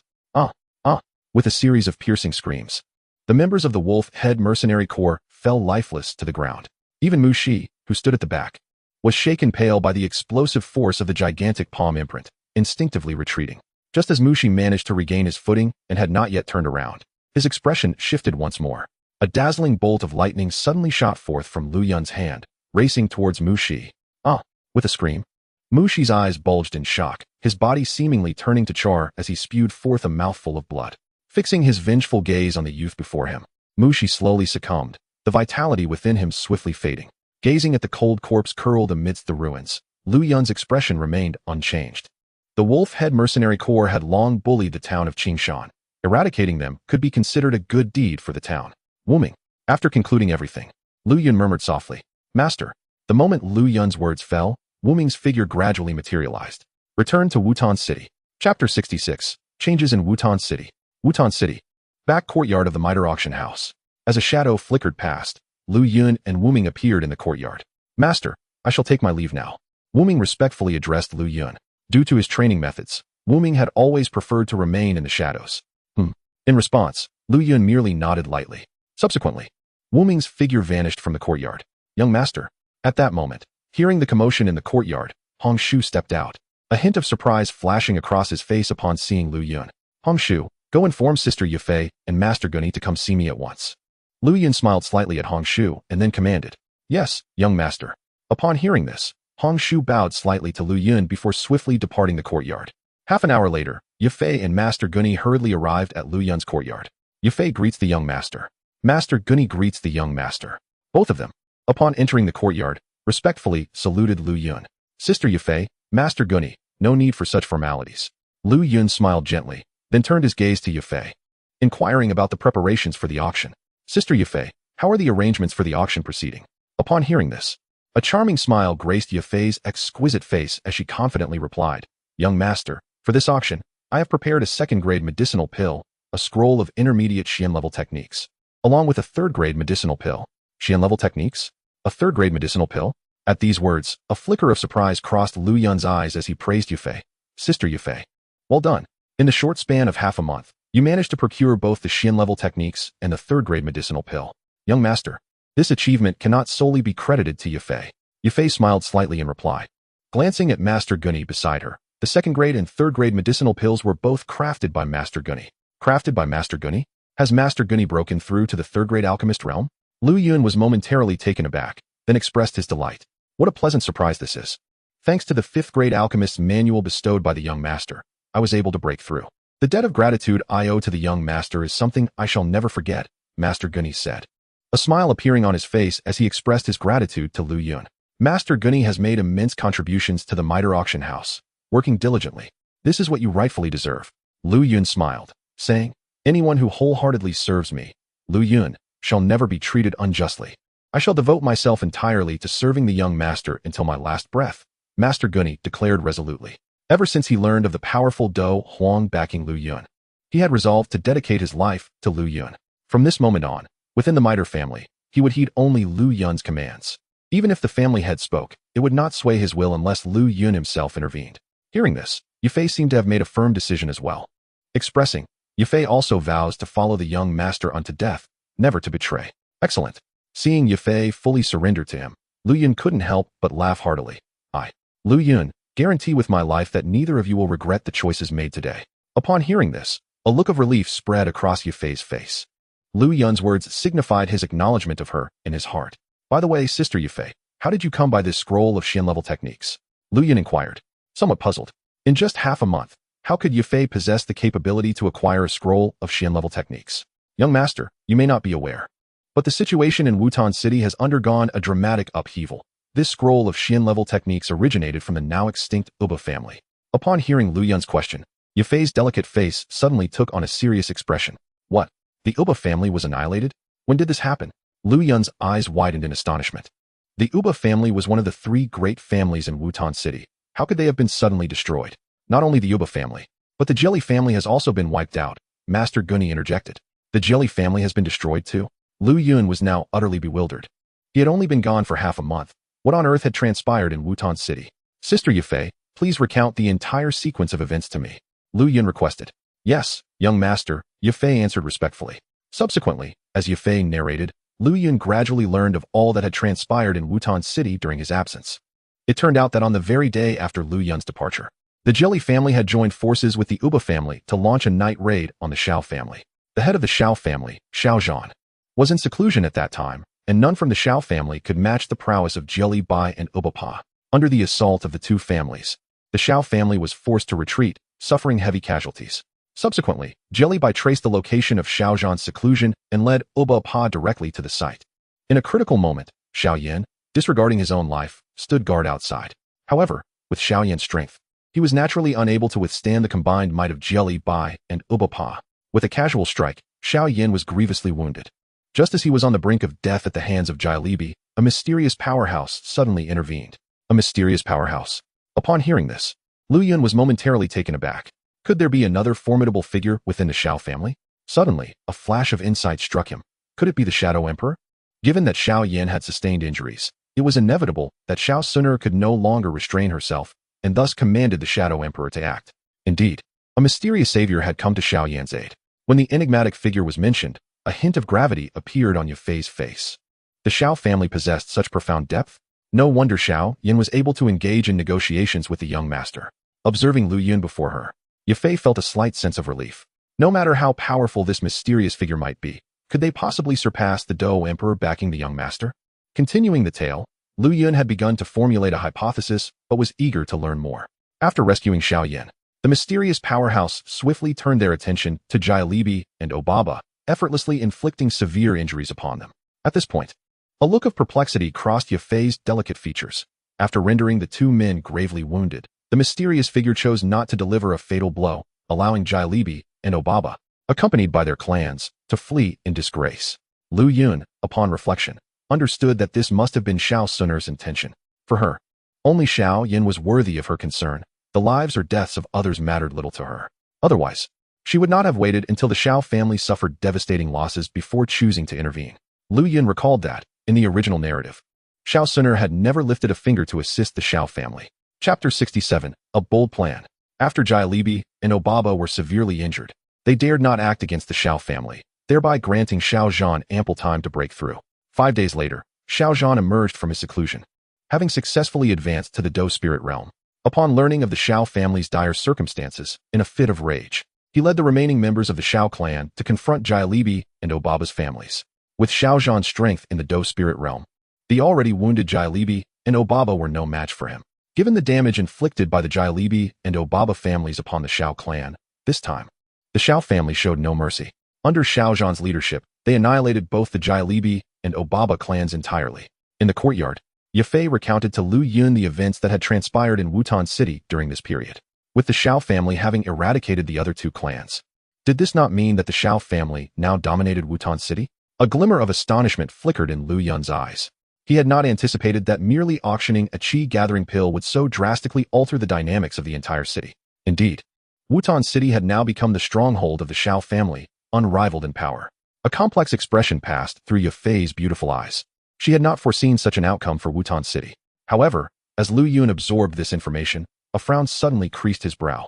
The civil strife in Wutan City had led to the destruction of two major clans. Although the Shao family had absorbed the other two clans, they themselves had also suffered considerable losses. From an overarching perspective, the overall strength of Wutan City had diminished significantly. Lu Yun felt a twinge of discomfort, realizing that with so many valuable items in his possession, the Shao family alone could not possibly accommodate them all.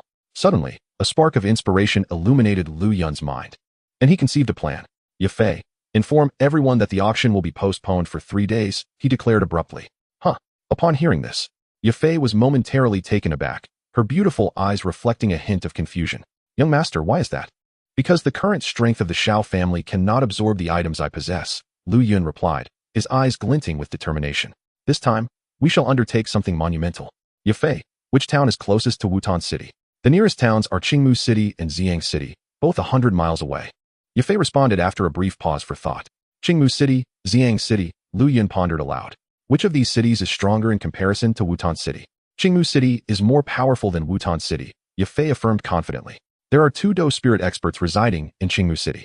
As for Xiang City, the strength difference should not be significant now that Xiao Zhan has advanced to the Do spirit realm.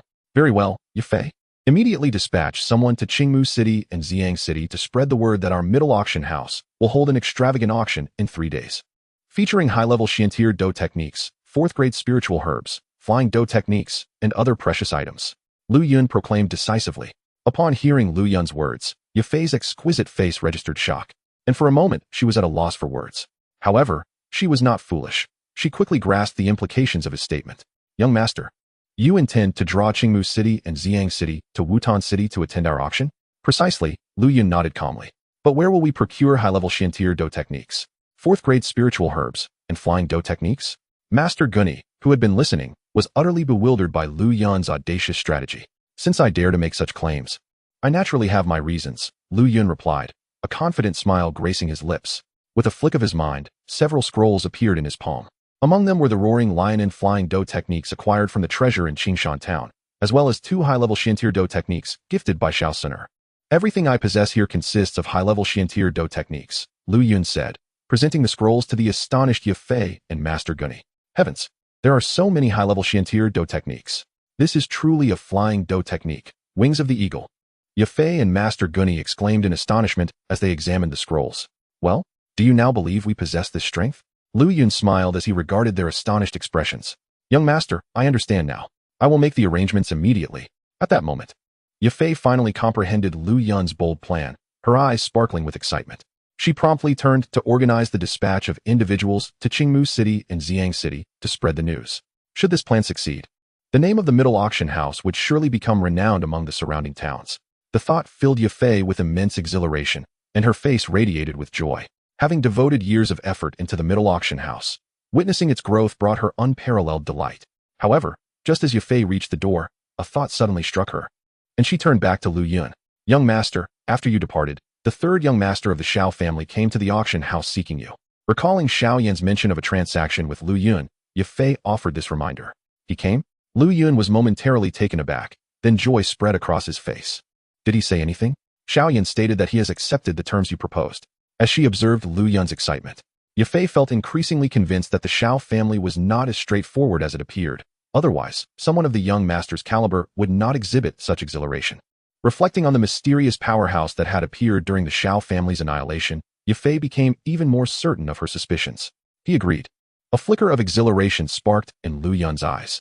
Although his current strength would allow him to seize what he desired directly, doing so would inevitably pit him against the Shadow Emperor behind Xiao Suner. Now that Xiao Yan had willingly acquiesced, it spared him the trouble of having to resort to force. Immediately send someone to the Xiao family, saying that I have returned and requesting Xiao Yan to visit the middle auction house. Lu Yun instructed Yafei without hesitation. Understood, young master. Yafei responded, gradually stepping out of the courtyard. Young master, the individuals from Qingmu City and Xiang City are not to be underestimated.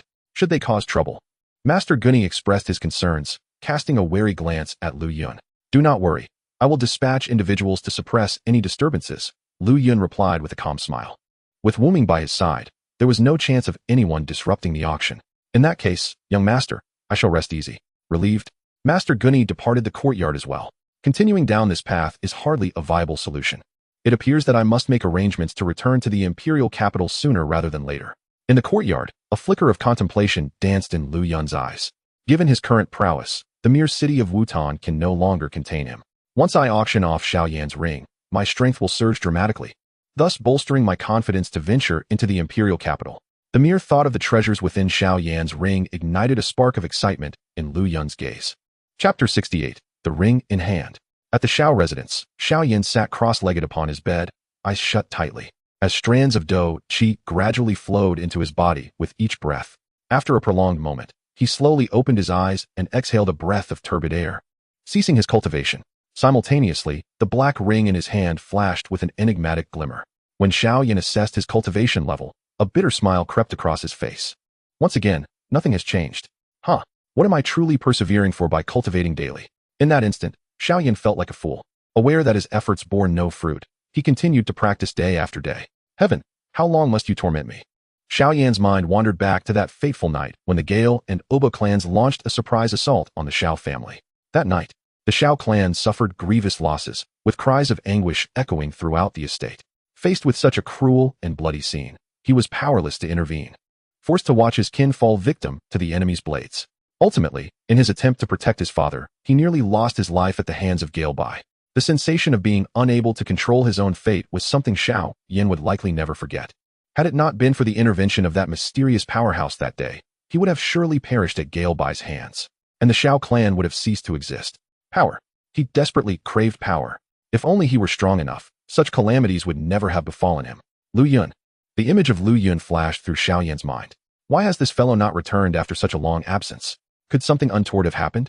A flicker of worry crossed Xiao Yan's heart. He wasn't truly concerned for Lu Yun. Rather, he pondered how he would restore his own talents if Lu Yun were to encounter any misfortune. Knock, knock, knock. Just as thoughts swirled in Xiao Yan's mind, a voice called from outside. Third young master, there are people looking for you outside. They claim to be from the middle auction house. The middle auction house? Could it be that Lu Yun has returned? Upon hearing this, Xiao Yan was momentarily taken aback, but a surge of excitement soon illuminated his face. In the next instant, he flung open the door and dashed outside in a flurry. An hour later, at the middle auction house. Xiao brother, it's been quite some time. I hope you have been well, Lu Yun remarked, a light smile gracing his lips as he observed the anxious expression on Xiao Yan's face. Xiao Yan, you finally seem to be in a hurry. It appears that the joint assault by the Gale and Uba clans on the Xiao family has inadvertently aided me significantly. Lu Yun, I accept your conditions, Xiao Yan declared without preamble, diving straight to the point as he entered. Xiao brother, it seems you've finally come to your senses. Lu Yun replied, his eyes glinting with excitement, though his demeanor remained nonchalant. Please, Lu Yun, restore my talents as swiftly as possible, Xiao Yan expressed his gratitude earnestly, nodding with a serious countenance. Restoring your talents is, of course, not an issue. However, Xiao brother must first fulfill his promise, Lu Yun remarked with a slight smile, his gaze sweeping over the ring in Xiao Yan's hand. Fulfilling a promise? Hearing Lu Yun's words, Xiao Yan blinked in confusion. It seems Xiao brother has forgotten. I previously mentioned that I would assist you in restoring your talents, but you must bring all the treasures you acquire to the middle auction house for auction. Lu Yun explained slowly, but Xiao Yan's face displayed a hint of difficulty as he replied, Lu Yun, I currently possess no treasures.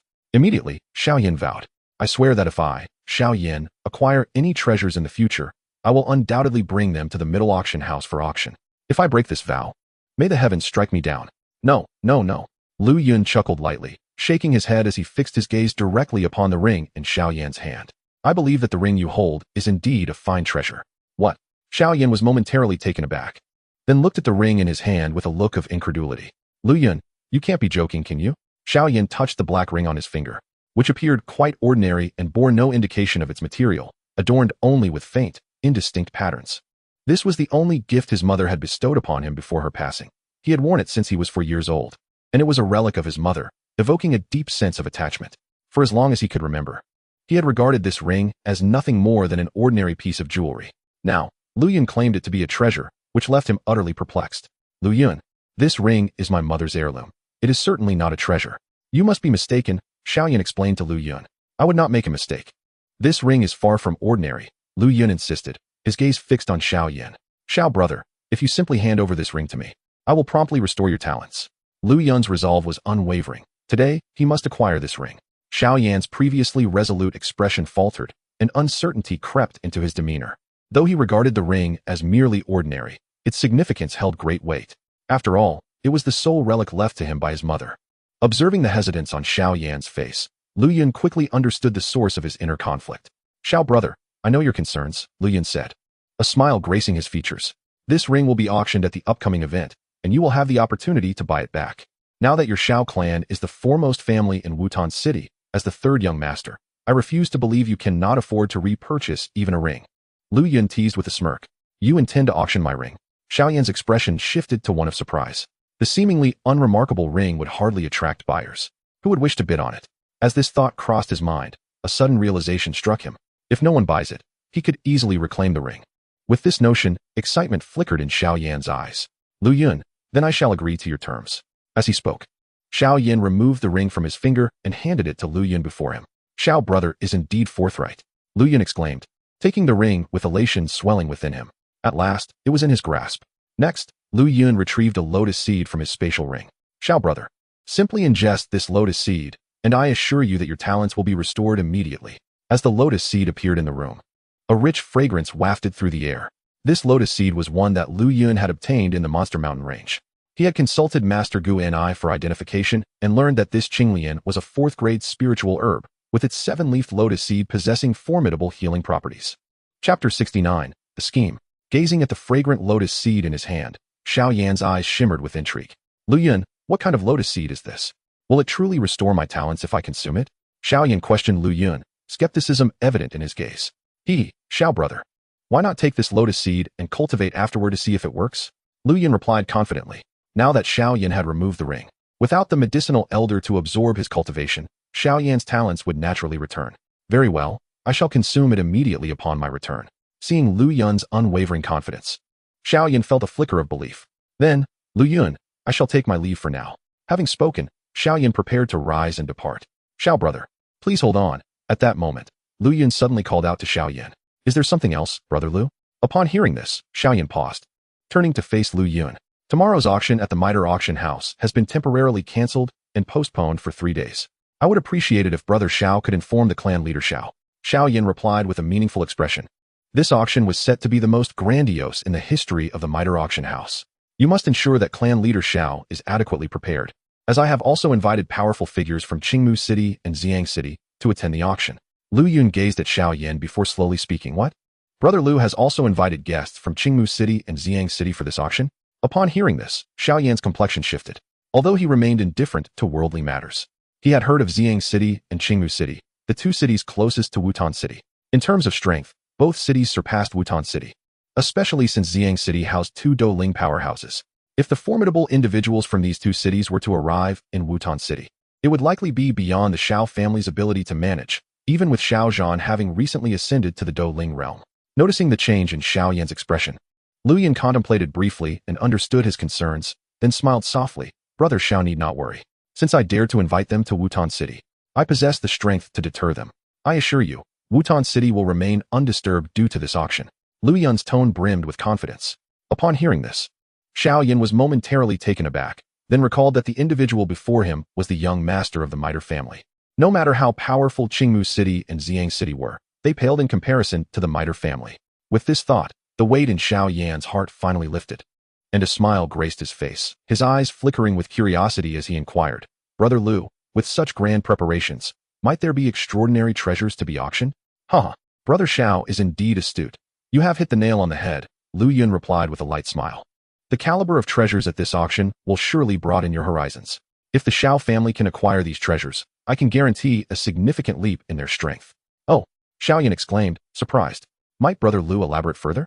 His curiosity was piqued. What treasures could inspire such confidence in Lu Yun? Since Brother Xiao wishes to know, I shall not withhold the information, Lu Yun stated, eager to share news he intended to disseminate.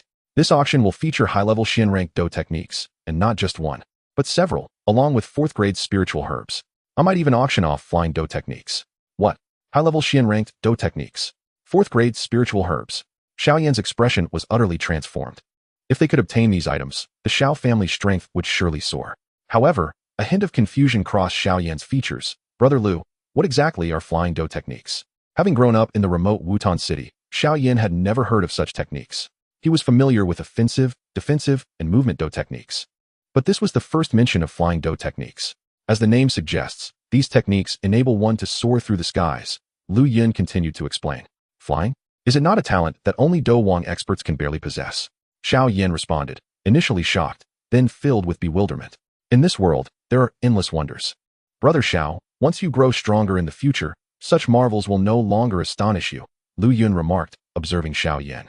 Knowing that only when Yao Lao awakened would he gradually come to appreciate the world's intricacies. Contemplating Lu Yun's words, Xiao Yan understood the significance of this information for the Xiao family, and, without further delay, said to Lu Yun, Brother Lu, I shall take my leave now. He was eager to return and consume the lotus seeds in his possession to restore his innate abilities. Very well, Brother Xiao. I look forward to seeing you at the auction. Lu Yun smiled slightly, not insisting on detaining him. Nameless. After Xiao Yan left, Lu Yun gazed at the ring in his hand, revealing a trace of enigmatic amusement. With a gentle call, Nameless figure gradually materialized in the room, bowing to Lu Yun. I have greeted my master. Please keep this ring safe for now. Lu Yun directly handed the ring to Nameless. Understood, Master. Nameless accepted the ring without hesitation. Attempting to absorb my Do Chi? Not a chance. A hint of jest flickered in Lu Yun's eyes as he entrusted the ring to Nameless for safekeeping, naturally to prevent Yao Lao from absorbing his Do Chi. Moreover, Lu Yun could not guarantee whether Yao Lao had awakened at this moment. It was best to leave it to Nameless for safekeeping. With Nameless 8-star Do Huang strength, even if Yao Lao were to awaken now, he likely would not dare to make a move. Nameless, 3 days from now, during the auction, you are responsible for maintaining order. Should anyone dare to disrupt, suppress them immediately. As he spoke, a glint of coldness shone in Lu Yun's eyes. Yes, Master. Nameless replied, bowing respectfully. All right, you may depart. As Lu Yun's words fell, Nameless figure slowly vanished from the room. In the Xiao family, in the main hall. Yenner, where did you obtain this information? In the hall. Xiao Zhan looked at Xiao Yin in shock after hearing his words, a hint of doubt in his eyes. High-level Xian ranked Do techniques. 4th grade spiritual herbs. And the legendary flying Do techniques. Are these truly to be auctioned? It was the young master of the Miter family, Lu Yun, who personally informed me, Xiao Yan explained. Young Master Lu Yun? Upon hearing this, Xiao Zhan's expression shifted. He suddenly recalled that it was also Lu Yun's advice prior to the last auction that enabled him to defeat the Jijiali and Uba families and obtain the Gathering Chi Pill. After a moment of silence, a glimmer of determination crossed Xiao Zhan's eyes. Young Master Lu Yun has no reason to deceive us. I will immediately issue orders to gather gold coins at any cost. Chapter 70. The Temptation of Ye Fei. Bang. After leaving the Xiao family's hall, Xiao Yan hurried back to his room, closing the door behind him. He then took out the lotus seeds he had received from Lu Yun. From this day forth, my innate talent shall return. Breathing in the rich medicinal fragrance emanating from the lotus seeds, excitement sparkled in Xiao Yan's eyes. Without a moment's hesitation, he sat upon his bed and consumed the lotus seed in one bite. As the lotus seed descended, a potent medicinal energy immediately unfurled within Xiao Yan's body. Warm and soothing, providing immense comfort. Moments later, after fully absorbing the medicinal energy of the lotus seed, Xiao Yan felt a refreshing clarity wash over him. My injuries have completely healed. Upon inspecting his condition, Xiao Yan was pleasantly surprised to discover that the severe injuries inflicted by Jijiali had fully recovered. This lotus seed was undoubtedly not an ordinary spiritual herb. Reflecting on the lotus seed he had just consumed, gratitude welled up in Xiao Yan's heart. At the very least, Lu Yun had not misled him. This lotus seed was indeed a treasure. I wonder if my talent has been restored? With a hint of excitement on his face, Xiao Yan focused his mind and began to absorb the Do Chi from the surrounding air. After sitting in silence for a while, Xiao Yan took a deep breath. A visible stream of pale white energy flowed through his mouth and nose, nourishing his bones. Moments later, Xiao Yan's eyes suddenly snapped open, a flash of white light surging through them. My Do power has not vanished. Sensing that the Do Chi he had just absorbed still resided within him, Xiaoyan's body trembled with exhilaration. Slowly stretching his limbs, a look of bliss and ecstasy spread across his face. This feeling, after nearly 3 years, the sensation of becoming stronger has finally returned. From this day forward, I, Xiaoyan, am no longer a waste. The next day, at the miter auction house, in the rear courtyard, originally preparing to cultivate, Lu Yun was taken aback by the sudden arrival of Yafei. Sister Yafei, what brings you here at this late hour? Lu Yun inquired, his gaze reflecting a hint of surprise as he looked at the enchanting figure before him. Young master, might I have the pleasure of sharing a few drinks with you? Yafei, adorned in a flowing red gown, held a food box in her hand. Her beautiful eyes fixed on Lu Yun, a bewitching smile gracing her delicate features. As Lu Yun's gaze slowly traversed her form, he found himself captivated by her soft, melodious laughter, causing a warmth to stir within him. At this moment, Yafei was uncomfortably close, her alluring fragrance wafting into Lu Yun's senses, leaving him momentarily entranced. In the past, perhaps due to the presence of Master Gu and I, Yafei had slightly restrained her demeanor. Yet now, in the solitude with Lu Yun, she seemed to have shed her inhibitions, exuding an irresistible charm with every movement. It must be said that Lu Yun was truly experiencing the mature allure of this woman for the first time.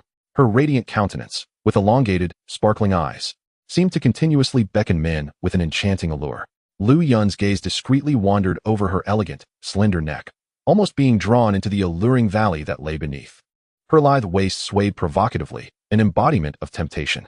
Indeed, she was a captivating enchantress. As Lu Yun admired Yafei, she too was observing him.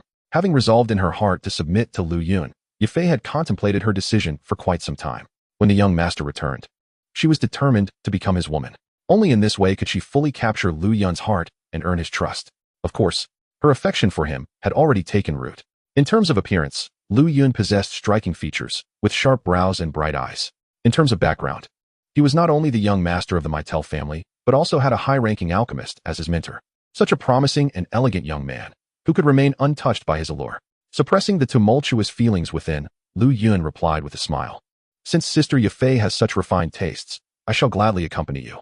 Younger master, the wind is strong in the courtyard. Let us retire to my chamber to toast. Yafei suggested, her lips parting in a delightful smile. With that, she gracefully made her way toward Lu Yun's room. The sway of her serpentine waist exuding an enchanting charm, her curvaceous figure on full display to the captivated Lu Yun following behind. Witnessing this scene, Lu Yun, already stirred with emotions, felt a surge of heat rise within him. By the heavens, she truly is a siren, he thought to himself, as he slightly bowed and followed Yafei into the room. Younger master, allow me to toast you, Yafei said, gently opening the food box to arrange the wine and delicacies, pouring Lu Yun a full cup before raising her glass, her gaze playful and inviting. Very well, let us drink together, Lu Yun responded with a nod, downing his drink in one gulp. Yafei mirrored his actions, finishing her wine before alluringly proclaiming, Younger master, let us not leave until we are thoroughly intoxicated tonight. With a smile gracing his lips, Lu Yun readily agreed. Indeed, let us indulge until we are inebriated. Thus, the two of them continued to toast, with cups of fine wine flowing freely. In a short span, Lu Yun had consumed over a dozen cups. Shaking his head, he felt a haze enveloping his mind. He hadn't anticipated that the wine would affect him so. This was, after all, his first experience drinking since arriving in this world, and with his limited tolerance, he was already feeling dizzy. Across from him, Yafei was in a similar state. Her cheeks flushed, and her words a soft murmur, clearly intoxicated as well. Younger master, your drinking prowess is quite impressive, she remarked suddenly, as she sat directly in Lu Yun's lap, holding her cup. Come, let us have another toast. The warmth of her body pressed against him ignited a smoldering fire within Lu Yun, and as he gazed at Yafei, his eyes grew fervent. To our toast, he exclaimed, clinking glasses with her. Yafei drained her cup, a trickle of wine cascading from its rim, gliding down her fair neck and disappearing into the depths below. Gulping involuntarily, Lu Yun quickly finished his drink to mask his thoughts. Younger master, let's have another round. They continued to drink, each round stirring their intoxication further. Suddenly, Yafei set her glass down, her long, delicate arms wrapping around Lu Yun's neck. Her lips parted slightly, exhaling a breath laced with the fragrance of wine. Younger master, do you think I am beautiful? She asked, her smile enchanting and her gaze shrouded in misty allure. Beautiful, so beautiful that it leaves me entranced, Lu Yun replied, unable to resist the temptation, and he leaned in to kiss her luscious lips. In the room, Lu Yun held Yafei tightly, while she clung to him like an octopus, their kisses growing more fervent. Moments later, they finally parted, Yafei resting against Lu Yun's shoulder, softly whispering, "Younger master, carry me to the bed." At that moment, Lu Yun was engulfed in a surge of passion, and her words ignited the fire within him completely. Without hesitation, he scooped up her supple form and made his way to his bed. With a thud, Lu Yun, driven by urgency, laid Yafei down on the bed with a touch of roughness. Yet, she exhibited no sign of discontent, her eyes sparkling with mirth and allure. "Younger master, take me," she purred. As her words fell, Lu Yun's pent-up desire erupted, and he lunged toward her. Moments later, the room echoed with the sounds of their fervent embrace, a rhythm that was intoxicating in its own right. The following day, in Xiang City, the Jin family reigned supreme, unlike the tripartite balance of power in Wutan City. Within the Jin family's grand hall, the higher-ups had gathered, with the family head, Jin Yuan, seated at the forefront, his power having reached the realm of a 3-star doling. "Ladies and gentlemen, I trust you are all aware of the news from the Meitel family," Jin Yuan stated solemnly. Surveying the assembly, "Is this news reliable?" A middle-aged man rose to question. With their strength, can the Meitel family truly produce such treasures as high-level Xian class techniques, 4th-tier spiritual herbs, and flying techniques? The man, Jin Ju, was the family's elder and another doling powerhouse. If this were the imperial capital, the news might hold some truth. However, Wutan City is merely a branch of the Meitel family. How could they possibly procure such items? Forgive my frankness, but even in the imperial capital, the Meitel family might not be able to auction such treasures, he concluded. Indeed, the elder speaks wisely. In my view, the Meitel family in Wutan City is merely posturing. It is but a small city, lacking even a doling expert, yet they dare to auction 4th-tier spiritual herbs and the fabled flying techniques. Another voice chimed in. Belonging to Jin Tao, the family's second elder, a 9-star Great Dome master, who wore a disdainful expression at the mention of Wutan City. However, according to my information, someone in Wutan City has indeed broken through to the doling realm, Jin Yuan stated calmly from the head seat. What? Someone in Wutan City has reached the doling realm? The revelation caused a stir among the Jin family higher-ups, with Jin Tao expressing disbelief. Who is it? Who has broken through to the doling realm in Wutan City? It is Xiao Zhan. Upon reflecting on the information he had received, Jin Yuan's expression grew somewhat grave. Xiao Zhan. It is indeed that fellow. I never expected him to surpass me and break through to the doling realm first. Upon hearing Jin Yuan's words, Jin Tao's face displayed a hint of astonishment. Given the proximity of Xiang City to Wutan City, the Jin family had long-standing business dealings with the prominent families of Wutan City. Consequently, Jin Tao had naturally crossed paths with Xiao Zhan before. Their strengths had always been closely matched. To think that Xiao Zhan would achieve a breakthrough to doling before him left Jin Tao feeling a slight sense of defeat. As far as I know, Xiao Zhan's breakthrough to the doling realm was entirely due to obtaining a qi-gathering pill, Jin Yuan stated nonchalantly. And this qi-gathering pill was procured from the middle auction house. A qi-gathering pill. Upon hearing this, Jin Tao's expression changed. The middle auction house actually auctioned a qi-gathering pill? That is a 3rd-grade elixir. This is precisely what I find puzzling. The middle auction house has actively disseminated this information, and in my opinion, it may not be false, Jin Yuan remarked. Xiao Zhan is indeed quite fortunate. Jin Tao's expression reflected a tinge of envy. Second elder, do not underestimate the Xiao family. They are not as simple as they appear on the surface. Contemplating the news he had acquired, Jin Yuan's face bore a trace of seriousness. The current Xiao family has already annihilated the other 2 major families in Wutan City, establishing themselves as the true overlords of the city. I never anticipated such significant changes occurring in Wutan City in such a short span of time. The great elder Jin Ju's expression shifted as he suddenly recalled something and spoke. Patriarch, given that Wutan City has just endured a bloody battle, its strength has diminished considerably. Why don't we? At this point, a glint of cold light flashed in Jin Ju's eyes. No. Jin Yuan immediately refuted the great elder's suggestion. I have stated before that the Xiao family is not as simple as they appear. There may be a powerful figure hidden behind them. One whose strength could surpass my own, Jin Yuan said, his eyes reflecting a grave demeanor. Oh, what leads you to this conclusion, Patriarch? Upon hearing this, the great elder Jin Ju's face revealed a look of astonishment. It is said that after Xiao Zhan obtained the qi-gathering pill, the Gailey family and the Uba family attempted a nighttime raid on the Xiao family, seeking to eliminate them before Xiao Zhan could break through to doling. However, at a critical moment, a powerful figure suddenly emerged and easily gravely injured Gailey Bai and Uba Pa, both of whom are 9-star Dome masters. In my opinion, this individual must have already reached the 3-star doling level, Jin Yuan slowly explained to the prominent members of the Jin family. Such a matter exists? Upon hearing this, the high-ranking members of the Jin family were somewhat taken aback. The second elder Jin Tao's expression grew solemn. I never anticipated that the Xiao family would be concealing such depth. Should we still proceed to Wutan City for the auction? Jinju inquired. Of course we must go. As far as I know, the middle auction house has also sent word to Qingmu City. If Qingmu City manages to acquire some valuable treasures at the auction, we would suffer a significant loss, Jin Tao said eagerly. He was thinking that if he could also obtain a qi-gathering pill, he could break through to the Doling realm just like Xiao Zhan. In that case, let us trouble the Great Elder and the Second Elder to make a trip to Wutan City, Jin Yuan decisively concluded. Almost an identical scene unfolded in Xiang City and among the other families of Qingmu City. In fact, upon learning that the middle auction house would auction 4th-grade spiritual herbs and flying combat techniques, even some loose cultivators rushed to Wutan City without hesitation. For them, the allure of 4th-grade spiritual herbs and flying combat techniques was simply too great. Even obtaining just one of them could substantially enhance their strength. Chapter 72. Washing the marrow and refining the bones. Yafei breaks through. The next day, middle auction house. Flowing Cloud courtyard. Upon the bed, Yafei lay gently and alluringly in Flowing Cloud's embrace, her face still bearing the remnants of passion. Recalling the madness of the previous night, a flush of crimson appeared on Yafei's delicate face. Young master, from now on, I shall be your woman. You must take responsibility for me. She cooed as she nestled in Flowing Cloud's arms. Rest assured, I will absolutely take responsibility, Flowing Cloud replied earnestly. He had long regarded this enchanting woman as his prized possession, and now that she had become his, he would naturally fulfill his obligations. However, Yafei's aptitude was indeed somewhat lacking. In the future, he would certainly need to shatter the void and venture into the vast expanse of the great thousand world. With Yafei's current talents, it was destined that she could not accompany him. A flicker of contemplation crossed Flowing Cloud's eyes as he held the soft figure of Yafei in his embrace and asked, Sister Yafei, do you wish to grow stronger? Grow stronger? At his words, Yafei, lying in his arms, was momentarily taken aback. And then a hint of bitterness surfaced on her charming face. Young master, of course I wish to become stronger, but my talents. Although she had become Flowing Cloud's woman, Yafei still harbored concerns. Now, by relying on her beauty, she had become the young master's woman.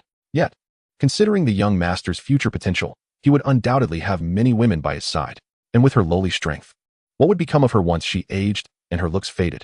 In response, Flowing Cloud smiled, his hands mischievously roaming over Yafei's delicate figure.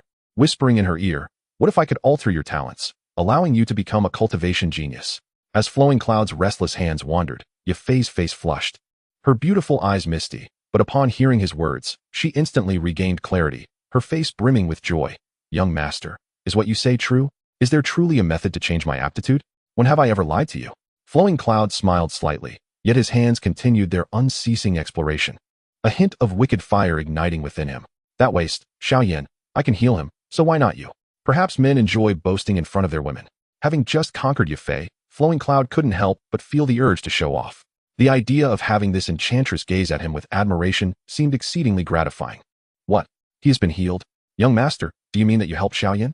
Yafei immediately recalled how Xiao Yan had once sought out Flowing Cloud with such urgency. Could it be? You are not mistaken.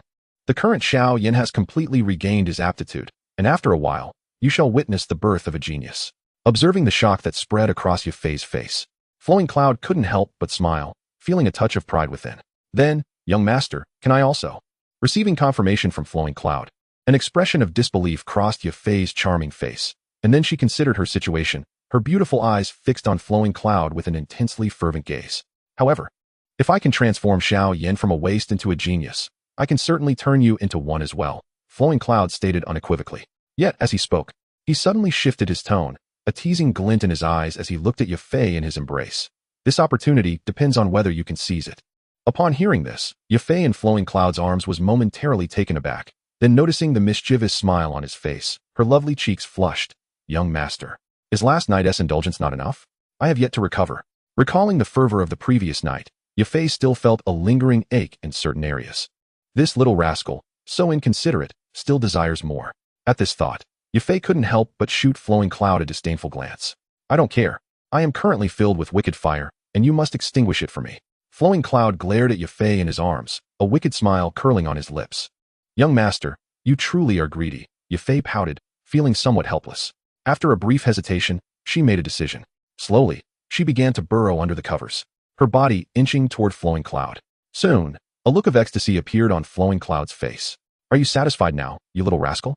An hour later, after freshening up, Yafei once again lay in Flowing Cloud's embrace. I'm quite satisfied. The malevolent fire within has been unleashed. and Lu Yun's face is adorned with an expression of complete satisfaction. Now, young master, could you enlighten me on how I might transform into a genius? With her delicate hand caressing Lu Yun's chest, Yafei spoke in a sultry voice. Since Yafei had already gratified her desires, Lu Yun, of course, would not go back on his word. With a mere thought, a jade vial materialized in Lu Yun's hand. Take this. The elixir within is potent enough to elevate you to the status of a genius.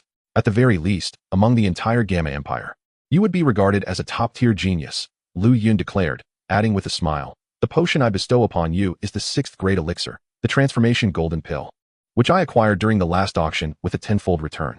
Upon hearing this, Yafei's face registered shock, and she curiously inquired, young master, what kind of elixir is contained within that it could alter one's innate talent?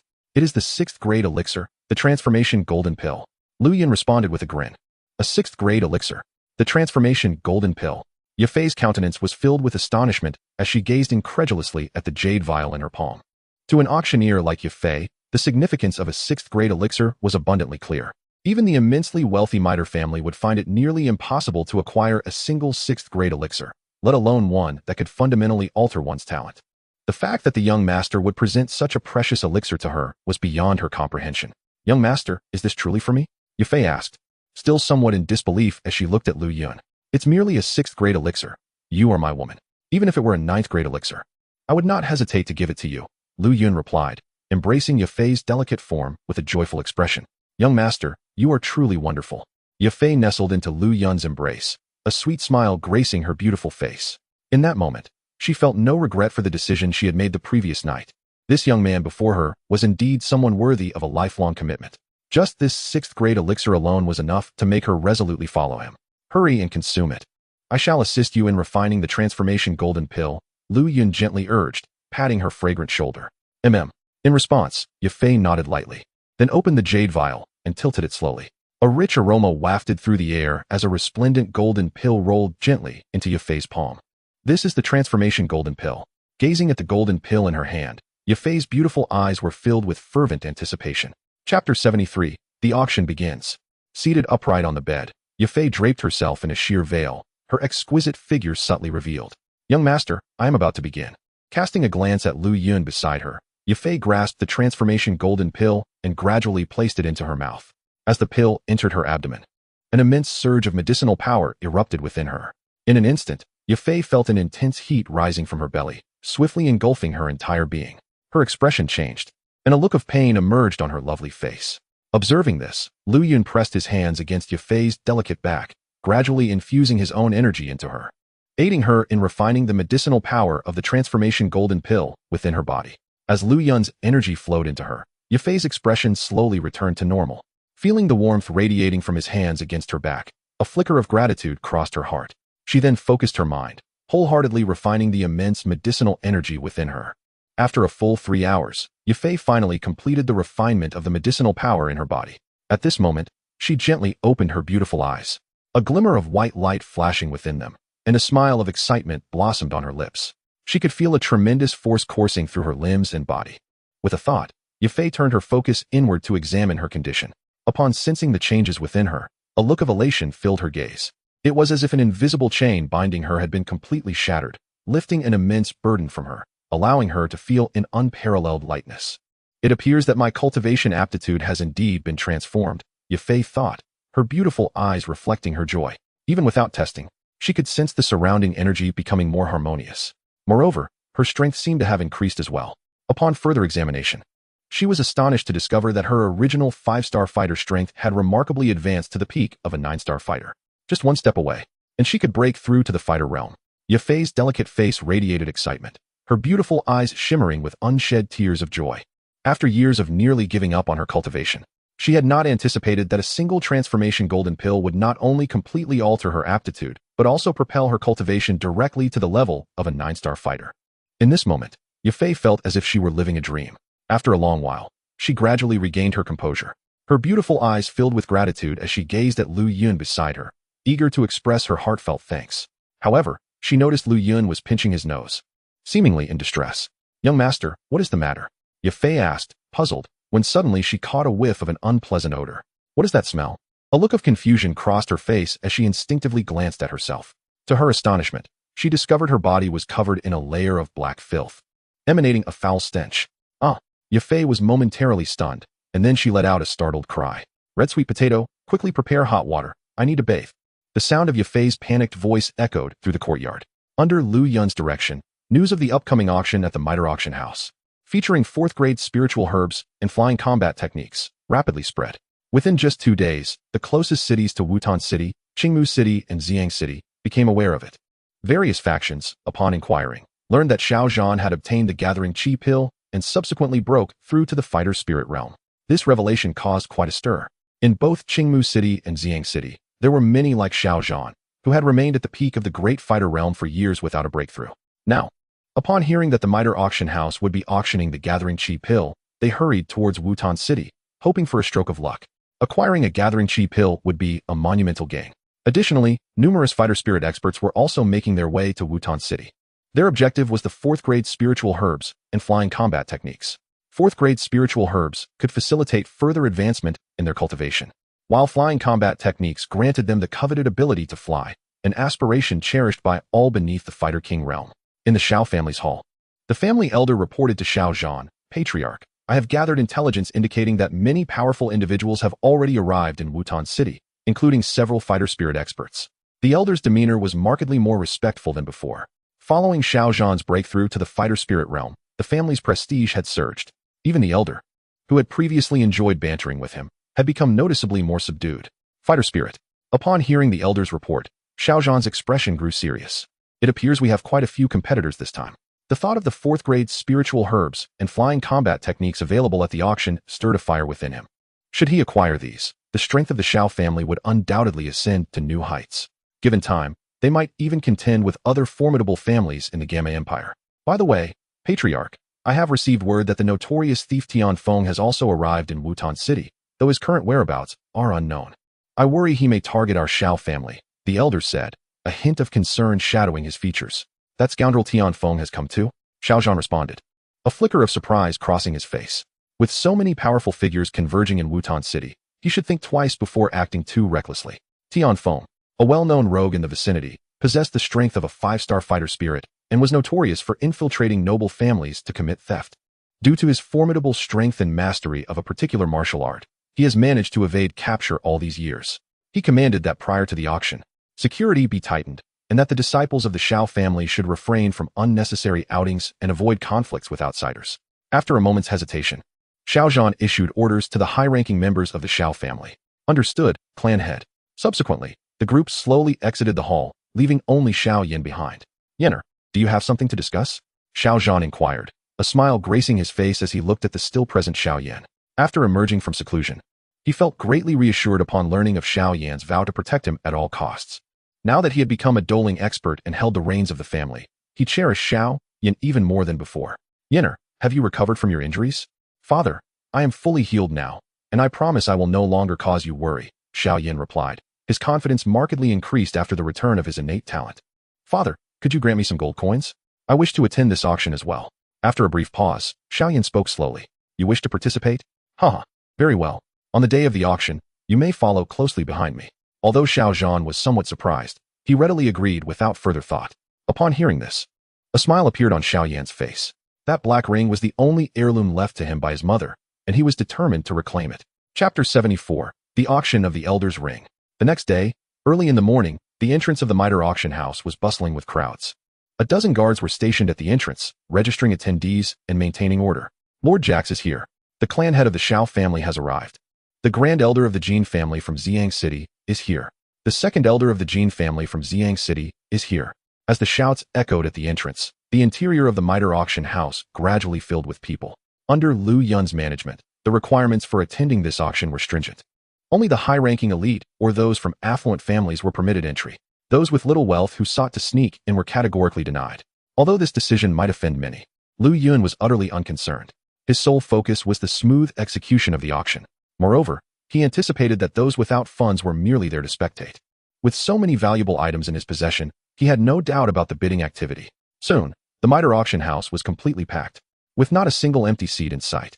The attendees were all prominent figures from Wutan City, Xiang City, and Qingmu City, including many powerful independent cultivators, individuals of considerable repute. In a private room, Lu Yun held a list filled with densely packed names, along with their identities. Beside him, Wu Ming stood vigilantly. Yafei, radiating warmth, leaned against Lu Yun, occasionally feeding him pieces of fruit. A Doling and a Great Dome Master from the Jin family of Xiang City had arrived, as well as a Doling and a Great Dome Master from the Lin family of Qingmu City. Oh, there's even an independent Doling? Suddenly, a glimmer of surprise flickered in Lu Yun's eyes. Ten-Thousandfold, a notorious thief who practiced a stealthy martial art, possessed the strength of a 5-star Doling. This individual seems intriguing, Lu Yun mused. Young master, we should exercise caution regarding this person. His attendance at the auction suggests he will not behave compliantly. Hearing Ten-Thousandfold's name, Yafei's expression turned serious. Oh, why is that? Lu Yun asked with keen interest. Young master may not be aware of his reputation. Over the years, Ten-Thousandfold has leveraged his strength to plunder indiscriminately, leaving even some prominent families unable to escape his grasp, Yafei explained, her lips parting to recount Ten-Thousandfold's notorious deeds. So, one could surmise that this person is quite wealthy? Lu Yun's eyes brightened at this revelation. To him, it mattered not who attended, as long as they possessed wealth to secure his auction items.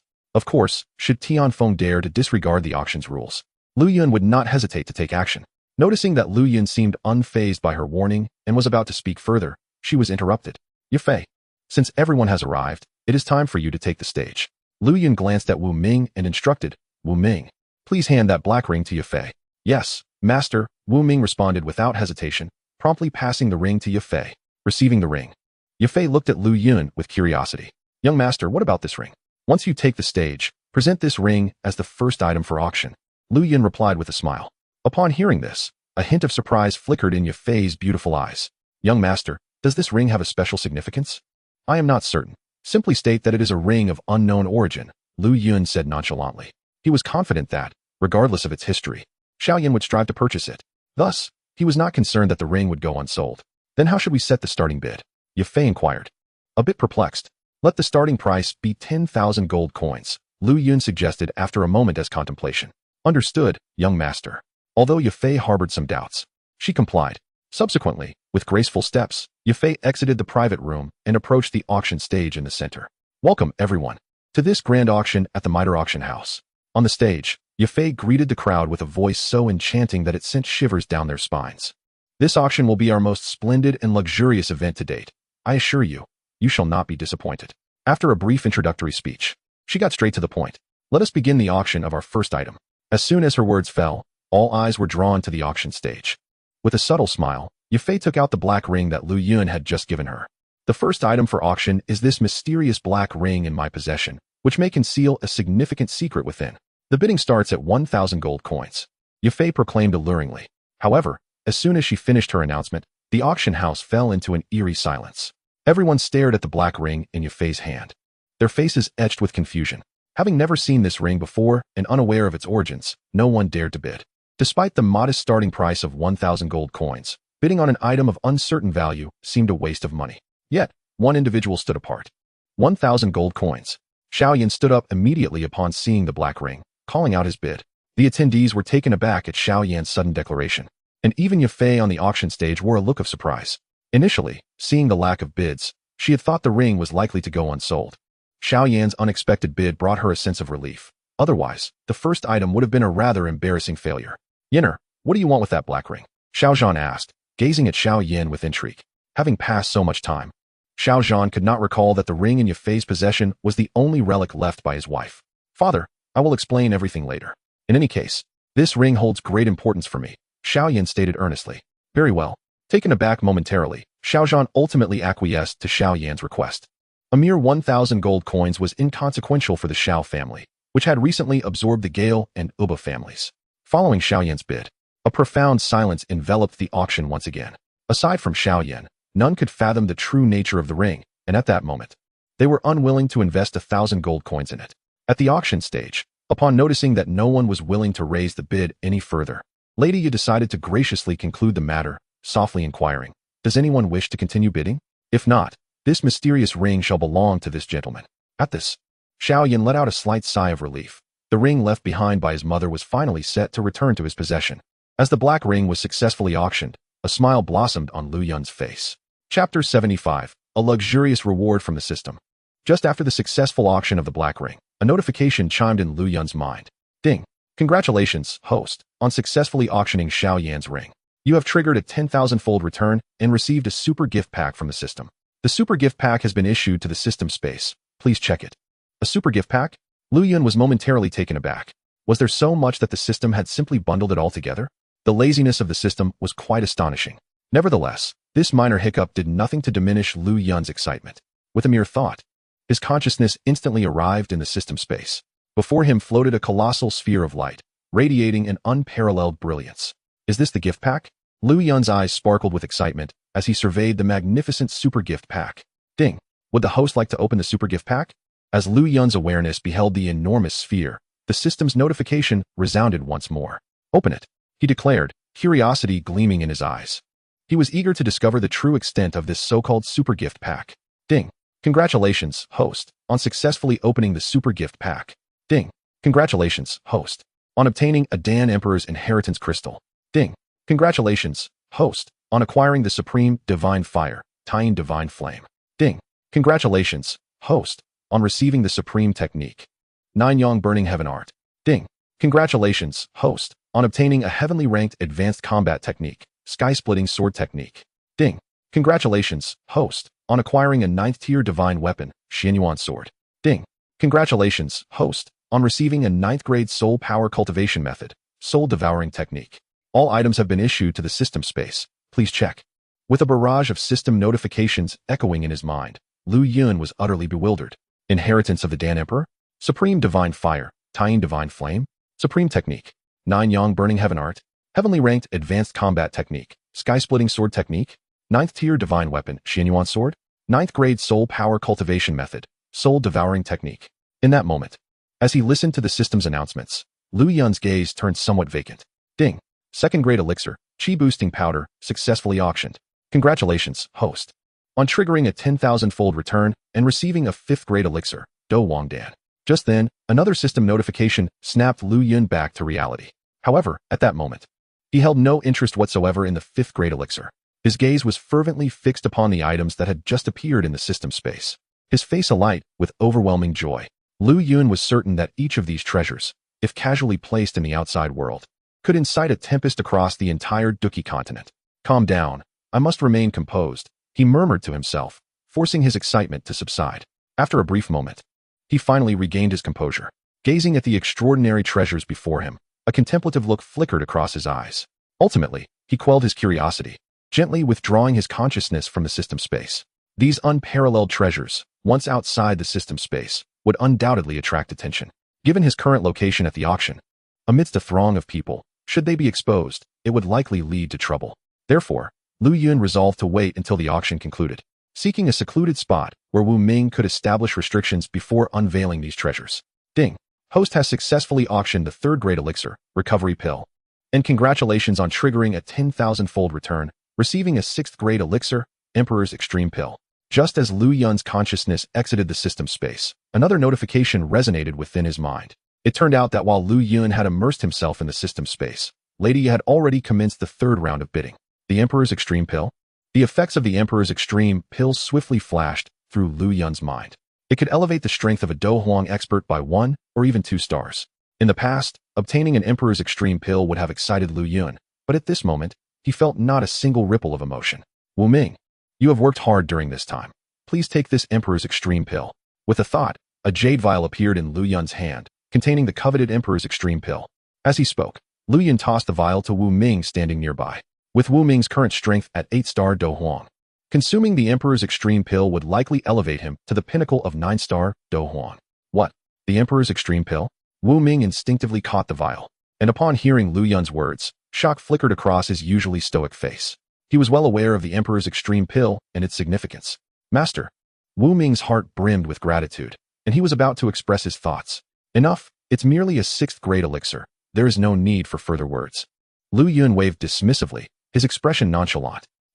Lu Yun's attitude promptly stifled what Wu Ming had intended to say. All right then, master, you are exceedingly generous. Wu Ming silently stored the Emperor's Extreme Pill, his heart racing with excitement. After consuming this pill, he would undoubtedly break through to 9-star Do Huang, potentially even reaching the pinnacle of that realm. With the prospect of advancing to the Do Zong realm filling Wu Ming with confidence, Lu Yun having passed the Emperor's extreme pill to him, turned his focus back to the auction. At that moment, Lady Yu had already commenced the fourth round of bidding.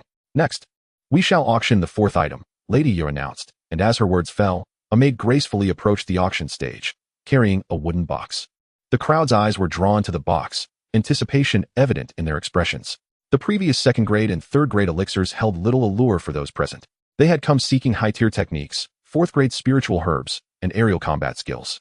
Having completed the auction of the third-grade elixirs, the time had come for something truly exceptional. With such thoughts occupying their minds, all eyes were fixed on the auction stage. Lady Yu smiled slightly, advancing to unveil the wooden box, her red lips parting as she proclaimed, "The item up for auction this time is a high-tier combat technique, the Golden Seal Fist." As Lady Yu's words echoed, the venue erupted into a frenzy. The Golden Seal Fist? A high-tier combat technique. Finally, something of value has emerged. Every attendee gazed at the wooden box in Lady Yu's hands, their eyes ablaze with fervor. Chapter 76. Intermediate Heavenly Combat Technique, Golden Emperor Fist. Standing at the auction stage, seeing the eager expressions on the faces of the crowd, a smile graced Lady Yu's lips. This auction was only just beginning. The main act was yet to unfold. With this in mind, Lady Yu no longer hesitated, donning a captivating smile and softly declaring, "We shall now commence the auction for the Golden Seal Fist. Starting bid, 50,000 gold coins." As soon as her words left her lips, the entire auction hall erupted in excitement. 60,000 gold coins. The first to bid was Jin Ju, the Grand Elder of the Jin family from Xiang City. At that moment, the Grand Elder was far from his usual composed self, a look of exhilaration lighting up his face. The Golden family's martial arts technique is rooted in the metal domain, and this particular Golden Seal Fist is evidently a combat skill of the same elemental affinity. Once he executes this Golden Seal Fist, he will unleash the full potential of this high-tier mystic technique. When that moment arrives, the entire strength of the Golden family will undoubtedly see a significant enhancement. However, before the words of the family's elder could fully resound, another voice swiftly surpassed it. 70,000 gold coins, 80,000 gold coins, 90,000 gold coins. Every individual present was a figure of considerable repute. The allure of a high-tier mystic technique sent the bidding price soaring. Witnessing this scene, the elder of the Golden family displayed a flicker of seriousness. It seemed today would be a challenging contest. He then took a deep breath and proclaimed, 100,000 gold coins. In but a few heartbeats, the price of the Golden Seal Fist surged to 100,000 gold coins. On the auction stage, Yafei beheld the frenzied spectacle before her, her heart bubbling with delight. This auction was destined to be extraordinary. As the bidding for the Golden Seal Fist continued to escalate, 110,000 gold coins, 120,000 gold coins, 130,000 gold coins, 140,000 gold coins, 150,000 gold coins, 200,000 gold coins. The elder of the Golden family called out. At this moment, his face flushed red, clearly betraying his growing anxiety. 200,000. With the elder's proclamation, a brief pause enveloped the auction hall. Seeing this, Jin Ju felt a surge of joy, a smile creeping onto his face. It appeared that his imposing presence had subdued the competition. Yet, before he could revel in his triumph for long, a cascade of voices caused the smile on his face to freeze.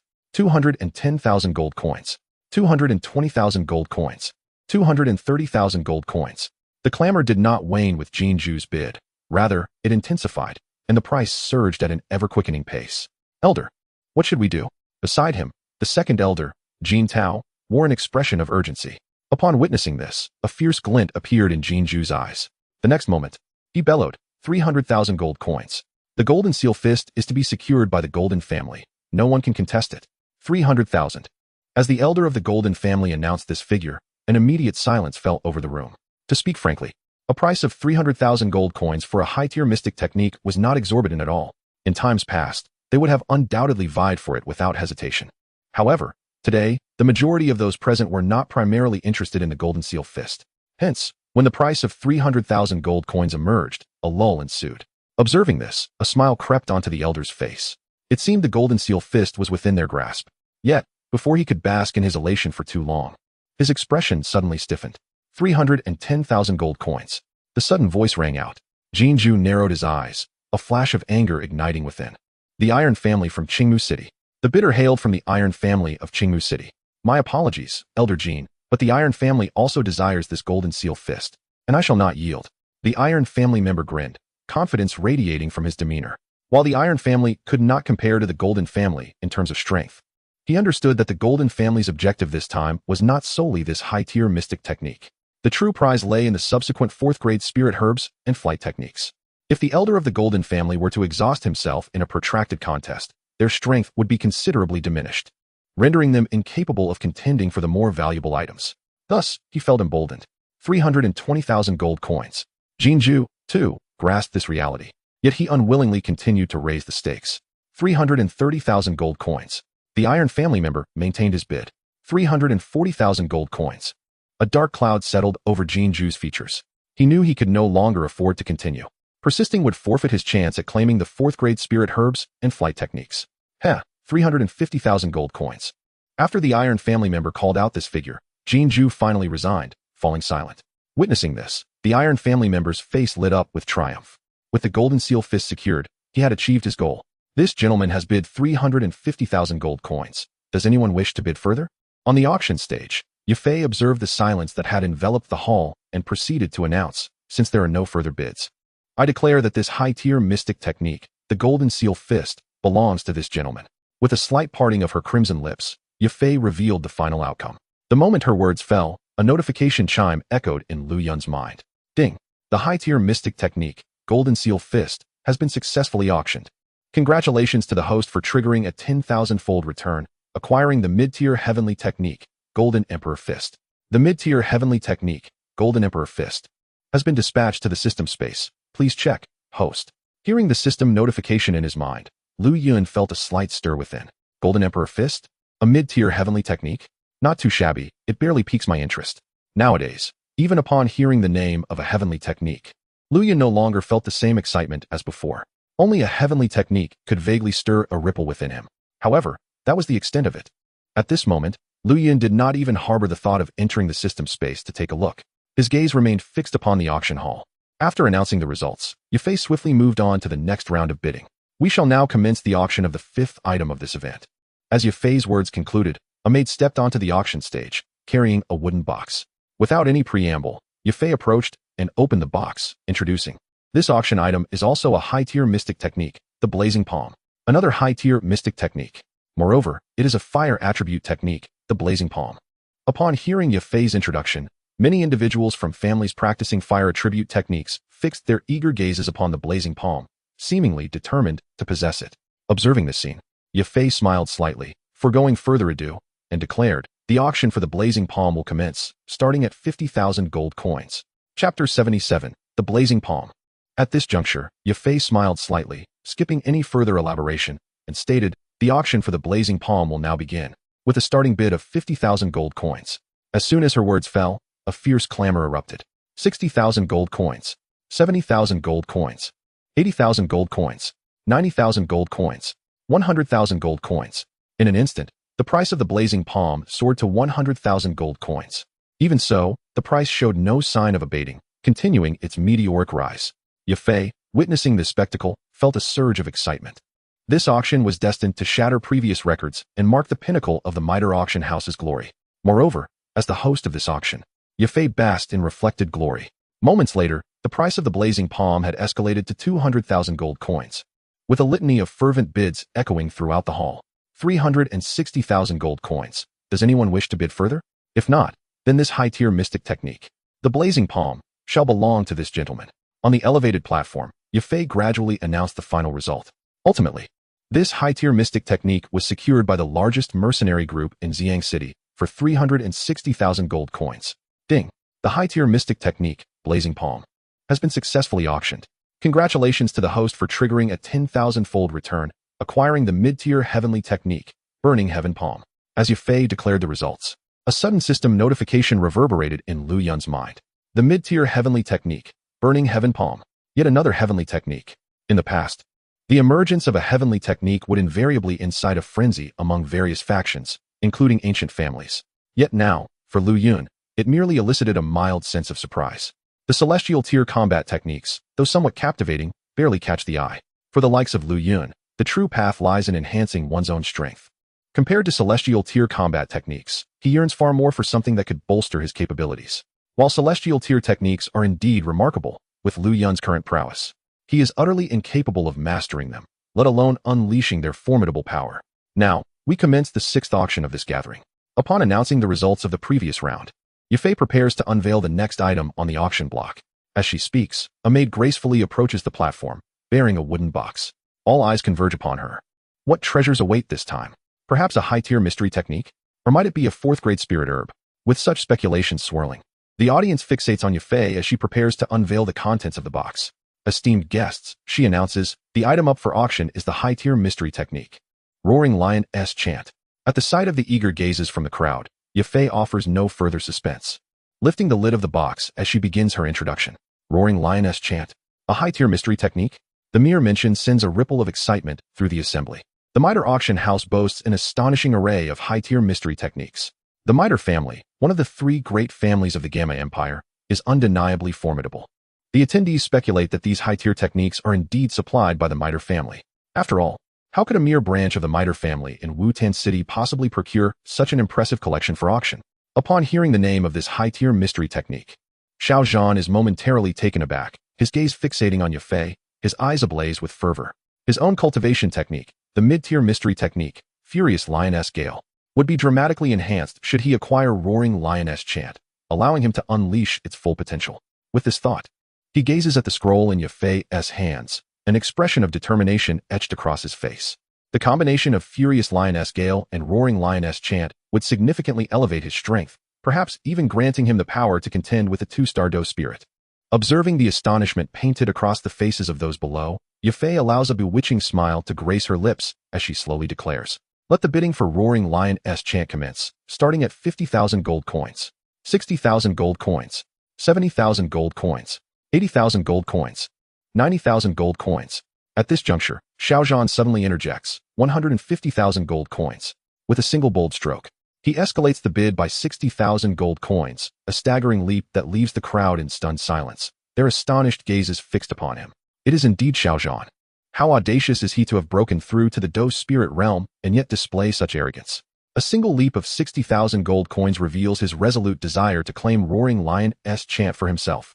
Not far off, Jin Tao, the second elder of the Jin family, notices that the audacious bidder is none other than Xiao Zhan, and a flicker of discontent flashes in his eyes. This fellow, merely lucky enough to break through to the Do spirit realm, dares to be so presumptuous. If he wishes to obtain Roaring Lion's Chant, he must first contend with me. With this thought, Jin Tao promptly raises his voice, 200,000 gold coins. His call for 200,000 instantly captures considerable attention. Have people become so extravagant? It seems that bids of 50,000 or 60,000 gold coins have become the norm. Not one to back down, Xiao Zhan defiantly counters. 250,000 gold coins. Another 5,000 gold coin leap. The crowd is left somewhat numbed. How can one possibly continue bidding at this rate? Some factions lacking sufficient gold coins hesitate to raise their voices. After all, when faced with bids of 50 or 60,000 gold coins, how could they dare to raise a mere 1,000 coins without risking embarrassment? Those present are all esteemed individuals. Naturally, no one wishes to lose face so effortlessly. On the auction platform, Yafei, witnessing the rapid escalation of Roaring Lion's Chant's price, allows a smile to grace her countenance. 300,000 gold coins. As Xiao Zhan's bid lingers in the air, Jin Tao swiftly responds with his own bid. In a matter of mere breaths, the price of Roaring Lion's Chant skyrockets to 300,000 gold coins. Throughout the entire process, only Xiao Zhan and Jin Tao have been actively bidding, leaving little room for others to interject. Yet, everyone is acutely aware that even 300,000 gold coins would not secure this high-tier mystery technique. The previous two high-tier mystery techniques auctioned each reached 35,000 gold coins. Xiao Zhan comprehends this reality and, without further hesitation, boldly declares, 350,000 gold coins. At this proclamation, silence envelopes the auction hall. Even Jin Tao, who had been bidding fervently, falls silent. His earlier bids were merely intended to irritate Xiao Zhan. He lacks the means to truly secure this auction.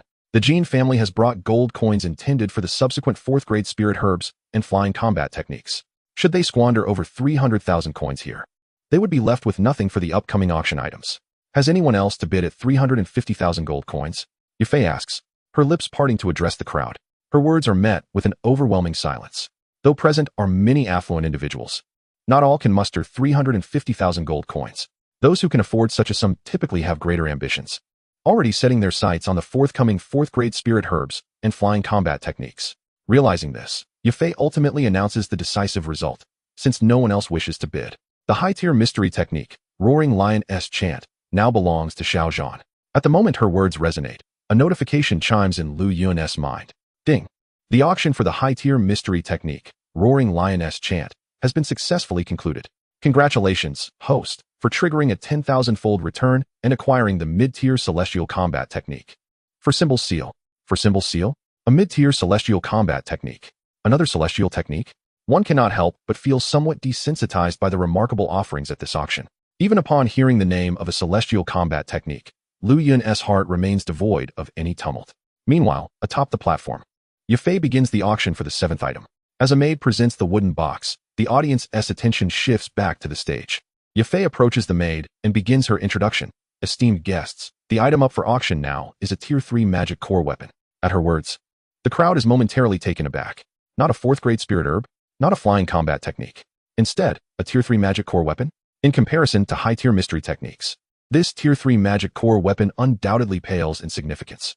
Upon hearing this, disappointment washes over the attendees. As Yafei opens the wooden box and retrieves a yellow soft armor, the atmosphere shifts. This magic core weapon, known as Earth Dragon Armor, is indeed one of the compensations that Xiao Sun had bestowed upon Lu Yun. Earth Dragon Armor? Upon realizing that the magic core weapon is a form of protective armor, the expressions of those at the auction transform. Their disappointment evaporates, replaced by excitement, particularly among the leaders of various large mercenary groups. As mercenaries who dance on the edge of danger daily, the need for protective armor is paramount.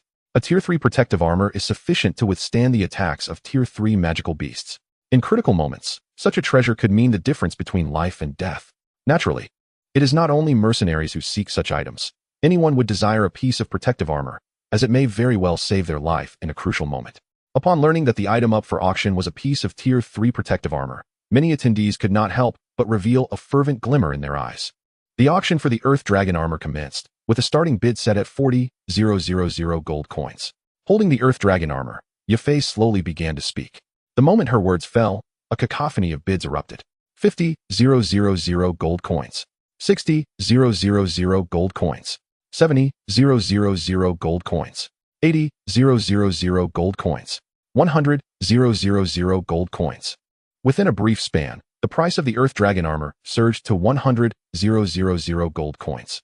After a flurry of intense bidding, it was ultimately secured by the commander of a mercenary group for the sum of 300,000 gold coins. Since there are no further bids, this Earth Dragon Armor now belongs to this gentleman, Yafei announced with a serene expression, declaring the final outcome. At that precise moment, as the Earth Dragon Armor was sold, a system notification resonated in Liu Yun's mind. Ding! Tier 3 Magic Core Weapon, Earth Dragon Armor auctioned successfully. Congratulations, host, for triggering a 10-fold return. Receiving a Tier 7 Magic Core Weapon, Xuanwu True Armor. The Tier 7 Magic Core Weapon, Xuanwu True Armor, has been allocated to the system space. Please check it, host. Tier 7 Magic Core Weapon, Xuanwu True Armor. Upon hearing the system's notification in his mind, Liu Yun's expression shifted slightly. This was indeed a remarkable item. A hint of delight appeared on his face. Given his current strength, such protective armor was the most beneficial asset for him. A Tier 7 Magic Core Weapon was sufficient to withstand attacks from a Do-Zone-level powerhouse.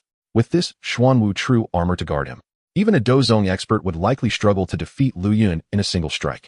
With a thought, Liu Yun directed his consciousness into the system space. There, he beheld a black armor suspended within the confines of the space, from which a faint Xuanwu phantom emerged. Ding!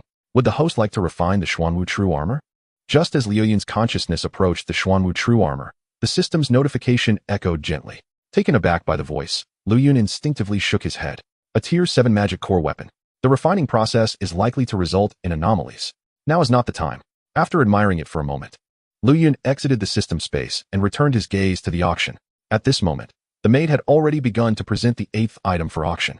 Yafei stepped forward, opened the wooden box, and a rich medicinal fragrance wafted through the air. Could this be?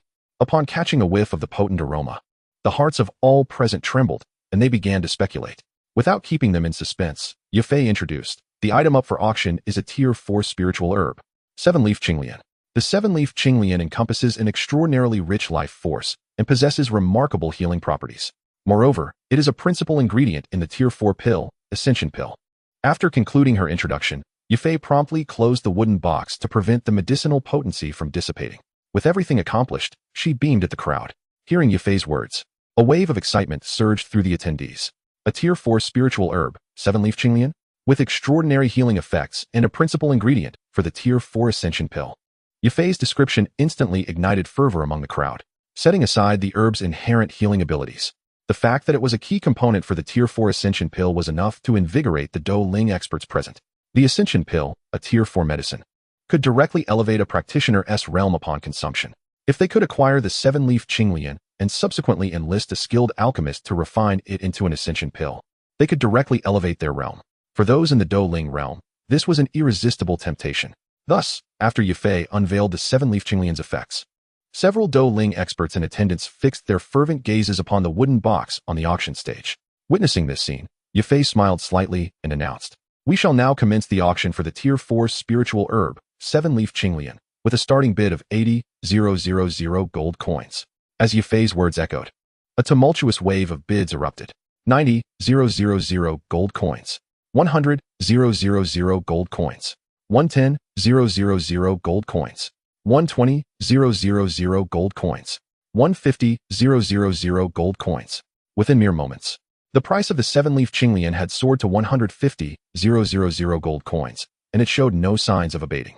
The elder of the Jin family from Xiang City, Jinju, the head of the Mu family from Qingmu City, Mu Yu, and the rogue expert, Ten-Thousandfold, all of whom were Do Ling powerhouses, were among the highest-ranking individuals present. They regarded the 7-leaf Qinglian with unbridled fervor. Should they acquire this herb, it could potentially elevate their prowess to new heights. Moreover, these three individuals possessed the most substantial financial resources among the attendees. Initially, the Xiao family from Wutan City might have posed competition, but due to Xiao Zhan's impulsive purchase of the advanced Xian-level combat technique, the Roaring Lion's Song, which cost him a considerable fortune, they had forfeited their chance to contend. 200,000 gold coins. At this moment, Jinju made a bold leap of 50,000 gold coins, seeking to intimidate the others. However, the other two remained resolute and showed no signs of retreating. 250,000 gold coins. Muyu declared. 300,000 gold coins. The rogue Ten-Thousandfold scrutinized the 7-leaf Qinglian on the stage, his eyes gleaming with an unusual light. Beside him, Xiao Zhan observed this scene with a hint of despondency. He regretted his earlier impulsiveness in bidding for the Roaring Lion's Song. He had not anticipated that the subsequent item, the 7-leaf Qinglian, was the principal ingredient for the Ascension Pill. Alas, having expended over 3 million gold coins on the Roaring Lion's Song, he found himself unable to compete with the others. Otherwise, no matter the cost, he would have fought to acquire the 7-leaf Qinglian. 350,000 gold coins. Jinju shot a cold glance at Mu Yu and Ten-Thousandfold, continuing to raise his bid without hesitation. 400,000 gold coins. Mu Yu hesitated momentarily, but then added another 50,000 gold coins. I bid 450,000 gold coins. Ten-Thousandfold chuckled, nonchalantly raising his bid by 50,000 gold coins. Witnessing this, the onlookers gasped in astonishment. Ten-Thousandfold truly lives up to his notorious reputation as a thief. He is making a fortune. Families that had previously fallen victim to Ten-Thousandfold's plundering cast him furious glances, their eyes ablaze with anger. The gold coins he wielded had undoubtedly been pillaged from their own coffers. Now, observing him flaunt his ill-gotten wealth was a bitter pill to swallow. Were it not for their apprehension regarding Ten-Thousandfold's strength, it would be uncertain whether he would leave Wutan City alive. The audacity of this man was truly detestable. Upon hearing Ten-Thousandfold's bid, Jinju's expression darkened slightly. After a moment's hesitation, he resolutely continued, 450,000 gold coins. His demeanor suggested a firm determination to secure the 7-leaf Qinglian. Elder, after acquiring the 7-leaf Qinglian, the subsequent items may no longer concern us, remarked the second elder of the Jin family, revealing a wry smile. Enhancing our strength is paramount. Possessing this 7-leaf Qinglian and refining it into the Ascension Pill would elevate our Jin family's prowess to new heights. Jinju affirmed with unwavering conviction. Upon hearing this price, Mu Yu hesitated for a moment before ultimately sighing, choosing not to raise his bid further. 500,000 gold coins. Ten-Thousandfold remained unfazed, confidently increasing his bid by another 50,000 gold coins. Is this fellow truly so affluent? In the private room, Lu Yun observed the situation outside, a hint of astonishment gracing the corners of his mouth. As thoughts of this individual's identity surged within his mind, an idea took root. At the auction, the price of the 7-leaf Qinglian had already soared to 500,000 gold coins. Witnessing this scene, Yafei couldn't help but display a look of delight upon her face, realizing that this marked the highest price of her auction career. shattering all previous records. Upon hearing the figure of 500,000 gold coins, Jinju hesitated momentarily, yet ultimately gritted his teeth and declared, 550,000 gold coins. Haha, Jinju, you have won. I shall concede this 7-leaf Qinglian to you. Hearing this price, Tianfeng suddenly chuckled, ceasing his bidding. Soul-destroying. Observing Tianfeng's grotesque expression, Jinju was filled with ire. In light of this development, Yafei on the auction stage slowly addressed the crowd. This gentleman has bid 550,000 gold coins. Is there anyone willing to raise the offer? At her words, a profound silence enveloped the audience. The price of 550,000 gold coins was indeed astronomical. Even the rotund Tianfeng had retreated in defeat. Who else would dare to continue bidding? Witnessing this, Yafei could only announce the final result. Since there are no further bids, I declare that this 7-leaf Qinglian now belongs to this gentleman. As Yafei proclaimed the outcome, a notification chime echoed in Lu Yun's mind. Ding! The 4th-grade spiritual herb, 7-leaf Qinglian, has been successfully auctioned. Congratulations to the host for triggering a 10,000-fold return, receiving the 8th-grade spiritual herb, Extreme Cold Spirit Mushroom. The 8th-grade spiritual herb, Extreme Cold Spirit Mushroom, has been dispatched to the system space. Please check it, host. The 8th-grade herb, Extreme Cold Spirit Mushroom? From its name, it seems to be an exceptionally frigid spiritual herb. Lu Yun, not being an alchemist, naturally lacked knowledge regarding such herbs. Moreover, this was a rare 8th-grade spiritual herb in the world. However, the thought of alchemists reminded Lu Yun of the Dan Emperor inheritance within his system space. Once he accepted the Dan Emperor's legacy, perhaps he would comprehend the true efficacy of the Extreme Cold Spirit Mushroom. With this in mind, Lu Yun turned his attention back to the auction. The 8th item had been successfully auctioned, and now Yafei was commencing the bidding for the 9th item. Next, we will auction the 9th item of this event. With Yafei's voice trailing off, a maid slowly approached, carrying a wooden box. The 4th-grade spiritual herbs had been auctioned off. Surely this must be the legendary flight dough technique? Observing the wooden box in the maid's hands, anticipation flickered in the eyes of the audience. Especially among the several doling powerhouses present, their gazes fixated on the auction stage, filled with fervor. The flight dough technique could grant individuals below the Do Wang realm the ability to fly. For a doling powerhouse, the greatest aspiration was to possess the ability to soar through the skies like a Do Wang. Now acquiring this flight dough technique would realize their deepest desires. Chapter 80, Flight Dough Technique. The current auction item was also a 4th-grade spiritual herb, Ice Spirit Flame Grass. On the auction stage, Yafei began to introduce this item to the crowd.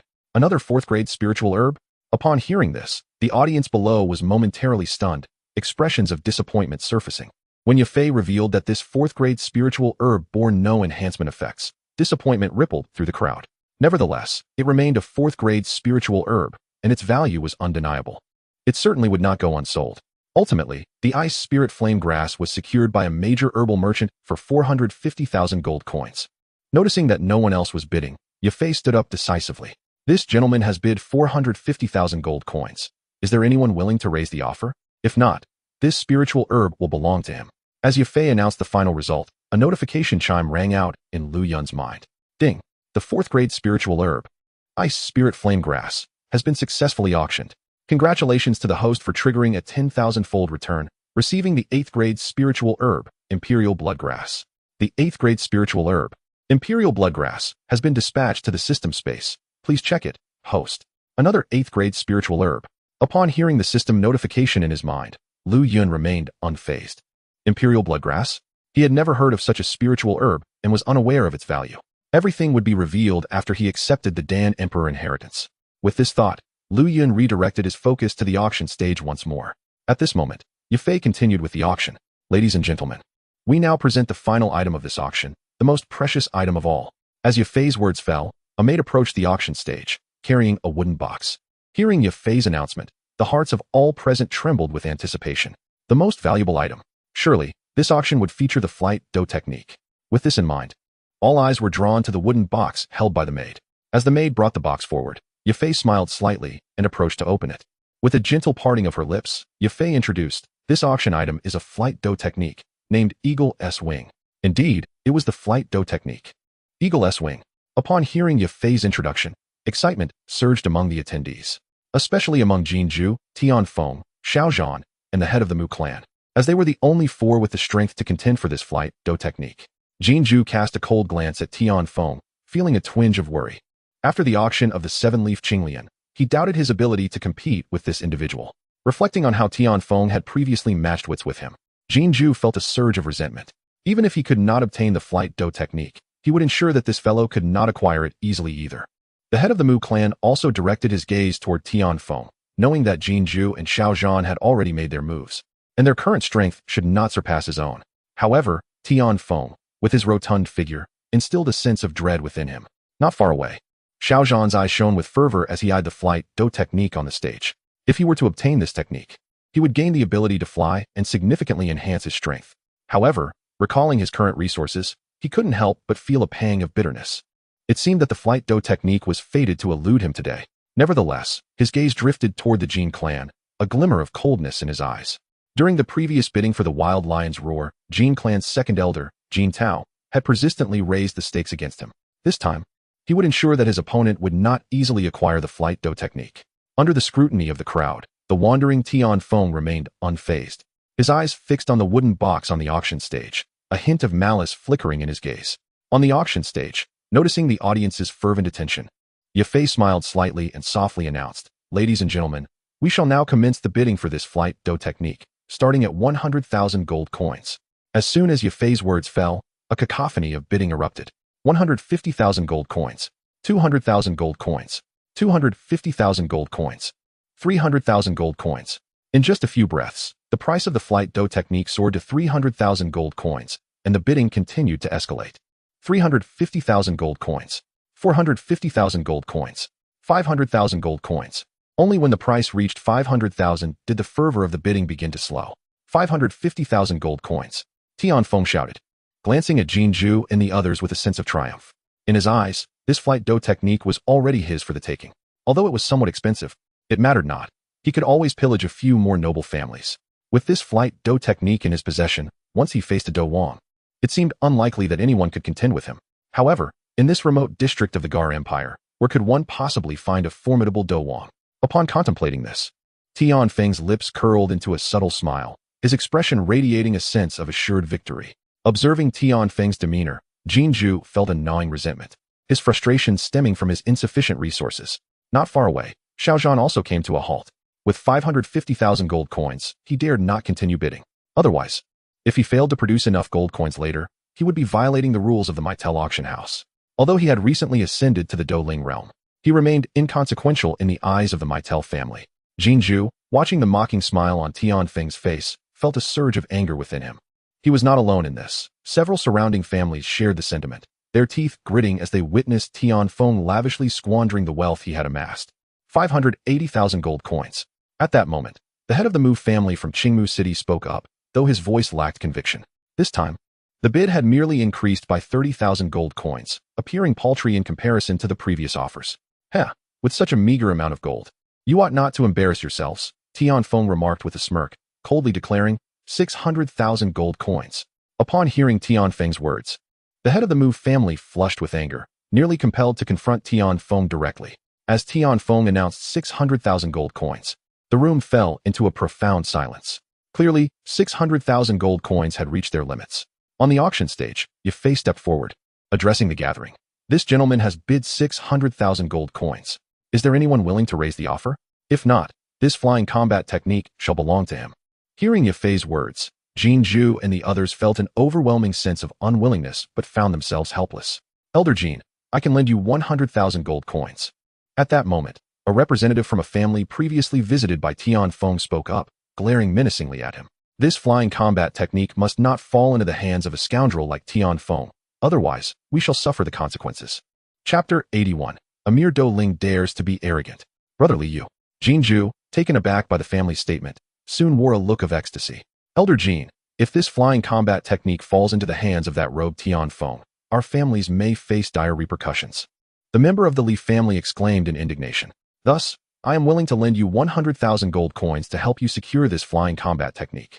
Should that scoundrel threaten us in the future, I hope the Jin family will extend a helping hand. Upon hearing this, Jinju could hardly refuse, eagerly responding, no problem. Brotherly, as long as my Jin family acquires this flying combat technique, Tianfeng will no longer dare to be so arrogant.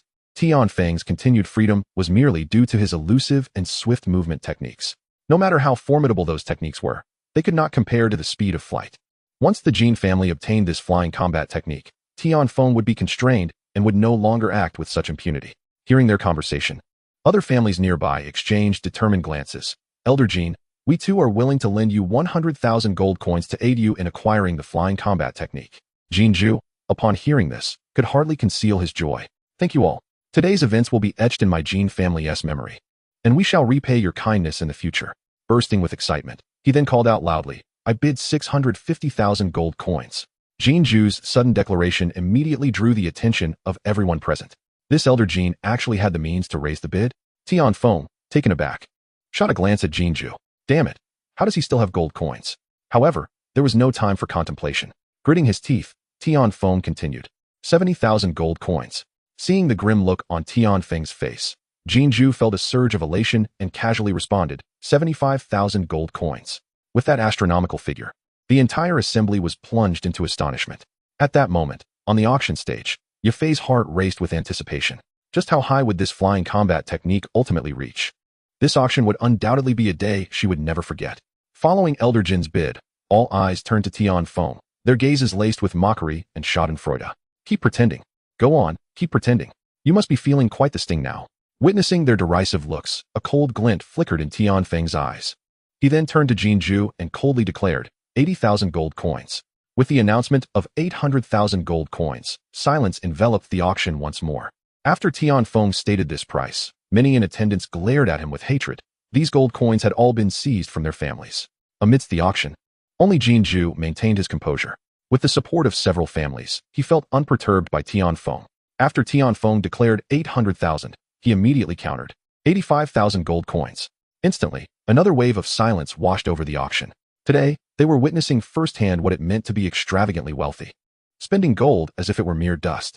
Damn it! Upon hearing Jean Ju's bid, Ten-Thousandfold finally panicked. Disbelief etched across his face. How could this be? How could the Jean family bring forth such a sum? Suddenly, a thought crossed his mind, and his gaze turned icy as he fixed it on the families surrounding Jean Ju. You filthy scoundrels! How dare you conspire with Jean Ju against me? Do you not fear my vengeance? At that moment, Ten-Thousandfold could no longer contain his fury, shouting at the smaller families allied with Jean Ju. Startled, those families seated beside Jean Ju trembled at the sight of Ten-Thousandfold's ferocity, a hint of fear creeping into their hearts. On the auction stage, noticing Ten-Thousandfold's sudden outburst, Yafei was momentarily taken aback, followed by a wave of displeasure. Sir, loud disturbances are prohibited during the auction. Please maintain your composure. She coldly addressed Ten-Thousandfold. Her sudden interjection brought an abrupt stillness to the auction. At that moment, Ten-Thousandfold was engulfed in a torrent of rage, his fury on the verge of erupting.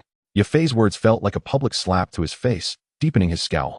With a chilling glare directed at Yafei, Ten-Thousandfold glanced at the flying combat technique scroll in her hands, and a bold idea began to take root in his mind. Recognizing the ominous look in Ten-Thousandfold's eyes, Yafei felt a shiver of foreboding. You insolent woman, what right do you have to raise your voice at me? Fixating his gaze on Yafei, Ten-Thousandfold's expression turned menacing. In the next moment, he sprang from his seat, transforming into a blur as he charged toward the auction stage where Yafei stood. The sudden turn of events left everyone in attendance momentarily stunned. Ten-Thousandfold's speed was astonishing. Before they could react, he was already nearing the auction stage. Witnessing this spectacle, the crowd was left in disbelief. How dare Ten-Thousandfold confront a member of the Meitel family directly? This flying combat technique is mine.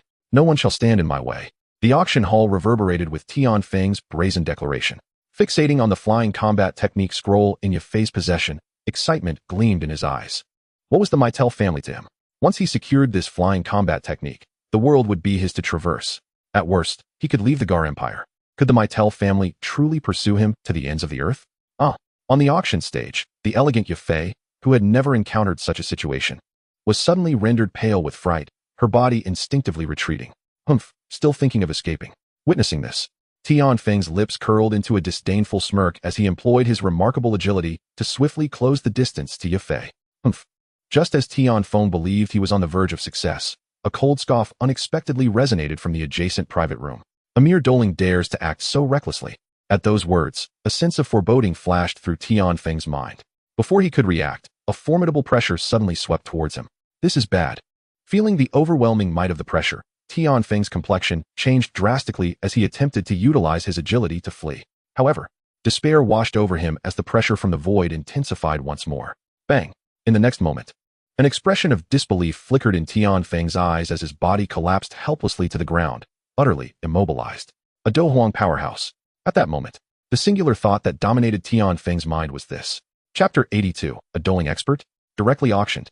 On the auction stage, an oppressive force suddenly descended, pinning the arrogant Tian Feng firmly to the platform, rendering him motionless. As he felt the terrifying pressure weighing down on him, Tian Feng was on the verge of losing control of his bladder. A Do Huang powerhouse. This is undoubtedly a Do Huang powerhouse.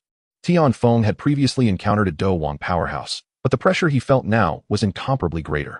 At this moment, Tian Feng truly wished for death.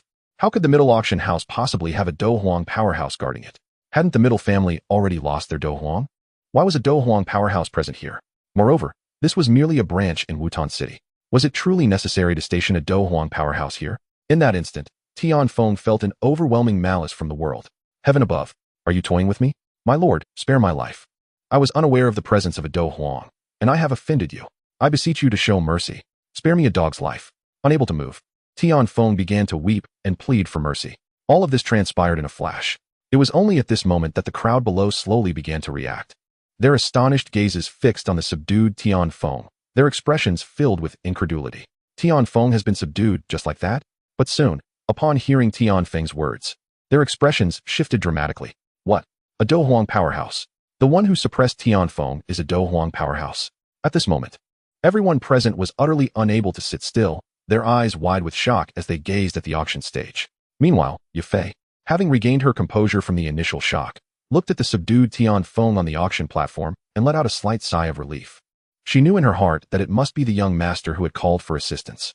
Her beautiful eyes scanned the private room of Lu Yun, and an unnamed figure flashed through her mind, surprising her. That indifferent figure turned out to be a Do Huang powerhouse. Inside the private room, Lu Yun observed the scene outside without a hint of change in his expression. A mere doling dares to wreak havoc in his domain? Truly, they must be tired of living. As he watched Tian Feng, now suppressed by the unnamed figure, a glimmer of coldness flickered in Lu Yun's eyes. Yet soon, a thought crossed his mind, and a smile slowly emerged at the corners of his mouth. Yafei, let the auction continue. Lu Yun directly addressed the outside. Yes, young master. Upon hearing this, Yafei was momentarily taken aback, but quickly regained her composure. Young master? The mention of this title caused a flicker of surprise to pass through the eyes of everyone present. The person in the private room is the young master of the middle family? Could it be that this Do Huang powerhouse is associated with the young master of the middle family?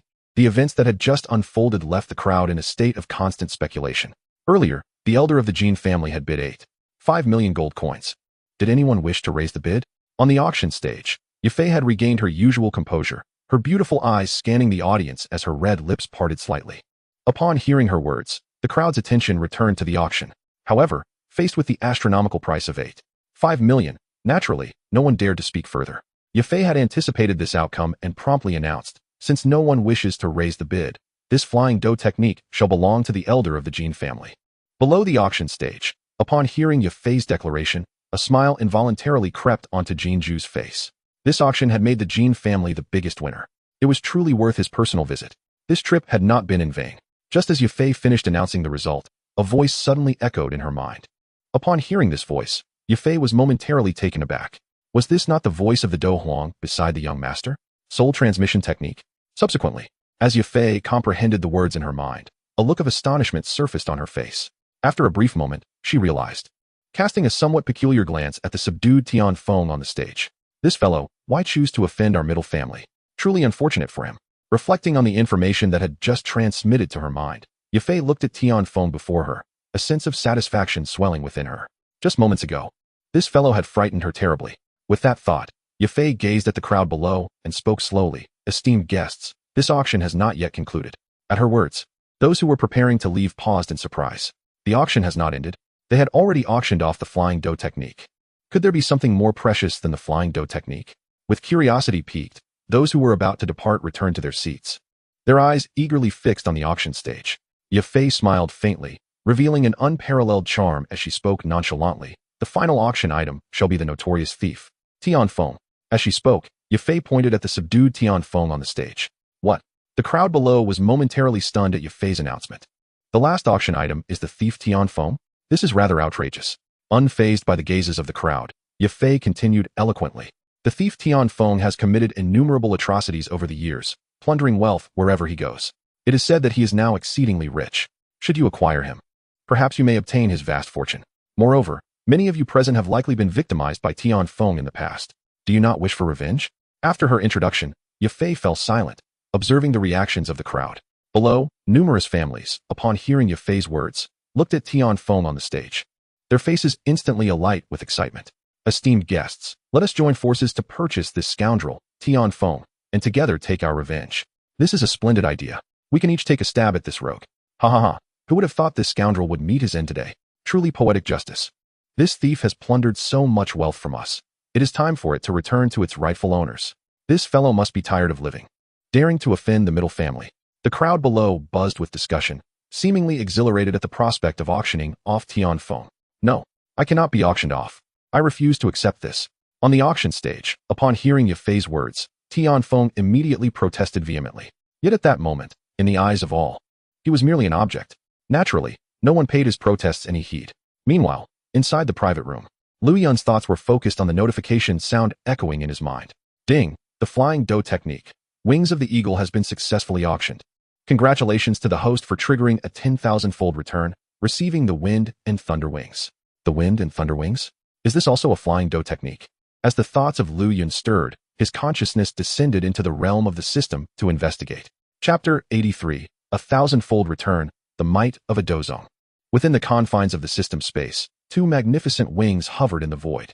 One was a resplendent azure, the other a gleaming silver, radiating an extraordinarily dazzling luminescence, exuding an air of exceptional grandeur. Could this be the famed Wind and Thunder Wings? Observing the terrifying power of wind and thunder emanating from them, Lu Yun felt a surge of astonishment. These wings were likely far more than mere instruments of flight. They might indeed possess formidable offensive capabilities. Ding! Does the host wish to merge with the Wind and Thunder Wings? Just as Lu Yun's awareness approached the wings, the system's prompt echoed within his mind. Ignoring it, he gazed for a while longer before departing from the system space. His attention then shifted back to the auction taking place before him. At this moment, on the auction stage, Yafei noted that the crowd had finished their discussions and proceeded to announce the auction of the notorious thief Tianfeng. The bidding for the infamous thief Tianfeng starts at 50,000 gold coins. This time, Yafei's opening bid was not excessively high. After all, the value in acquiring Tianfeng lay primarily in venting frustrations, with little other practical benefit. Regarding the wealth he possessed, it had all been plundered from others. Now that Tianfeng had fallen from grace, those families he had previously oppressed would undoubtedly come to demand their due. Thus, it was evident that purchasing Tianfeng would not guarantee access to his ill-gotten gains. That wealth belonged collectively to those he had wronged. As soon as Yafei finished her announcement, bidders immediately began to call out their offers. 60,000 gold coins, 70,000 gold coins, 80,000 gold coins, 90,000 gold coins, 100,000 gold coins. Soon, a fierce competition erupted among the crowd for Tianfeng. On the auction stage, Tianfeng watched this scene unfold, utterly collapsing under the pressure. I refuse to sell. I refuse to sell. This is coercive extortion. Please spare me. I will return all my treasures. By the end of his plea, his voice trembled with a hint of tears. If given another chance, he would rather face death than participate in this auction. Having gained nothing, he now found himself on the auction block. Once sold, his fate would likely be sealed. With this thought weighing heavily on him, Tianfeng was engulfed in profound regret. Meanwhile, below the auction stage, the bidding for Tianfeng continued to soar. 110,000 gold coins, 120,000 gold coins, 130,000 gold coins, 140,000 gold coins, 200,000 gold coins. Moments later, the bidding had reached an astounding height of 200,000 gold coins. Unexpectedly, this individual had garnered quite a bit of interest. In the private room, Lu Yun observed the unfolding spectacle, a smile creeping onto his lips. However, what he most eagerly anticipated was what he would receive once Tianfeng was auctioned off. Treasures? Or perhaps a person delivered directly to him. Contemplating this, curiosity flickered in Lu Yun's eyes. 300,000 gold coins, 310,000 gold coins, 320,000 gold coins, 330,000 gold coins. After a brief interval, the bidding for Tianfeng began to stabilize. Ultimately, it settled at 350,000, ceasing to rise further. On the auction stage, seeing that the crowd had halted their bids, Yafei stepped forward, stating, "This gentleman has bid 350,000 gold coins. Is there anyone willing to raise the offer? If not, I shall declare that the notorious thief Tianfeng belongs to this gentleman." As Yafei announced Tianfeng's new ownership, excitement spread across the faces of several families in attendance. They had pooled their resources to secure his capture. With gazes fixated on the stage where Ten-Thousandfold lay like a defeated dog, smiles of malice crept onto their faces. Ten-Thousandfold, today is your day of reckoning. At that moment, following Yafei's announcement, Lu Yun's mind resonated with the long-awaited system prompt. Ding! A doling-level individual has been successfully auctioned. Congratulations, host. You have triggered a 1,000-fold return and obtained a Dozong-level powerhouse. The Dozong has been dispatched to the system space. Please check your inventory. A Dozong-level powerhouse. Upon hearing the system's notification, Lu Yun was momentarily taken aback. To receive a Dozong-level expert in return was beyond his expectations. In that instant, even Lu Yun, who typically remained unfazed by heavenly tier combat skills, could not conceal his excitement. Heavenly tier techniques were beyond his current capabilities and offered little immediate benefit. However, a Dozong-level powerhouse was an entirely different matter. At the very least, in the Jiajie Empire, such a figure would grant him unparalleled influence. Even the formidable Yunlan sect, the strongest power in the Jiajie Empire, would pose no threat to him in the future. In the next moment, Lu Yun's consciousness directly entered the system space. Before him loomed a humanoid silhouette suspended in the void. Was this the Dozong-level powerhouse? Gazing at the figure, a flicker of exhilaration sparkled in Lu Yun's eyes. At last, he would have a Dozong-level ally at his command. Ding! Does the host wish to summon the Dozong-level powerhouse? As Lu Yun approached the humanoid figure, the system's prompt echoed in his mind once more. In response, Lu Yun shook his head. It would be best to summon them in a secluded location. With a thought, he exited the system space. Turning his gaze back to the auction hall, he noticed that the attendees were gradually departing. At this moment, Yafei entered the private room with a radiant smile illuminating her face. Young master, this auction was a resounding success, truly flawless. Hearing this, a smile graced Lu Yun's lips as he replied, You performed admirably, Sister Yafei. Tonight, I shall reward you handsomely. As he spoke, a mischievous grin appeared on his face. Upon hearing the implications of Lu Yun's words, Yafei's cheeks flushed with embarrassment and indignation. Young master, how could you? With a furtive glance at the stoic Wu Ming beside her, she mused, was this the individual who had suppressed Ten-Thousandfold earlier? She had not anticipated that he possessed the strength of a Do Huang. Simultaneously, Yafei pondered the nature of the power backing Lu Yun. Even a Do Huang would willingly serve as his protector. It was well known that in the Jiajie Empire, Do Huang experts could practically command the world. Sister Yafei, prepare yourself. We shall return to the imperial capital shortly, Lu Yun instructed. So soon? Yafei expressed her surprise. Yes, my training has concluded, and it is time to return to the imperial capital, Lu Yun affirmed. For him, Wutan City had lost its significance. After acquiring so many treasures at the auction, he required time to properly assimilate them. Moreover, plans were forming in his mind. Now that he had a Dozong-level powerhouse at his disposal, these plans could finally come to fruition. Very well, I will prepare immediately, Yafei agreed, nodding before exiting the private room. Chapter 84. Accepting the Alchemist Emperor's Legacy. The night was cool and serene. Outside Wutan City, amidst the vast and shadowy forest, Lu Yun and Wu Ming came to a halt before a cave. This shall suffice. Lu Yun instructed Wu Ming, You will guard the entrance, permitting no one to enter, and remember to conceal your aura. Understood, master. Although Wu Ming yearned to consume the emperor-level pill, he dared not disobey Lu Yun's command. After giving his orders to Wu Ming, Lu Yun stepped into the cave. Once inside, he ignited a torch, illuminating the dark interior. He then settled down in a meditative posture, directing his consciousness into the system space. Faced with the plethora of treasures floating within the system space, Lu Yun found himself at a loss. What should he start with? Never mind. I shall tackle them one by one. His gaze first fell upon the luminous orb of the Alchemist Emperor's Legacy. The Alchemist Emperor's Legacy. With a glimmer of anticipation in his eyes, Lu Yun promptly commanded the system. System, I wish to receive the inheritance of the Pill Emperor. As soon as Lu Yun's words fell, the radiant orb of inheritance, previously suspended in the void, trembled slightly. Subsequently, it transformed into a beam of light, and before Lu Yun could fully comprehend the situation, it surged directly into his mind. In the next moment, Lu Yun felt an overwhelming influx of information, like a razor-sharp blade, brutally piercing into the depths of his consciousness. Accompanied by a powerful wave of dizziness, he felt as though he might lose consciousness at any moment. Gritting his teeth against the discomfort in his mind, Lu Yun focused intently, striving to absorb the torrent of information flooding his thoughts. Approximately 2 hours later, he slightly furrowed his brow and gradually opened his eyes. Inside the cave, the dim light flickered, casting reflections upon Lu Yun's somewhat pale, yet handsome face. A few beads of cold sweat clung to his eyelashes, and a sudden spark of joy spread across the corners of his mouth. Eventually, his chest heaved rapidly, clearly indicating the exhilaration coursing through him.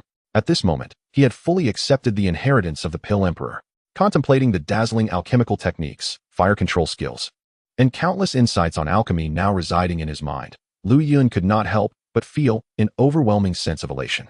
Once he fully comprehended the vast reservoir of knowledge, he could aspire to become a renowned Pill Emperor himself. The thought sent a thrill through his heart. From now on, he could concoct pills for auction, achieving a preliminary level of self-sufficiency. After a wave of excitement, Lu Yun gradually regained his composure. His gaze then wandered to the dazzling array of treasures within the system space. So many exquisite items awaited him. With that thought, Lu Yun's eyes scanned the multitude of treasures, finally settling upon a scroll. This scroll emanated an extraordinarily noble purple glow, signifying its remarkable nature. If Lu Yun's memory served him correctly, this scroll should be the Nine Suns Burning Heaven technique. This was a supreme-level cultivation method, surpassing even the heavenly rank. Such techniques did not exist within the realm of Do Qi. With a glimmer of anticipation in his eyes, Lu Yun calmly declared, "System. Extract the Nine Suns Burning Heaven technique." The moment Lu Yun's words left his lips, the purple scroll suddenly transformed into a beam of purple light, piercing directly into Lu Yun's mind. Instantly, the familiar wave of dizziness washed over him once more, and Lu Yun focused intently, immersing himself in the vast torrent of information. An hour later, he regained his senses, his face alight with astonishment. The Nine Suns Burning Heaven technique was based on refining the spiritual fire of heaven and earth to condense the power of the utmost yang. Each type of spiritual fire refined would allow the practitioner to form a great sun of utmost yang within their body, brimming with boundless might. Once mastered to perfection, one could transform into the Nine Suns, sweeping across the world. Reflecting on this, Lu Yun felt a surge of excitement, his face betraying a hint of surprise. This transformation into Nine Suns bore a striking resemblance to the supreme body mentioned in the Great Ruler. Before his transmigration, he had read the original work of the Great Ruler and had some recollection of the supreme body referenced therein. Could it be that the Nine Suns transformation was somehow related to the supreme body? Of course, these were merely speculations in Lu Yun's mind. He had no concrete concept of what the Nine Suns transformation truly entailed. Nevertheless, possessing a supreme technique was more than sufficient to overshadow all other methods in the Do Qi continent. With a slight withdrawal of his focus, Lu Yun redirected his gaze to the other treasures. After scanning the surroundings, he fixed his eyes on a swirling blue flame within the system space. This blue flame was none other than the Tying Divine Flame. Observing the Tying Divine Flame before him, Lu Yun suddenly recalled that the Nine Suns Burning Heaven technique could refine the spiritual fire of heaven and earth to condense the great sun of utmost yang. Whether it be the of the Do Qi continent or the Tying Divine Flame, all belong to the category of spiritual fires. However, the Tying Divine Flame was several levels above that. With this thought in mind, Lu Yun made a firm decision. In the future, when condensing the great sun of utmost yang, he would not settle for the inferior. At the very least, he sought to acquire a divine flame on par with the Tying Divine Flame. Only then would the power of the final Nine Suns transformation reach its zenith. Lu Yun was not particularly concerned about this. In the Do Qi continent, there existed a plethora of, as long as he could seize them all and auction them off, the returns would undoubtedly yield a divine flame, right? The Nine Suns transformation was merely a simple task. Assessing the Tying Divine Flame in the void, Lu Yun hesitated for a moment, but ultimately decided against refining it for now. Given his current strength, even refining the would be a considerable challenge. The Tying Divine Flame was several tiers stronger.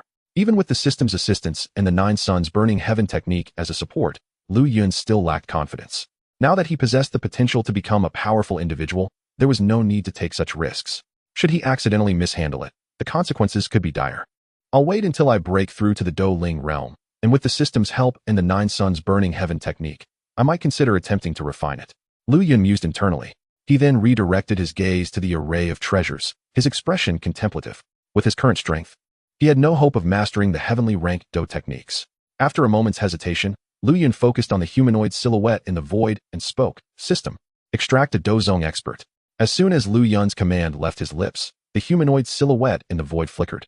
In the next moment, a figure cloaked in black gradually materialized within the cave. "I, Qi Feng, have seen my master."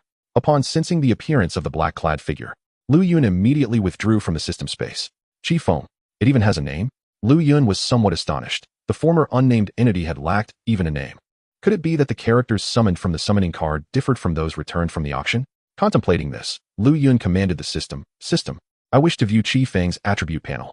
As soon as Lu Yun's words were uttered, a light screen materialized before him. Chapter 85. Advancing into the Black Corner Domain. With this thought, Lu Yun commanded the system, "System, I wish to view Qi Feng's attribute panel." As soon as Lu Yun's words were spoken, a light screen appeared before him. Name: Qi Feng Realm. 3-star Do Zone Technique. Haoyang Ju, Intermediate Earth Rank. Do Technique. Tianyang Yin, Intermediate Earth Rank. Observing Qi Feng's attribute panel, Lu Yun felt a stirring in his heart. 3-star Do Zone. Such strength was sufficient to dominate the northwestern region. Lu Yun felt a surge of exhilaration. With this Do Zone at his side, he could finally unleash his full potential. Reflecting on the plans he had contemplated during this time, a smile unconsciously crept onto Lu Yun's lips. With the presence of this Do Zone expert, his plans could finally be set into motion. Thus, Lu Yun turned his gaze towards Qi Feng and spoke slowly. "Qi Feng, no need for formalities. Master has summoned his subordinate. What are your commands?" Qi Feng replied with a hint of reverence. "Indeed, I have commands." Lu Yun nodded in acknowledgement and then retrieved a golden scroll from the system space. Handing it to Qi Feng, "Cultivate this." Upon hearing this, Qi Feng took the scroll from Lu Yun's hand without hesitation. This is a heavenly rank Do technique. As Qi Feng opened the golden scroll and comprehended its contents, he was taken aback, disbelief etched across his features. He gazed at Lu Yun with wide eyes, stuttering, "Master, is this heavenly rank Do technique intended for my cultivation?" "Indeed, with your Do Zone strength, you can begin to cultivate heavenly ranked Do techniques." Lu Yun smiled slightly and added, "By mastering this heavenly ranked Do technique, your strength will see a significant enhancement, allowing you to serve me better." Lu Yun had never been one to hoard resources. For his own people, he was always generous.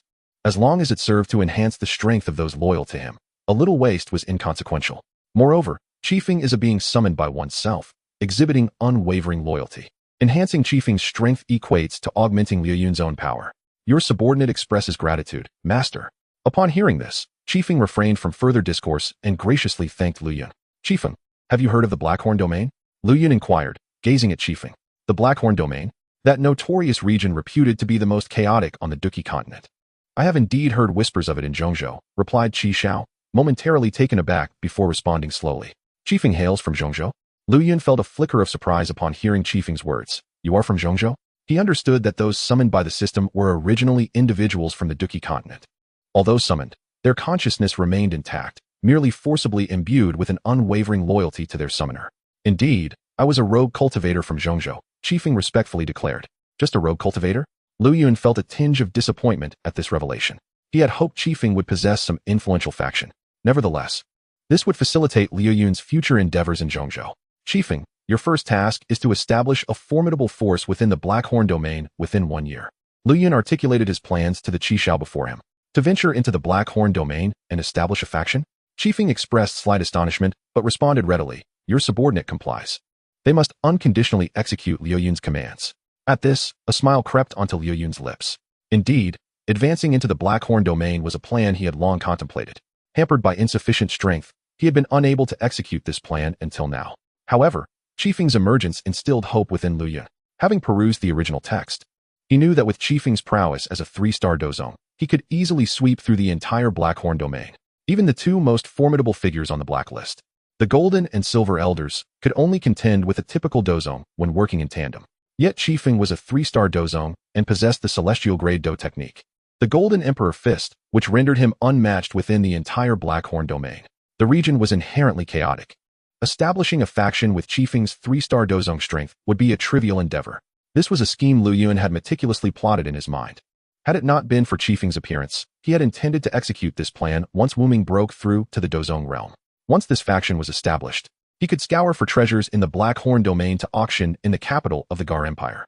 Moreover, items returned by the system that he could not utilize could be auctioned in the Blackhorn Domain. This way, he would no longer need to fret over auction items in the future.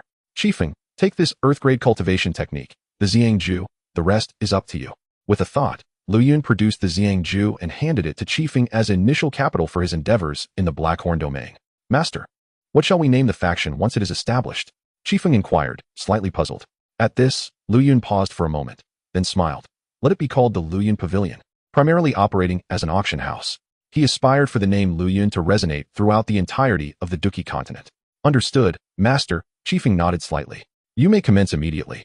Should any matters arise, seek me out at the Middle Family in the capital of the Gar Empire." Lu Yun commanded. "Yes, Master, I shall take my leave now," Qi Feng stated.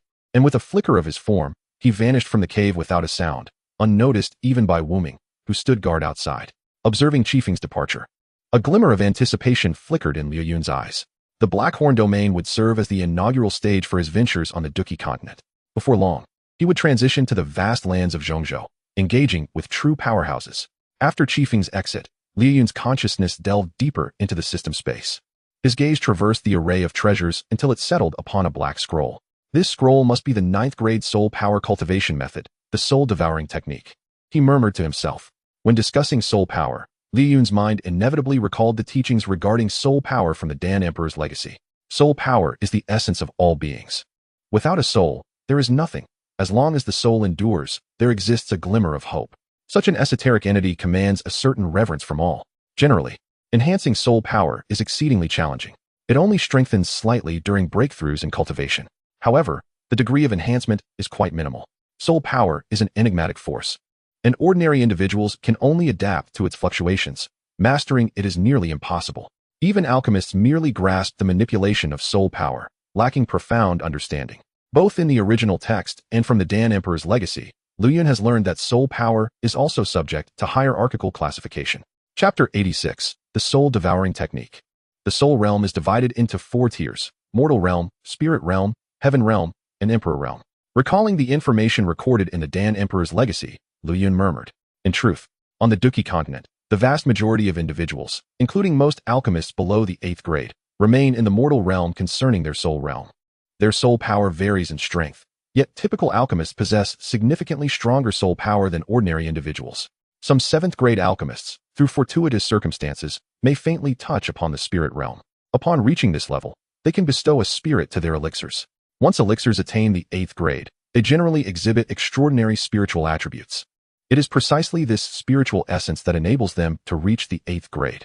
An ordinary alchemist, regardless of their exceptional alchemical skills, cannot elevate an elixir to the 8th grade without imbuing it with spirit. The heaven realm of soul power is even more formidable. At this level, the intensity of soul power is sufficient to concoct 9th grade elixirs. 9th grade elixirs possess an intelligence akin to that of ordinary humans, which is tantamount to creation, a creation of a sentient being. This being not only requires the infusion of spirit, but also the power of heaven and earth. However, achieving this necessitates reaching the transcendent heaven realm. Few individuals on the continent can attain this level. As for the emperor realm of soul power, it exists almost solely in legend. Alchemists who reach this realm can even concoct the fabled emperor-grade elixirs. As these thoughts flitted through his mind, Liu Yun's gaze remained fixed upon the black scroll in the void, an expression of anticipation gleaming in his eyes. Typically, it is exceedingly difficult for ordinary individuals to enhance their soul power unless they possess soul cultivation methods, namely, soul power cultivation techniques. Clearly, the soul-devouring technique is one such method. A 9th-grade soul power cultivation technique, as the name suggests. It is a means to cultivate one's soul power to the level of a 9th-grade alchemist. With this in mind, Liu Yun gradually focused his mind and softly commanded, "System, extract the soul-devouring technique." As soon as Liu Yun's words fell, the black scroll transformed into a beam of black light, darting into his mind. In the next moment, a torrent of powerful information surged into Liu Yun's consciousness. Closing his eyes in concentration, he devoted himself to digesting this influx of knowledge. After a brief interval, Liu Yun slowly opened his eyes, a flicker of astonishment passing through his gaze. This soul-devouring technique is exceedingly extraordinary. At this moment, Liu Yun had fully assimilated the content of the soul-devouring technique. To his astonishment, he discovered that this technique was, in fact, an evil art capable of directly devouring the souls of others to augment one's own soul. Naturally, Liu Yun did not concern himself with the morality of this technique. After all, he never considered himself a paragon of virtue. The act of devouring souls to enhance oneself bore some resemblance to the methods of the Soul Clan. Reflecting on the contents of the soul-devouring technique, Liu Yun murmured to himself. In the original text, the Soul Clan took pleasure in capturing souls, subsequently refining their essence to augment their own power. However, the soul-devouring technique inherited by Liu Yun was far more sinister than the methods employed by the Soul Clan. By wielding the soul-devouring technique, Liu Yun could even directly consume the souls of the living. The power of this technique allowed him to directly refine souls into their essence for his consumption. Such methods were undeniably wicked and cruel. As he recalled the various remarkable uses of the soul-devouring technique, a smile crept upon Liu Yun's lips. After receiving the inheritance of the Alchemy Emperor, Liu Yun was destined to tread the path of an alchemist. For an alchemist, the greatest challenge lay in enhancing the strength of one's soul. With the soul-devouring technique at his disposal, Elevating his soul's strength would no longer pose a significant challenge. If he were to consume the soul of the Elder Yao, his soul power would undoubtedly see considerable enhancement. This thought suddenly flashed through Lu Yun's mind, but he quickly dismissed it. During his reading of the original text, he held a favorable impression of Elder Yao. Unless absolutely necessary, he did not wish to act against him. Moreover, should he consume Elder Yao, the future achievements of Xiao Yan might not reach the heights portrayed in the original narrative.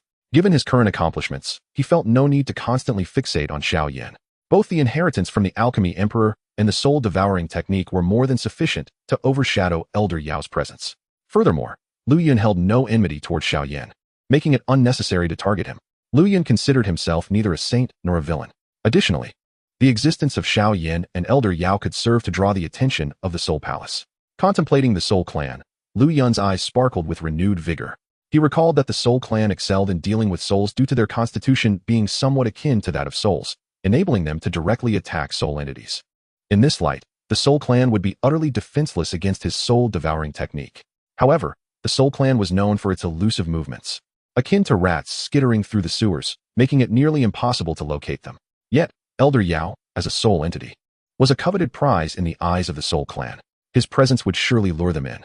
At that moment, Lu Yun could strike, consuming him without anyone being the wiser. How delightful that would be. With this thought, a smile unconsciously emerged on Lu Yun's face. Soul Clan, I await your arrival. After completing the inheritance of the myriad soul-devouring techniques, Lu Yun slightly focused his mind and turned his gaze towards the pair of azure and silver wings in the system space, the wind and thunder wings. As he beheld these wings, anticipation gleamed in Lu Yun's eyes.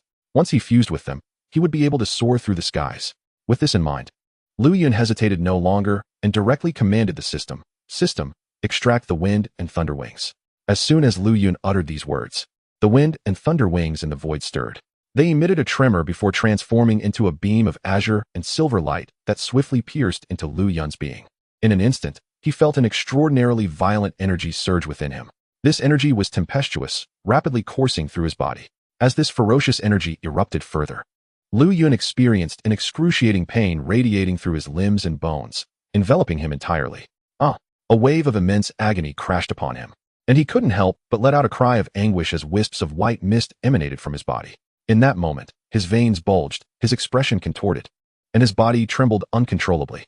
The violent power brought by the wind and thunder wings surged through Lu Yun's entire being like a torrential flood. At this moment, he felt as though his body might shatter. Amidst this overwhelming pain, Lu Yun sensed his consciousness beginning to blur, teetering on the brink of unconsciousness. Chapter 87. The Power of Wind and Thunder, Breaking Through the Great Dome Master Realm. No, I cannot lose consciousness. Within the cave, Lu Yun grasped his hands tightly. The searing pain penetrating to the marrow rendered his face pale as death. Beads of sweat dripped from his forehead, and he felt sharp pains emanating from every corner of his body. Amidst this heart-wrenching torment, Lu Yun's body began to undergo a transformation under the refining influence of the power of wind and thunder. Thump, thump. In that moment, it was as if only the sound of his heartbeat remained in Lu Yun's mind, while the pain within him continued to escalate. Forcing himself to concentrate, Lu Yun immersed himself in the metamorphosis of his physical form, gradually finding a semblance of calm. Within the cave, azure and silver lights flickered around Lu Yun. Waves of violent power from wind and thunder continually permeated every part of his being. Flesh and bone were being refined to an extraordinary degree. Lu Yun sat quietly on the ground, occasionally twitching. Each spasm revealed the bulging veins on his body, illustrating the intensity of his suffering. However, with each convulsion, a powerful wave of energy radiated from him. As time flowed on, Lu Yun's aura surged at an astonishing pace. 8-star Dome Master. Pinnacle of 8-star Dome Master. 9-star Dome Master. This state persisted for a full hour. At this moment, Lu Yun sensed the changes within him, and his expression shifted slightly. He was now on the precipice of breaking through the great Dome Master realm. Enduring the intense pain coursing through his body, Lu Yun focused inward. He observed that the cyclone within him, which had previously contained nearly half of its azure liquid energy, now held at least 3/4 of its capacity. At this rate, when the cyclone was filled to the brim, it would reach the limit of the Dome Master level. As time gradually passed, Lu Yun was now enveloped in a faint azure glow, which draped over him like a robe of Do Qi. At this moment, the azure light twisted and turned, as if constructing and probing something. Faintly, the originally ethereal robe of Do Qi began to exhibit characteristics resembling a tangible substance. Witnessing this scene, Lu Yun's heart tightened, and he dared not relax his vigilance. For at this moment, The cyclone within him could no longer accommodate even a hint of energy. Its capacity had reached its limit. Should he force any more energy into it, the cyclone would likely rupture, leading to dire consequences. Desperation breeds innovation. Thus, Lu Yun had to take measures to avoid such a fate. If he succeeded, his strength would soar, enabling him to break through the Great Dome Master realm. If he failed, the cyclone would burst, causing his Do Chi to spill forth, rendering him a mere waste. What complicated matters was that the power of wind and thunder, while refining his physical form, incessantly supplied energy. At this rate, the cyclone within him would inevitably be overwhelmed. It seemed he had no choice but to compress the energy. In this critical moment, Lu Yun quickly made a decision. He bore the excruciating pain within him, focused his mind, and began to compress the energy within the cyclone. As Lu Yun continued to compress, the cyclone within him began to rotate violently. With the cyclone spinning ever faster, circles of azure arcs began to manifest around its periphery. The whirring sound generated by the cyclone's rapid rotation resonated within Lu Yun's body, the rhythm imbued with a mysterious cadence. This sound traversed through his meridians, penetrated his bones, and flowed into his cells, ultimately reaching the surface of his skin, merging with the twisting robe of Do Chi enveloping him. Upon the sound reaching the robe of Do Chi, its twisting gradually came to a halt. In an instant, a brilliant flash of azure light flickered, as the blue aura rapidly merged and coalesced, ultimately becoming one. Moments later, an armor forged from the essence of this aura materialized upon Lu Yun's form. Simultaneously, within Lu Yun's body, a diminutive azure diamond crystal, no larger than a thumb, slowly began to hover at the center of a swirling vortex. Perfectly still under Lu Yun's focused gaze, this azure diamond crystal, pulsating with a faint luminescence, revealed the fragility of this newly birthed entity. Lu Yun gazed at the crystal, akin to a sentinel standing within the eye of a storm, his mind filled with astonishment. The moment this crystal emerged, he distinctly felt a wave of euphoria emanating from the depths of his soul. This small object was the key to becoming a Grand Do Master, a title often bestowed upon by the powerful, referred to as the Do Crystal. In the eyes of many formidable beings, only upon acquiring the Do Crystal does one truly step into the hallowed halls of Do Chi cultivation. This tiny artifact encapsulated all the Do Chi within a human body, harboring an astonishingly vast energy within. At this moment, Lu Yun radiated the aura befitting a Grand Dome Master. As he transcended into this realm, the pain that had afflicted him dissipated instantaneously. Lu Yun abruptly opened his eyes, and a glint of brilliance shot forth from his obsidian gaze. Subsequently, feeling the overwhelming power coursing through him, a smile of uncontainable joy graced his lips. He had not anticipated that the cleansing of his body through the power of wind and thunder would yield such an unexpected surprise, propelling him directly into the realm of the Grand Dome Master. With a mere thought, Lu Yun summoned the Do Chi within him, concentrating it in his palm. In an instant, a piercing azure glow rapidly converged in his hand. The next moment, he struck fiercely against a nearby mountain wall with a forceful palm. The earth-shattering palm, a colossal imprint, imbued with terrifying energy, slammed into the mountainside. Boom! With a deafening roar, the entire cave trembled, and as the dust settled, a gaping hole marred the mountain wall, accompanied by several fissures. Do Chi was unleashed. Observing the devastation wrought by his palm, a satisfied smile graced Lu Yun's lips.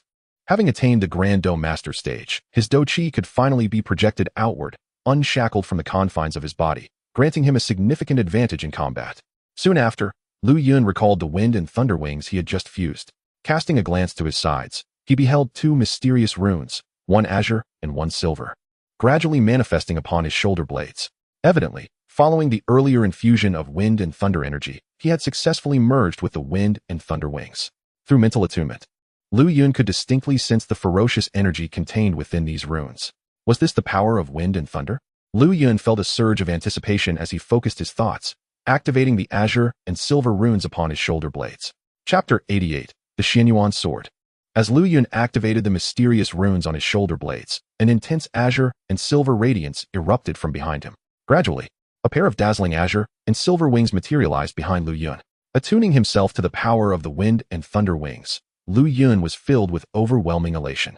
As he had anticipated, these wings possessed not only the ability to fly, but also formidable offensive capabilities. By channeling Do Chi into the wind and thunder wings, Lu Yun could unleash the immensely powerful wind and thunder slash. Of course, the magnitude of this attack depended on the strength of the Do Chi infused. The greater Lu Yun's strength, the more potent the Do Chi, and consequently, the more terrifying the wind and thunder slash would become. This was indeed an exceptionally fearsome long-range skill. Contemplating the marvel of the wind and thunder slash, Lu Yun felt a wave of joy. The ability to launch attacks from the void meant he could strike at will, nearly equating him to a Do Wang expert. After admiring the wind and thunder wings for a while, Lu Yun finally decided to retract them. Subsequently, he delved deeper within himself, seeking out other treasures. After a brief moment, his gaze landed upon a piece of soft armor adorned with a vivid carving of a tortoise, remarkably lifelike. System, extract the Xuanwu True Armor. Without a moment's hesitation, Lu Yun commanded the system. At the instant his words fell, the Xuanwu True Armor, which had been suspended in the void, transformed into a dark arc and surged toward Lu Yun. In the blink of an eye, a colossal Xuanwu phantom enveloped him. Once the phantom vanished, Lu Yun immediately sensed a new weight upon him. Peeling open his shirt, he discovered a mysterious black rune emerging on his chest. Immersing his consciousness into the black rune, Lu Yun comprehended the specific function of the Xuanwu True Armor. When danger approached, the Xuanwu True Armor would morph into the Xuanwu Phantom, enveloping Lu Yun and unleashing boundless power. Upon grasping this knowledge, elation flooded Lu Yun's face. With the Xuanwu True Armor, his life would be significantly safeguarded in the future. Next, Lu Yun turned his attention to the remaining treasures. Ultimately, his gaze settled upon a golden sword suspended in the void. This golden sword was the 9th-tier magical weapon, the Xianyuan sword. Lu Yun had intended to cultivate a sword technique, and the emergence of the Xianyuan sword was perfectly timed. With this thought, Lu Yun promptly commanded the system, extract the Xianyuan sword. As soon as his command resonated, the golden sword in the void trembled and transformed into a golden streak of light, descending directly into Lu Yun's grasp. Observing the golden sword in his hand, excitement illuminated Lu Yun's eyes as he scrutinized the Xianyuan sword. The sword gleamed in golden hues, intricately engraved with mysterious runes, exuding an aura of profound mystique. Clang! With a slight exertion, Lu Yun drew the Xianyuan sword. Instantly, a resplendent golden sword light illuminated the cave. Grasping the Xianyuan sword, Lu Yun felt a sense of confidence. Even a Douling master would likely hesitate to face this strike. However, as the Xianyuan sword was a 9th-tier weapon, his current strength was insufficient to fully unleash its potential. Yet, even a fraction of its might could inflict unimaginable damage. What a magnificent sword! Lu Yun fondled the Xianyuan sword with reluctant hands. After a brief moment, his gaze shifted to a blue scroll. This scroll appeared to contain the cultivation method for a high-tier heavenly Do technique, the Heaven-Slaying Sword Art. As he regarded the scroll, disappointment flickered in Lu Yun's eyes. Initially, the pairing of the Xianyuan sword and the Heaven-Slaying Sword Art seemed like a perfect match. However, given his current strength, he lacked the capability to practice this advanced technique. This was a high-tier heavenly Do technique. At the very least, Lu Yun would need to transcend into the Do Huang realm to even begin to approach such a level of mastery. Contemplating this, a hint of regret crossed Lu Yun's face. Though the sword was exceptional, he was not yet worthy of wielding it. With this realization, Lu Yun diligently placed the Xianyuan sword within the system space. Subsequently, his gaze fell upon the final red scroll. This too was a heavenly Do technique. Known as the Four-Symbol Seal, it appeared to be a sealing-type Do technique, capable of producing unexpectedly powerful effects. After taking stock of all the treasures within the system space, Lu Yun's consciousness gradually withdrew. Although there were numerous treasures he could not yet utilize, he was thoroughly satisfied with the outcome of this auction. If he could attend more auctions like this, his strength would soon become extraordinarily formidable. Alas, in this vast world, how many existences like Master Yao can there truly be? Shaking his head, Lu Yun slowly exited the cave. At this moment, there remained but an hour until dawn. Master, outside, upon seeing Lu Yun emerge, a shadowy figure appeared gradually. Unnamed, let us depart, Lu Yun said in a calm tone. Master, might we wait until I achieve a breakthrough before we leave? I wish to consume the royal extreme pill here, Unnamed requested of Lu Yun. Very well.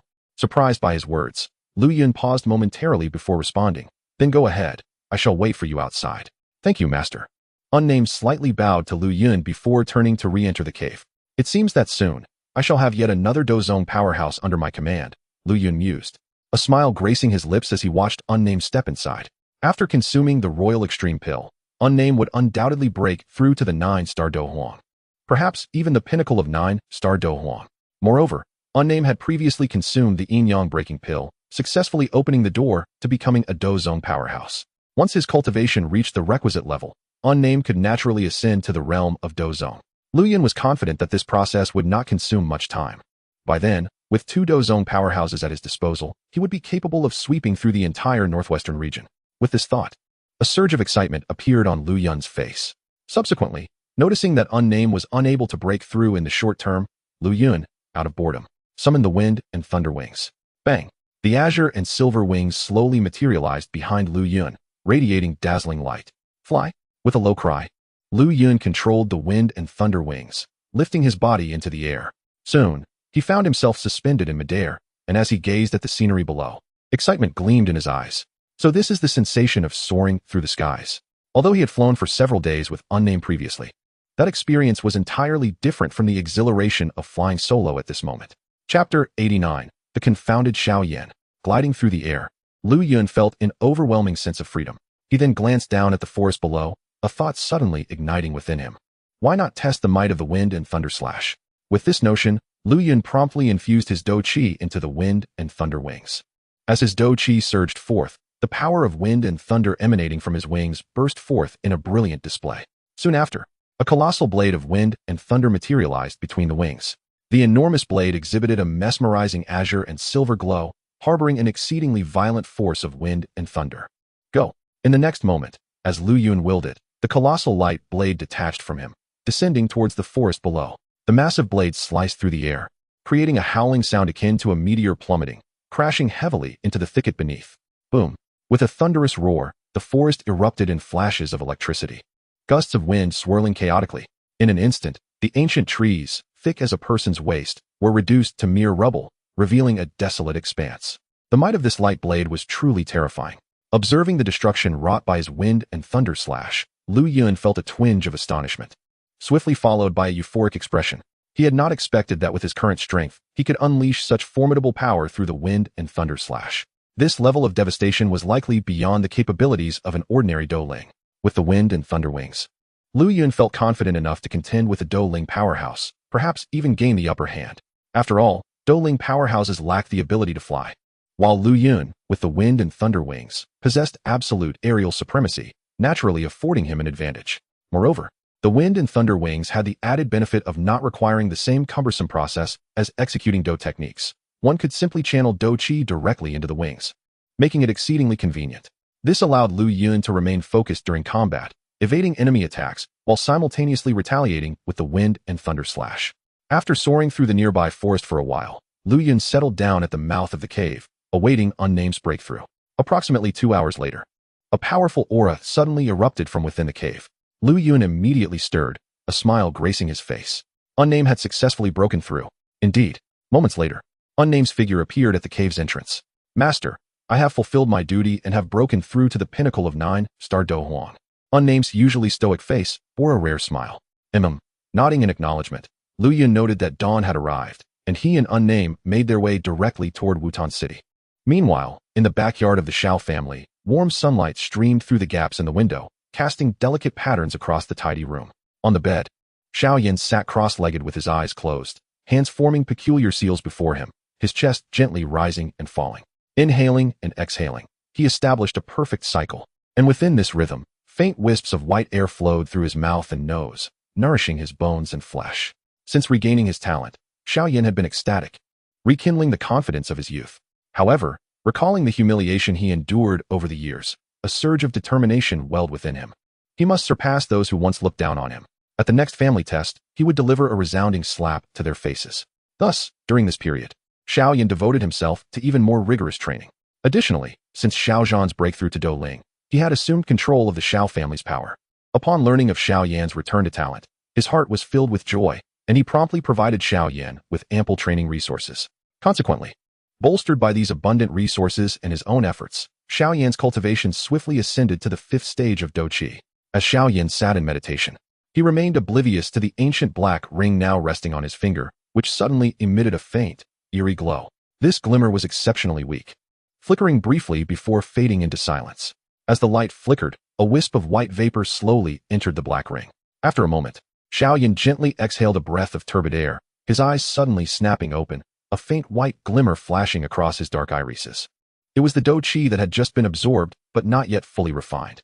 Gazing at the dim light filtering through the window, a slight smile crept onto Xiao Yan's lips, his heart brimming with fighting spirit.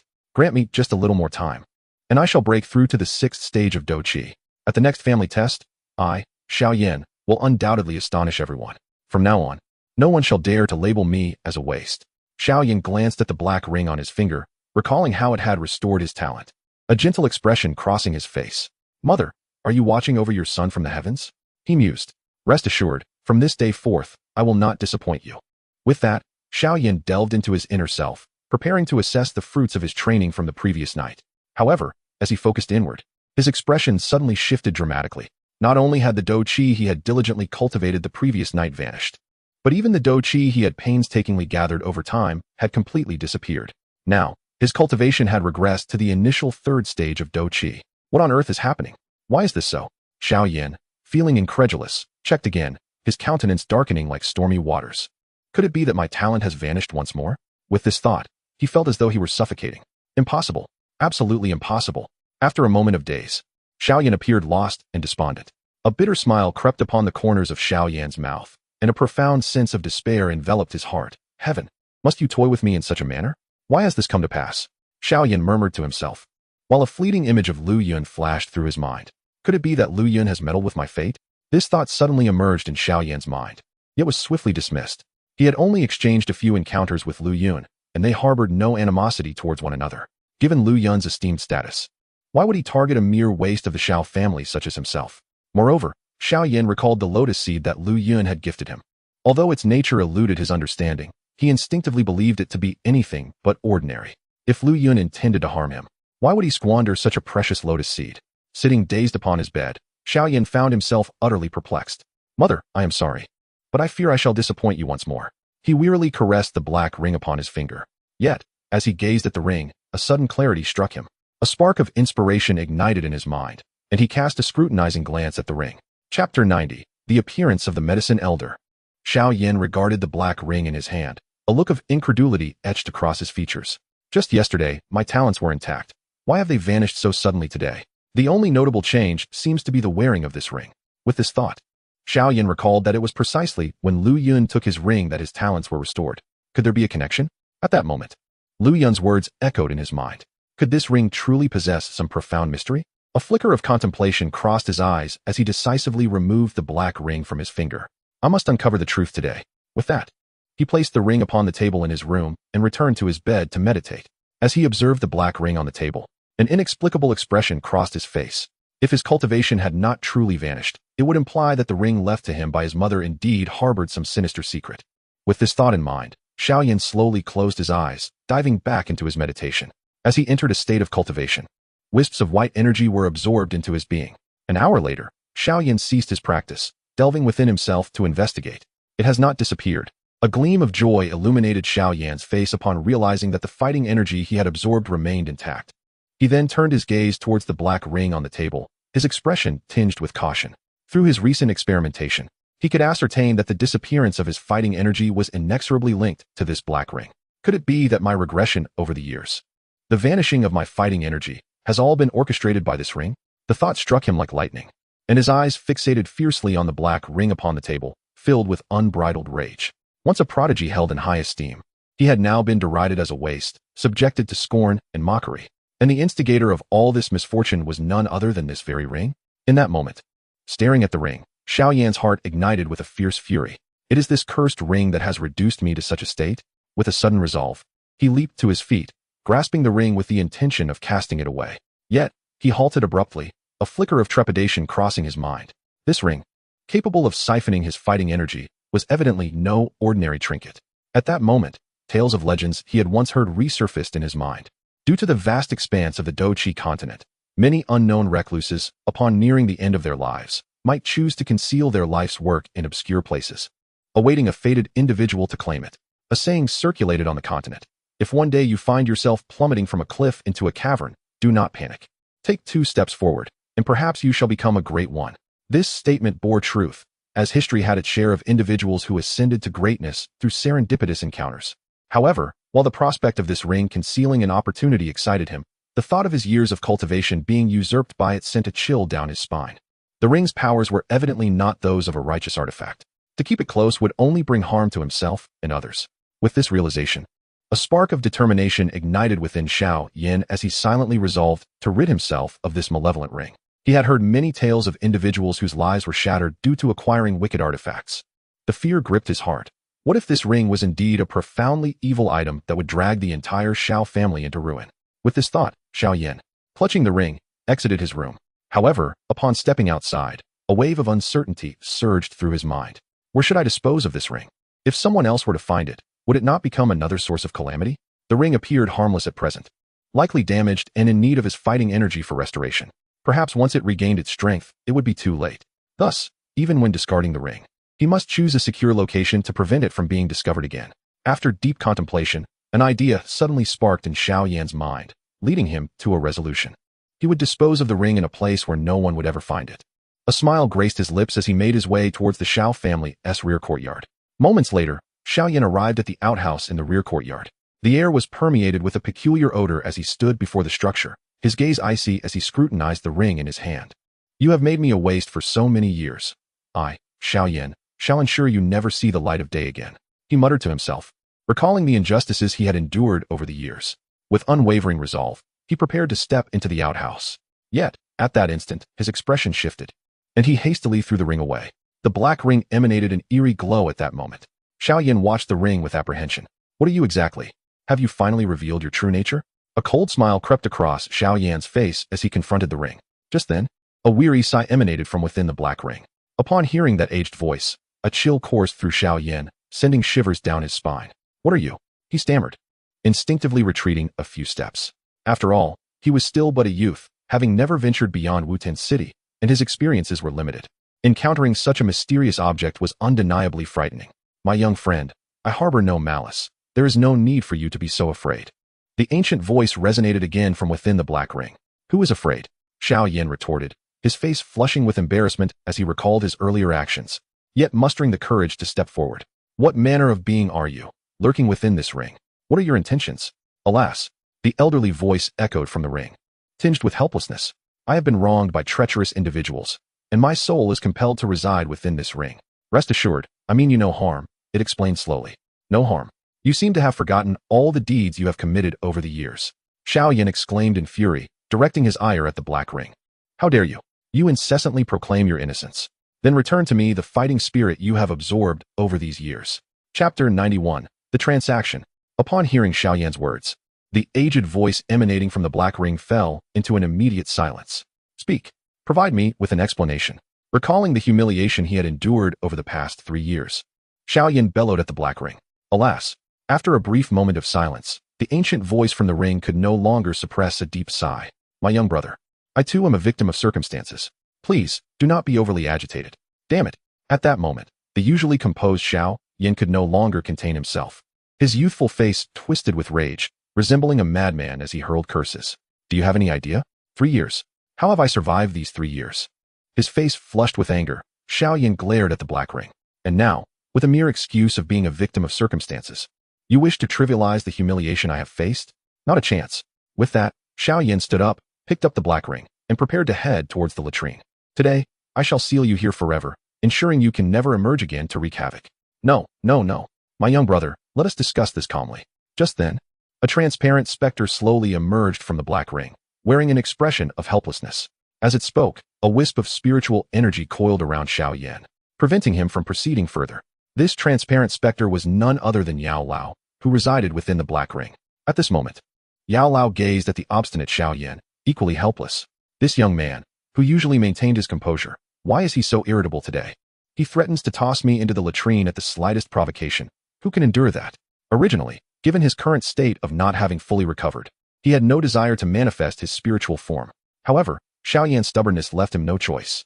If Xiao Yan succeeded, he would truly lose face in the future. What have you done to me? Bound by the spiritual energy, Xiao Yan's expression shifted dramatically. Upon seeing the transparent specter of Yao Lao, his pupils constricted, and he instinctively dropped the ring, trembling as he spoke. What are you exactly? Haha, little boy, is there any need for such fury? It's merely a slight absorption of your fighting spirit. The specter floated in the air, a smile on its face as it gazed at the astonished Xiao Yan. At these words, Xiao Yan's face darkened, and with a chilling tone, he struggled to utter, Old man, since you hide within the ring, you must be aware of how much ridicule I have faced due to your absorption of my fighting spirit, correct? Yet, amidst these 3 years of mockery, you have grown, have you not? Do you believe that if this were 3 years ago, you would possess the same level of endurance and intellect as you do now? With a non-committal smile, the elder replied calmly. At his words, Xiaoyan was momentarily taken aback. His previous rage began to subside, and after the storm of anger passed, joy replaced it. Now that he understood the mystery behind the disappearance of his fighting spirit, it was certain that his talent had returned. The mere thought of finally shedding the title of a waste brought a sense of rejuvenation to Xiaoyan, as some things are only appreciated once lost. To regain what was lost makes one treasure it even more. Is this your justification for absorbing my fighting spirit for 3 years? Nevertheless, gazing at the elder before him, Xiaoyan still felt quite displeased, his tone cold. Haha, my young brother, rest assured, this matter is indeed my wrongdoing. Once I recover, I shall compensate you 1,000-fold, 10,000-fold. Upon hearing this, a hint of embarrassment flickered across Yao Lao's aged face, followed by a promise. Once you recover, do you intend to continue absorbing my fighting spirit to regain your strength? Xiaoyan scoffed. Though I do not know who you truly are, I must ask, do you intend to continue dwelling within the ring to siphon my fighting spirit? If that is your plan, I suggest you seek another host. For I cannot afford to sustain you. Haha, no one else possesses your formidable spiritual perception. The elder stroked his beard with a smile. Since I have chosen to reveal myself, I assure you that I shall no longer absorb your fighting spirit without your permission. In response, Xiaoyan rolled his eyes, maintaining his silence with a sardonic smile. He had resolved not to allow this old fellow to linger by his side, regardless of his sweet words. My young brother, do you not desire to grow stronger? To be called a waste for a lifetime? Yao Lao's tone carried a hint of temptation.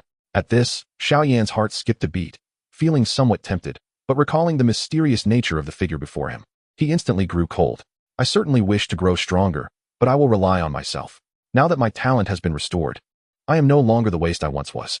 With my talent, I can become a formidable force in the future, Xiaoyan declared confidently. Speaking of his talent, Xiaoyan felt a surge of confidence.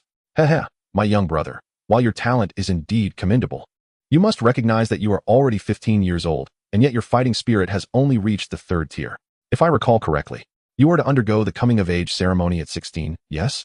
Do you truly believe you can ascend to the 7th tier of fighting spirit in just 1 short year through sheer diligence? Yao Lao's tone dripped with schadenfreude. Were it not for your absorption of my fighting spirit, would I have fallen to such a state? You old scoundrel. Upon hearing this, Xiaoyan's face darkened once more, and he began to curse furiously, his teeth grinding in anger. Young man, do not be so rash. Perhaps I can assist you. Yao Lao spoke with an air of mystery. I need not your help. I can become a strong warrior on my own. Xiaoyan remained obstinate. Haha, my young brother, while your talent is indeed impressive, it is merely relative to the Jiama Empire. Do you understand how vast the Dochi continent is? Do you not wish to step beyond the confines of the Jiama Empire and explore other realms? Yao Lao spoke with an enigmatic expression. You wish to help me leave the Jiama Empire? Upon hearing this, Xiaoyan felt a flicker of interest, yet remained skeptical. If I dare to speak, it is only because I possess the ability to do so. To be frank, in my time, I was quite a renowned figure throughout the Dochi continent, Yao Lao said, a hint of pride appearing on his face. Then, if you can assist me in becoming a strong warrior and leaving the Jiama Empire, shall we consider our debts settled? Xiaoyan replied nonchalantly. Haha, my young brother, you have calculated well. If you cannot offer me any assistance, why would I want to carry a burden like you? I suggest you find another unfortunate soul to inhabit, Xiaoyan said with a cold smile. Very well. I shall agree to your terms. After a moment of hesitation, Yao Lao smiled. Chapter 92, Alchemy. The Mitre Auction House. Lu Yun had returned to his courtyard. Upon his arrival, he promptly summoned Ye Fei to the courtyard. Moments later, Ye Fei's graceful figure appeared in Lu Yun's room. Young master, may I inquire why you have called for me? Her beautiful eyes gazed at Lu Yun, and a charming smile graced her lovely face. Of course, I long for you, Lu Yun said with a mischievous grin. Then, before Ye Fei could react, he pulled her into his embrace. Inhaling the alluring fragrance of her body, Lu Yun felt a surge of restlessness within him. This little enchantress truly is intoxicating. Young master, it is still broad daylight. Startled by Lu Yun's actions, a flush crept onto Ye Fei's cheeks as she quickly left his embrace. Young master, if you have no further business, I shall take my leave. Faced with Lu Yun's predatory gaze, Ye Fei's heart raced, akin to a startled deer, eager to escape the situation. Wait, Ye Fei, I have something I need you to do. Lu Yun chuckled, his face returning to a serious demeanor. He then produced a list from his spatial ring and handed it to Ye Fei. Sister Ye Fei, please assist me in quickly gathering the medicinal ingredients listed above, as I have need of them. The recipes inscribed on the list pertain only to 1st and 2nd tier elixirs. Although Lu Yun has inherited the legacy of the Pill Emperor and possesses a wealth of alchemical techniques and insights in his mind, the art of alchemy cannot merely reside in one's thoughts. The most crucial aspect lies in taking action oneself. Consequently, Lu Yun intends to enter seclusion for a period, dedicating himself to the practice of alchemy. Only through personal experience can he fully comprehend the profound techniques embedded within the Pill Emperor's legacy. Upon hearing this, Yufei was momentarily taken aback, then promptly accepted the list from Lu Yun's hands. As she gazed at the ingredients, a sense of perplexity arose within her. Why does the young master require such a multitude of first and second-tier ingredients? Yufei, during this period, I shall be in seclusion to refine elixirs. Please expedite the resolution of matters in Wutan City, Lu Yun explained with a smile, noticing the doubt etched on Yufei's delicate features. Young master, you intend to practice alchemy? Yufei inquired, her beautiful eyes widening in surprise as she looked at Lu Yun. Although she was aware that Lu Yun had a master who was a high-level alchemist, she had never witnessed Lu Yun engage in the craft herself. Hearing this revelation inevitably stirred a sense of astonishment within her. Yes, when I emerge from seclusion, it will be time for us to depart from Wutan City, Lu Yun affirmed with a nod. Understood, young master. I will prepare at once, Yufei replied. Subsequently, she turned and gracefully exited Lu Yun's chamber. After Yufei's departure, Lu Yun returned to his room and began his cultivation. He understood that it would be difficult for Yufei to gather all the necessary ingredients in a short span of time. Thus, he resolved to solidify his recently attained rank of Great Dome Master during this interval. With this thought in mind, Lu Yun settled upon his bed, closed his eyes, and commenced the process of stabilizing his realm. Yufei worked swiftly, and within merely 3 days, she had procured all the materials listed by Lu Yun. Young master, all the medicinal ingredients you require are here, she announced in the courtyard. Excellent. I shall now enter seclusion. Inform everyone that I should not be disturbed unless there is an urgent matter, Lu Yun instructed Yufei. Yes, young master. Yufei responded respectfully. After obtaining the ingredients, Lu Yun made his way directly to Master Gunny's residence. Young master, what brings you here? Master Gunny expressed surprise upon seeing Lu Yun in the courtyard. Master Gunny, I would like to borrow your alchemical chamber for a time, Lu Yun stated directly. Lacking a cauldron of his own, he had no choice but to temporarily utilize Master Gunny's facilities. Feel free to do as you wish, Master Gunny replied without hesitation, slightly taken aback by Lu Yun's request. Nodding, Lu Yun entered the alchemical chamber. In the center of the room stood a crimson cauldron, its surface a deep maroon hue, adorned with faint glimmers of light. At the base of the cauldron were intricately carved serpent heads, their gaping mouths forming 2 interconnected fire ports that twisted and turned, narrowing as they delved deeper, hinting at hidden mysteries. The top of the cauldron was crowned by a massive serpent coiled into a lid, which featured a special hole for inserting ingredients. Scattered across the lid were meticulously crafted holes made of ice silver, serving to dissipate heat and prevent the cauldron from exploding due to excessive temperature. In the center of the cauldron, a transparent mirror crafted from ice essence allowed one to observe the internal dynamics during the alchemical process. The cauldron's surface was adorned with exquisite engravings of magical beasts, their lifelike forms evoking the essence of living creatures. Observing the 2 fire ports, Lu Yun smiled faintly, remarking to himself that a 2-port cauldron was perfectly suited for his current needs. In the Duki continent, cauldrons are ranked by their level. The greater the number of fire ports, the more advanced and rare the cauldron. These ports are not casually created. Their intricacies are often imperceptible to the untrained eye. The ports embody the essence of the cauldron and require precise craftsmanship. Even a minor error during their creation could render the entire cauldron a failure. Thus, the more fire ports a cauldron possesses, the more robust its assistance in alchemical endeavors. However, controlling multiple fire ports necessitates a powerful sense of soul perception. With Lu Yun's current level of soul strength, he could barely manage this 2-port cauldron. Suddenly, Lu Yun recalled that there was a heavenly cauldron rankings on the Duki continent, which categorized the most extraordinary cauldrons. The Black Devil Cauldron in the hands of Elder Yao ranked 8th on this list. Should an opportunity arise to auction off a cauldron from the heavenly cauldron rankings, he wondered what treasures might be acquired. A smile crept upon Lu Yun's lips as he mused to himself. Without further hesitation, Lu Yun commenced the alchemical process. With a flick of his mind, he retrieved all the necessary ingredients from his spatial ring and placed them upon a nearby table. Subsequently, he swiftly pressed his palm against the cauldron's fire port, unleashing a torrent of Duki from within. Instantly, with a series of muffled thuds, flames erupted within the cauldron. Lu Yun then casually surveyed the table, methodically selecting several herbs and tossing them into the cauldron with precision. The elixir he was refining was a first-tier energy accumulation pill. Under the suppression of his soul perception, the ferocious flames transformed into docility, gently enveloping the herbs added to the cauldron and extracting the essential essences required for the energy accumulation pill. As time passed, under Lu Yun's steady and calm crafting, the nascent form of the energy accumulation pill began to take shape within the cauldron. Chapter 93. Xiao Yin becomes a disciple. Inside the alchemical chamber, Lu Yun's gaze remained fixed upon the cauldron. Time slipped away unnoticed as he focused intently, and after countless rotations within the cauldron, the elixir finally began to smoothen and round. Observing the lustrous surface of the pill, Lu Yun smiled faintly, gradually withdrawing his hand from the cauldron. As his palm retreated, the flames within the cauldron also began to dissipate. With a flick of his fingers, the lid of the cauldron was propelled away by a gust of wind. Lu Yun swiftly summoned a jade vial, and as the pale yellow pill soared forth from the cauldron, it was accurately captured within the vial. Gazing at the vial in his hand, a smile graced Lu Yun's lips. From this moment forth, he could proudly consider himself a true alchemist.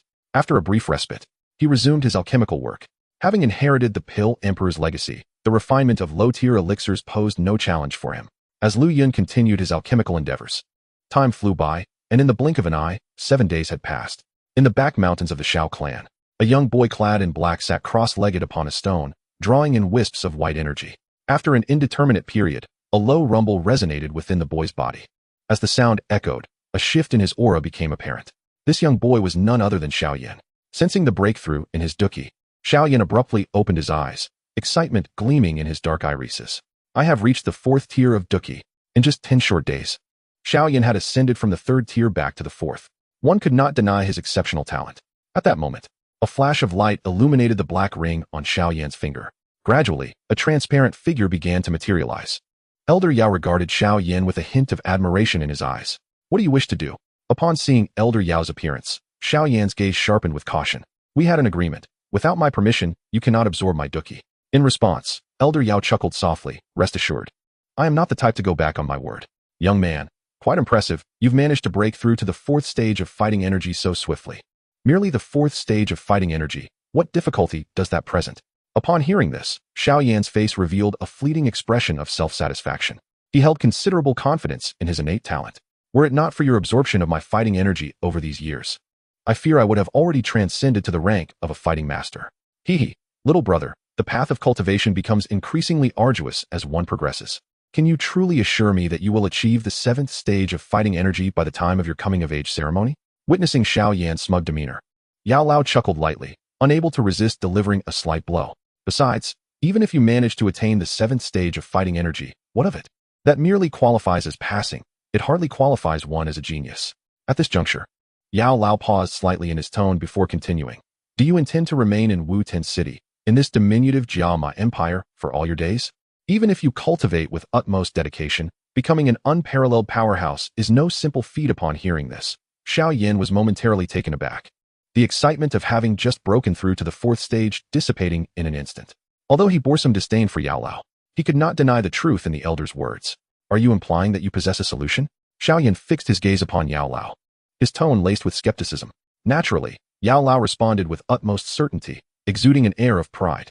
With my guidance, you shall undoubtedly become a renowned figure in the continent of fighting energy. You certainly have a way with words. Observing Yao Lao's pretentious expression, Xiao Yan rolled his eyes. If you truly possess such abilities, then show me. Stop fixating on that meager fighting energy of mine. Xiao Yan retorted with some annoyance. What a sharp-tongued little rascal. Very well, who instructed me to have a need for your assistance, young one? With a resigned nod, Yao Lao descended to the ground, scrutinizing Xiao Yan for a moment before a cunning grin of accomplishment swiftly flickered across his face, only to fade away. After a brief hesitation, Yao Lao seemingly reluctantly spoke. Young man, do you wish to become a pharmacist? A pharmacist? Xiao Yan was momentarily stunned, then furrowed his brows. In the continent of fighting energy, anyone with a semblance of capability aspires to be a pharmacist. But is it truly a profession accessible to just anyone? The stringent conditions. Suddenly halting his speech, Xiao Yan raised his head abruptly, mouth agape. Have I qualified? I greatly admire the look of shock intertwined with anticipation and joy upon Xiao Yan's face. Yao Lao stroked his beard, pondering for a moment before surveying Xiao Yan once more, then seemingly with a hint of reluctance sighed. Although you barely meet the criteria, I owe you a favor. So alas, consider this a repayment of my debt. Casting a sidelong glance at the elderly man who appeared somewhat begrudging, Xiao Yan felt a nagging suspicion regarding the elder's claim of barely qualifying, yet he was too elated to inquire further. Amidst his joy, however, a sense of doubt lingered. Even if I meet the conditions, pharmacists typically require hands-on teaching from a mentor. Could it be that you are also a pharmacist? Gazing at Xiao Yan's face, which was filled with skepticism, the old man chuckled, puffing out his chest slightly, his voice tinged with an undertone of pride. Indeed, I am a pharmacist. In the blink of an eye, Xiao Yan's expression brightened at the revelation. A pharmacist? Such a rare breed. Excuse me, sir? May I inquire as to your rank as a pharmacist? Xiao Yan licked his lips, his youthful voice taking on a tone of politeness. In the continent of fighting energy, although pharmacists are scarce, their esteemed status affords them a clear hierarchy, ranging from ranks 1 to 9.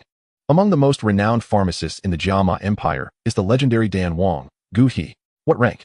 He, I can't quite recall. Oh dear, young one. Are you truly interested in learning? Shaking his head, the old man suddenly inquired with a hint of impatience. Yes. Xiao Yan no longer hesitated, eagerly nodding his head. A pharmacist, even in a colossal force like Yunlan's sect, is regarded as a precious individual deserving of great respect. If you are willing, then let us proceed with your apprenticeship.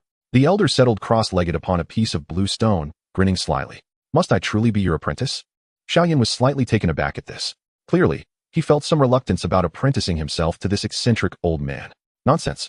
Do you expect me to freely impart my knowledge without you formalizing our master-apprentice relationship? Yao Lao rolled his eyes. Evidently, he was somewhat of a traditionalist, holding great importance on the bond between master and disciple. With a resigned pout, Xiao Yan, in pursuit of becoming a distinguished pharmacist, respectfully performed the gesture of apprenticeship before the elder. Very well, from this day forth, I shall be your master.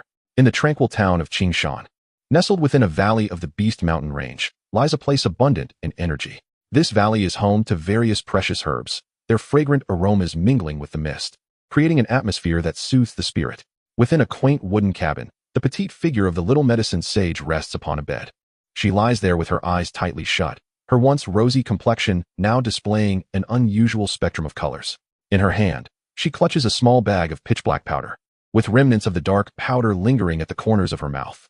Judging by its color and scent, it is evidently the potent poison she holds. Moments later, the kaleidoscopic hues on her cheeks begin to gradually fade. Subsequently, the little medicine sage slowly opens her eyes, her delicate hands stirring slightly as she glances at the black poison in her palm, a bitter smile creeping onto her lips. Shortly thereafter, the bitterness broadens, and she suddenly pulls the blanket over her face, muffled sobs escaping from beneath the covers. I couldn't resist again. What should I do? What should I do? After a while, the little medicine sage manages to stabilize her emotions. She glances at the nearby Spectrum Poison Manual, retrieves it, and her gaze lingers on the final scroll. At the end, a brief explanation is provided. The catastrophic poison body, a peculiar constitution, can rapidly enhance strength by consuming poison. The identification method for the catastrophic poison body is a fine, colorful line located on the lower abdomen. This line will grow in accordance with the concentration of poison contained within. When the colorful line reaches the position of the heart, it signifies the peak moment of the catastrophic poison body, simultaneously subjecting the individual to the torment of countless toxins. Beneath this small text, there is an extensive enumeration of the destruction caused by the catastrophic poison body. The catastrophic poison body. Why must I possess such a constitution? Staring blankly at the Spectrum Poison Manual in her hand, the little medicine sage's lips reveal a bitter smile. From a young age, her aspiration had been to become a pharmacist or a healer. Yet, she never anticipated that she would ultimately be reduced to a poison master. Although she excels at the art of poisoning, it does not mean that she desires to be a poison master. The profession of a poison master holds a rather undesirable reputation in the continent of fighting energy. Many harbor a certain fear of engaging with poison masters due to their stealthy methods of poisoning, which can leave any opponent or even friends feeling anxious and unsettled. Suddenly, the image of Lu Yun flashes through the little medicine sage's mind. Now that she has awakened the catastrophic poison body, imbued with lethal toxins, how should she interact with him in the future? Contemplating this, a glimmer of tears wells up in her bright eyes. She wishes to cease her consumption of poison, yet finds it utterly impossible to do so. After several attempts, each ending in failure. For someone with the catastrophic poison body, the more potent the poison, the greater its allure. The temptation of poison is irresistible for her. Even knowing it leads to self-destruction, she is nonetheless drawn to it without hesitation. Subsequently, the young healer assessed her current cultivation level and was astonished to find she had remarkably ascended to the rank of a fighter. In a mere fortnight and a half, she had transformed from a novice, who had yet to step into the realm of combatants, into a true fighter. Such an astonishing rate of advancement, if it were to circulate, would undoubtedly evoke astonishment and awe. For the young healer, however, it was merely a matter of consuming a few doses of poison. Although she resisted the tribulation of the poison body, she could not help but admire its rather peculiar nature. After a moment of silence, she gently placed the colorful poison scriptures in her hands aside. At this point, retreat was no longer an option. Once the poison body began to ingest toxins, it could not be halted. Contemplating this, A glimmer of resolve flashed in her eyes. Since she could not resist, she would simply have to embrace it. At worst, once her strength had grown, she could quietly protect Lu Yun from behind. At least then, she could still see him every day. With this thought, the young healer slowly rose and approached the table within the wooden cabin. On the table lay a black fruit known as the heart-eating fruit, which contained deadly poison. Should an ordinary person consume this toxic fruit, they would surely perish within half an hour. The young healer extended her delicate hand and cautiously picked up the heart-eating fruit. A determined glint shone in her beautiful eyes as she brought the fruit to her lips and bit down fiercely. Crack! Moments later, the entire heart-eating fruit was swallowed by her. As it settled in her stomach, she immediately felt something amiss. The young healer suddenly clutched her abdomen, a look of agony washing over her delicate face. Soon, a myriad of colors flickered across her pale visage. Her once rosy complexion turned ashen, and she gradually collapsed to the ground, clutching her abdomen and rolling in torment. The intense pain surged through her body, causing her to faint. After a brief interlude, a stream of black toxic gas erupted from within her. This noxious vapor, laden with venom, filled the air upon its release, shrouding the surroundings in a suffocating gloom. The poison thickened rapidly within the room, even spilling out of the wooden cabin. As the toxic fumes seeped from the cabin, the flora of the valley withered into dry husks. Even the spirit-infused herbs met the same fate, transforming into lifeless remnants. By the following day, a faint black mist lingered throughout the valley. The once vibrant and life-filled valley now lay desolate, strewn with withered grass, evoking a sense of desolation. Within the wooden cabin, the young healer stirred and finally awakened. Upon witnessing the pervasive poison in the room, her expression shifted slightly, prompting her to scramble up and open the wooden door. The sight of the valley's transformation filled her eyes with disbelief. Did I do all of this? Covering her mouth with her delicate hand, tears welled in her eyes as she murmured to herself. She struggled to comprehend the scene before her. In just one night, the once picturesque valley had been utterly obliterated. She had not anticipated that the first eruption of the poison body would unleash such catastrophic devastation. The thought of what would happen as her powers grew stronger was too dreadful for her to contemplate. Staring vacantly at the desolate valley, she remained speechless. After a moment, she inadvertently caught sight of her hair and froze in place. Chapter 95. The End of Seclusion. Xiao Yan arrives. A troubling thought flickered through the young healer's mind. Subsequently, in the poison-laden room, she painstakingly located a mirror. Struggling to lift it, she brought her face closer. What? The reflection in the mirror left her momentarily dazed. Her hair, pale as snow, cascaded like a waterfall, framing a gaunt, pallid face that stared back from the glass. This visage bore a faint resemblance to her former self, but lacked the gentle smile that once warmed hearts and the ethereal charm she had possessed. Instead, her eyes now shone with a purplish-gray hue, emanating an eerie coldness. Is this truly me? Her delicate hand caressed her cheek, disbelief etched upon her features. Gazing at her reflection, the young healer was rendered speechless. She could hardly fathom how she had transformed into this. No, this is not me. This cannot be me. The young healer broke down in tears, unable to confront the reality before her. As her emotions surged violently, the toxic gas in the valley began to surge uncontrollably toward her. Moments later, the entire valley's poison was absorbed completely by the young healer. With the last remnants of poison consumed, her aura began to shift. 2-star fighter, 3-star fighter, 4-star fighter, 5-star fighter, 6-star fighter. After ascending 6 realms, her aura gradually stabilized.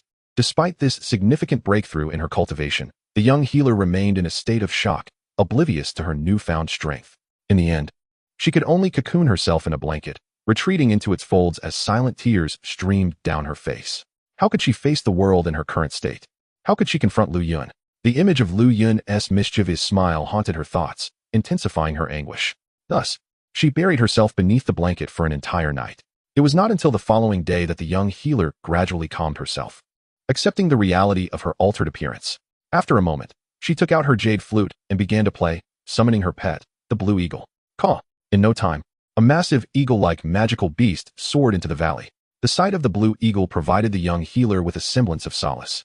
Little Blue, from now on, you may be my only friend. The young healer understood that in her current form, outsiders would immediately recognize her as a city poison master. This profession was not held in high regard across the continent. Many people were averse to associating with poison masters due to their insidious methods of poisoning, which could leave any opponent or even friend in a state of unease. With these thoughts in mind, the young healer hesitated no longer and mounted the back of the blue eagle. She cast a reluctant glance back at the valley before urging the blue eagle to take flight. Perched on the eagle's back, her beautiful eyes gazed toward the location of the cave's treasure, a wave of nostalgia washing over her. Taking out the identity token left to her by Lu Yun from the Meitel family, a bittersweet smile graced her lips. Ultimately, with tears in her eyes, she departed from Qingshan town. In her current state, she simply could not face Lu Yun, nor did she wish for him to see her like this. Farewell, Lu Yun. I will forever remember you. Guiding the Blue Eagle, the young healer gradually distanced herself from Qingshan town, heading toward the location of the Outcloud Empire, Wutan City. In the courtyard of the Meitel auction house, within the alchemy room, Lu Yun's slender fingers danced across the table as if plucking flowers and leaves. Each herb arced gracefully before being tossed into the cauldron, where they were swiftly reduced to powder. In the stillness of the room, flames flickered within the cauldron like sprites, the sparks reflecting against the walls, creating a formidable display. One by one, the herbs were cast into the cauldron, their diverse hues slowly merging, beginning to exhibit a tendency to combine under the heat of the flames. An hour later, Lu Yun's eyes remained fixated on the cauldron, where the nascent form of the elixir was just beginning to take shape. Within the alchemical cauldron, a round, pale green pill gracefully spun above the violet flames, as beautiful patterns of purple and green slowly emerged upon its surface. With a sigh, the pill was placed into a jade vial, and after resting cross-legged on the nearby bed for half an hour, he rose once more to resume his alchemical endeavors. For an entire day, Lu Yun remained ensconced in the alchemy chamber, refining the remaining medicinal materials. As the daylight gradually faded, the materials on the table were finally completely processed. On the table, several small jade vials contained a perfectly round pale green pill, from which a faint medicinal aroma subtly permeated the air, refreshing the spirit. The flames in the cauldron blazed fiercely, and the final pill, nurtured by the flames, revealed a delicate pattern. Moments later, the pill took shape, and Lu Yun gently withdrew his hands. With a swift motion of his right palm, a green pill fell into his grasp. Astonishingly, it bore patterns. Observing the pill in his palm, a look of delight spread across Lu Yun's face. The pill was roughly the size of a thumb, entirely pale green, with a subtle ring of emerald ripples intertwined within, resembling the expanding circles of a ripple, appearing quite extraordinary. This ring of ripples was indeed the very pattern Lu Yun had described. Gazing at the emerald ripples on the pill, satisfaction graced Lu Yun's countenance. It is generally understood that the emergence of such patterns in alchemical creations occurs only when the color and luster of the pill reach their zenith. The pill he had crafted this time was of the second tier, and achieving this level of refinement indicated that Lu Yun had fully mastered the techniques necessary for concocting second-tier pills. Casting a glance at the now empty table, Lu Yun relinquished his thoughts of further pill crafting.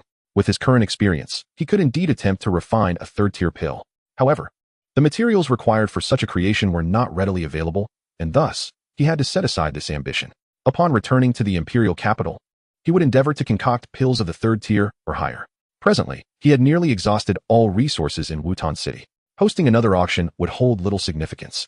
Consequently, Lu Yun found himself increasingly eager to return to the imperial capital. After tidying up the alchemical chamber slightly, Lu Yun departed. Master, you have emerged from seclusion? In the courtyard, Master Gunny, who had been utilizing the alchemical chamber, was engrossed in studying a fifth-tier alchemist's notes. Upon seeing Lu Yun, he approached in surprise. Indeed, Lu Yun nodded, then handed the pills he had refined over the past few days to Master Gunny. Master, please take care of these. After speaking, Lu Yun returned to his own courtyard. He instructed Hong Shu to prepare hot water, and just as he finished cleansing himself, Yafei unexpectedly arrived, bearing news for Lu Yun. Are you saying that Xiao Yin is currently at the middle auction house? And he is even prepared to sell us a high-level Xian tier fighting technique?